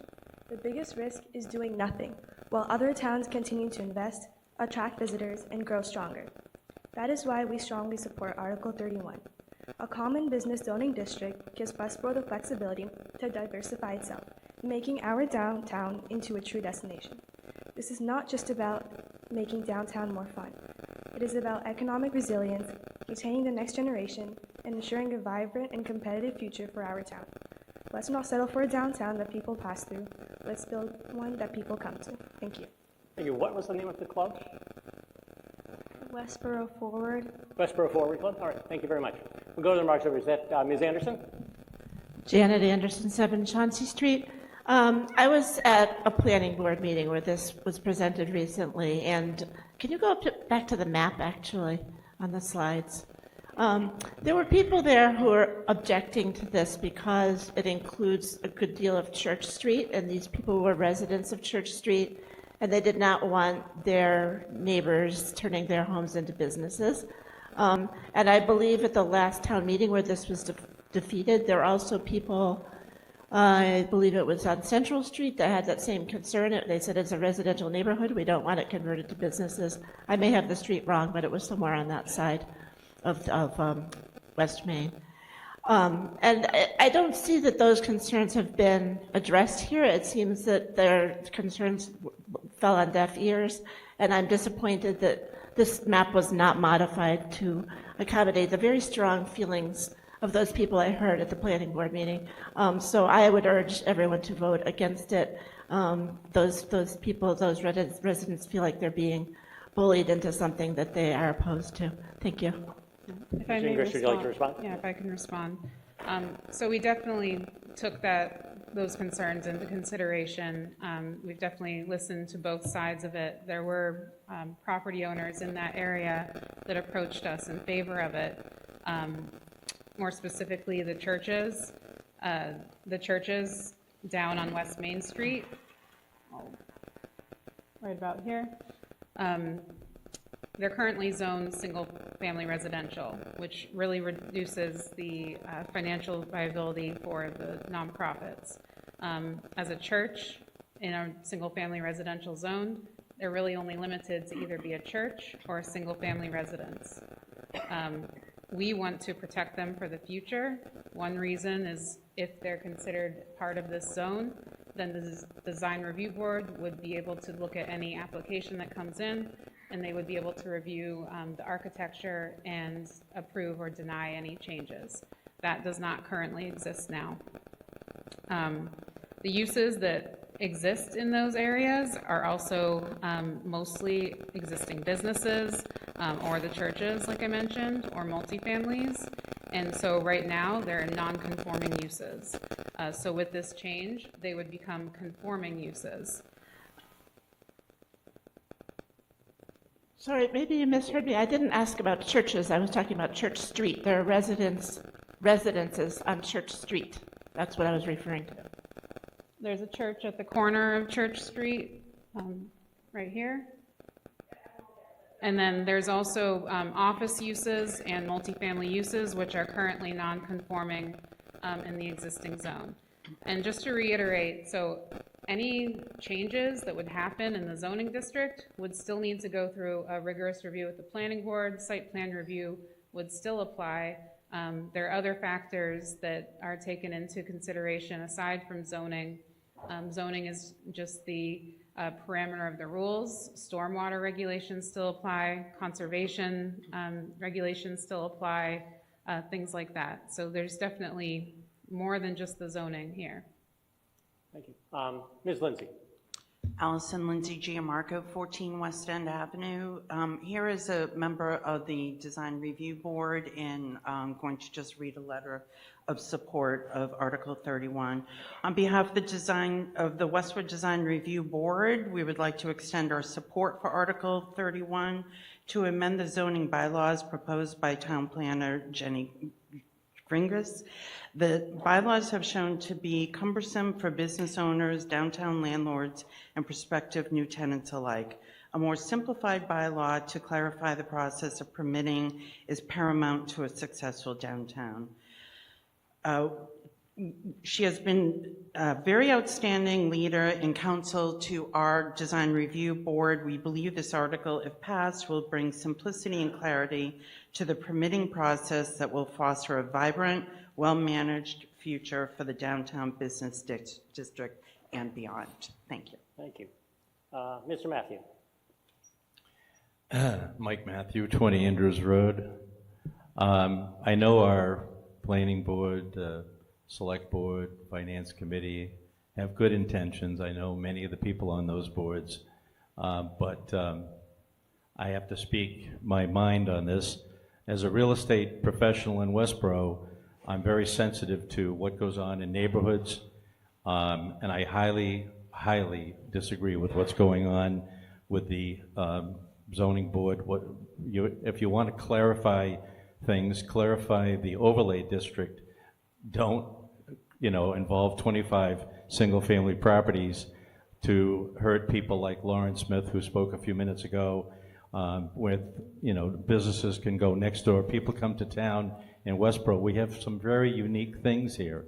A lot of towns don't have a downtown like we have, where people can live on the outskirts of town, and then as their children get older, want to get more convenient to the schools and library, et cetera, and downtown shops. So they look to buy a house downtown.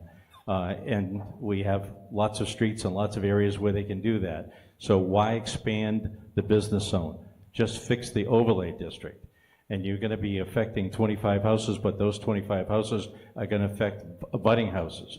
So anything that causes angst or negative property values to a residential area, I don't care what part of town it is, I'll fight for that neighborhood, because I'm definitely against anything that goes against, that depreciates property values.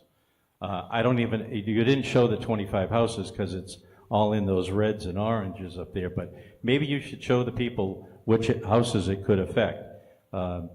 And some of these can be converted to businesses under the new zoning plan. This definitely could ruin the downtown residential flavor that we currently have. So why does the planning board have to do this? Change things from residential to commercial. Just fix the overlay district, like I said, and make it easier for business to know and understand what type of uses are allowed. And the other thing is, in that list on the article, they want businesses downtown to have bicycle racks and storage racks for bicycles. We got two routes to go through, two state highways, 135 and 30. It's not your typical small little downtown like like they have in Quincy Market. You can't make it a Quincy Market. Please conclude your remarks. Sorry? Please conclude your remarks. I'll complete.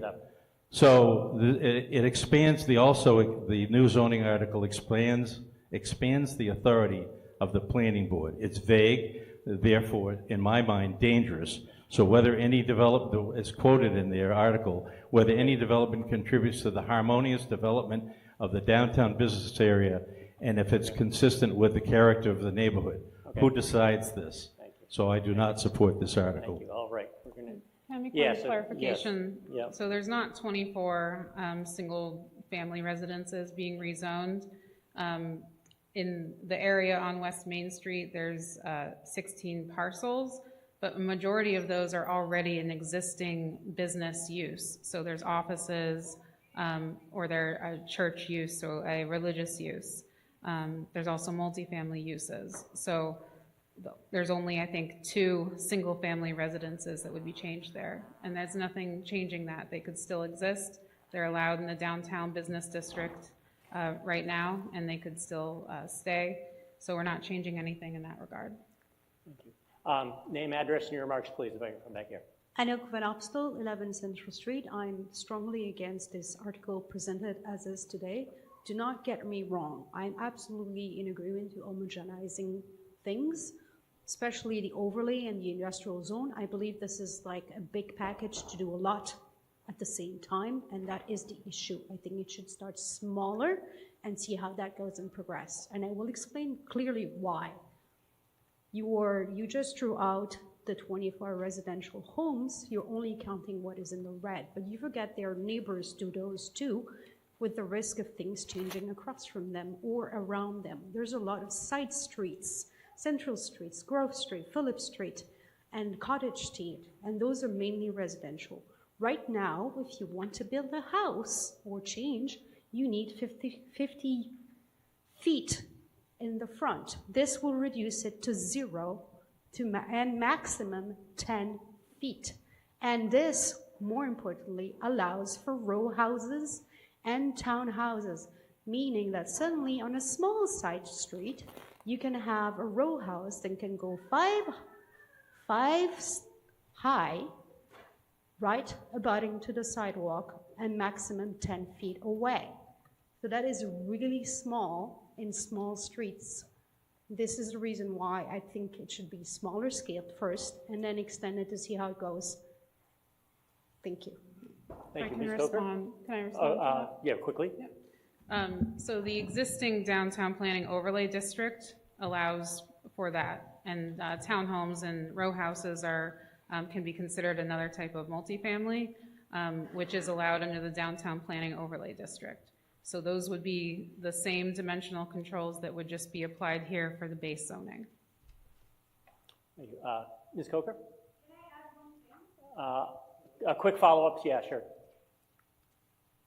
If you have no plans to change the current article, I would like to propose an amendment which is to prohibit the construction of row houses and townhouses, in these, especially in the side streets.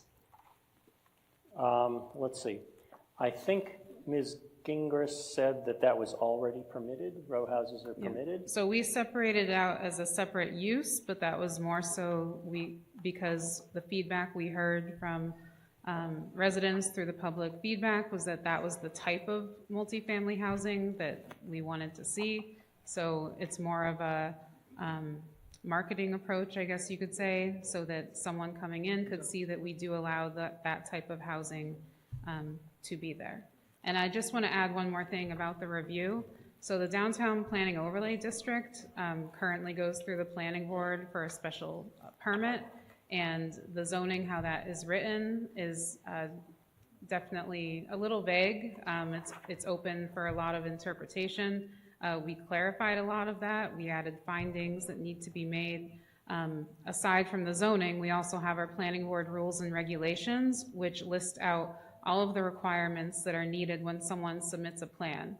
So there's more than just the zoning that we look at for the planning board.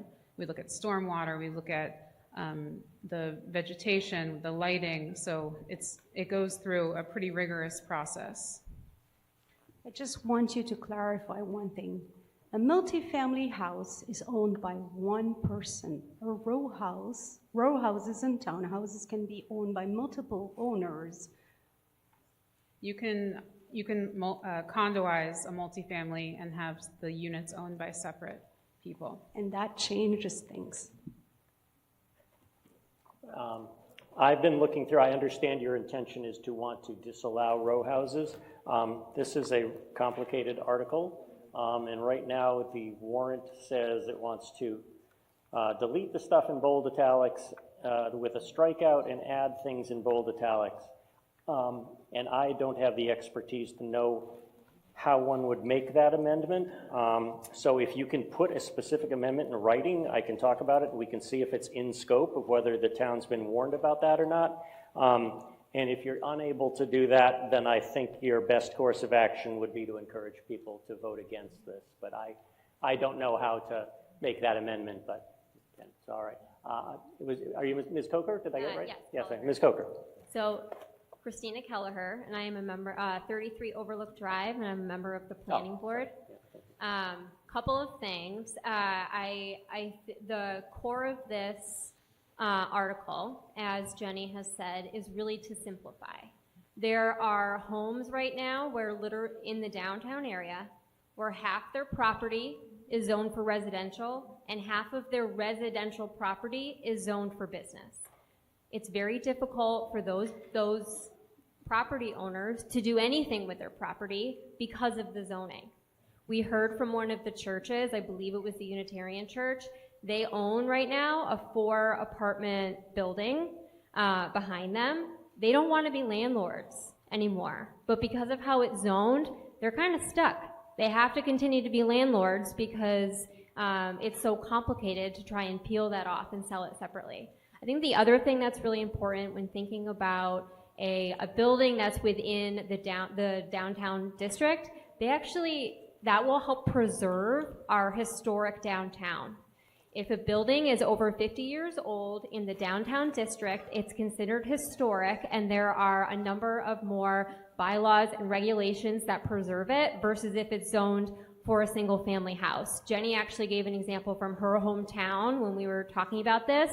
A gorgeous church was demolished, and a non-gorgeous, I guess up to, maybe that's subjective, but a multifamily unit was put up in its place versus renovating. I do think that we could, as a board, look at the use table. If there are specific components, I think having continuous conversation about some of the uses, but the zoning itself, this is really intended to simplify, and it makes it easier for a lot of the existing owners, and it helps preserve our historic downtown. Thank you. Thank you, and sorry for misidentifying you. Let's see, Mr. Shaver. Thank you. Rod Shafford, 8 Parkman Street. Also have a property, single-family property on Cross Street. And as a resident of this downtown area, I fully support this article, 100%. I think the planning board has done a great job reaching out to the neighbors, making the amendments since the last town meeting to make it more palatable. I'll have to say, we want to live in a vibrant downtown. We do not live in a vibrant downtown right now. At night, the downtown Westborough is boring, and we live there. So let's do something. Let's listen to the students who I think really have it right. Let's listen to the future. This is what they want. This is how to make the vibrant downtown that we need. Thank you. Thank you, Mr. Shaver. Mr. Silverberg. Mark Silverberg, 7 Weld Street. I served on the planning board for 16 years, and I was on the planning board when we put the overlay, the downtown planning overlay, into place. And our hope at the time was that it would influence or encourage some redevelopment downtown of some, I don't want to say blighted properties because I don't want to offend anybody, but there's some properties downtown that need to be redeveloped. Unfortunately, that overlay did not really do what we hoped. And I think it's time to take a next step. I actually thought one of my misgivings about this was that at the last meeting was that it didn't go far enough in the sense that there's a 10,000 square foot there's a 10,000 square foot lot minimum, and I thought there's a lot of lots downtown that are smaller than that could benefit. So from that sense, I think this is a little bit conservative. I do feel like there are layers in place to protect residential owners. There's a 50-foot buffer. There's site plan review and design review to ensure that any development will fit into the fabric of the neighborhood. So I really feel like we need to vote for this, support it. We may be back here making changes as we go forward. I hope it makes it a little more liberal or easier for some of the smaller lots. But for now, I think this is a good step, and I really hope you support it. Thank you. A gentleman at the microphone. Hi. Jerome Chevalier, 11 Central Street. Sorry, what's your address? 11 Central Street. Thank you. So I am speaking against this article. I met with some of the members of this board. We had some discussion. I think their intentions are honorable, but I think they're missing a lot of points. We lived before in Wellesley, before moving to Westborough 15 years ago, and we have seen the damage that housing can do to downtown. You buy one property for like 500, 700, and you build 6, 5, 7 row houses. You can stack them very high because 60 feet high is the limit, so you can put a garage and put the living space on top. And one property is about 600,000, 700,000, now it was 2 million. And the people can see that, and it's worth 2, 3 million because you can sell those units for like 700, 500 a piece. And there's no protection against that in this article. And that's going to ruin the downtown. Yes, I would like to see more store, I would like to see more development, but that's not going to bring business in the empty storefront because you change the real estate law. And the zoning board here will have all the legitimacy to decide what will be allowed or not if it's allowed by the zoning. But this all depends on who is sitting on the zoning board, on this board. For example, for the property on Mill Street and Route 9, they allow reduction of setback because they put programmable thermostat. So how that makes sense. You know, you can reduce the setting, the setback on the side because you put programmable thermostat. That those kind of those kind of deal that the zoning board is making with the developer. So everything is possible. It's not because the zoning board is there, it's not a guarantee of anything. Thank you. Thank you. Mr. Hensley. Mr. Moderator, Lester Hensley, 39 Arch Street. I rise in full support of this article, and I would, in doing so, would like to provide an additional bit of context. I applaud our planning board member and Mr. Silverberg for beginning to do that. About 16 years ago, we convened a multi-department effort to take a look at zoning and begin to address inconsistencies and complications and remove outdated or sometimes competing aspects to it. We started in areas of the town where we identified a high degree of what we called split zoning, which was described by the planning board member as a property that actually has two different zones running right through the middle of the property. This has been an ongoing effort across the last 16 years, and this one is was the biggest puzzle. And so I applaud the planning board for their approach in trying to resolve this one. I think it's important to understand that if you vote against this article, none of the protections that you think you have or do not have are going to change at all. Nothing about the underlying zoning is being changed by this article. The downtown, the zoning as it currently exists now, as you've heard, is a confusing mess of residential, industrial, and an overlay, downtown planning overlay district. All of the protections for residential, however you feel about them, abutting residential, exist in that downtown planning overlay district zoning. All of the uses that are permitted in that downtown planning overlay district are allowed. So your concerns are not going to change or be addressed by voting against this. All this does is remove a massive amount of conflicting, complicated, and oftentimes misleading zoning and replace it with a simplified reduction into a much more understandable zoning for this downtown planning overlay district with the same existing permissions and protections that exist today. So nothing changes in terms of what you, and correct me if I'm wrong, if I've overstated it, correct me if I'm wrong, but nothing that you're concerned about now will change or go away or improve by voting against this, but what can be done can be better understood. I urge a vote of yes in favor of this article. Thank you. Did you want to speak again? Yeah, did you want to speak again? Yeah. Name and address again, please. Anok Vanapsu, 11 Central Street. You asked me to clarify, didn't you? For the I amendment? said if you could come up with a proposed amendment, I could figure out whether it was in scope or not. So Just to make sure I understood what you said, what was in bold or italic is new compared to the previous article. Is that correct? let me just check. I will also defer. Yes. If it's not struck out, bold italic, I believe is new, and bold italic with strikeout is to be deleted. Therefore, Is that true? I'll clarify that. Okay, great. So this is obviously a very complicated article. There are many, many different parts in the zoning bylaw to clarify because it overlaps with each other. The table of uses, to simplify it, we did not do the bold italics for the additional uses, but the townhouse or row house is a new use that was added. exactly. If it's an addition compared to the last one, then my amendment says I'm asking it to be removed and stick to what was before, and no prohibit the construction of townhouses and row houses, because that is different from the previous article. The previous article did include that. That's not what you said. You said right now it's in italic, and you added it compared to the last time.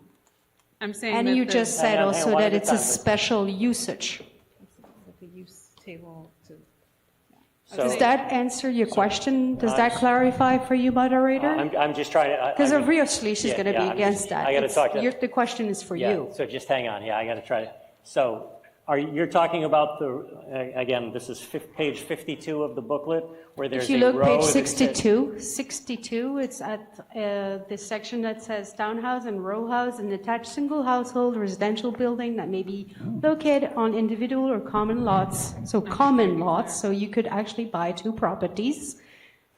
And then that would extend and put it to the size that it's appropriate to build on, and then they're only have a 0 to 10 feet for the front. So if you're on a small street, that means you could buy two properties, and then you're only, now if you put a residential house, it's 50 feet. But if with this new zoning, you could buy two properties on a side lot, on a side street that is very smaller, that's much smaller than the main streets, and you could build row houses and with a maximum of 10 feet. But you could now, under the downtown planning overlay district, that doesn't change. And I think I know what you mean with the bold and italics. So based on the feedback from how the article was presented last year, it was confusing. We tried to reference the website to look at what has changed and what has not changed. If you're looking at the use regulation schedule, that is the proposed use regulation schedule. But the use of townhouse or row house is a new use compared to the existing bylaw. It was also included in last year's article.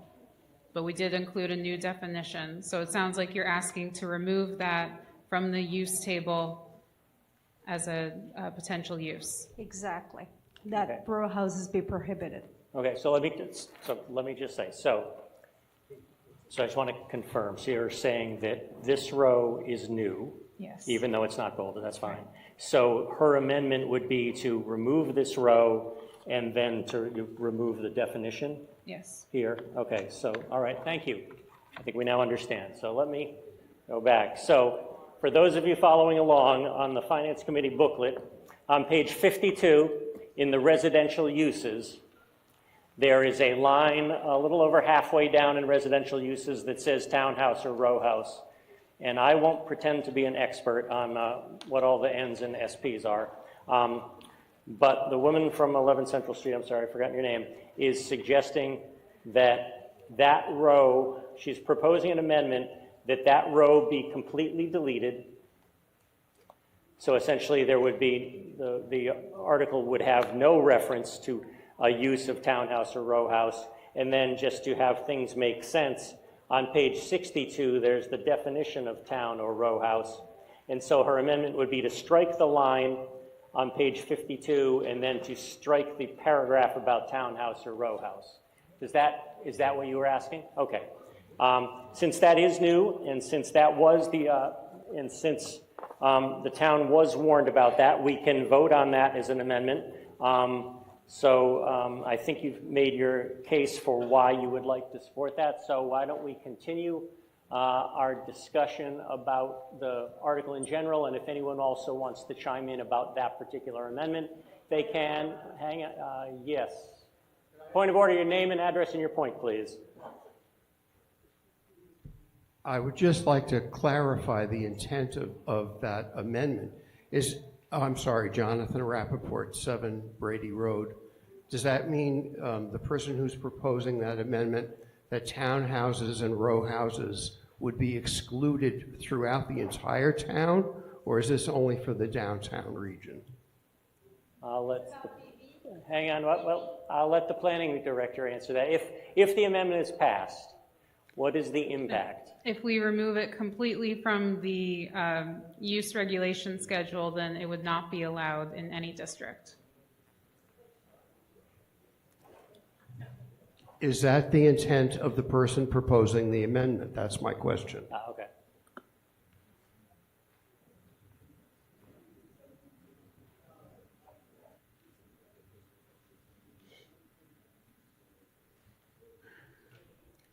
So BB is only for the sections that are right there, yes? Yes, BB is in orange. Yeah. That's the section I'm talking about. Does that answer So it your sounds question? like- Does that answer your question? Yeah. Okay. So you're changing the she's, I think, proposing to change the townhouse and row house use to be a no in the BB zoning district. Because that's what we're currently proposing to change. We're not proposing to change BB to the whole town or other districts. This is the article we're talking about, this section only, obviously.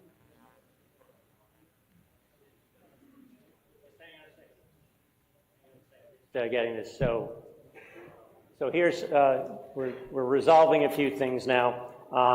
I've been advised, again, I'm not a planning board expert or a zoning expert. I've been told that right now townhouses and row houses actually are allowed in the D-pod, and the intent of this article is to replace, that's the downtown planning overlay district. Sorry for speaking in code there.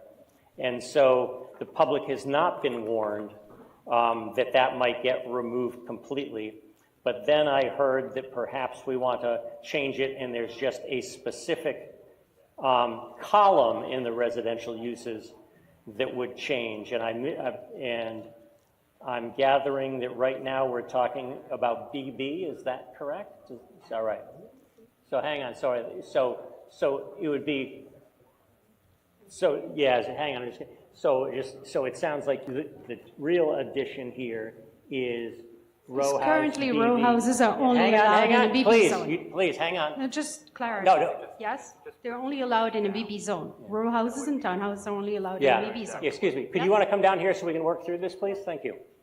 So while we're talking through this, it looks like the intention is to take, again, I'm looking at the chart on page 52 where it says townhouse or row house. Right now, BB says yes, and you're suggesting that be changed to no. Okay, that is a much, okay, so keep the definition, okay. Okay, and that's okay? All right, so that is much cleaner, and I'm gathering, yeah, okay, and that should be allowable under scope. Okay, thank you. It's the same way as you were saying, like, vets are allowed, but not hospitals. Yeah, okay, okay, I understand, yeah, I just didn't know how to do it structurally, yes, okay. All right, so we will continue, so hang on, we're still talking. So let me take back my previous interpretation of what the person making the amendment was. So right now, page 62 with the definition of townhouse and row house, that stays in. The only change that's being proposed by the amendment is on page 52 of the booklet, where if you go to the townhouse row house line, it reads currently NNNSPSPY. That Y, the amendment would change to a no, and that would mean that in this BB, which I think represents this downtown district, townhouses or row houses would not be allowed. Is that, we all have agreement that that's the intent and that's the purpose, so okay. All right, so with that said, we will act on that amendment once I get it written down. And I will explain again before we vote on it, don't worry. All right. I'll decide if the Planning Board, Finance Committee, Select Board wants to make any recommendations on that amendment while we discuss. I'll go back to Mr. Matthew. Mike Matthew, 20 Andrews Road. What was the Select Board's vote on this as a whole? Were they in favor or? You mean the amendment or you mean the entire article? I'm sorry, I'm talking about the original article, Mr. Moderator. I have written down 500. And No, Mr. that's the Johnson Planning nodded Board, his head. but the Select Board? 500 Select Board. 500 also? Yeah. Okay. I just want to remind everybody that I've had several people that live downtown that are not happy with this zoning article. I'm being very sensitive to their needs and wishes, and I think we all need to think about that when we vote. Thank you. Yes, the gentleman here, name, address, and your comments, please. Craig Stedman, 208 West Main Street. I'm just confused about the townhouses and row houses, whether they're currently allowed in the overlay district, and then by approving the amendment, they would then become not allowed anymore so any existing ones would no longer be compliant with the zoning? Okay, that's So just asking whether yes, they're currently right. allowed in the That's overlay district. Good. That's good for me to know too, so I can help think about that. Mr. Gingers. So currently, under the current zoning, a townhouse or row house could potentially be considered as a type of multifamily dwelling. So, but if it was not allowed, this type of multifamily would not be allowed under the zoning. So the definition of a townhouse or row house is an attached single household residential building that may be located on individual or common lots. Each unit has a separate entrance from the street and is separated from other units by a common wall. Can I just say as a follow-up, are there existing ones in the downtown district? No, not that I know of. Mr. Bain. Yeah, it's Ed Bain, 5 Thomas Rice Drive. I just want to clarify, is a duplex considered a townhouse or row house? I'm just looking up the definition of a two-family.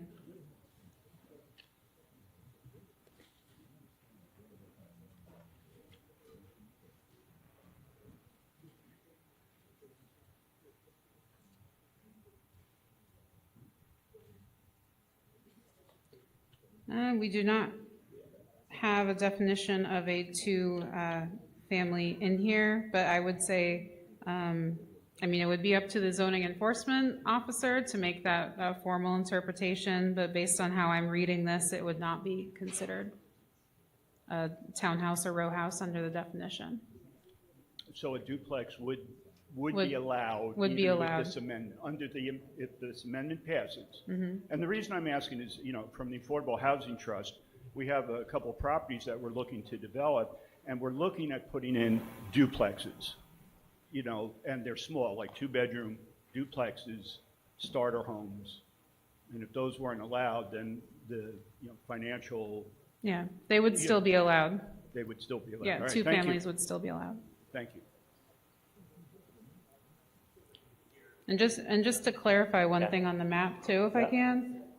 All of this is existing downtown business district. This area here is zoned industrial right now. So we're changing it to be zoned downtown and removing those the industrial zoning. Okay, I'm just going to give a few moments to see if the select board or the finance committee or the planning board want to state any opinion on the amendment. I'll give you, so. Have you taken a vote? If you want to take a vote and announce it. Mr. Silverberg, hang on. Mark Silverberg, 7 Weld Street. So the new definition of townhouse or row house is an attached single household residential building. So a duplex under common owner, or a two-family might be okay, but if we wanted to build affordable duplex housing with individual owners, that would be a single household. So I just, again, without the interpretation of the zoning enforcement officer, I think that would affect our ability to build duplexes downtown. I personally, these areas are very densely populated already.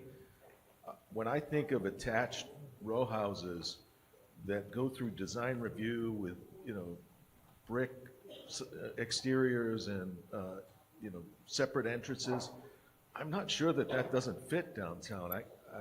I understand, I'm not sure I understand the objection to that design.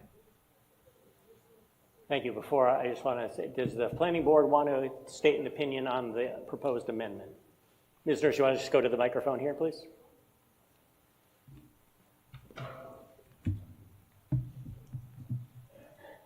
The planning board understood that the motion, which is being looked at, is to remove townhouse and row house in the zoning district BB. Based on that, right, based on that, the planning board voted 3-2 to support that motion. Thank you. Does the select board planning on taking a vote or still talking about does the finance committee want to take a position on the amendment? Okay, if you, Mr. Buffo, while we're waiting for that, Mr. Buffo? Yeah, David Buffo, 5216 Union Street. Can you just speak directly into, raise the mic if you have to, thank you. To raise the mic. Hold on. Yeah, thanks. Okay, yeah, that's easier than shrinking. Can you hear me now? A little bit, can you speak up extra loud? Okay, can Thank you hear you. me now? Yes, that's okay. better. David Buffo, 5216 Union. Just on this question of duplexes, I'm looking on page 52, and there is two-family. Okay, I guess you do need to speak more loudly. All right. Please. Two-family dwelling on page 52 Yeah. is a separate line item from townhouse or row house. So my question is that where duplexes fit? Because I didn't see a definition of duplex elsewhere. So I guess I'm just trying to understand if that's intended to be like an up or down, or is it a side-by-side, or does it matter? Thank you. Anybody want to stake an opinion on whether Yeah. two-family dwelling, is that the same as a duplex? I think we're getting into a lot of potentially building code definitions also, definitely into the weeds, but a duplex is just another word for a two-family dwelling. Okay. So in that case, we're hoping they're sort of the same. A townhouse would be 3 or more that meets that definition of having the separate entrances. Thank you.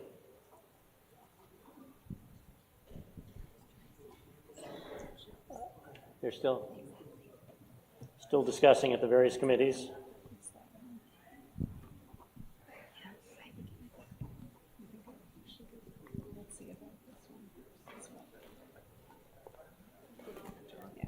Yes, Mr. Silverberg. Mark Silverberg, 7 Wells Street. I'm speaking on behalf of the Select Board. We just voted 5-0 to defeat that amendment. Our concern is that the row houses and townhouses are currently allowed in the depot overlay, and eliminating that might take away rights from landowners who are not here and we're not anticipating that it would be changed. So we feel that if our preference would be to move forward with the zoning as it is and ask the planning board to take that up and look at that for a future zoning change if it's desirable. Thank you. Yeah, our preference is to move forward with the article as it is. Okay, thank you. Just going to give the Finance Committee a thing. Can I answer him? Unfortunately, What he you've just said? spoken twice, and I didn't hear him ask you a question. So let's just, while there, yes, name and address and remarks, please. Lynn Van Doren, 6 Maple Circle. I'm just trying to follow along with the map that's in the booklet, and it's really hard to tell where like some of the overlays are because they're all the kind of the same shade of gray. Do you have a slide that's colored, well, not with the overlays, some of the, like if you look at it, it says, like the business overlay. Talking about the graphic on page 63? Yeah. On 63, right? It's Yeah. hard to see where like so I put it up on Industrial the B and is essentially the same color as downtown. And so it's hard to tell what's what on the Yes, map in the booklet. Yes, I totally agree. That's one of the complications we're trying to fix with this. But this is the existing zoning map. So the orange here is the current downtown business district. The blue and the purple is the industrial zoning. Green means municipal. And then the stripes are the current downtown planning overlay district. What did I miss? The yellow is residential. And the circle is the 2,500 radius that's in the zoning bylaw right now, which essentially means that the design review board oversees any commercial or industrial zoning projects within that circle. Thank you. Yep. And then it might be also helpful if I go to this slide that kind of zooms in and shows which parcels are being added to this area. and I went in and I did label the existing uses that are there. So this is West Main Street. This is the existing zoning. And so you can see here that the boarding house, multifamily, the funeral home, church and daycare, multifamily, office buildings, the Masonic Lodge, those are all existing uses there that are technically currently non-conforming under the existing zoning. So this zoning change would make them conforming to the zoning and also put that protection from the Design Review Board to be able to review any architectural changes, things like that. Thank you. Does the Finance Committee have a report out for their opinion, if they have one or not? That's right. Yes, Mr. Moderator. So the AFC has voted 7-1-0 not to recommend the amendment to this zoning article. The reason is because we have not got the time to evaluate. If the planning board could give us the reasons why it was voted 3-2 in favor for this change, amended motion, that may help us in our revote. But for now, it's 7-1-0. And the one minority opinion is because the minority vote thinks that the planning board knows the town well enough to decide in favor 3-2. So that's why there's a minority opinion. But yeah, that's Okay, AFC. so 7-1-0 to defeat the amendment. To defeat the Thank amendment, you. that's right. All right. I'll go right here. Name, address, and your remarks, please. Ellen Google, 84 Fisher Street, and I have a question and a potential follow-up. So the amendment is to change the yes to a no for townhouse, row house. I'm wondering if there's an in-between here with special permit. Can somebody like Ginny comment on that? And then I might propose a potential amendment to have this as special permit instead of a hard no. So if it is a no on the use table, then it would not be allowed at all. Would proposing an amendment to have it as special permit instead of a hard no, but also not a hard yes, be something this town might consider wrapping together around? If it was a special permit, then that's a discretionary permit for the planning board to decide, so they could say yes or no based on findings. At the risk of making this even longer, I'm going to propose an amendment that we change this to special permit. Thank you, Ms. Google. So we now have two potential amendments to deal with. The gentleman at the microphone, Ms. Google, was just at. Thank you. Name, address, and your remarks, please. Alan Zola, 6 Cedar Street. Move the question. Are you moving the question? Okay. So you pass 3% from this side and wait 0 from this side. It's not fair. Wait a second. Hang on. I didn't completely ignore that side. So I'm going to tell you what. Because the amendments are new, we just had a new amendment. We haven't had any discussion on that. I'm going to defer allowing that for at least a little while, but we can come back to it. With that said, yes, would you like to make a I just want to make one clarifying comment about that. Yes, you make a clarifying comment. Then we'll go to you. Okay, Christina Kelleher, 33 Overlook Drive. When we look at the map of red, it's a lot of red, but literally the only change is happening. The only change to make something downtown that is not currently is these red outlined properties. So all of the other red, all of the other streets that you saw that were red and residential, those are already downtown. This is the change right here. These are the only properties that are not already downtown that would be considered downtown. That's all. Okay, thank you. Now, sir, back here. Thank you. Jerome Chevalier, 11 Central Street. Considering the zoning board is voting in favor of the amendment, that there are a lot of discussion about what is a duplex, what is a townhouse, I think this is not in final state. This article needs to go back to committee. So I would suggest that we vote to send it back to committee, and when the zoning board will agree with a proper definition of duplexes, townhouse, and if it's a yes, a special permit, or a no in that column, then we can come back and vote. Thank you. So you're making a motion that we refer this back to committee? Yes, sir. Okay, thank you. Thank you. Just looking that up for a second. Give me a moment. We're seeing what order we do these things. Okay, thank you. So you've heard an argument. You've heard arguments for why it should be as proposed. You've heard an argument for row house, townhouse in BB being no, for row house, townhouse, BB being special permit, and now we have an amendment to say it should be referred back to the committee because people are confused. Let's continue discussion because that's another new amendment we haven't had adequate discussion on. If we want to have discussion. Can I make a comment on the amendment? Yes, you may. Okay, thank you.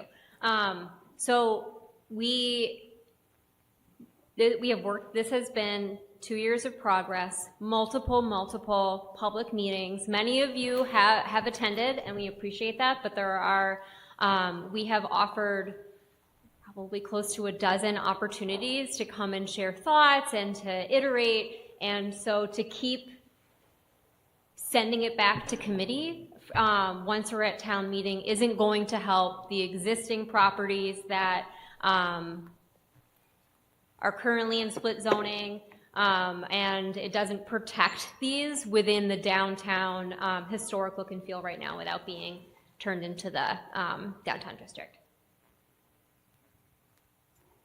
Thank you. Mr. Shafford, hang on. You haven't spoken twice yet, correct? Not yet. This is your second time. Okay, Mr. Shafford. Thank you.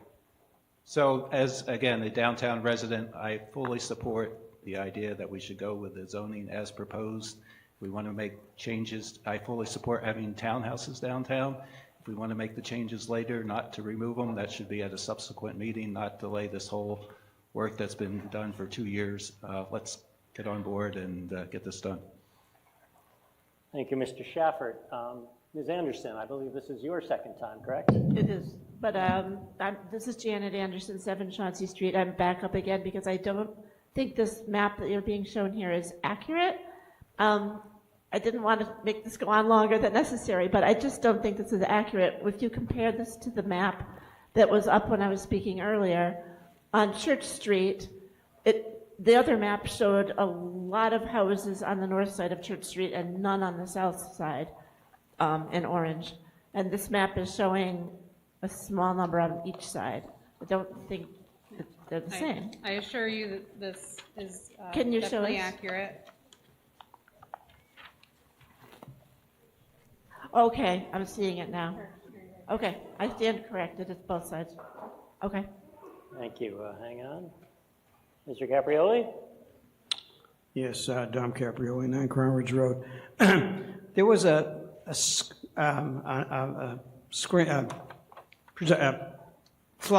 excuse me. There was a slide that wasn't the first slide. It was like the second slide that kind of gave a, no, not that. No. I'm right after the one with the big red. The one right after this. No, that's not that. Okay. Bottom line is, I had a life experience, a downtown residency when I was younger. It was a horrible experience. I wouldn't recommend it for anybody. It was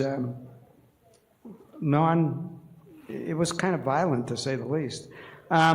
So if this article, which suggests the improvement of the downtown business district to be a vibrant, cost-effective services to the community, residents of the community, change, then I think it's it's very complicated, by the way. I think it's an extremely good idea to make a downtown business district truly a business district with as much enhancement and attractiveness to businesses. There is one thing, though. I read this article extensively last night because I had access to the warrant. And in the first page, on page 47, I had a question. I just couldn't find the answer to that, so I'm going to ask this question. On page 47, under mixed-use industrial, under IC, there is C, S-E-E, 4.6. There's 4.6 doesn't occur anywhere. Well, why is this put here? I looked through the whole article. I saw no 4.6. Sorry, where did you see that? Yep. Say it again. There's no 4.6 anywhere. So that is another part of the zoning bylaw that is definitely confusing that we haven't addressed yet with the planning board, but the IC is also the TOV, which is the Transit Oriented Village District. So the IC is just another term for that district. So you left out the 4.6 definition in this article, right? Section 4.6 has nothing to do with the downtown. That's referencing the Transit-Oriented Village District, but that district is called also the Industrial C District. Okay, well, 4.6, it is places where in this article, it says C-C-S-E-E, 4.6, and I couldn't see 4.6, so that's why I'm bringing I it up. believe that means that 4.6 isn't being changed in the context of this article. Section 4.6 is a different section. Well, in the end, on page like 64, where you're having these references to that little squiggle mark, I don't know what that is, and you go 3.6, and then you go 4.8. 4.6 isn't in the list there either, so again, I couldn't find it, and I'm not sure that this presentation is complete, to be honest with you. Thank you. Yeah. So the article does not include the whole zoning bylaw. That is, I think, what you're referencing. If you wanted to find section 4.6, you would have to go back to the complete zoning bylaw, which is available online on the planning board website. And the other sections listed are just areas that would be changed if this was passed, to remove the reference to the downtown planning overlay district and clarify that the design review board has jurisdiction over the downtown business district and the gateway district. All right, so, Mr. Gelsich, are you okay? Yes, okay. Mr. Allen. Peter Allen, 8 Edward Dunn Way. I guess I'm compelled, I'm looking for some additional information from the planning board.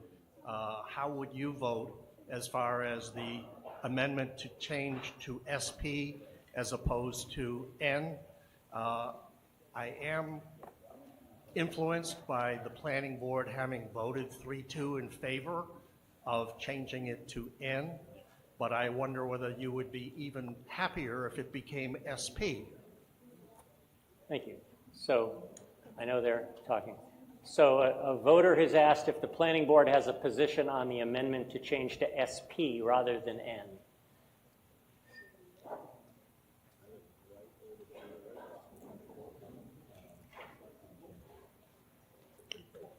Ms. Nurse. The planning board will take that under advisement and we will discuss it. Thank you. We've got 3 motions before us. We have changing, we can leave the original one, which was to get rid of, change the boarding house definition in the BB district would not be allowed.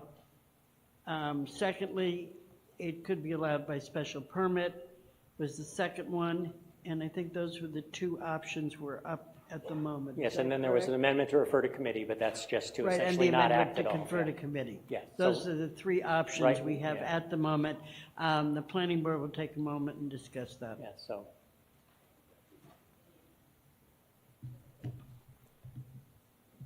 If you can hang on for a moment, Mr. Linane. Thank you.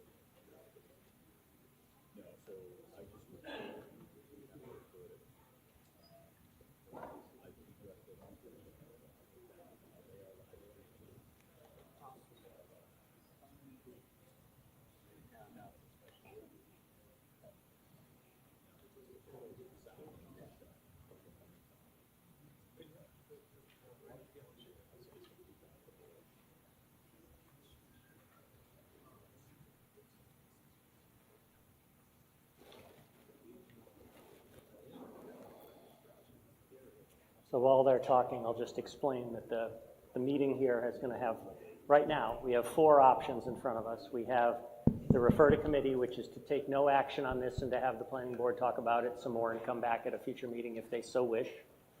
And then we have 3 options for the BB of townhouse and row house from, yes, completely allowing special permit, use only, and then no, not being allowed at all. The way procedural things work, we will vote on the refer to committee first because it is the one that gets ordered first. Do you have a question? Comment, I'm sorry, yeah, name, address, and your remarks, please. And yeah. just a general comment. Yeah, you're gonna have to speak up, speak right in the microphone. Is this all right? Thank you. Name, address, and comments, please. Barbara Foster, Union Street. Yeah. Just a general comment. We're on this over an hour, right? Yes. I just want to state the obvious. I find it disconcerting that the planning board is a split vote. Wouldn't this be easier if one or the other sides were more enthusiastic and united on their request? Just an observation.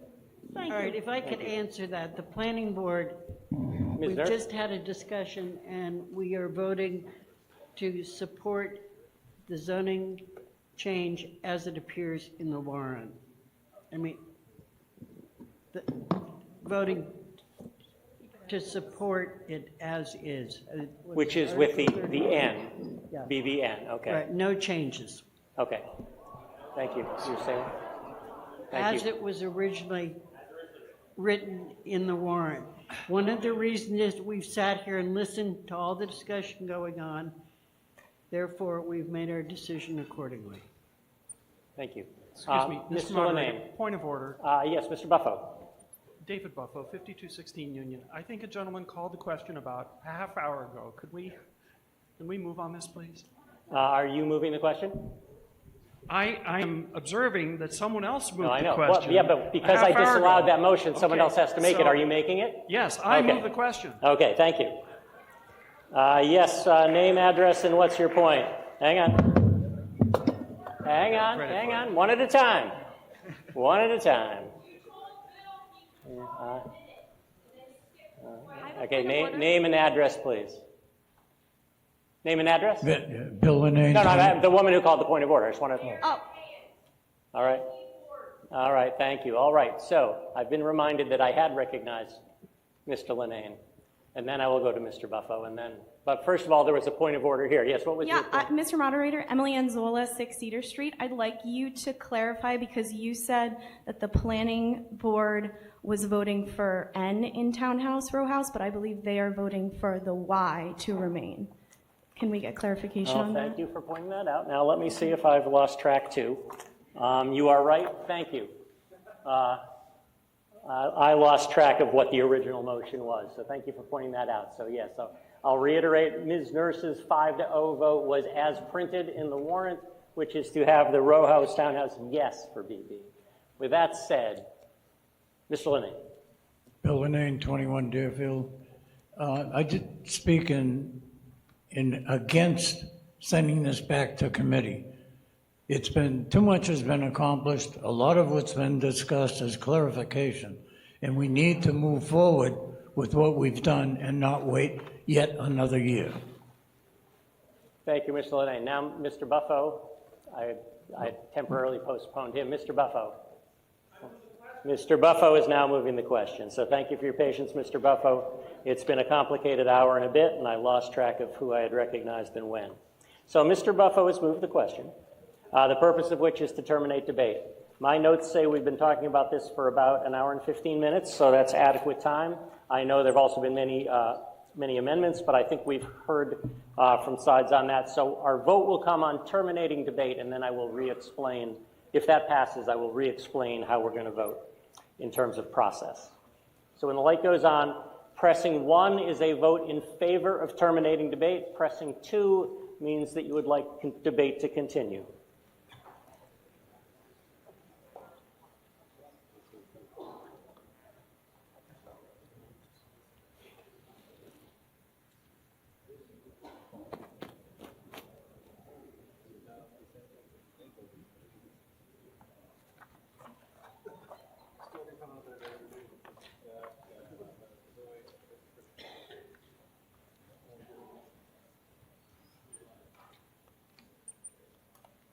Voting is ended.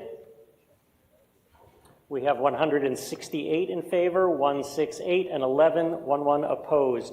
Debate is terminated. So as explained before, our first vote will come on the motion to refer to committee, in this case, refer back to the planning board. That action will come first, and if it's approved, this article's contents will be referred back to the planning board. If it's defeated, we will move on to the amendments. So, when the light comes on, a vote of pressing 1 is a vote in favor of referring back to the planning board. Pressing 2 is a vote opposed. Voting is started.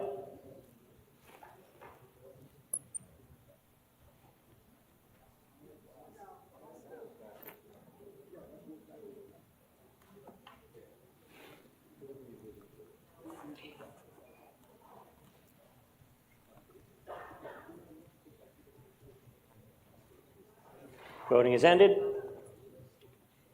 We have a vote of 64 in favor and 120 opposed. That is not a majority vote. The motion fails. So now we have 2 amendments and the main motion in front of us. There is no guidance from our bylaw in terms of what order we take these. So I think the order that makes the most sense, since the amendment is to go N would be the most restrictive, and then the original motion Y is the least restrictive, rather than jumping around. Our next action will come on the amendment to change the entry for column BB for row house and townhouse, and amend that from a Y as it was printed in the warrant to an N for no. If that amendment passes, we will then carry on. Yes, point of order, yes. Mr. Bain, is that? Well, somebody else, but I just have a question. Okay. On amendments, since this is a 2/3 zoning, zoning articles require 2/3. Yes. What do amendments require? I'm looking, just to make sure. Amendments just take a majority. Amendments take a majority. Just a majority? Yeah, Okay, because we're just voting to amend. What was the other point of order? Name, address, and remarks, please. Hi, Craig Stedman, 208 West Main Street. I think there was also an amendment to make it SP. Yeah, that's yeah. So yeah, do you? Yeah, so here's what, so we got 3 options. We're going to first find out if the amendment to N passes. Then we'll act on the amendment to SP, regardless of whether it passes or not. And then we'll know what the final motion is. Is it amended from Y or not? So yes, I know it's confusing. Thanks for bearing with me. I know it's been a long day. So our next vote is going to come on the amendment to change the BB column for the row house townhouse to N, which means no, not allowed. Okay? Voting can begin. So pressing 1 is in favor of the amendment to amend the Y to an N for row house townhouse column BB.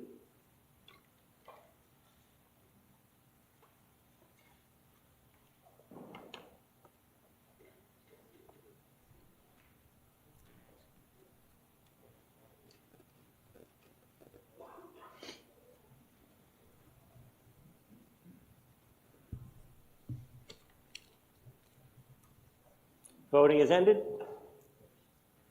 So we have 68 in favor and 115 opposed. That amendment is defeated.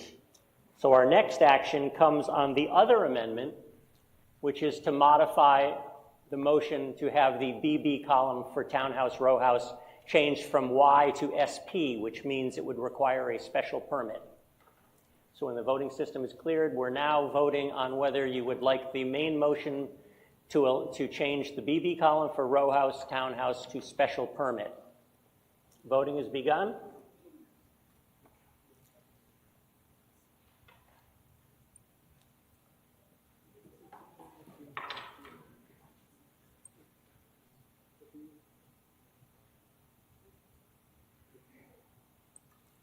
Voting is ended. We have 102 in favor and 79 opposed. That amendment passes. And so now we move on to the amended main motion. So as I said, amendments only require a majority vote. However, because this is a change in the zoning bylaws, it requires a 2/3 vote. So we're now voting on the amended main motion by Mr. Gelchich, which is everything that was in the warrant, everything talked about, except now we're voting on a version that has the row house, townhouse column for BB saying SP. So if you're in favor of all of that, you vote yes. And if you don't want anything to happen, you vote no. Voting no is the equivalent of taking no action on this. Voting yes is what we all been talking about with the SP. Voting has begun. Yeah, hang on. Stop the voting, please. Ms. Nurse. Ms. Nurse, yeah. But it's only referring to that column. It's that row in that column.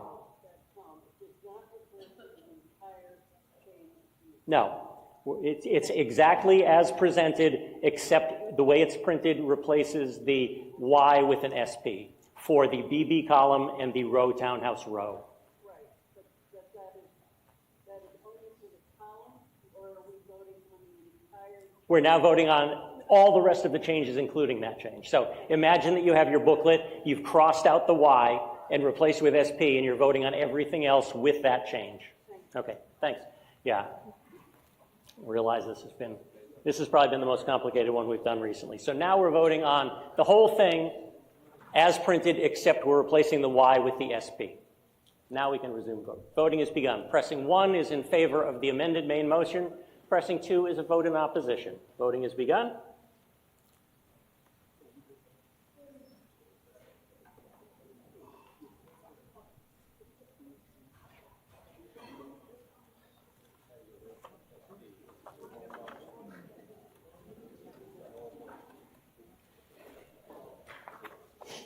Voting is ended.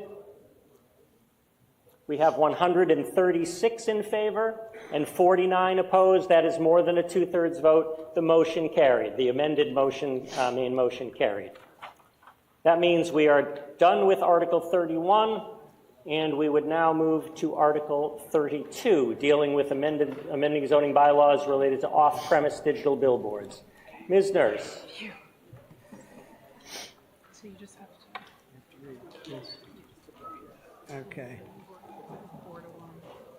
Yep, right, okay. Article 32, I move the article as printed in the warrant.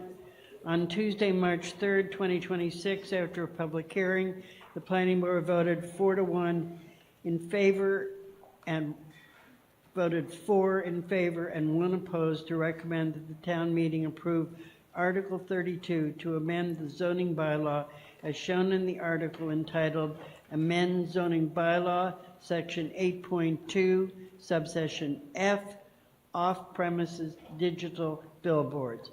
I now turn this over to our town planner, who will give you a short presentation. Thank you. Ms. Gingras. Thank you. Hopefully this one is a little less complicated. So this is Article 32, which proposes updates, to the zoning to allow for a limited number of digital billboards on the highway under strict local, state, and federal regulations. So as shown here, the bylaw would only allow for 1 or 2 billboards depending on the spacing, which I'll explain in more detail on the next slide. The billboards would only be allowed along I-90 or I-495 and only in commercial or industrial properties. And then on top of that, only with a planning board special permit and a development agreement with the select board. So the key takeaway from this slide is this is a limited opportunity. It's not something that would allow digital billboards throughout town, only on the highway.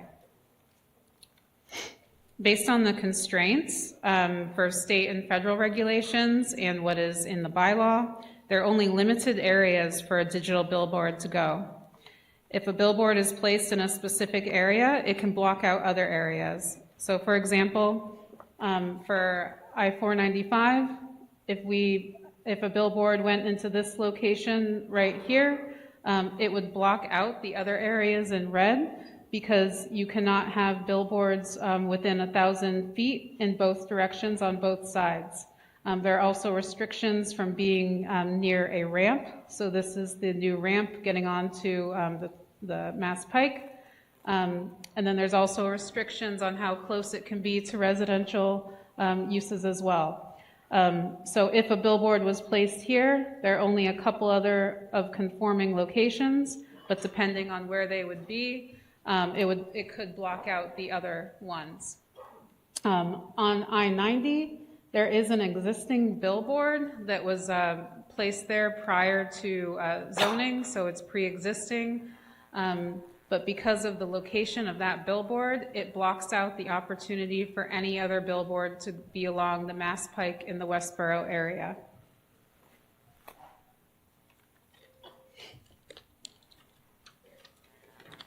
So these are highly regulated under state and federal law.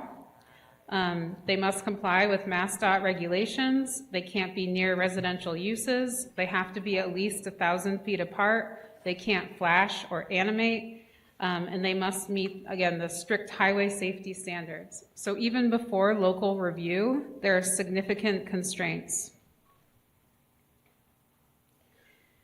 Under this proposed bylaw, the billboards would not be allowed by right. So it would be a discretionary special permit through the planning board, which would include a public hearing. It also would require a development agreement with the select board, which I'll talk more about on the next slide. But that is where the town could require mitigation and then local messaging requirements. The town can also use the signs for emergency messaging, such as Amber Alerts, notice of road closures, or just announcement of different town events. Importantly, this article also creates a new source of revenue for the town. As we know, there are limited ways for a town to generate revenue outside of taxes. Each billboard, as proposed, is estimated to generate $65,000 to $80,000 annually, depending on a negotiation with the select board. And with a new agreement, the select board can also negotiate to ask for the first 5 years of that payment up front, and then also the opportunity to build in escalation increases into the contract. This mitigation can support town expenses and would not rely on taxes. So we essentially don't have to do anything. We would get this mitigation payment. To summarize, this proposal is designed to balance impact and benefit. As shown here, the impact is minimal. It's only proposing locations along the highway, not near any residential locations. And the benefit is new revenue and public messaging capability for the town. This also received a letter of support from the fire chief, police chief, and the Economic Development Committee. Thank you. Thank you very much. So we heard in the report that the planning board voted in favor of this 4-1. The report and recommendations of the finance committee says the finance committee 5-2 and the select board 4-1. Now, Ms. Coker, I believe? Yes. Sorry. I thought you called me last time. It only took me 3 or 4 times. Thank you. Sandy Coker, non-voting member, representative of the EDC, chair of the EDC board in Westborough. On behalf of the town of Westborough's Economic Development Committee, we are pleased to express our strong support for the proposed Article 32, amend zoning bylaw Section F, off-premises digital billboards at the town of Westborough's Springtown meeting. After reviewing the proposed language, this amendment ensures clear planning board oversight, defined enforcement mechanisms, and measurable public benefit, while expanding business and public advertising opportunities. In conjunction with existing federal and state regulations, it represents an opportunity to generate a clear fiduciary benefit for taxpayers with minimal downside risk. We respectfully urge the planning board and town meeting members to support the proposed zoning amendment. Thank you for your consideration and for your continued work in shaping a vibrant and balanced future for Westborough. Thank you. Thank you. Gentleman over here. Yes, hi, Eric Waite, 7 Franklin Ave. Maybe, Mr. Moderator, as I share my comments, you can remind us how many years ago it was that something similar to this was before us and what we said when we turned it down then. I rise against this, as I did just a few years ago. A couple things. If this was a net good, the giant messaging at the beginning would have been, we're only going to have 1 or 3 of them, 1, 2, or 3 of them. They're ugly. They're designed to have a message that changes. Last time we did this, it would be 6 times a minute, or maybe it was every 10 seconds. And so you're on the Mass Pike, you're on 49.5, you see most cars is one person driving. If I have a 10 die in my hand and I roll them again and again, at some point I'm gonna get all sixes. These billboards are designed to have people in cars look at them, and it's only a question of time before the road closure message is about an accident caused by the billboard. If we could, can you go back to the slideshow where you had the overview of the interchange a little further back? Keep going just a couple more, sorry. It was the first slide that you put up when you began speaking about this, okay? And one more back. There you go. See the trees, right? This is gonna cause light pollution. They're 32 feet by 20 feet, so bigger than that screen right there. If anybody was gonna be living near these, they'd be here vehemently speaking against them. If you wouldn't want them near your house, why would we put them in our town? So I rise like we did just a couple years ago when we said no to this. Oh, and then lastly, I hear what you're saying about the $8, but earlier I was reminded that my yearly tax bill on my house is $13,000. So I'd rather have the better sight lines and just not that distraction and the overall ugliness of these billboards. Please vote no on these. Thank you. Thank you, Mr. Wade. Can I just clarify one of the Yes, comments made? Yes, So the state regulations would allow for changes every 10 seconds. And in regards to the lighting, it's heavily regulated through the state and federal regulations. The lighting cannot cause glare. More technically, the screens used automatically adjust, so they're never more than 0.3 lumens above ambient. Thank you. Mr. Rappaport. Jonathan Rappaport, 7 Brady Road. A question, what is the initial cost of these? It would be no cost to the town. And then my comment, I have to second what the other gentleman just said. I think billboards are distracting. I think they're ugly. And to save $8 off of a tax bill is pretty lame. I just really am strongly against the ugliness and the garishness of such a thing. Thank you. Thank you. No one here. Yes, sir. Name, address, and remarks, please. Robert Gilmore, 35 Water Street. I'm just curious, there's a 1,000-foot gap required. What, if anything, do similar billboards, future similar billboards in Southborough or Hopkinton, how do they impact us? If there was one placed, it would also block out other billboards, so it's the area along the highway. Okay. It's not by town. Okay, I see. Thank you.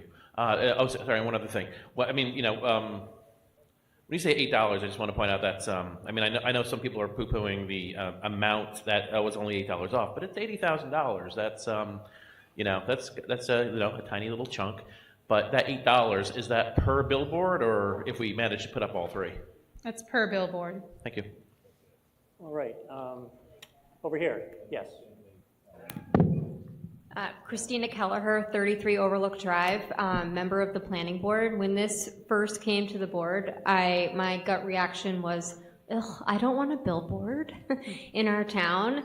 But as we're thinking about, I guess to echo the 65,000 to 80,000 comment, it's a salary, and we're having to cut teachers and members of our town staff. So to me, that makes a bigger impact. I was also heavily swayed by letters by both the police and fire, right? So I I value their opinions, and to me, between funding someone's salary when we're trying to make cuts, and also hearing from our police and fire departments that they support them, made me want to support them, especially with the restrictions that are currently in place. We can't have a number of them.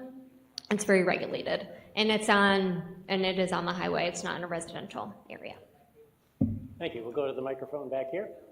Evelyn Ebb, 12301 Peters Farm Way. I'm for the billboards, and I wish I had done some work on this in advance, but it seems to me that if we all have $850,000 average homes, we're a pretty desirable group of people to reach, and I think we should raise the price of what we're charging on these and get some real revenue out of this. Any comment? I don't know if that's possible or not. Okay. Yes, sir. Ken Kelly, 10 Hancock Way. I hate these billboards. I almost got in an accident because I was looking at one and the car in front of me suddenly slowed down. I almost rammed into it. They're ugly. I want to vote against this, but will that prevent them from coming into town? I mean, we currently have billboards that have existed since prior to zoning being in place. So this zoning would allow for regulating any new billboards along the highway. But it would allow for regulating them, but it wouldn't prevent them from coming in? So If I vote this down, if we vote this down. if you voted it down, then no billboard would be allowed on 495, but there's an existing billboard on I-90. So that would not change. This doesn't change any existing billboards. Those already exist and they can exist, and a couple of them can be digital. We do have some agreements with those currently, but this would allow for new billboards to be put on 495, only one or two, only on the highway, only on 495. I strongly encourage people to vote against this. Thank you. Thank you.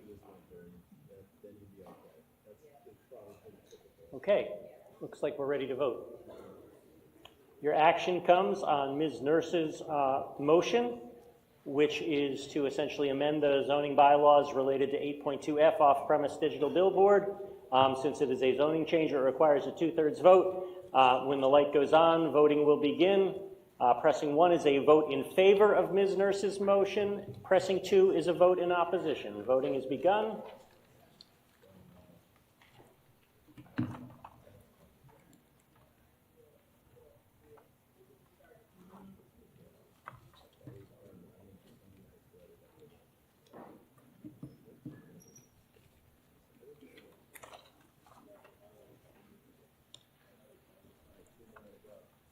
Voting is ended.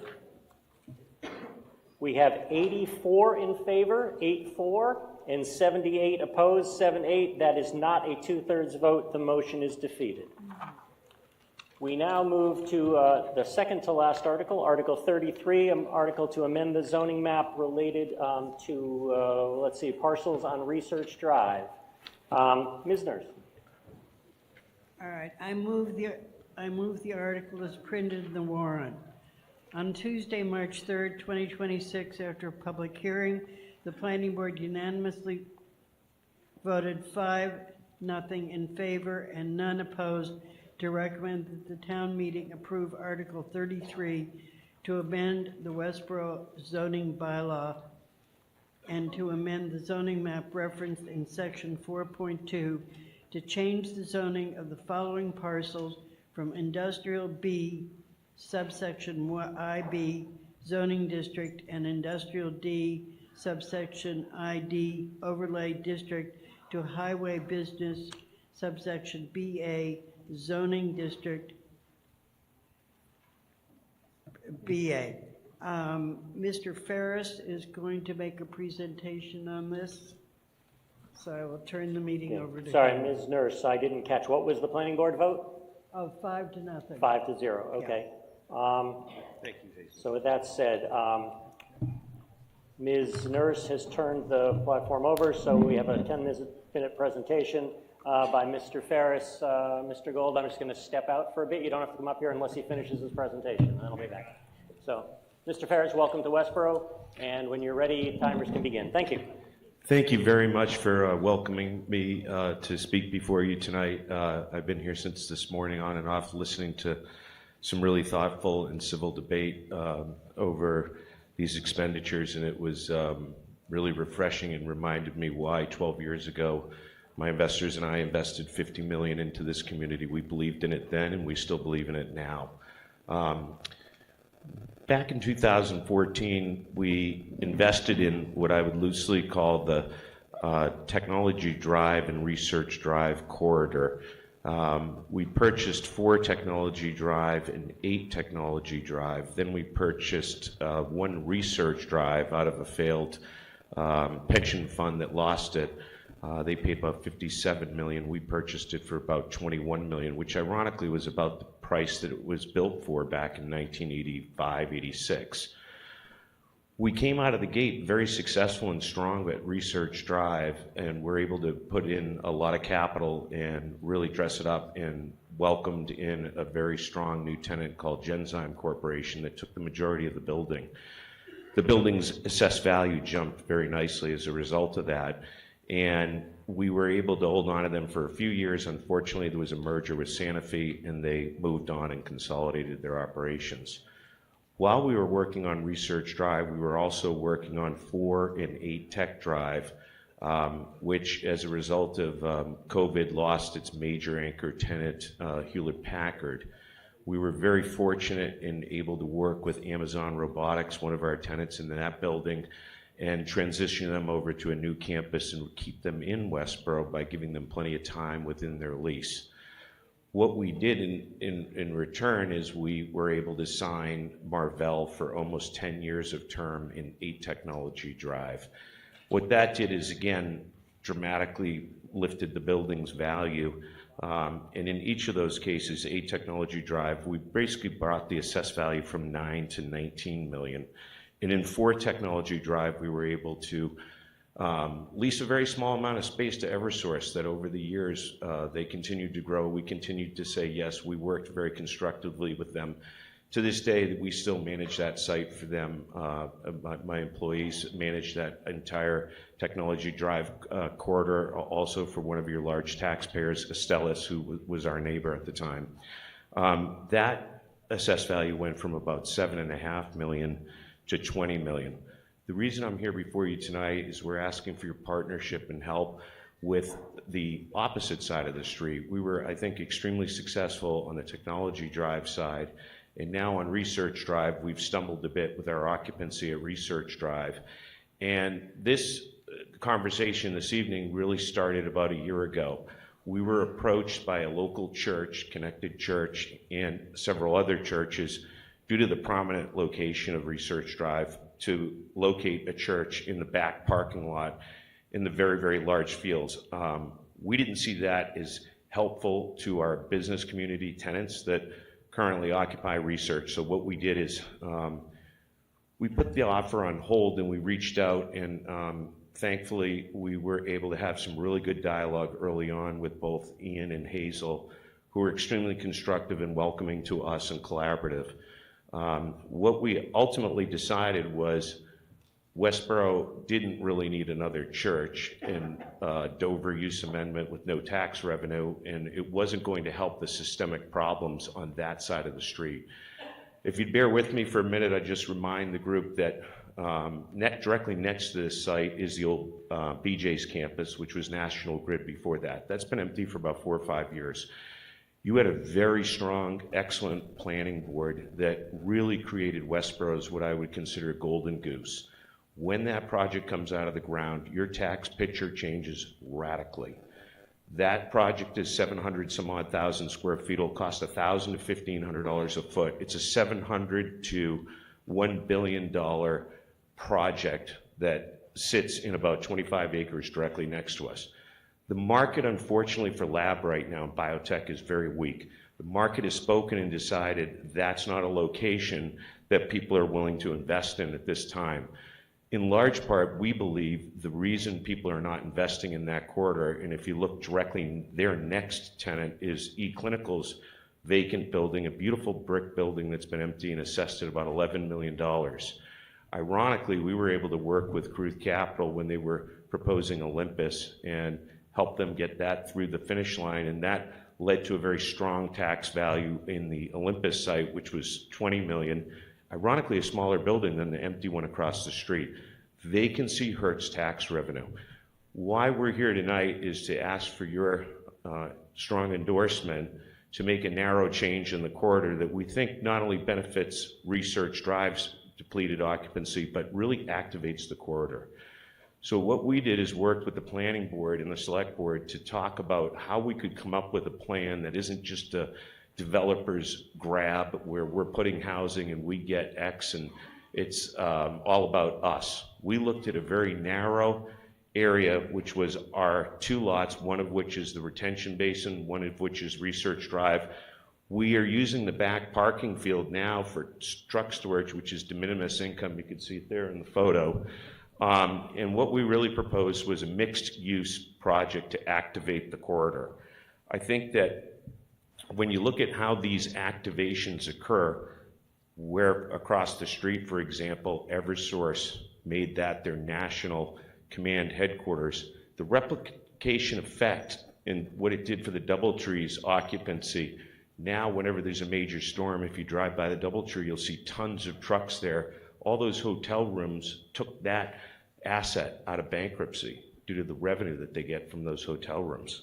I think that we've got an issue with several buildings directly next to our site, and we believe that a thoughtful mixed-use approach with some health and wellness concepts, similar to what we did recently in Southborough, will be a game changer for the community's tax revenue.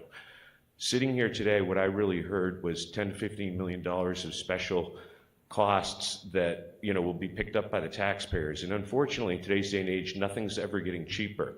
So, my dad used to say when I was a young kid, he used to say, Dave, if you ever want to balance things, you got to lower the water and raise the bridge if you want to get something under.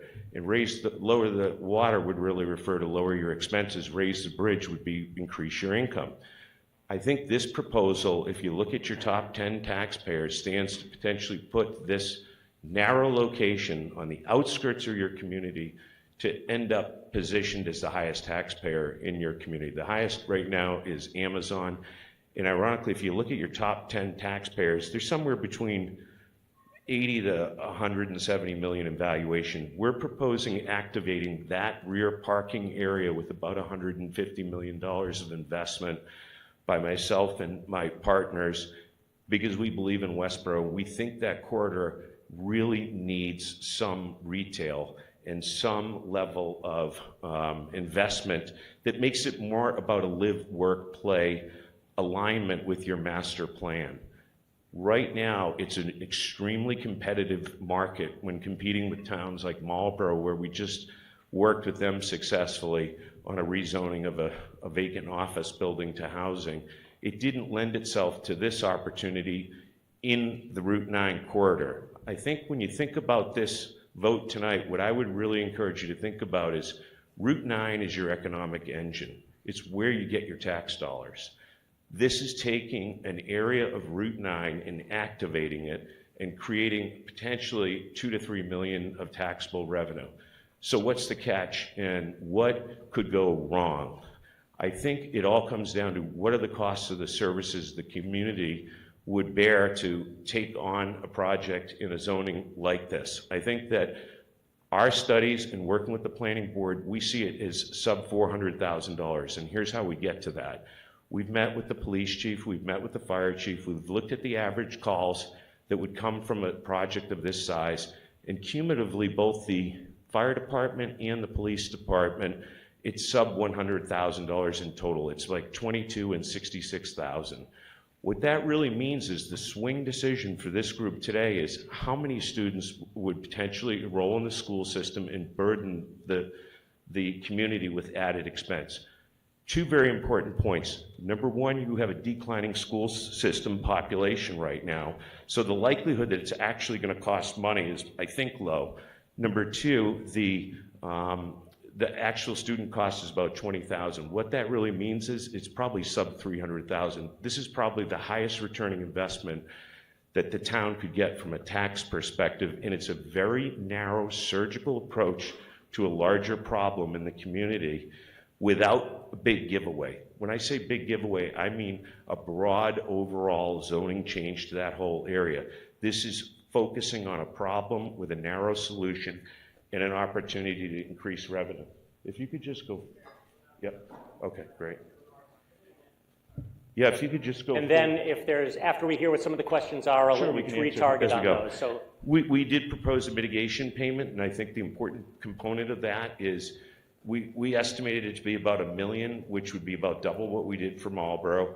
I think that in this case, it is something we'd lend to the discretion of the planning board, but we had some ideas around the current spending deficits and where we might be able to be impactful, but I think every year this project is built is going to lead to $1.5 million to $2 million of extra taxpayer money to go into the system. And to give you some idea, you'd need to build 200 houses at a $750,000 valuation to get this return. Thank you. Tell you what we'll do, just because I know you're new to Westborough. We'll hear what some of the questions are. If there's a theme of the questions, I'll let you go back to your slides or dig deeper. But Thank you. let's just see what the questions are. So any commentary from the voters? All right, I'm seeing Ms. Anderson. Hang on. Ms. Anderson. Janet Anderson, 7 Chauncey Street. 2 questions. Don't we have a sewer moratorium that would preclude this? And can anybody speak to the impact on the school and the school budget? Yes, I could speak to the sewer allocation. Currently, if this project were approved in its current form, you'd still have a very large sewer allocation of still like 500 plus rooms, and that's in the presentation at some, I think it's on one of the pages that the moderator could switch to. So I think the important thing with this idea before you tonight is the sewer allocation is going to get taken in all likelihood by some developer in the next 6 to 12 months. This plan actually gives the taxpayers control over what they get in return, and it turns over the planning level of it to your planning board and select board that to at least get mitigation payments, because what you just saw with the most recent project that was approved is there wasn't mitigation payments, there was a buy down for the affordability. This project would by right require us to have a 20% affordability. Most important point in this entire project is it's not raw land, it's an existing building, which means we have to work with your planning board to get a special permit. Thank you. I also want to, but Ms. Anderson, you were actually asking about sewer moratorium, right? So I'll defer to Mr. Payant to make remarks from the DPW point of view. Mr. Payant. Yes, Chris Payant, Director of Public Works. I just wanted to answer the question directly. There is no sewer moratorium in place. I thought that's what we had heard earlier. Thank you. That was gone, took away last year. Question from the schools. Does Ms. Borgia or anyone from the schools want to comment on the possible impact or your interpretation of it? Just come up to the microphone, please. You're not compelled to answer. It just was asked, so I figure I'll just say if you have any thoughts. I haven't seen enough detail to understand the scope of what sort of student impact there is here. Okay. So, thank you. Thank you. I'll go over here. Anuk Van Opstel, Lemonstraw 3. I only would like if you could put the map on, because we only saw like the first slides and then they just cycled really fast of the area. Just want to see the map. Thanks. Oh. And explain it. Oh, is it this map? This map or the previous one? This one, okay. So I guess I'll give you a minute to explain where we are and what here. This is the property at issue right here, directly facing Route 9. Directly behind it is the Westborough Behavioral Health Center. That's a lockdown facility for people with treatment issues. And then this is what we label internally as Westborough's Golden Goose. We think that if this ever gets built, it drops your tax rates by at least 10% because of the valuation. This is the vacant land where you've got a building standing for 26 years that has never been occupied. Its valuation is currently $11 million. This building that was recently built is valued at $20 million. This building is smaller than this vacant building. The reason this vacancy is so prominent right in this corridor is you got to get out, you got to drive down and come around to the Albasha or the little markets there. What we're proposing is putting some retail right back here that's visible to Route 9 so that all the tenants in these various office buildings that are suffering with occupancy issues can benefit by nearby sandwiches, health and wellness restaurants, and things that are similar to what we did in Southborough, where we were able to bring Pilates studios and indoor golf centers and protein. One of your restaurants, a protein bar place, a Fresh Monkey, came to Southborough, and it made all the difference. What happened is the Southborough corridor that we were in, we went from 10% occupancy to 100% occupancy when we brought these health and wellness concepts. And we think this is a repeatable scenario where if we put these here and we put some housing, when the tenants come back to the market in lab, you will have made the plan tonight to set Westborough up for success. What will really happen is people will canvass what approved lab sites are existing, already ready to go, shovel ready. And the planning board 4 years ago did some really great work, I think under Mark's leadership, where they effectively permitted this site. And ironically, we owned this parcel, and it was one of the very successful uplifting valuations. That parcel that we used to own, when we bought it, we paid $750,000 for it. It now traded at $14 million. So again, you know, rising taxes on these commercial corridors can have a huge impact on residents' taxes. Over here, this is the most important thing. This is a set of musical chairs that are occurring right now. These churches are buying up large tracts. This was originally going to be the Mass General hospital site, and this 30 acres a month ago traded to Connect Church. What they're going to do, and we know because they proposed it at Research Drive, is they're going to build an 80 to 100,000 square foot box. It's going to be an amphitheater and hold 1,000 to 1,200 cars in this site. So that proposal will come. Why I'm sharing all of this in this footprint is your chance to activate this area is really us with being the neighboring, and then eventually, in a very surgical way, when this taxpayer comes to you, to take action. Taking individual bites at this is far more responsible than saying, let's give everybody a free pass and let them just get by right zoning in this whole area. And so that's really what we're proposing. Thank you. Woman in the green vest. Name, address, and remarks, please. Donna Paranese, 35 Water Street. I want to apologize because I had to step away and I just came back in the middle of your presentation, so I'm trying to understand exactly what land is involved here and whether we're talking about, because you mentioned existing parking lots, and I know we're talking about some, I think, vacant commercial real estate, but are we talking about losing open space in order to develop it? No, ma'am. We've been very clear in working with the planning board that this would be already impervious surface area only, which is existing parking lots that have grass growing out of them. Right now, there's 1,200 parking spaces, and the world's just changed since 1985. You just don't need that many parking spaces. So it's been effectively leased out to a trucking company at very small dollars. But the answer to your question is this area is already fully tarred, but with very old tar in place.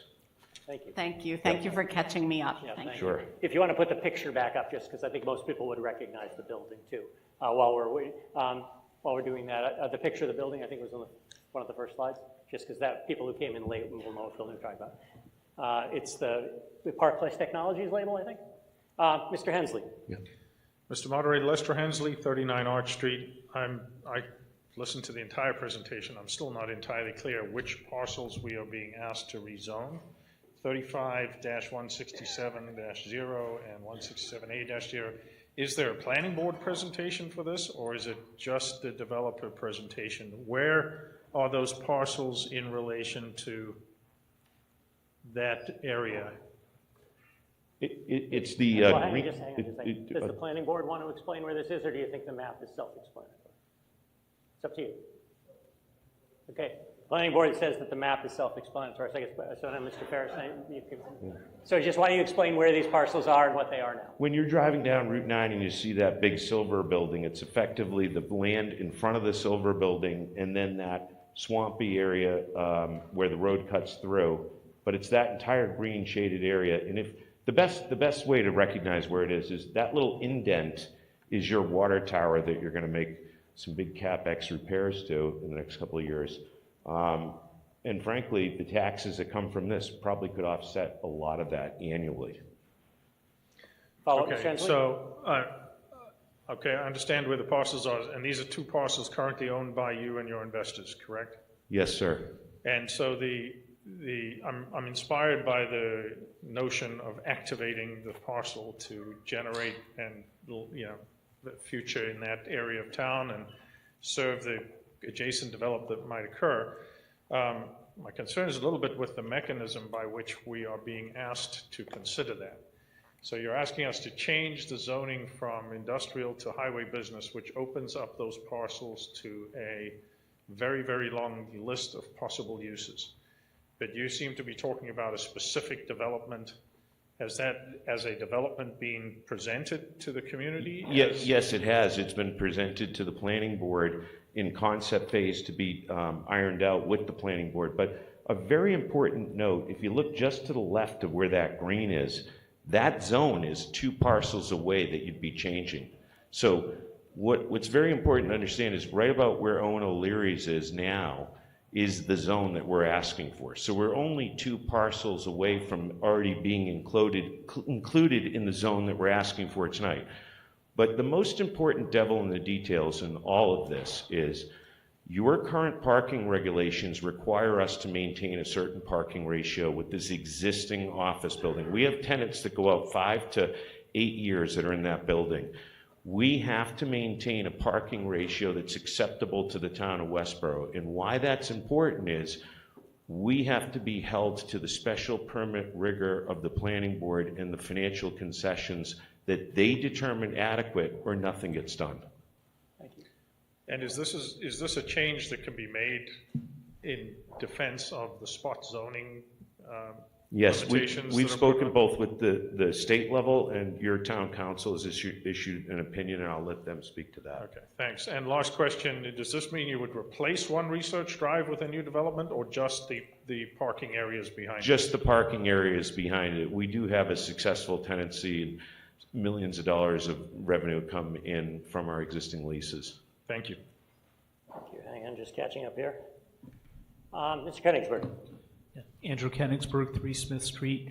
You were talking about an additional $1.5 to $2 million in tax revenue to the town, is that correct? Yes. Has there been any independent evaluation of that number outside of what you're providing to us? I'm not sure if the planning board or select board have done it, but if you just took if you look at the other similar projects in your community that are the highest payers, they mirror what I'm speaking of in terms of per unit and the mixed use component. Yeah. Mr. Steinberg, did you want to address that question?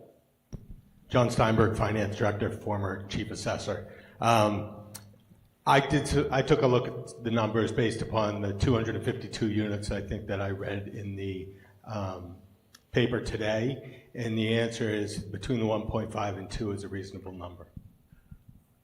Based upon that number of units, I will give a caveat to that. Not knowing what the final proposal is, what the size, the room count, what its impact is, and what the final value would be is impossible to determine. I haven't seen that type of detail yet. Okay, but one of the other issues that I'm concerned about, have there been any traffic studies done? I mean, there's a lot of things that seem very vague here. You want to put in a bunch of stuff, but what are the overall impacts to the town from whatever might get put here? We would fully expect that if the town deems this is an appropriate change, that we would go through all the rigor that a planning board would expect of us. Point 1. Point 2, that entire area is a ghost town right now in terms of occupancy. If you drive by and look at the parking, yards, there's no cars there. I mean, we're lucky if we have 200 visitors a day for a building that in theory back in '85 held 1,200. Good. Thank you. Thank you. Mr. Caprioli. I'm Caprioli, Crown Ridge Road. There's a lot of presentation here, but a very small amount of certainty. It seems that you're trying to populate this area. Just for your information to work with, the per pupil cost in what town of Westborough is above $20,000. As a matter of fact, if you throw in a few special needs students, it gets a lot higher. This is also not a permanent residence, not like a single-family home. It encourages a transient population. People move in to take advantage of Westborough schools, and then they move out to take advantage of lower tax rates and better prices somewhere else. I don't have a problem with you trying to develop this property and make a buck and increase our revenue from your work, but I don't think it's going to be done effectively by having a significant residential component here. If you wanted to make this a development that didn't have, there's like for seniors or something like that, or over 55, that would be much more attractive and much more predictably a tax benefit.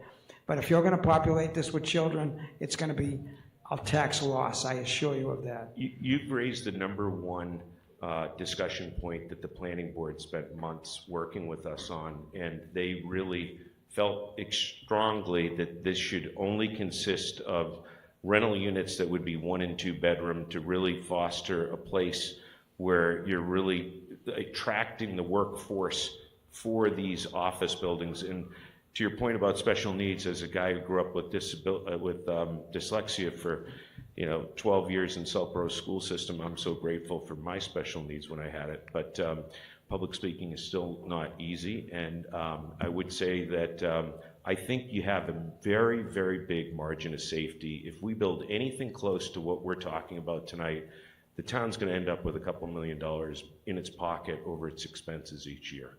I want to be clear, I'm not disparaging special needs. No, I didn't think that. But there is an added cost. I would absolutely, it's very significant. I'm talking money, not personalities. I didn't mean to imply otherwise. You didn't have to bring up your personal experience there. I'm simply saying that your presentation suggests very strongly, almost promises, a net benefit tax revenue, but if you populate this in a certain way, it's not going to occur. I've seen it happen before, and there's nobody who's going to hold a gun to your head to make it happen. So we're going to end up with what occurs, and you're going to pursue a profit, but we're going to absorb and encounter the costs if your planning doesn't benefit us with more revenue than expenses. Thank you. That's Ben, fair. microphone back here, please. Robert Gilmore, 35 Water Street. I think this is a question mostly for the police and fire chiefs, because you did mention some numbers about, that they said something around, 100,000, 150,000 per year in expenses for those departments. But I did notice that one of the things that was listed was the potential for a satellite fire department building, which, that's going to take more than 2 guys to equip. So I guess I'd like just to hear a little bit more. And I know we're so far from, real planning here, but I want to hear what that number, if you could reiterate what those numbers were and, ballpark how you arrived at that. And I'm particularly interested in the satellite fire building. Is that for Chief Purcell? Yeah, I guess so. Thank Okay, you. just checking. Chief Purcell, any comments? Hi, Pat Purcell, serving as your fire chief. What is the exact, what exactly are you asking me?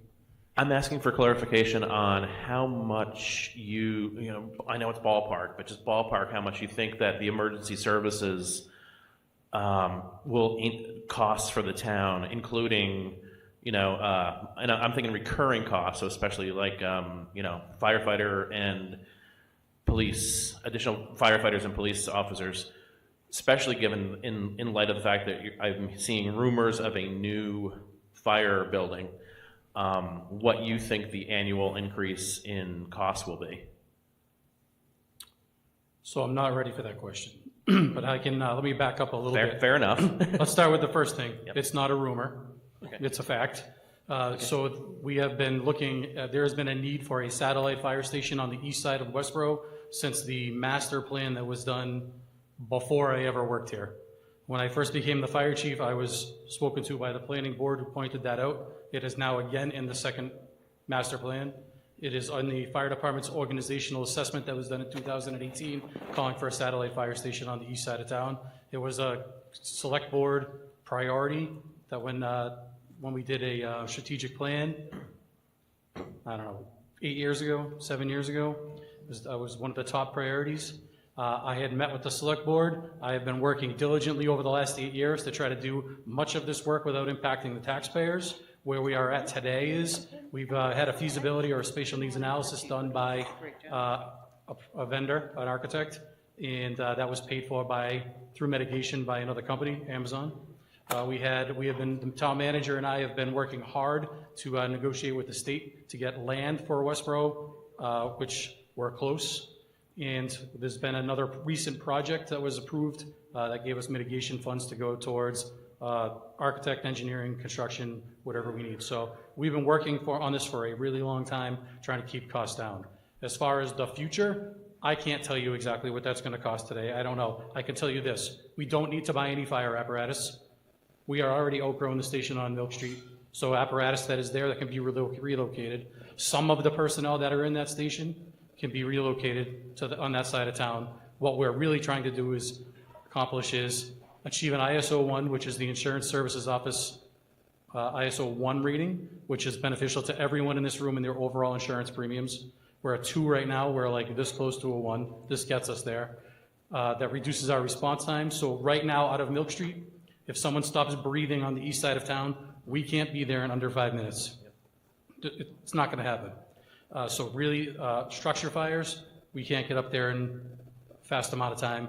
And we're also trying to reduce our impact on the rotary downtown because we blaze through that rotary 20 to 30 calls a day, multiple pieces of apparatus, noise pollution, rattling windows. It's probably not fun to live downtown and hear us.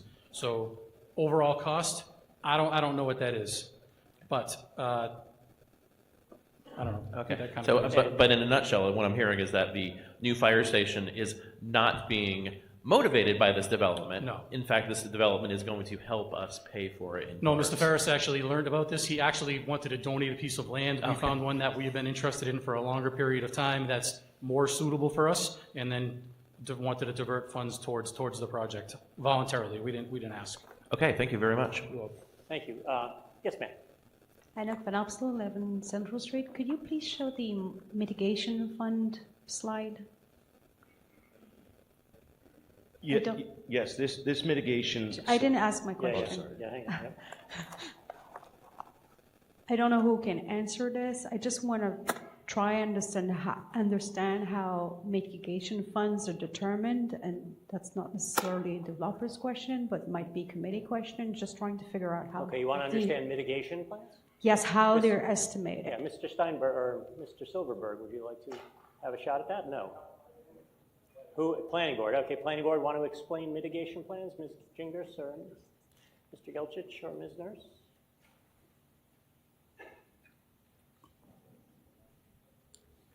Jenny Gingras, Director of Planning. So the question was about how mitigation works through a planning board special permit? Is that No, correct? it's how you determine the amounts that go into them.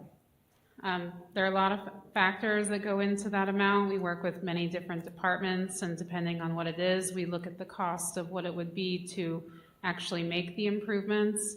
And then the planning board decides from there what would be feasible based on the project cost for the developer, what they can provide, what they would be providing as hard infrastructure. An example is a sidewalk. How much would it cost for them to build a sidewalk compared to what we would need to build a sidewalk. So there's not an exact formula. It's worked out with the developer on what that cost would be for the mitigation.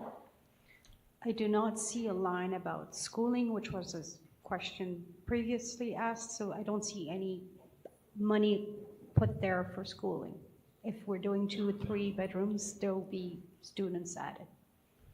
And so just to be clear, this proposal is just to change the zoning. They would still need to go to the planning board for a special permit, and part of the planning board's requirements are for a development impact statement.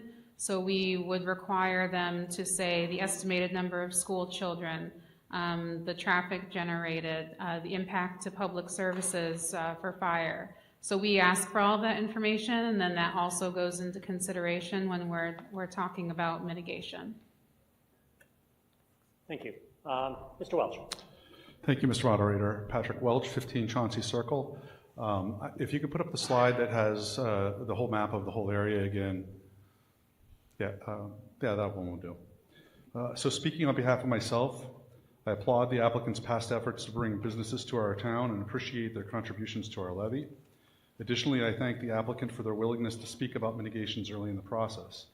I support more mutually lucrative rezoning of the Route 9 495 area that would result in better opportunities like Wegmans and Marlboro Route 20 areas, which are multi-use developments.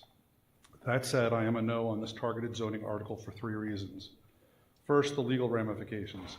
The applicant made it very clear in his recent email to the Select Board, his intent is targeted rezoning, and you can split the public interest hair between spot or targeted all you want, but clearly the applicant's property would be the only property in the area allowed this right.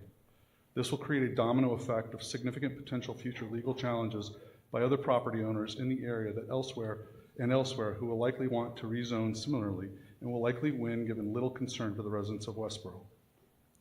Secondly, while I am not naive to the fact Westborough sits between the 2 largest cities in Massachusetts and therefore will over time be engulfed by urbanization, I am very concerned about uncoordinated patchwork of rapid urban sprawl. While not spot zoned, the new Post Road development is a strong indicator of zoning going beyond the intent of town meeting. What is to prevent the applicant from receiving similar waivers to expand to 5 stories, reduce or eliminate affordable housing, and reduce green space by flying in the face of our master plan with a sea of non-affordable 5-story multifamily housing units, resulting in long-term irreversible impacts to our schools and other vital services that will cost taxpayers for generations. Thirdly, while the commitments and mitigations the applicant has suggested are appealing, commitments made here and up to this point are non-binding. The applicant could modify the existing building significantly, increase housing units, or even sell this property tomorrow to a new owner who has made no such obligations. As far as mitigations, my understanding is that they must be tied directly to the property and therefore may not qualify, nor is it a given that they will happen through the planning board process. Additionally, 2 of the suggested mitigations, the police mobile command vehicle and the wastewater treatment upgrades, are for capital expenditures and borrows that were voted on earlier. I am unaware of a property tax rebate program. As a highly valued gateway to our community, I ask town meeting to vote against this article and that in the interest of the public, that this applicant partner with the state, town, and other property owners in the area. It may take time, but in the end, I believe this will result in a historically lucrative improvement for all involved. Thank you, Mr. Welch. Mr. Dunbeck. Yes, Pete Dunbeck, 8 Wayside Road. I also stand in opposition to this proposal. I appreciate the spirit and the intent of Mr. Ferris, and I agree with a lot of the concepts he's talking about. But I think we should have a town-led discussion about what we do with this part of town. Similar to what we just went through with the downtown planning, there's a lot of town discussion needed to say what we want to do with this part of town and not be driven by a particular developer and a particular project. So I'd recommend passing, voting no on this and reverting back to the planning process to look at the entire plan for this section of town. And I believe in the principles that Mr. Ferris is bringing forward. I just don't believe in the method. Thank you. Mr. McManus. Joe McManus, 8 Isaac Miller Road. I don't know if starting first with zoning is the way to do this and the process, et cetera. But I have to endorse what Mr. Ferris is saying about with no amenities nearby, it's going to be very difficult to repopulate all those empty buildings up there. You need to do something exciting, proactive, investment-driven to make that area attractive to tenants. Basically had a failed opportunity of trying to develop the science park on Tufts Landing, Grafton, and couldn't do it for the similar reasons. There's nothing there. No place to get coffee, no place to go to the restaurant. You need the kinds of amenities and nearby housing that companies want and the workers in those companies need. The exact process how to get there, I don't know, but the theory is correct. Thank you, Mr. McManus. Thank you. Ms. Hanishoj. Yeah, Saroja Hansoge, representing myself, 105 West Main Street. So I learned today that, the Ferris Development Group sued the town of Westborough, and of course, one might expect that this led to an increase in our budgetary allocation for legal expenditures, you know, to sustain the town of Westborough's position in this litigation. So given that this, you know, that you have sued the town in that particular case related to the Regal Cinema, I'm just wondering why we would contemplate this proposal from you, because given your multiple holdings in the town, it would suggest a little bit of bad faith clouding or coloring our consideration here. Especially you want us to approve your suggested proposal here, but on the other hand, we have been sued by you as well. So if you can help me get over this Yes. cognitive dissonance, I'd be very grateful. I'm glad you asked the question, because I think there's always headlines and then there's what really happened. And I think that every bidder in that process was part of the quote suit to maintain their position and their investment and time and planning to be part of that bid. But most importantly, to make sure they got their deposits back. And that cinema went the way we thought it would. It ended up in bankruptcy court, and everybody eventually got paid in large part because it did sell for a much higher dollar amount. But I think that a lot of that's always lost in the news stories, but you know, the proof is in the execution. And when you look at the goodwill deposits we've made, we have not treated Westborough like an ATM. We have a very strong core internal belief about how we treat our partner communities.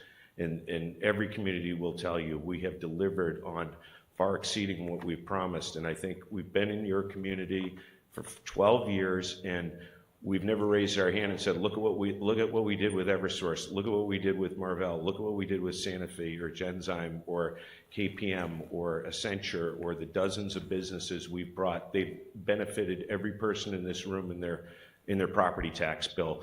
But we have to do what's every other person who participated in that process and protect our dollar interest and investment that we made into that whole process. So I hope you can respect that. And I think I heard the dollar amount this morning, and we were very thoughtful about how we handled that in terms of we weren't burdening the town with lots of motions. We literally put our chip in to make sure that we were going to be treated fairly like everybody else in the process. Thank you. Mr. Silverberg. Mark Silverberg, 7 Wells Street. I rise here in opposition, and I speak for myself, not the board. I think we've heard a little bit about how this is a zoning change. We heard about proposed commitments and concept plans, but really this is a zoning change. So if we vote for this, the zone changes, and then he goes to the planning board for approval and negotiate mitigation. Everything could change, right? We don't really know what's going to go there. We don't really know what kind of mitigation we're going to get. We just know that the zoning will change. Well, let me tell you a story about State Hospital. When the State Hospital was up for sale, the town did an RFP. I was on the planning board. The town did an RFP and Pulte won. When they came to the planning board, I felt like we were in a very disadvantageous negotiating position with Pulte because they had already won the RFP. Well, isn't this kind of the same thing? We're putting the cart before the horse. Now, not only that, we had a special town meeting to change the zoning, to extend an existing zone, the senior housing overlay, to the State Hospital, right? That seemed like a great idea, passed the town meeting. Well, we made a mistake, and we ended up with 0 affordable units out of it, right? We did get a mitigation package because of that, but would it have been larger had we negotiated all of that up front? I can't tell you the answer. I can tell you that I don't believe in just changing the zone to benefit one individual. I believe that the best way to do this, and I'm firmly supportive of changing uses up there and density and all the things that we would do in a zoning change, right? Not extending the highway business to allow a large apartment building where we've just saw a large apartment building ask for multiple waivers that aren't even discussed by this concept. So I urge you to vote no. Thank you, Mr. Silverberg. We've been at this for 45 minutes or so. Ready for the question? Yeah, all right. I don't see anyone rushing to the microphone. In that case, let me go back. Our action comes on Ms. Nurse's motion, which was essentially the article as printed in the warrant along with the various hearings. Since this is a zoning change, it requires a 2/3 vote. When the light goes green, voting has begun. Pressing 1 is a vote in favor of Ms. Nurse's motion. Pressing 2 is a vote in opposition. Voting has begun.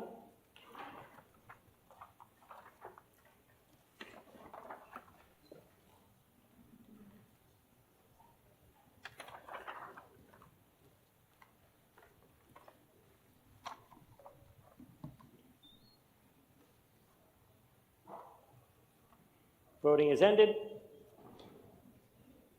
We have a vote of 56 in favor, 5-6, 123 opposed. The motion is defeated. That is not a 2/3 vote. Thank you very much. You're welcome. Thank you. And thank you. And now we move to the final article on our warrant, a citizen's petition regarding authorizing the select board to submit a home rule petition with relation to allowing local legal voting rights for 16 and 17-year-olds. May I have a motion, please? Ms. Stark. I move that the town... Oh, wait, name and address, please. Sorry. Olivia Stark, 26 Brewer Drive. I move that the town authorize the select board to submit a home rule petition to the General Court of the Commonwealth of Massachusetts requesting special legislation authorizing the town to provide legal voting rights for town citizens aged 16 and 17 for purposes of voting only in town elections, town meetings, and town caucuses, as well as the bringing forward and signing of all nominating, warrant, and other petitions authorized by the town charter or town bylaw, as long as said citizen is A, a resident of Westborough at the time the citizen registers to vote, and B, otherwise eligible under all provisions other than age set for voters in Chapter 51, Section 1 of the Massachusetts General Laws, provided, however, that persons wishing to run for or serve in elected positions must be registered voters of at least 18 years of age. Provided, however, that the General Court may make clerical or editorial changes of form only to the bill unless the Select Board approve amendments to the bill before enactment by the General Court, and to authorize the Select Board to approve such revisions as are within the public purpose of the petition, said Home Rule petition to be substantially in the form of Section 1 and 2 of the Act printed in the warrant, Section 3 and 4 as amended in the handout prepared by the proponents of Article 34, and Section 5 as written in the same prepared handout. Thank you, Ms. Stark. Let me just explain. Do all of you or most of you have the actual handout that she was reading? Because I just wanted to point out a bit on process. If not, I think there's some in the back. We have some additional ones up here, too. Yeah, and there's additional ones up here if you don't have one, because I just want to explain. So the petitioners, who were all registered voters, 18 and older, signed the petition. The way the process works is that the petition is then given to the town clerk, who validates the signatures. Now, to save money, the town council does not get involved in the process to sort of make any suggestions, because they work for the town, not for the petitioners.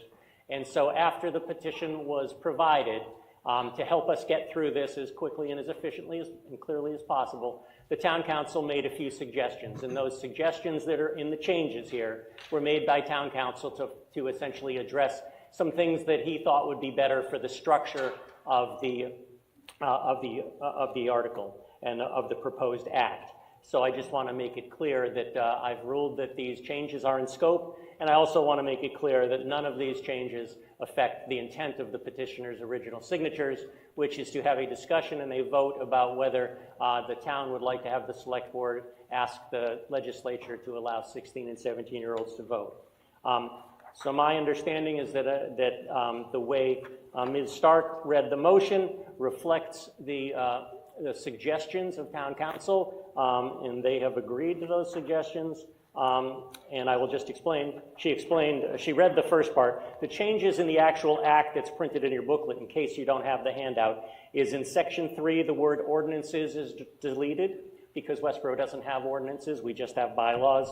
Section 4, as it's written there, was deleted because it was termed desirable to move the talk about who can change or vary the form into the wording that Ms. Stark read about letting the general court might make changes, because of course they might, but also making it clear that the select board would essentially have the right to approve revisions if they're within the general purpose of the petition.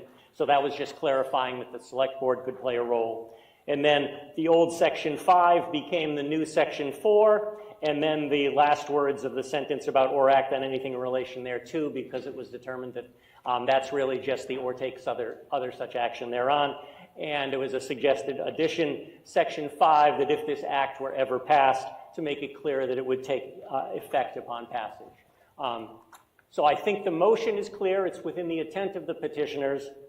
And I think, although I can handle the town council, can handle any of the reasons for the structural changes, since this is later than expected, given that I wasn't sure about a dinner break, I think we can obviously take questions on anything, but I think we can mostly focus on the intent of the petition, which is allowing 16 or 17-year-olds to vote in local matters. So with that said, I'll turn the presentation over to the petitioners and let their presentation time begin. Why don't you start, before you start the clock, just give your names and your addresses. Gerhard Doring, 40 Mount Pleasant Street. Ava Wallace, 22 Moore Street. Chloe Flynn, 5 Kendall Drive. Thank you. You may begin your presentation. Thank you. Thank you, Mr. Moderator, and thank you everyone for sticking with us here. We really appreciate you taking the time to hear our proposal.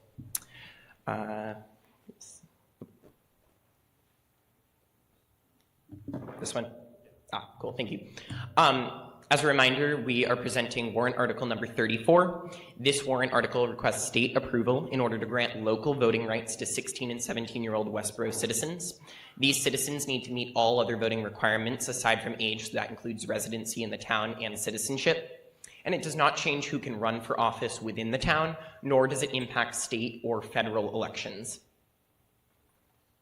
So our three contentions for lowering the voting age is first, that local issues have an impact on young people. Second, that voting early builds positive civic habits throughout an individual's life.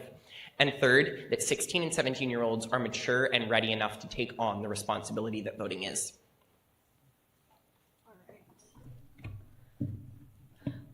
So decisions made at town meetings directly affect students' lives. So school budgets, for example, determine class sizes, course offerings, and student support services. So we experience the outcomes of these decisions firsthand. Town infrastructure also matters to us. So sidewalks, bike lanes, trails, road safety all affect how students get to school, work, and other activities.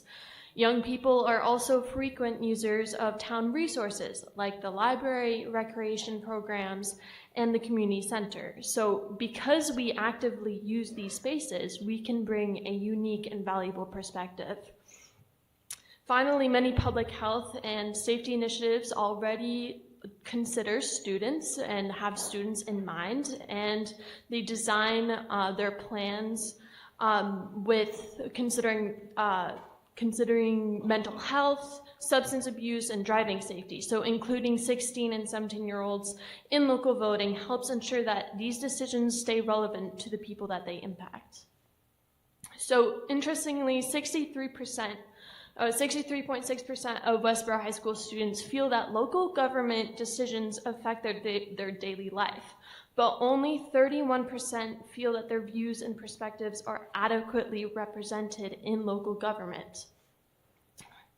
So this is about building consistent participation in adulthood, not only short-term youth voter turnout. So on March 10th, we had 478 out of 14,000 registered voters. I think we can improve that a little bit at least. So voting is a learned habit, and research shows that people who start voting early are more likely to continue voting throughout their adulthood. So allowing 16 and 17-year-olds to vote locally helps establish this habit at a time where students are still at home, connected to their community, and still receiving civics education. Additionally, local elections are the ideal entry point because they're high impact and directly connected to daily life. So in all, starting to vote early helps build consistent, informed participation later on. So here you can see this is a graph of voter turnout across different age groups in German elections. What's important here is that younger voters who are given the opportunity to vote show strong and consistent participation compared to voters between the ages of 18 to 33. So since these students are given the opportunity to vote before they are busy with college and continue to reside in the stability of their households, 16 to 18-year-olds vote turnout remains higher than that of 18 to 33-year-olds. So again, voting is a learned habit, but this also shows that when civics habits start earlier, engagement is stronger, further reinforcing to the case to lower the voting age in municipal elections. All right. So 16 and 17-year-olds are ready and mature.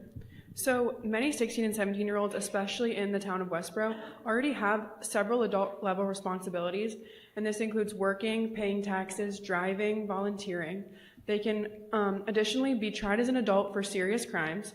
The age of consent in Massachusetts is 16 years old, and 17-year-olds can be active military members. Another aspect is core cognitive capacities relevant to intaking information and making an educated decision on that is largely mature by the ages of 16 and 17. This places them, in some aspects, in similar cognitive capacity to those in the age groups of 18 to 25. Additionally, there is data proving that 16-year-olds know more about the political system, know as much or more about the political system than those in age groups 19 through 23. The majority of Westborough High School students have reported that they've learned about local government in their history classes. Now we're addressing common questions. So 16 and 17-year-olds don't pay town property taxes. Can they be fiscally responsible with their vote? So voting in Westborough has not been based on property ownership since the mid-1800s. These people that have the right to vote but do not pay town property taxes include 18-year-olds, college students, renters, and other dependents that do not pay property taxes. While 16 and 17-year-olds don't pay town property taxes, they do contribute to the economy when they work jobs and they increase income tax and payroll deductions. Additionally, 67% of college students pay fully for their own education, demonstrating large fiscal responsibility. Will 16 and 17-year-olds just vote with their parents? Research shows that lowering the voting age does not increase parental influence on young people's political views. In Scotland, where 16 and 17-year-olds do have the ability to vote in all elections, only 58% reported the same political position as their parents. While this is a majority, there is a several percentage of students who are not reporting the same views as their family or their household. 9 in 10 students feel comfortable, from Westborough High School, 9 in 10 students feel comfortable voting differently than their parents if they disagree.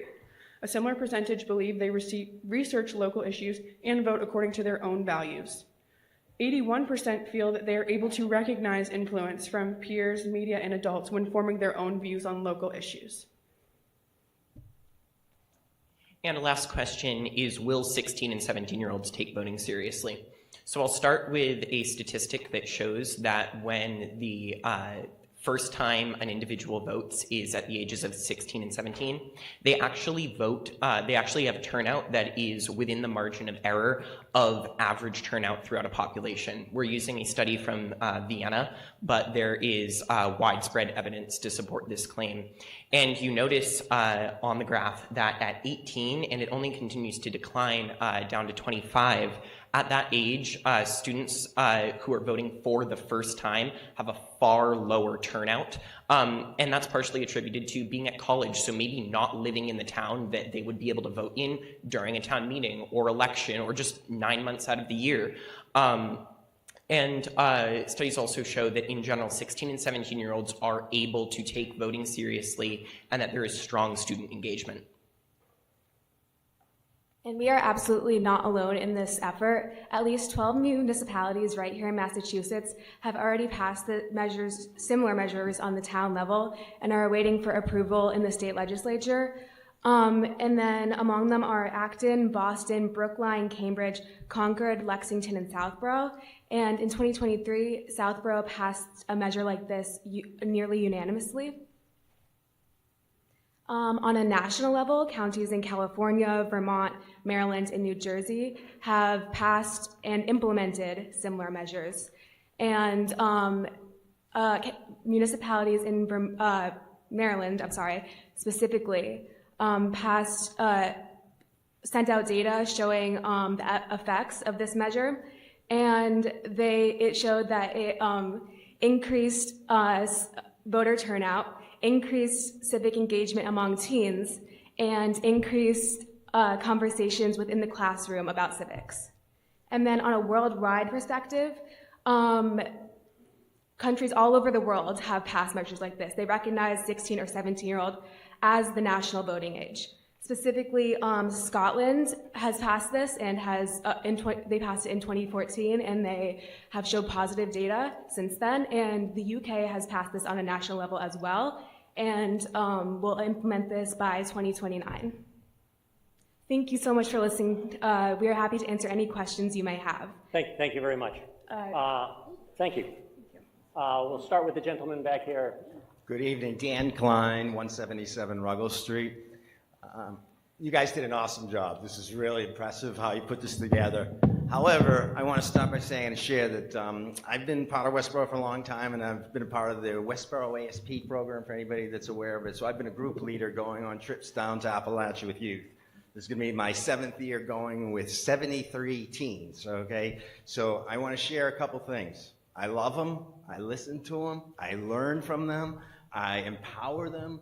I want them to be involved in everything, and it's so important. It's critical. They are our future. You're our future. However, I do not believe 16 and 17-year-olds are at a level of experience, understanding, and knowledge about finance, especially with the challenge of financial literacy that we have throughout, even at the college level, that to make decisions about budgetary issues in our town is not something, so I'm respectfully asking everybody to vote no to this. However, I would love you to always be involved. I would be open to mock voting. There's lots of ways for you guys to be involved and to learn in this community, not making a decision about how a police chief or one of our other folks needs to spend our money. Thank you. Thank you. Let's just hear a few comments, and then I'll let you do some rebuttal, okay? Yes, gentleman over here, please. Name and address. Ed Fortier, 2 Whippletree Lane. I also applaud you for what you're doing. I think it's tremendous. We need more of this, not less. However, I find some of your information to be wrong. First of all, the last part of our brain that develops is our frontal lobe. In our frontal lobe, long-term decisions, long-term consequences, complex decision-making, okay? That doesn't develop until we're in our early 20s to mid-20s. So to say that 16 and 17-year-olds are mature enough, that might apply to a few, but the vast majority, no, it does not apply. Secondly, we tend to think at that age with our amygdala. What's our amygdala? That's our emotional center of our brain. We think with our emotions, okay? That is why, if you've ever wondered why teenagers make dumb mistakes, it's not an accident. So when our founders set the minimum age to run for office at 25 for the House of Representatives, even though they didn't have the science that we have today, they knew what they were doing. Secondly, you do pay you pay income tax. You don't pay property taxes. You don't have to run a household budget, okay? So being fiscally responsible is a big difference between paying taxes or property requirements to vote. Totally different. So we started removing property requirements to vote in 1791 when Vermont entered the Union, and they had no property. So we started removing it back then. So that's not the issue. The issue is fiscal responsibility. And the vast majority of what I've heard here today is about how we're going to spend our taxes. I don't think you have the knowledge at this age to make thoughtful decisions about that. Thank you. I just want to make a point. When from now on, I know you didn't mean when you say you to talk to them, but I'd prefer we just talk about 16 and 17-year-olds in general, so people don't misinterpret when you say you're directing at particular people. I know that's not what you meant. I just want us to be clear. Let's talk about 16 and 17-year-olds in general, and not make anything that might be interpreted as talking to people directly. I'll go to the woman over here at the standing microphone. My name's Lydia Groves, 20 Lackey Street, and I stand here before for the Westborough Youth Commission, and I would like to read a letter that we wrote. It says, "To the residents and official of Westborough, by unanimous decision, the Westborough Youth Commission formally endorses and supports the article before the town today. As a youth advocacy body, we view this proposal as a vital step towards strengthening civic engagement and reinforcing the democratic process within our community. Our mandate as a town commission is to advocate for youth services and provide town officials with the insights necessary to understand the evolving needs of our younger residents. Our commission is composed of elected juniors and senior voting members, many of whom are 16 and 17-year-old. And we actively encourage students across the district to bring their concerns to our attention. We believe that the voices of 16 and 17-year-olds are not only valuable, but essential. In our work, we have seen firsthand the positive impact that these perspectives have on local policy. If this resolution moves forward, we are confident that this age group does possess the maturity, logic, and reasoning required to participate meaningfully in our democracy. By passing this article, the town of Westborough will be enriched by a more inclusive and representative electorate. We urge you to support this investment in the next generation of civic leaders. From the Westborough Youth Commission, thank you. Thank you very much. Mr. Gelchich, is that you? Yes, John Gelsich, 50 Church Street. I rise in support of this. I thought that presentation was incredible, well constructed, well researched, and I think it's just a sign of how youngsters and young adults these days can actually take information and process it probably better than I could at that age. I would love to have more engagement from youth on the planning board in all forms of local government, and I don't think we should be discouraging that, and I think there is some value that they can add to the discourse that we have as a town, and they, if we want young people to stay in town, we need to give them a voice to let them tell us how the town should develop into the future. So I encourage you, and I encourage everyone to support this article. Thank you. We'll bounce back over here. Yes, sir. Robert Gilmore, 35 Water Street. I also stand in support of this. Your presentation hit on the thing that has informed my decision about this the most, which is that, voting is a habit that should be encouraged. And right now we ask people to start voting at the absolute worst time. They've moved away, they're out of town, they're away from their family. Oh my God, did I register in this new state that I went to? It's just a miserable time to be asking people. Now's the time when you need to develop this lifelong habit that we expect all citizens to perform. Let's get you in there a few years early. So it's a habit, so then it's like, oh, okay, well now I'm moving away, I have to register in this new state, and so I can keep voting. Also, Mr. Moderator, I have a question for the four of them, if that's okay? Yep. Okay, show your hands, how many of you have stuck around for that hour and 45-minute zoning board debate? Okay, yeah, you're in, come on. Good for you. Wow. Thank you. All right, we've heard from 5 voters. I just wanted to get a hear from the voters. Typically in this, I think there were some implied questions. There was one direct question. I'll just give a few minutes if any of you would like to address any of the concerns that have been raised, indirectly not being a question, but were implied questions. So give you a couple of minutes to respond, and then we'll go back to the microphones. To answer the question about financial education, I personally am a senior, but in our school system has had us think about one of the biggest decisions of our lives at this point, which is what are we going to do after high school? A lot of us are planning on going to college or working afterwards, but college is a big financial decision, and we've been thinking about this since 11th grade. So we've been planning with our parents, and some of us are going to be paying a lot of our college on our own without parental influence or parental help financially. So we're working after school.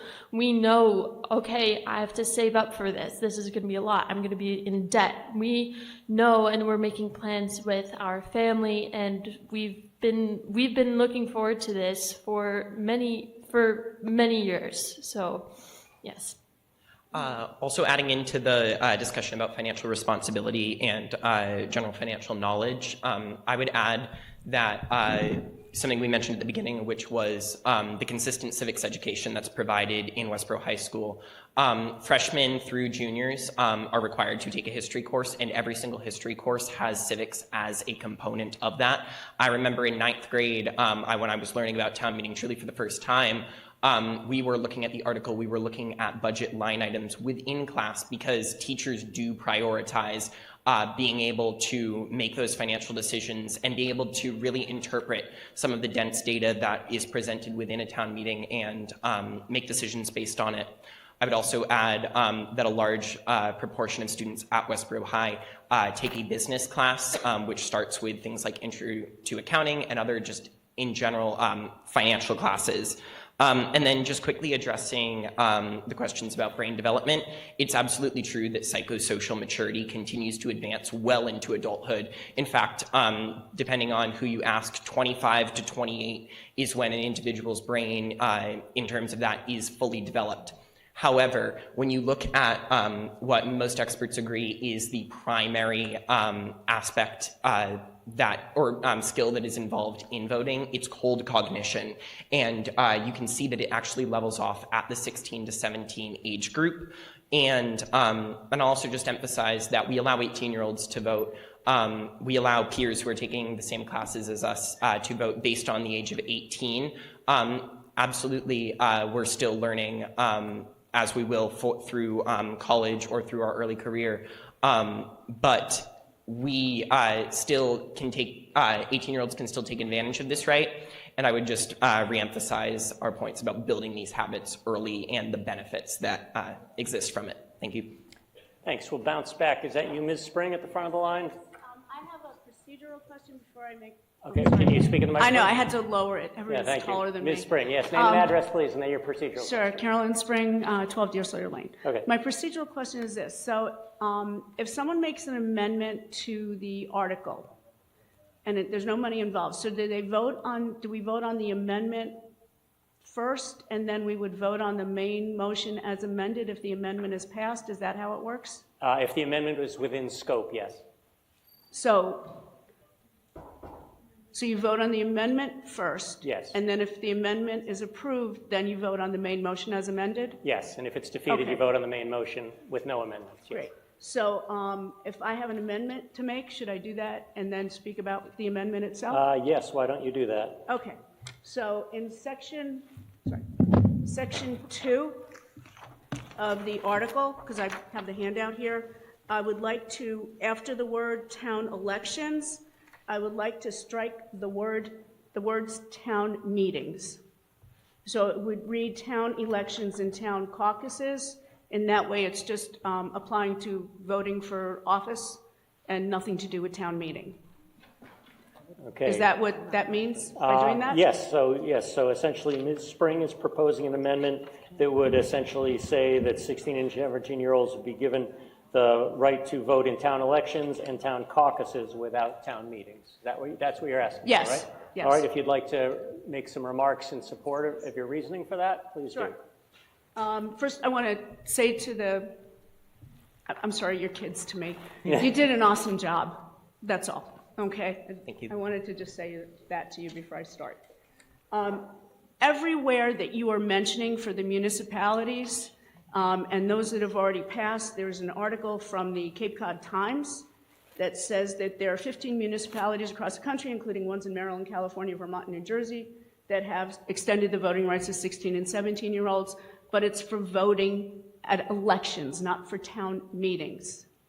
There are also some of the municipalities that are awaiting from the State House are also not open town meetings like ours. Acton is an exception, as is Southborough. But Boston, Brookline, Cambridge, they are all not open town meetings like ours.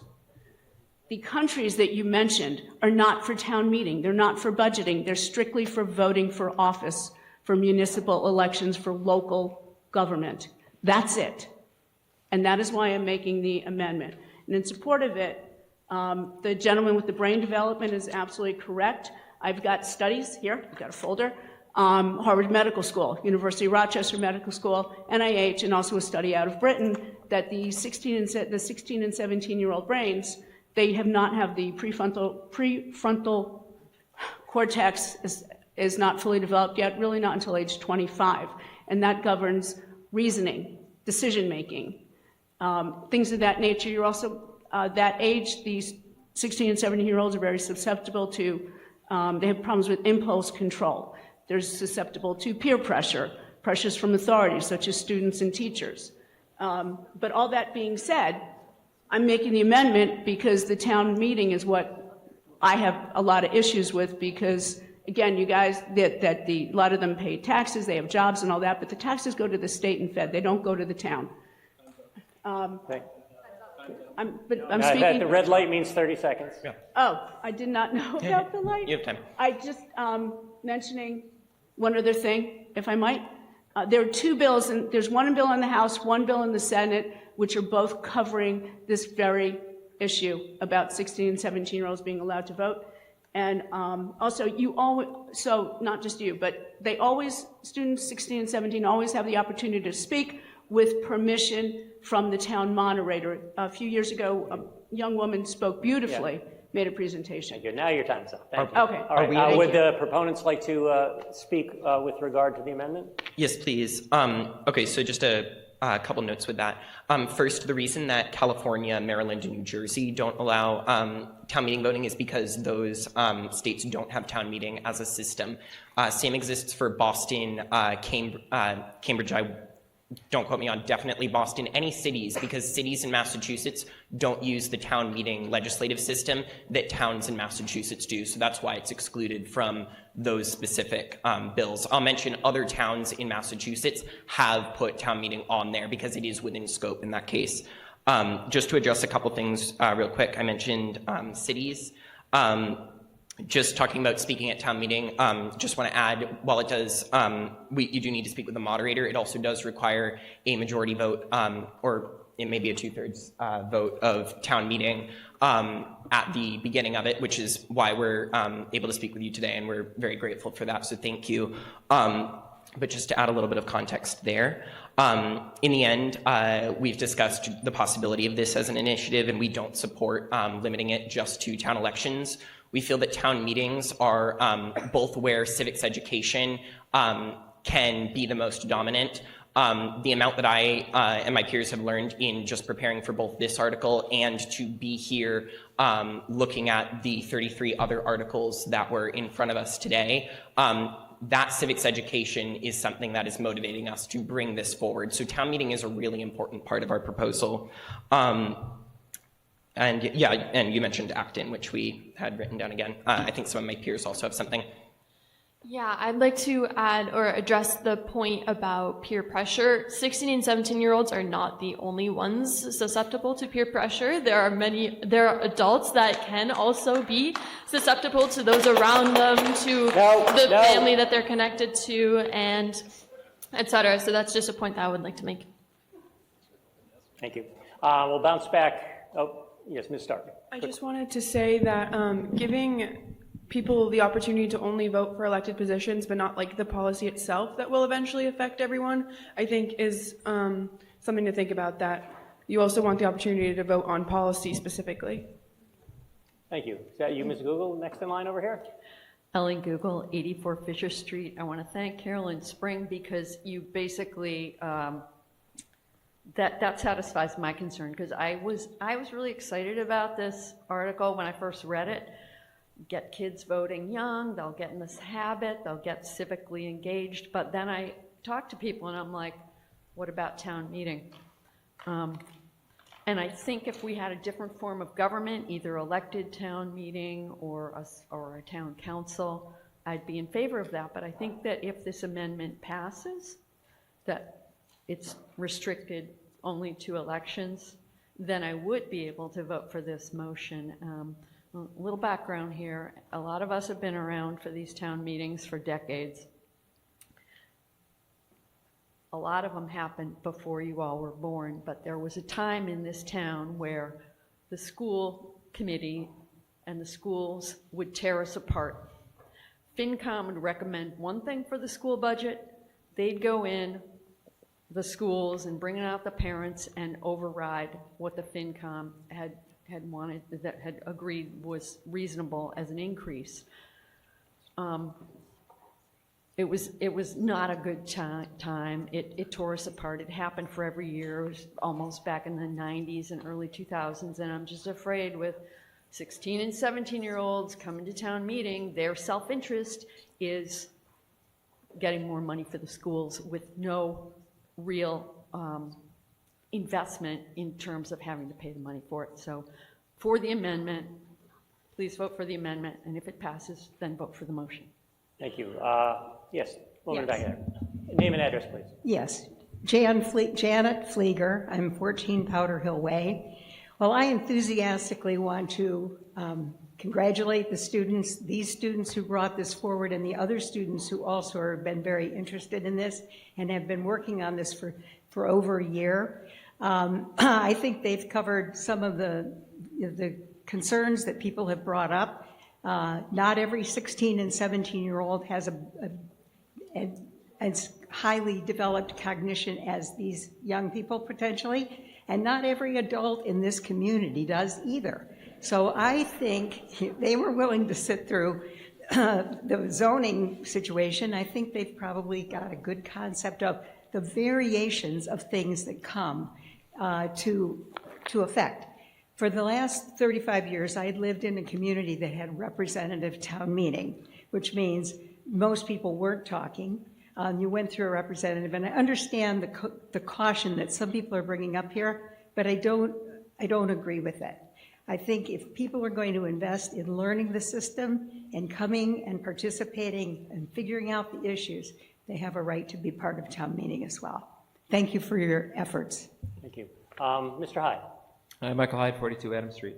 I have a question. I was curious about why now? What's the genesis of this, the petition that you brought forward? And you could tell me a little bit behind that. Because in one sense, I don't think anybody would ever have objected to having teens contribute to town meeting by speaking on an issue. So please, go ahead. Yeah, absolutely. I can just speak for us as a group. We started considering this in the summer of last year. We spent a lot of time first just researching and reaching out to communities in the state and just other representatives of this issue. Why now was because this was when we as a group were able to bring this forward. I'm not sure why students haven't requested this before, other than the fact that, as we mentioned at the beginning, students do feel that they aren't being fully represented in the town government process. That was something that we saw and we wanted to take the opportunity to correct. I just wanted to address a concern about keeping the town meetings in the article or in the warrant. Town meeting is a special process, so it really showcases the democracy that we have and how democracy really starts with each and every one of us. I mean, look at us now. We all came here from different places to come together and vote on these issues that will affect our town. And I think if we had more participation, more realization of how important this is, the turnout, the decisions we could have, the turnout would be so much better, and the civic engagement and the habits that the turnout would help the turnout for the long term.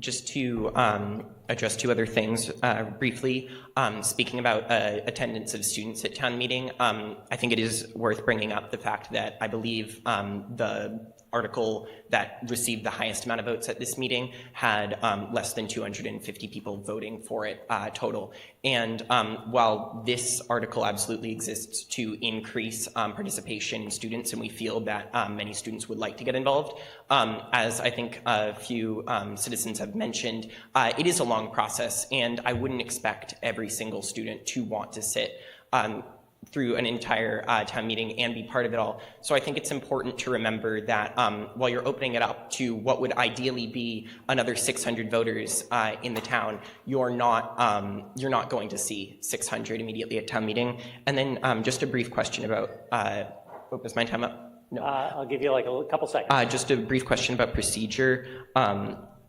Under, I believe it, Article 2, Section 10 of the general bylaws, which describe the voting order for motions concerning time and money, I'm wondering if it would make sense to vote on the amendment of the broader scope, which is the original motion first, and then go to the next one. I don't know if that's possible. I'm just asking. I'll think about it. But thank you. All right, I'll jump over. You all set, Mr. Hyde? Yep, thank you. Thank you. I'll jump over here. Name, address, and your remarks, please.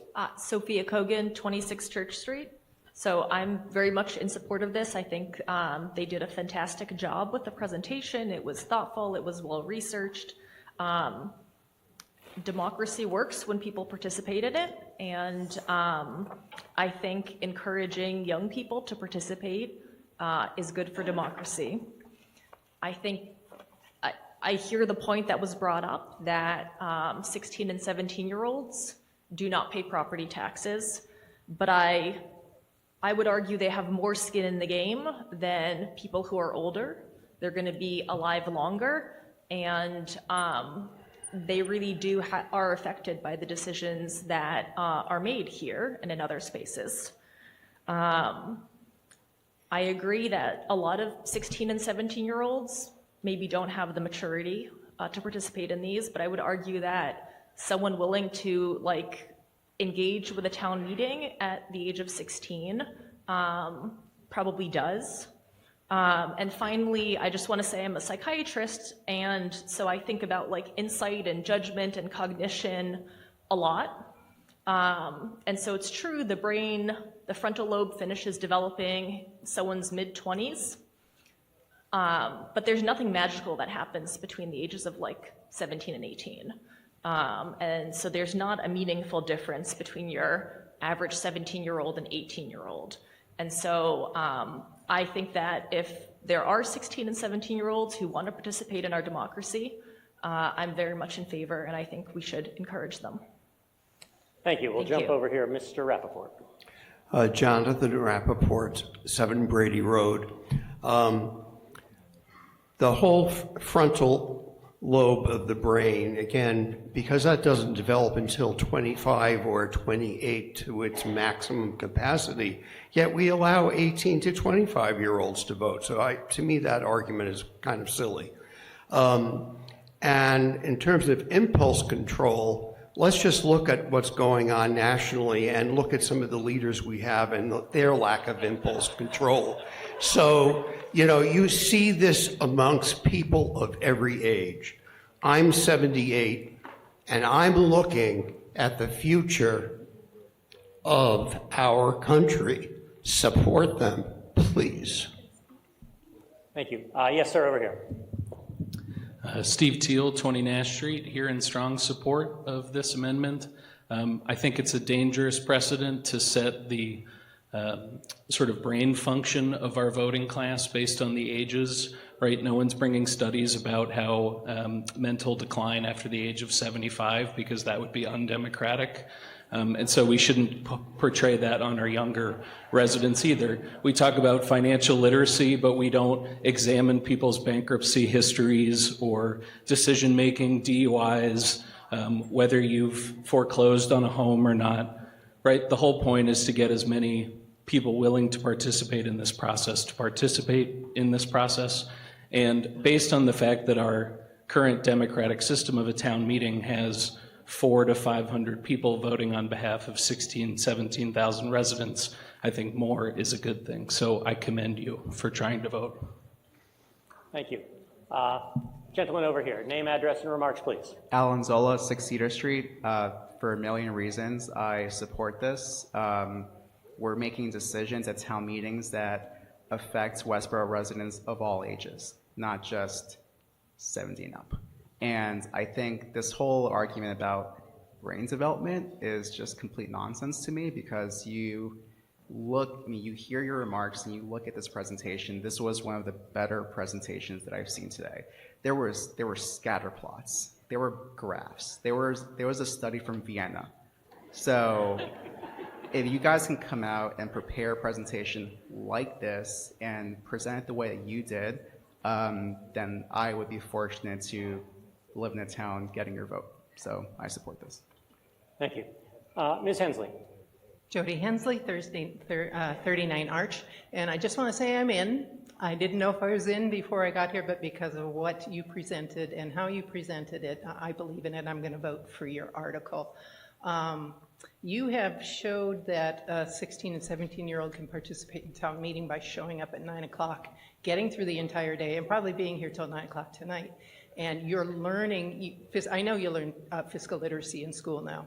I know that content has been beefed up over the last few years, and you're going to be looking forward at some pretty stark fiscal realities for your generation more broadly. So if you start learning municipal fiscal responsibility now, it's a good thing.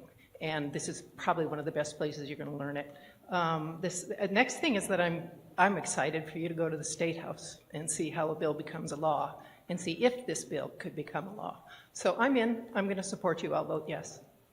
Thank Congratulations. you. Is that Mr. Wallace? Yes. Mr. Wallace. Will Wallace, 22 Morse Street. I'm supporting this article. 16 and 17 is the right age for kids to become involved. The decisions that we make in town meeting affect these young people. They should have a say in what we're doing here. We also live in a political climate where voting is super important. It's a time for them to learn the voting habits, and this is the perfect place for them to start to participate. I am supporting this article. Thank you. Thank you. We'll jump over here. Yes, ma'am.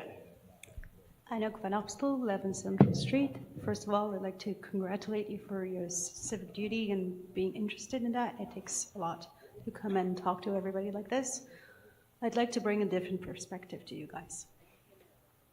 I was a permanent resident of this country and waited for 10 years before being able to vote, because a green card holder cannot vote, cannot even participate in a meeting.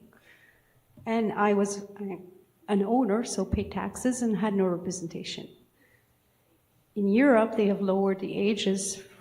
I'm European at the basis, and the European Union has lowered the age for only European election for the parliament for 16-year-olds to vote for people. One of the particularities of this country is what this town has, which is a town meeting which vote for finances, which is a whole different level and perspective and depth.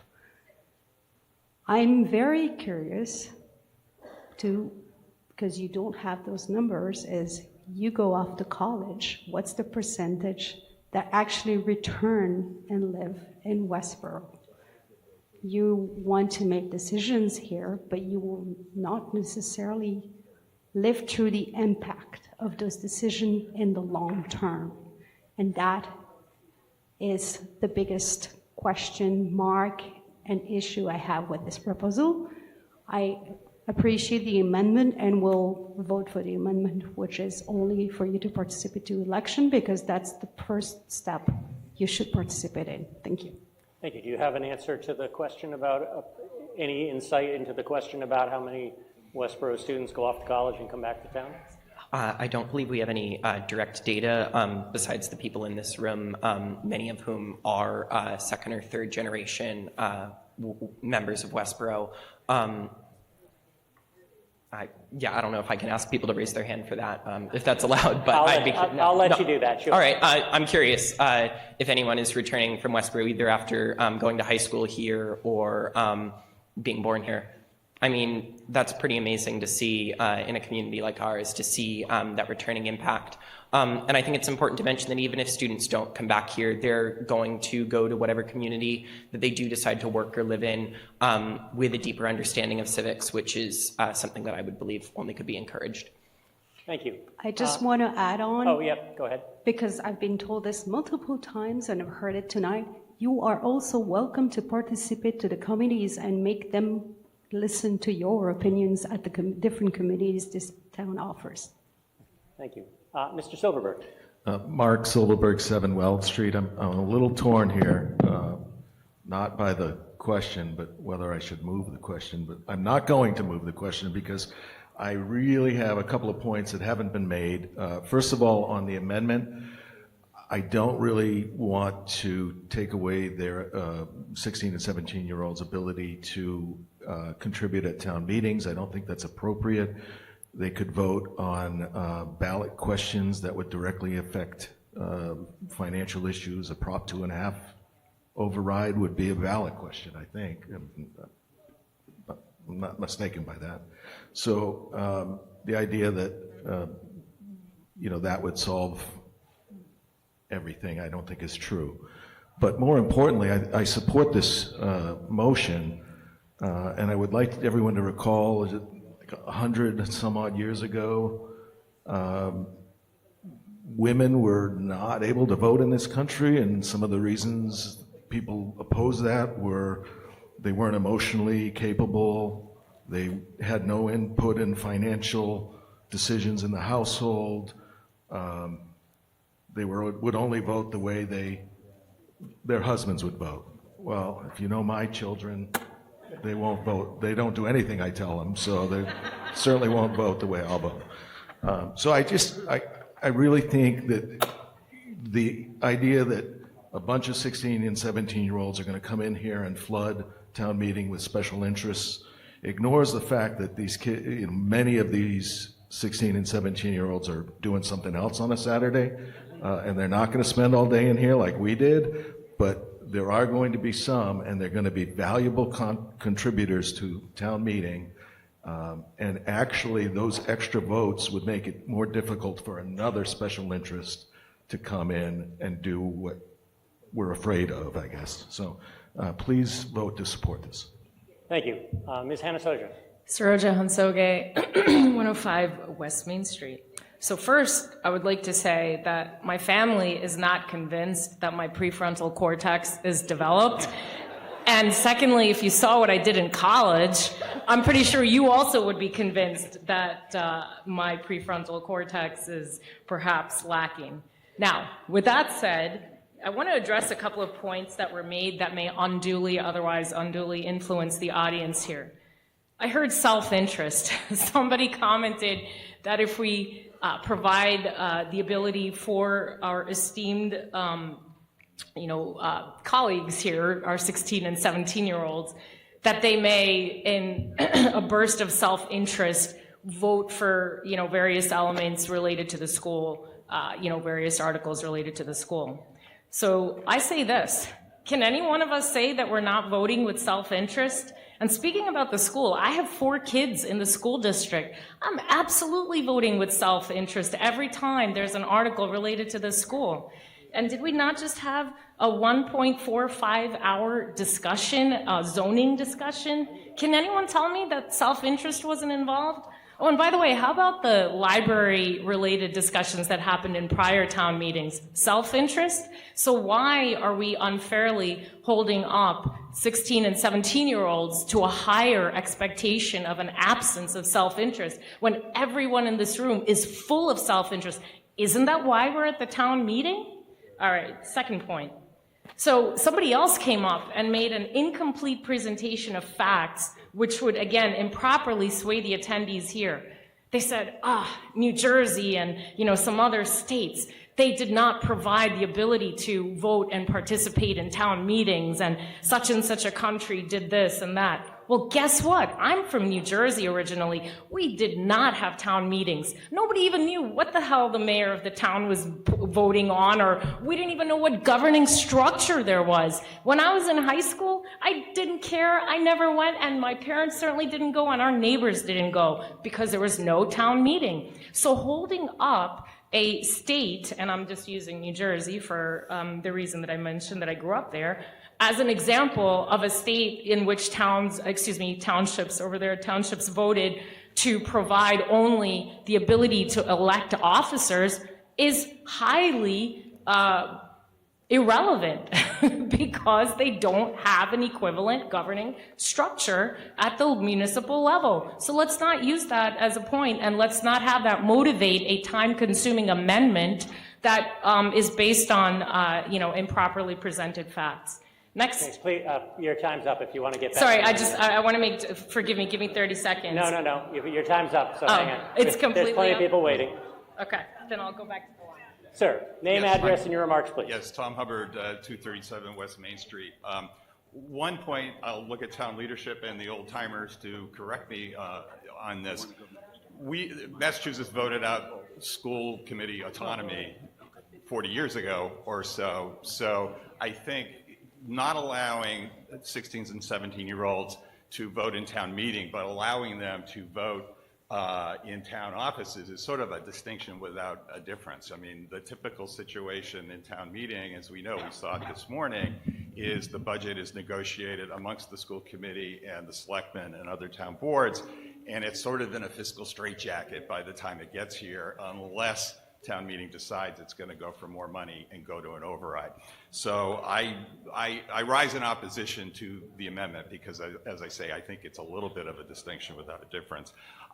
My second point, make real quick, and Mr. Moderator, I'll tie it back to the comments you made quite appropriately this morning, which is that Massachusetts town meetings were in many ways the ghostwriters of the Declaration of Independence. I think we shouldn't undercount the effect that this would have, and more likely have as other towns join, provided that the state legislature and the governor approves this, in inculcating those lifetime voting habits. You know, there's many reasons why folks in towns can't make town meeting twice a year, and most of the reasons, most of the time, are very good. You just can't get away from your kids or taking care of your aged parents or whatever.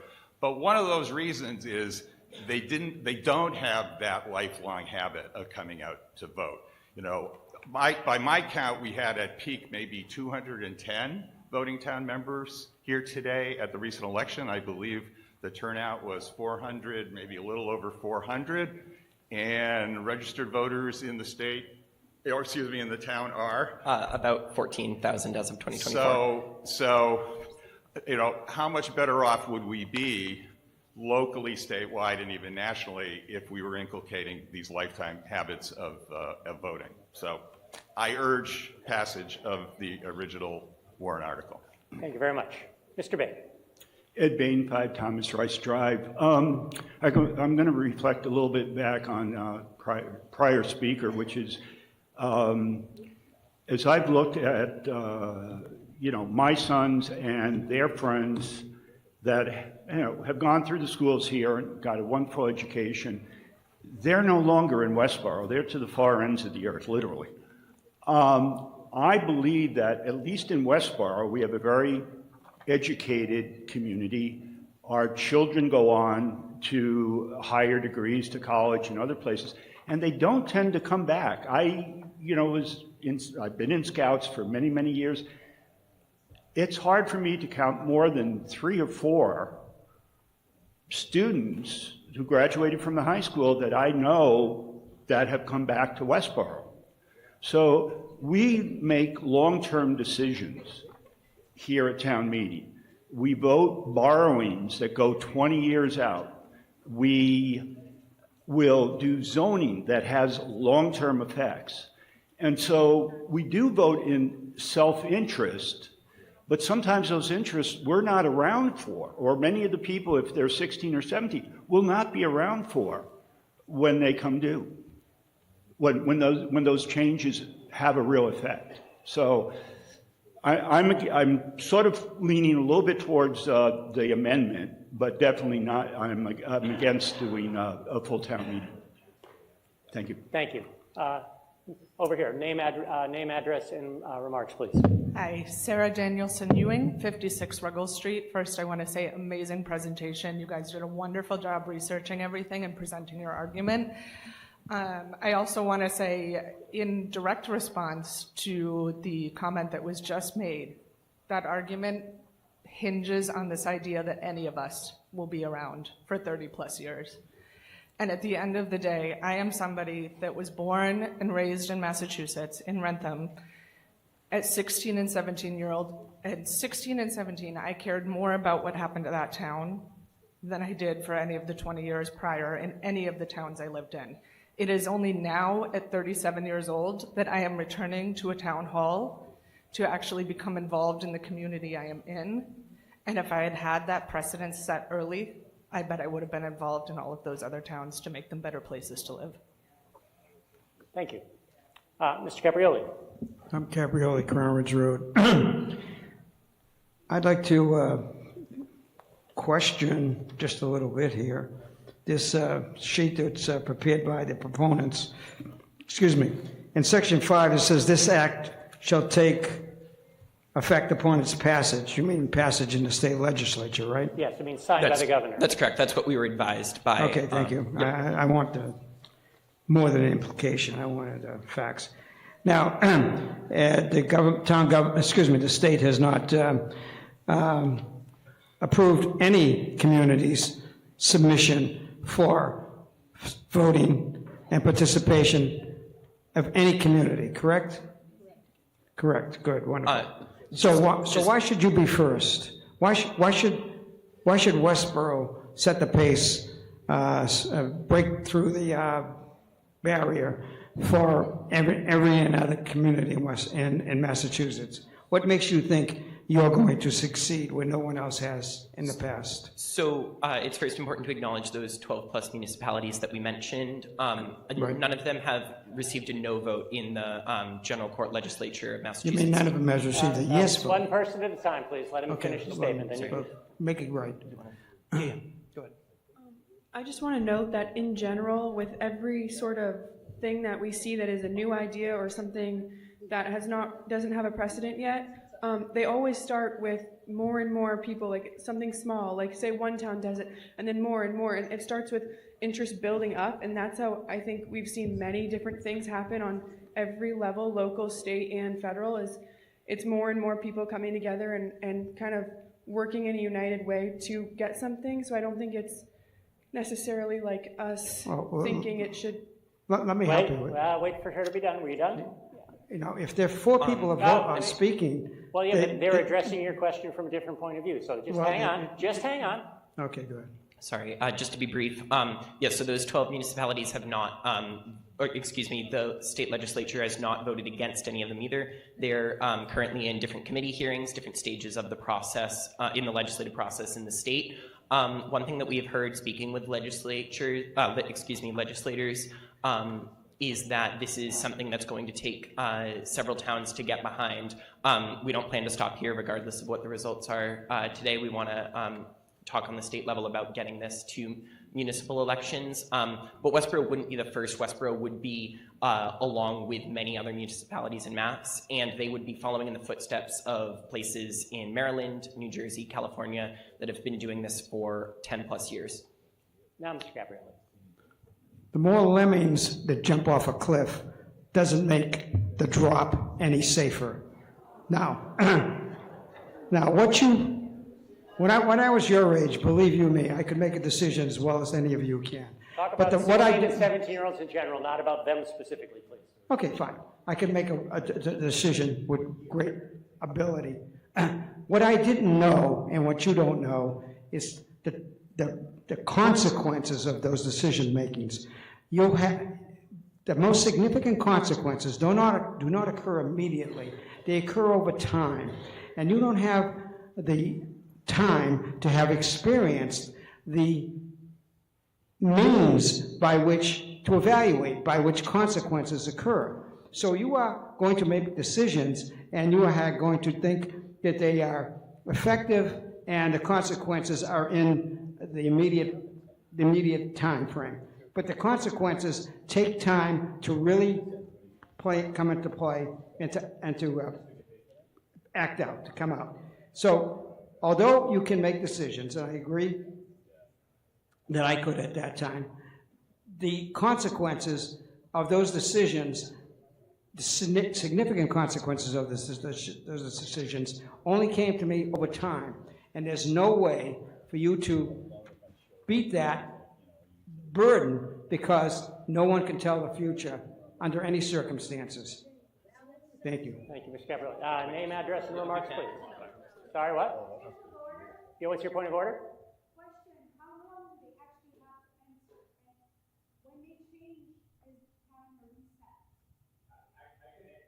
Yes, Mr. Gold, would you like to answer it? They are supposed to keep track of counting when the questioner is speaking. Okay, Mr. Gold, why don't you explain how you've been doing it today? Yeah, so that's a great question. So here's what I've been doing, because this has been very complicated. I am trying to time 2.5 minutes for every speaker, and then in this instance where we kind of got it back and forth, I'm pausing. So I'm using my phone, I have multiple timers, I'm giving them 2.5 minutes as a whole to respond for each response, 2.5 minutes for every speaker. Thank you, Mr. So, we know it's not perfect, but we're trying. Thank you. Name, address, and remarks, please. Amanda O'Reilly, 13 Matthew Drive. I move the question. Okay. All right. So we've been at this for over an hour, not quite as long as the zoning, but almost. She has moved the question, the purpose of which is to terminate debate. We've heard plenty of discussion about the amendment. We've heard plenty of discussion pro and con. And so now we get to decide whether we stop talking and start voting. Mr. Moderator, if I have a point of information for town council, does that come before that or not? Probably not. If you want to come up and speak to him while I decide whether to terminate debate, you may. But here, let me just check quickly. Point of information.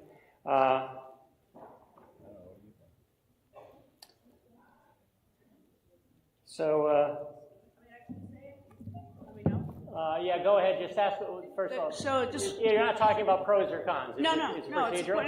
If it's procedural, then go ahead. So the question is this. Well, wait a second.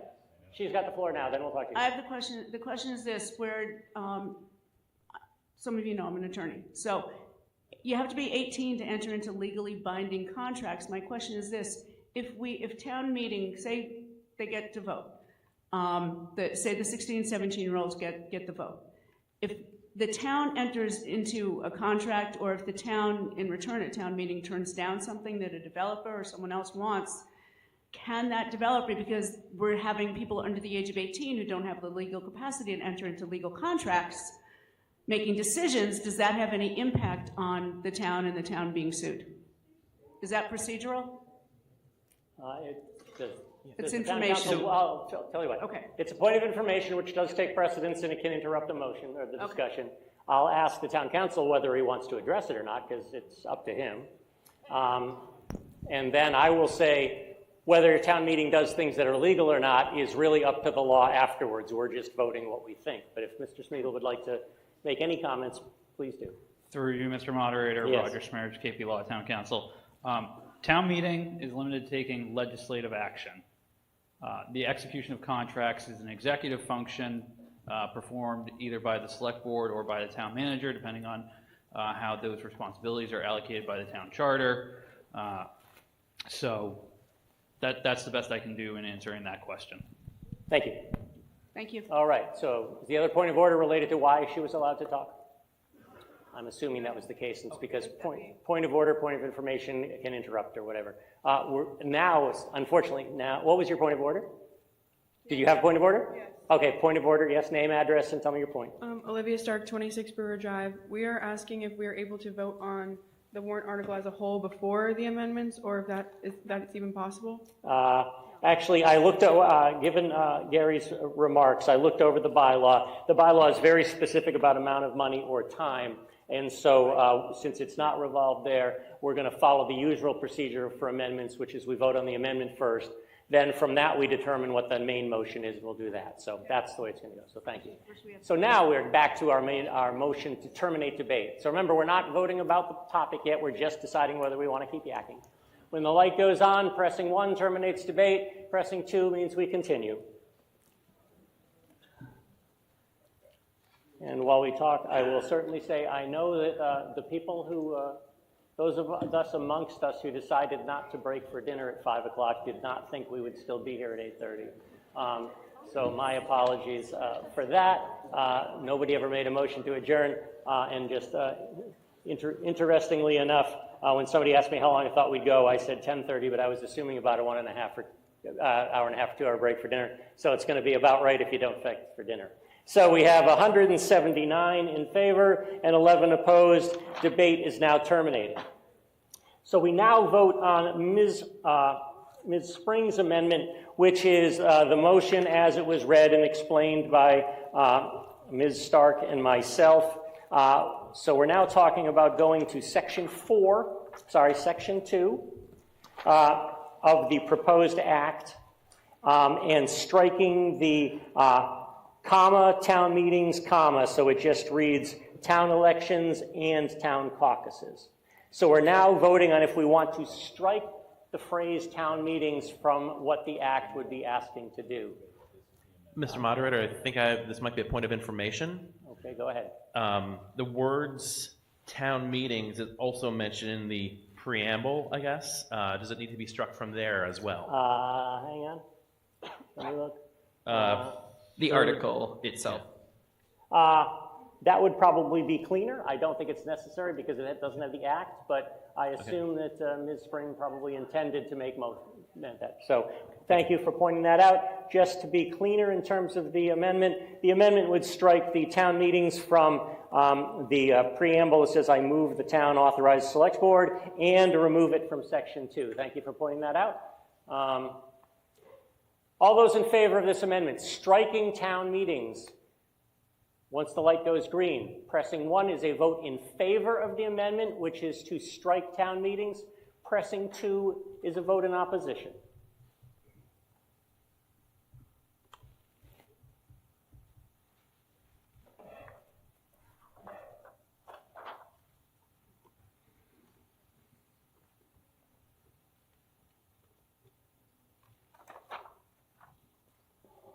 Voting is ended.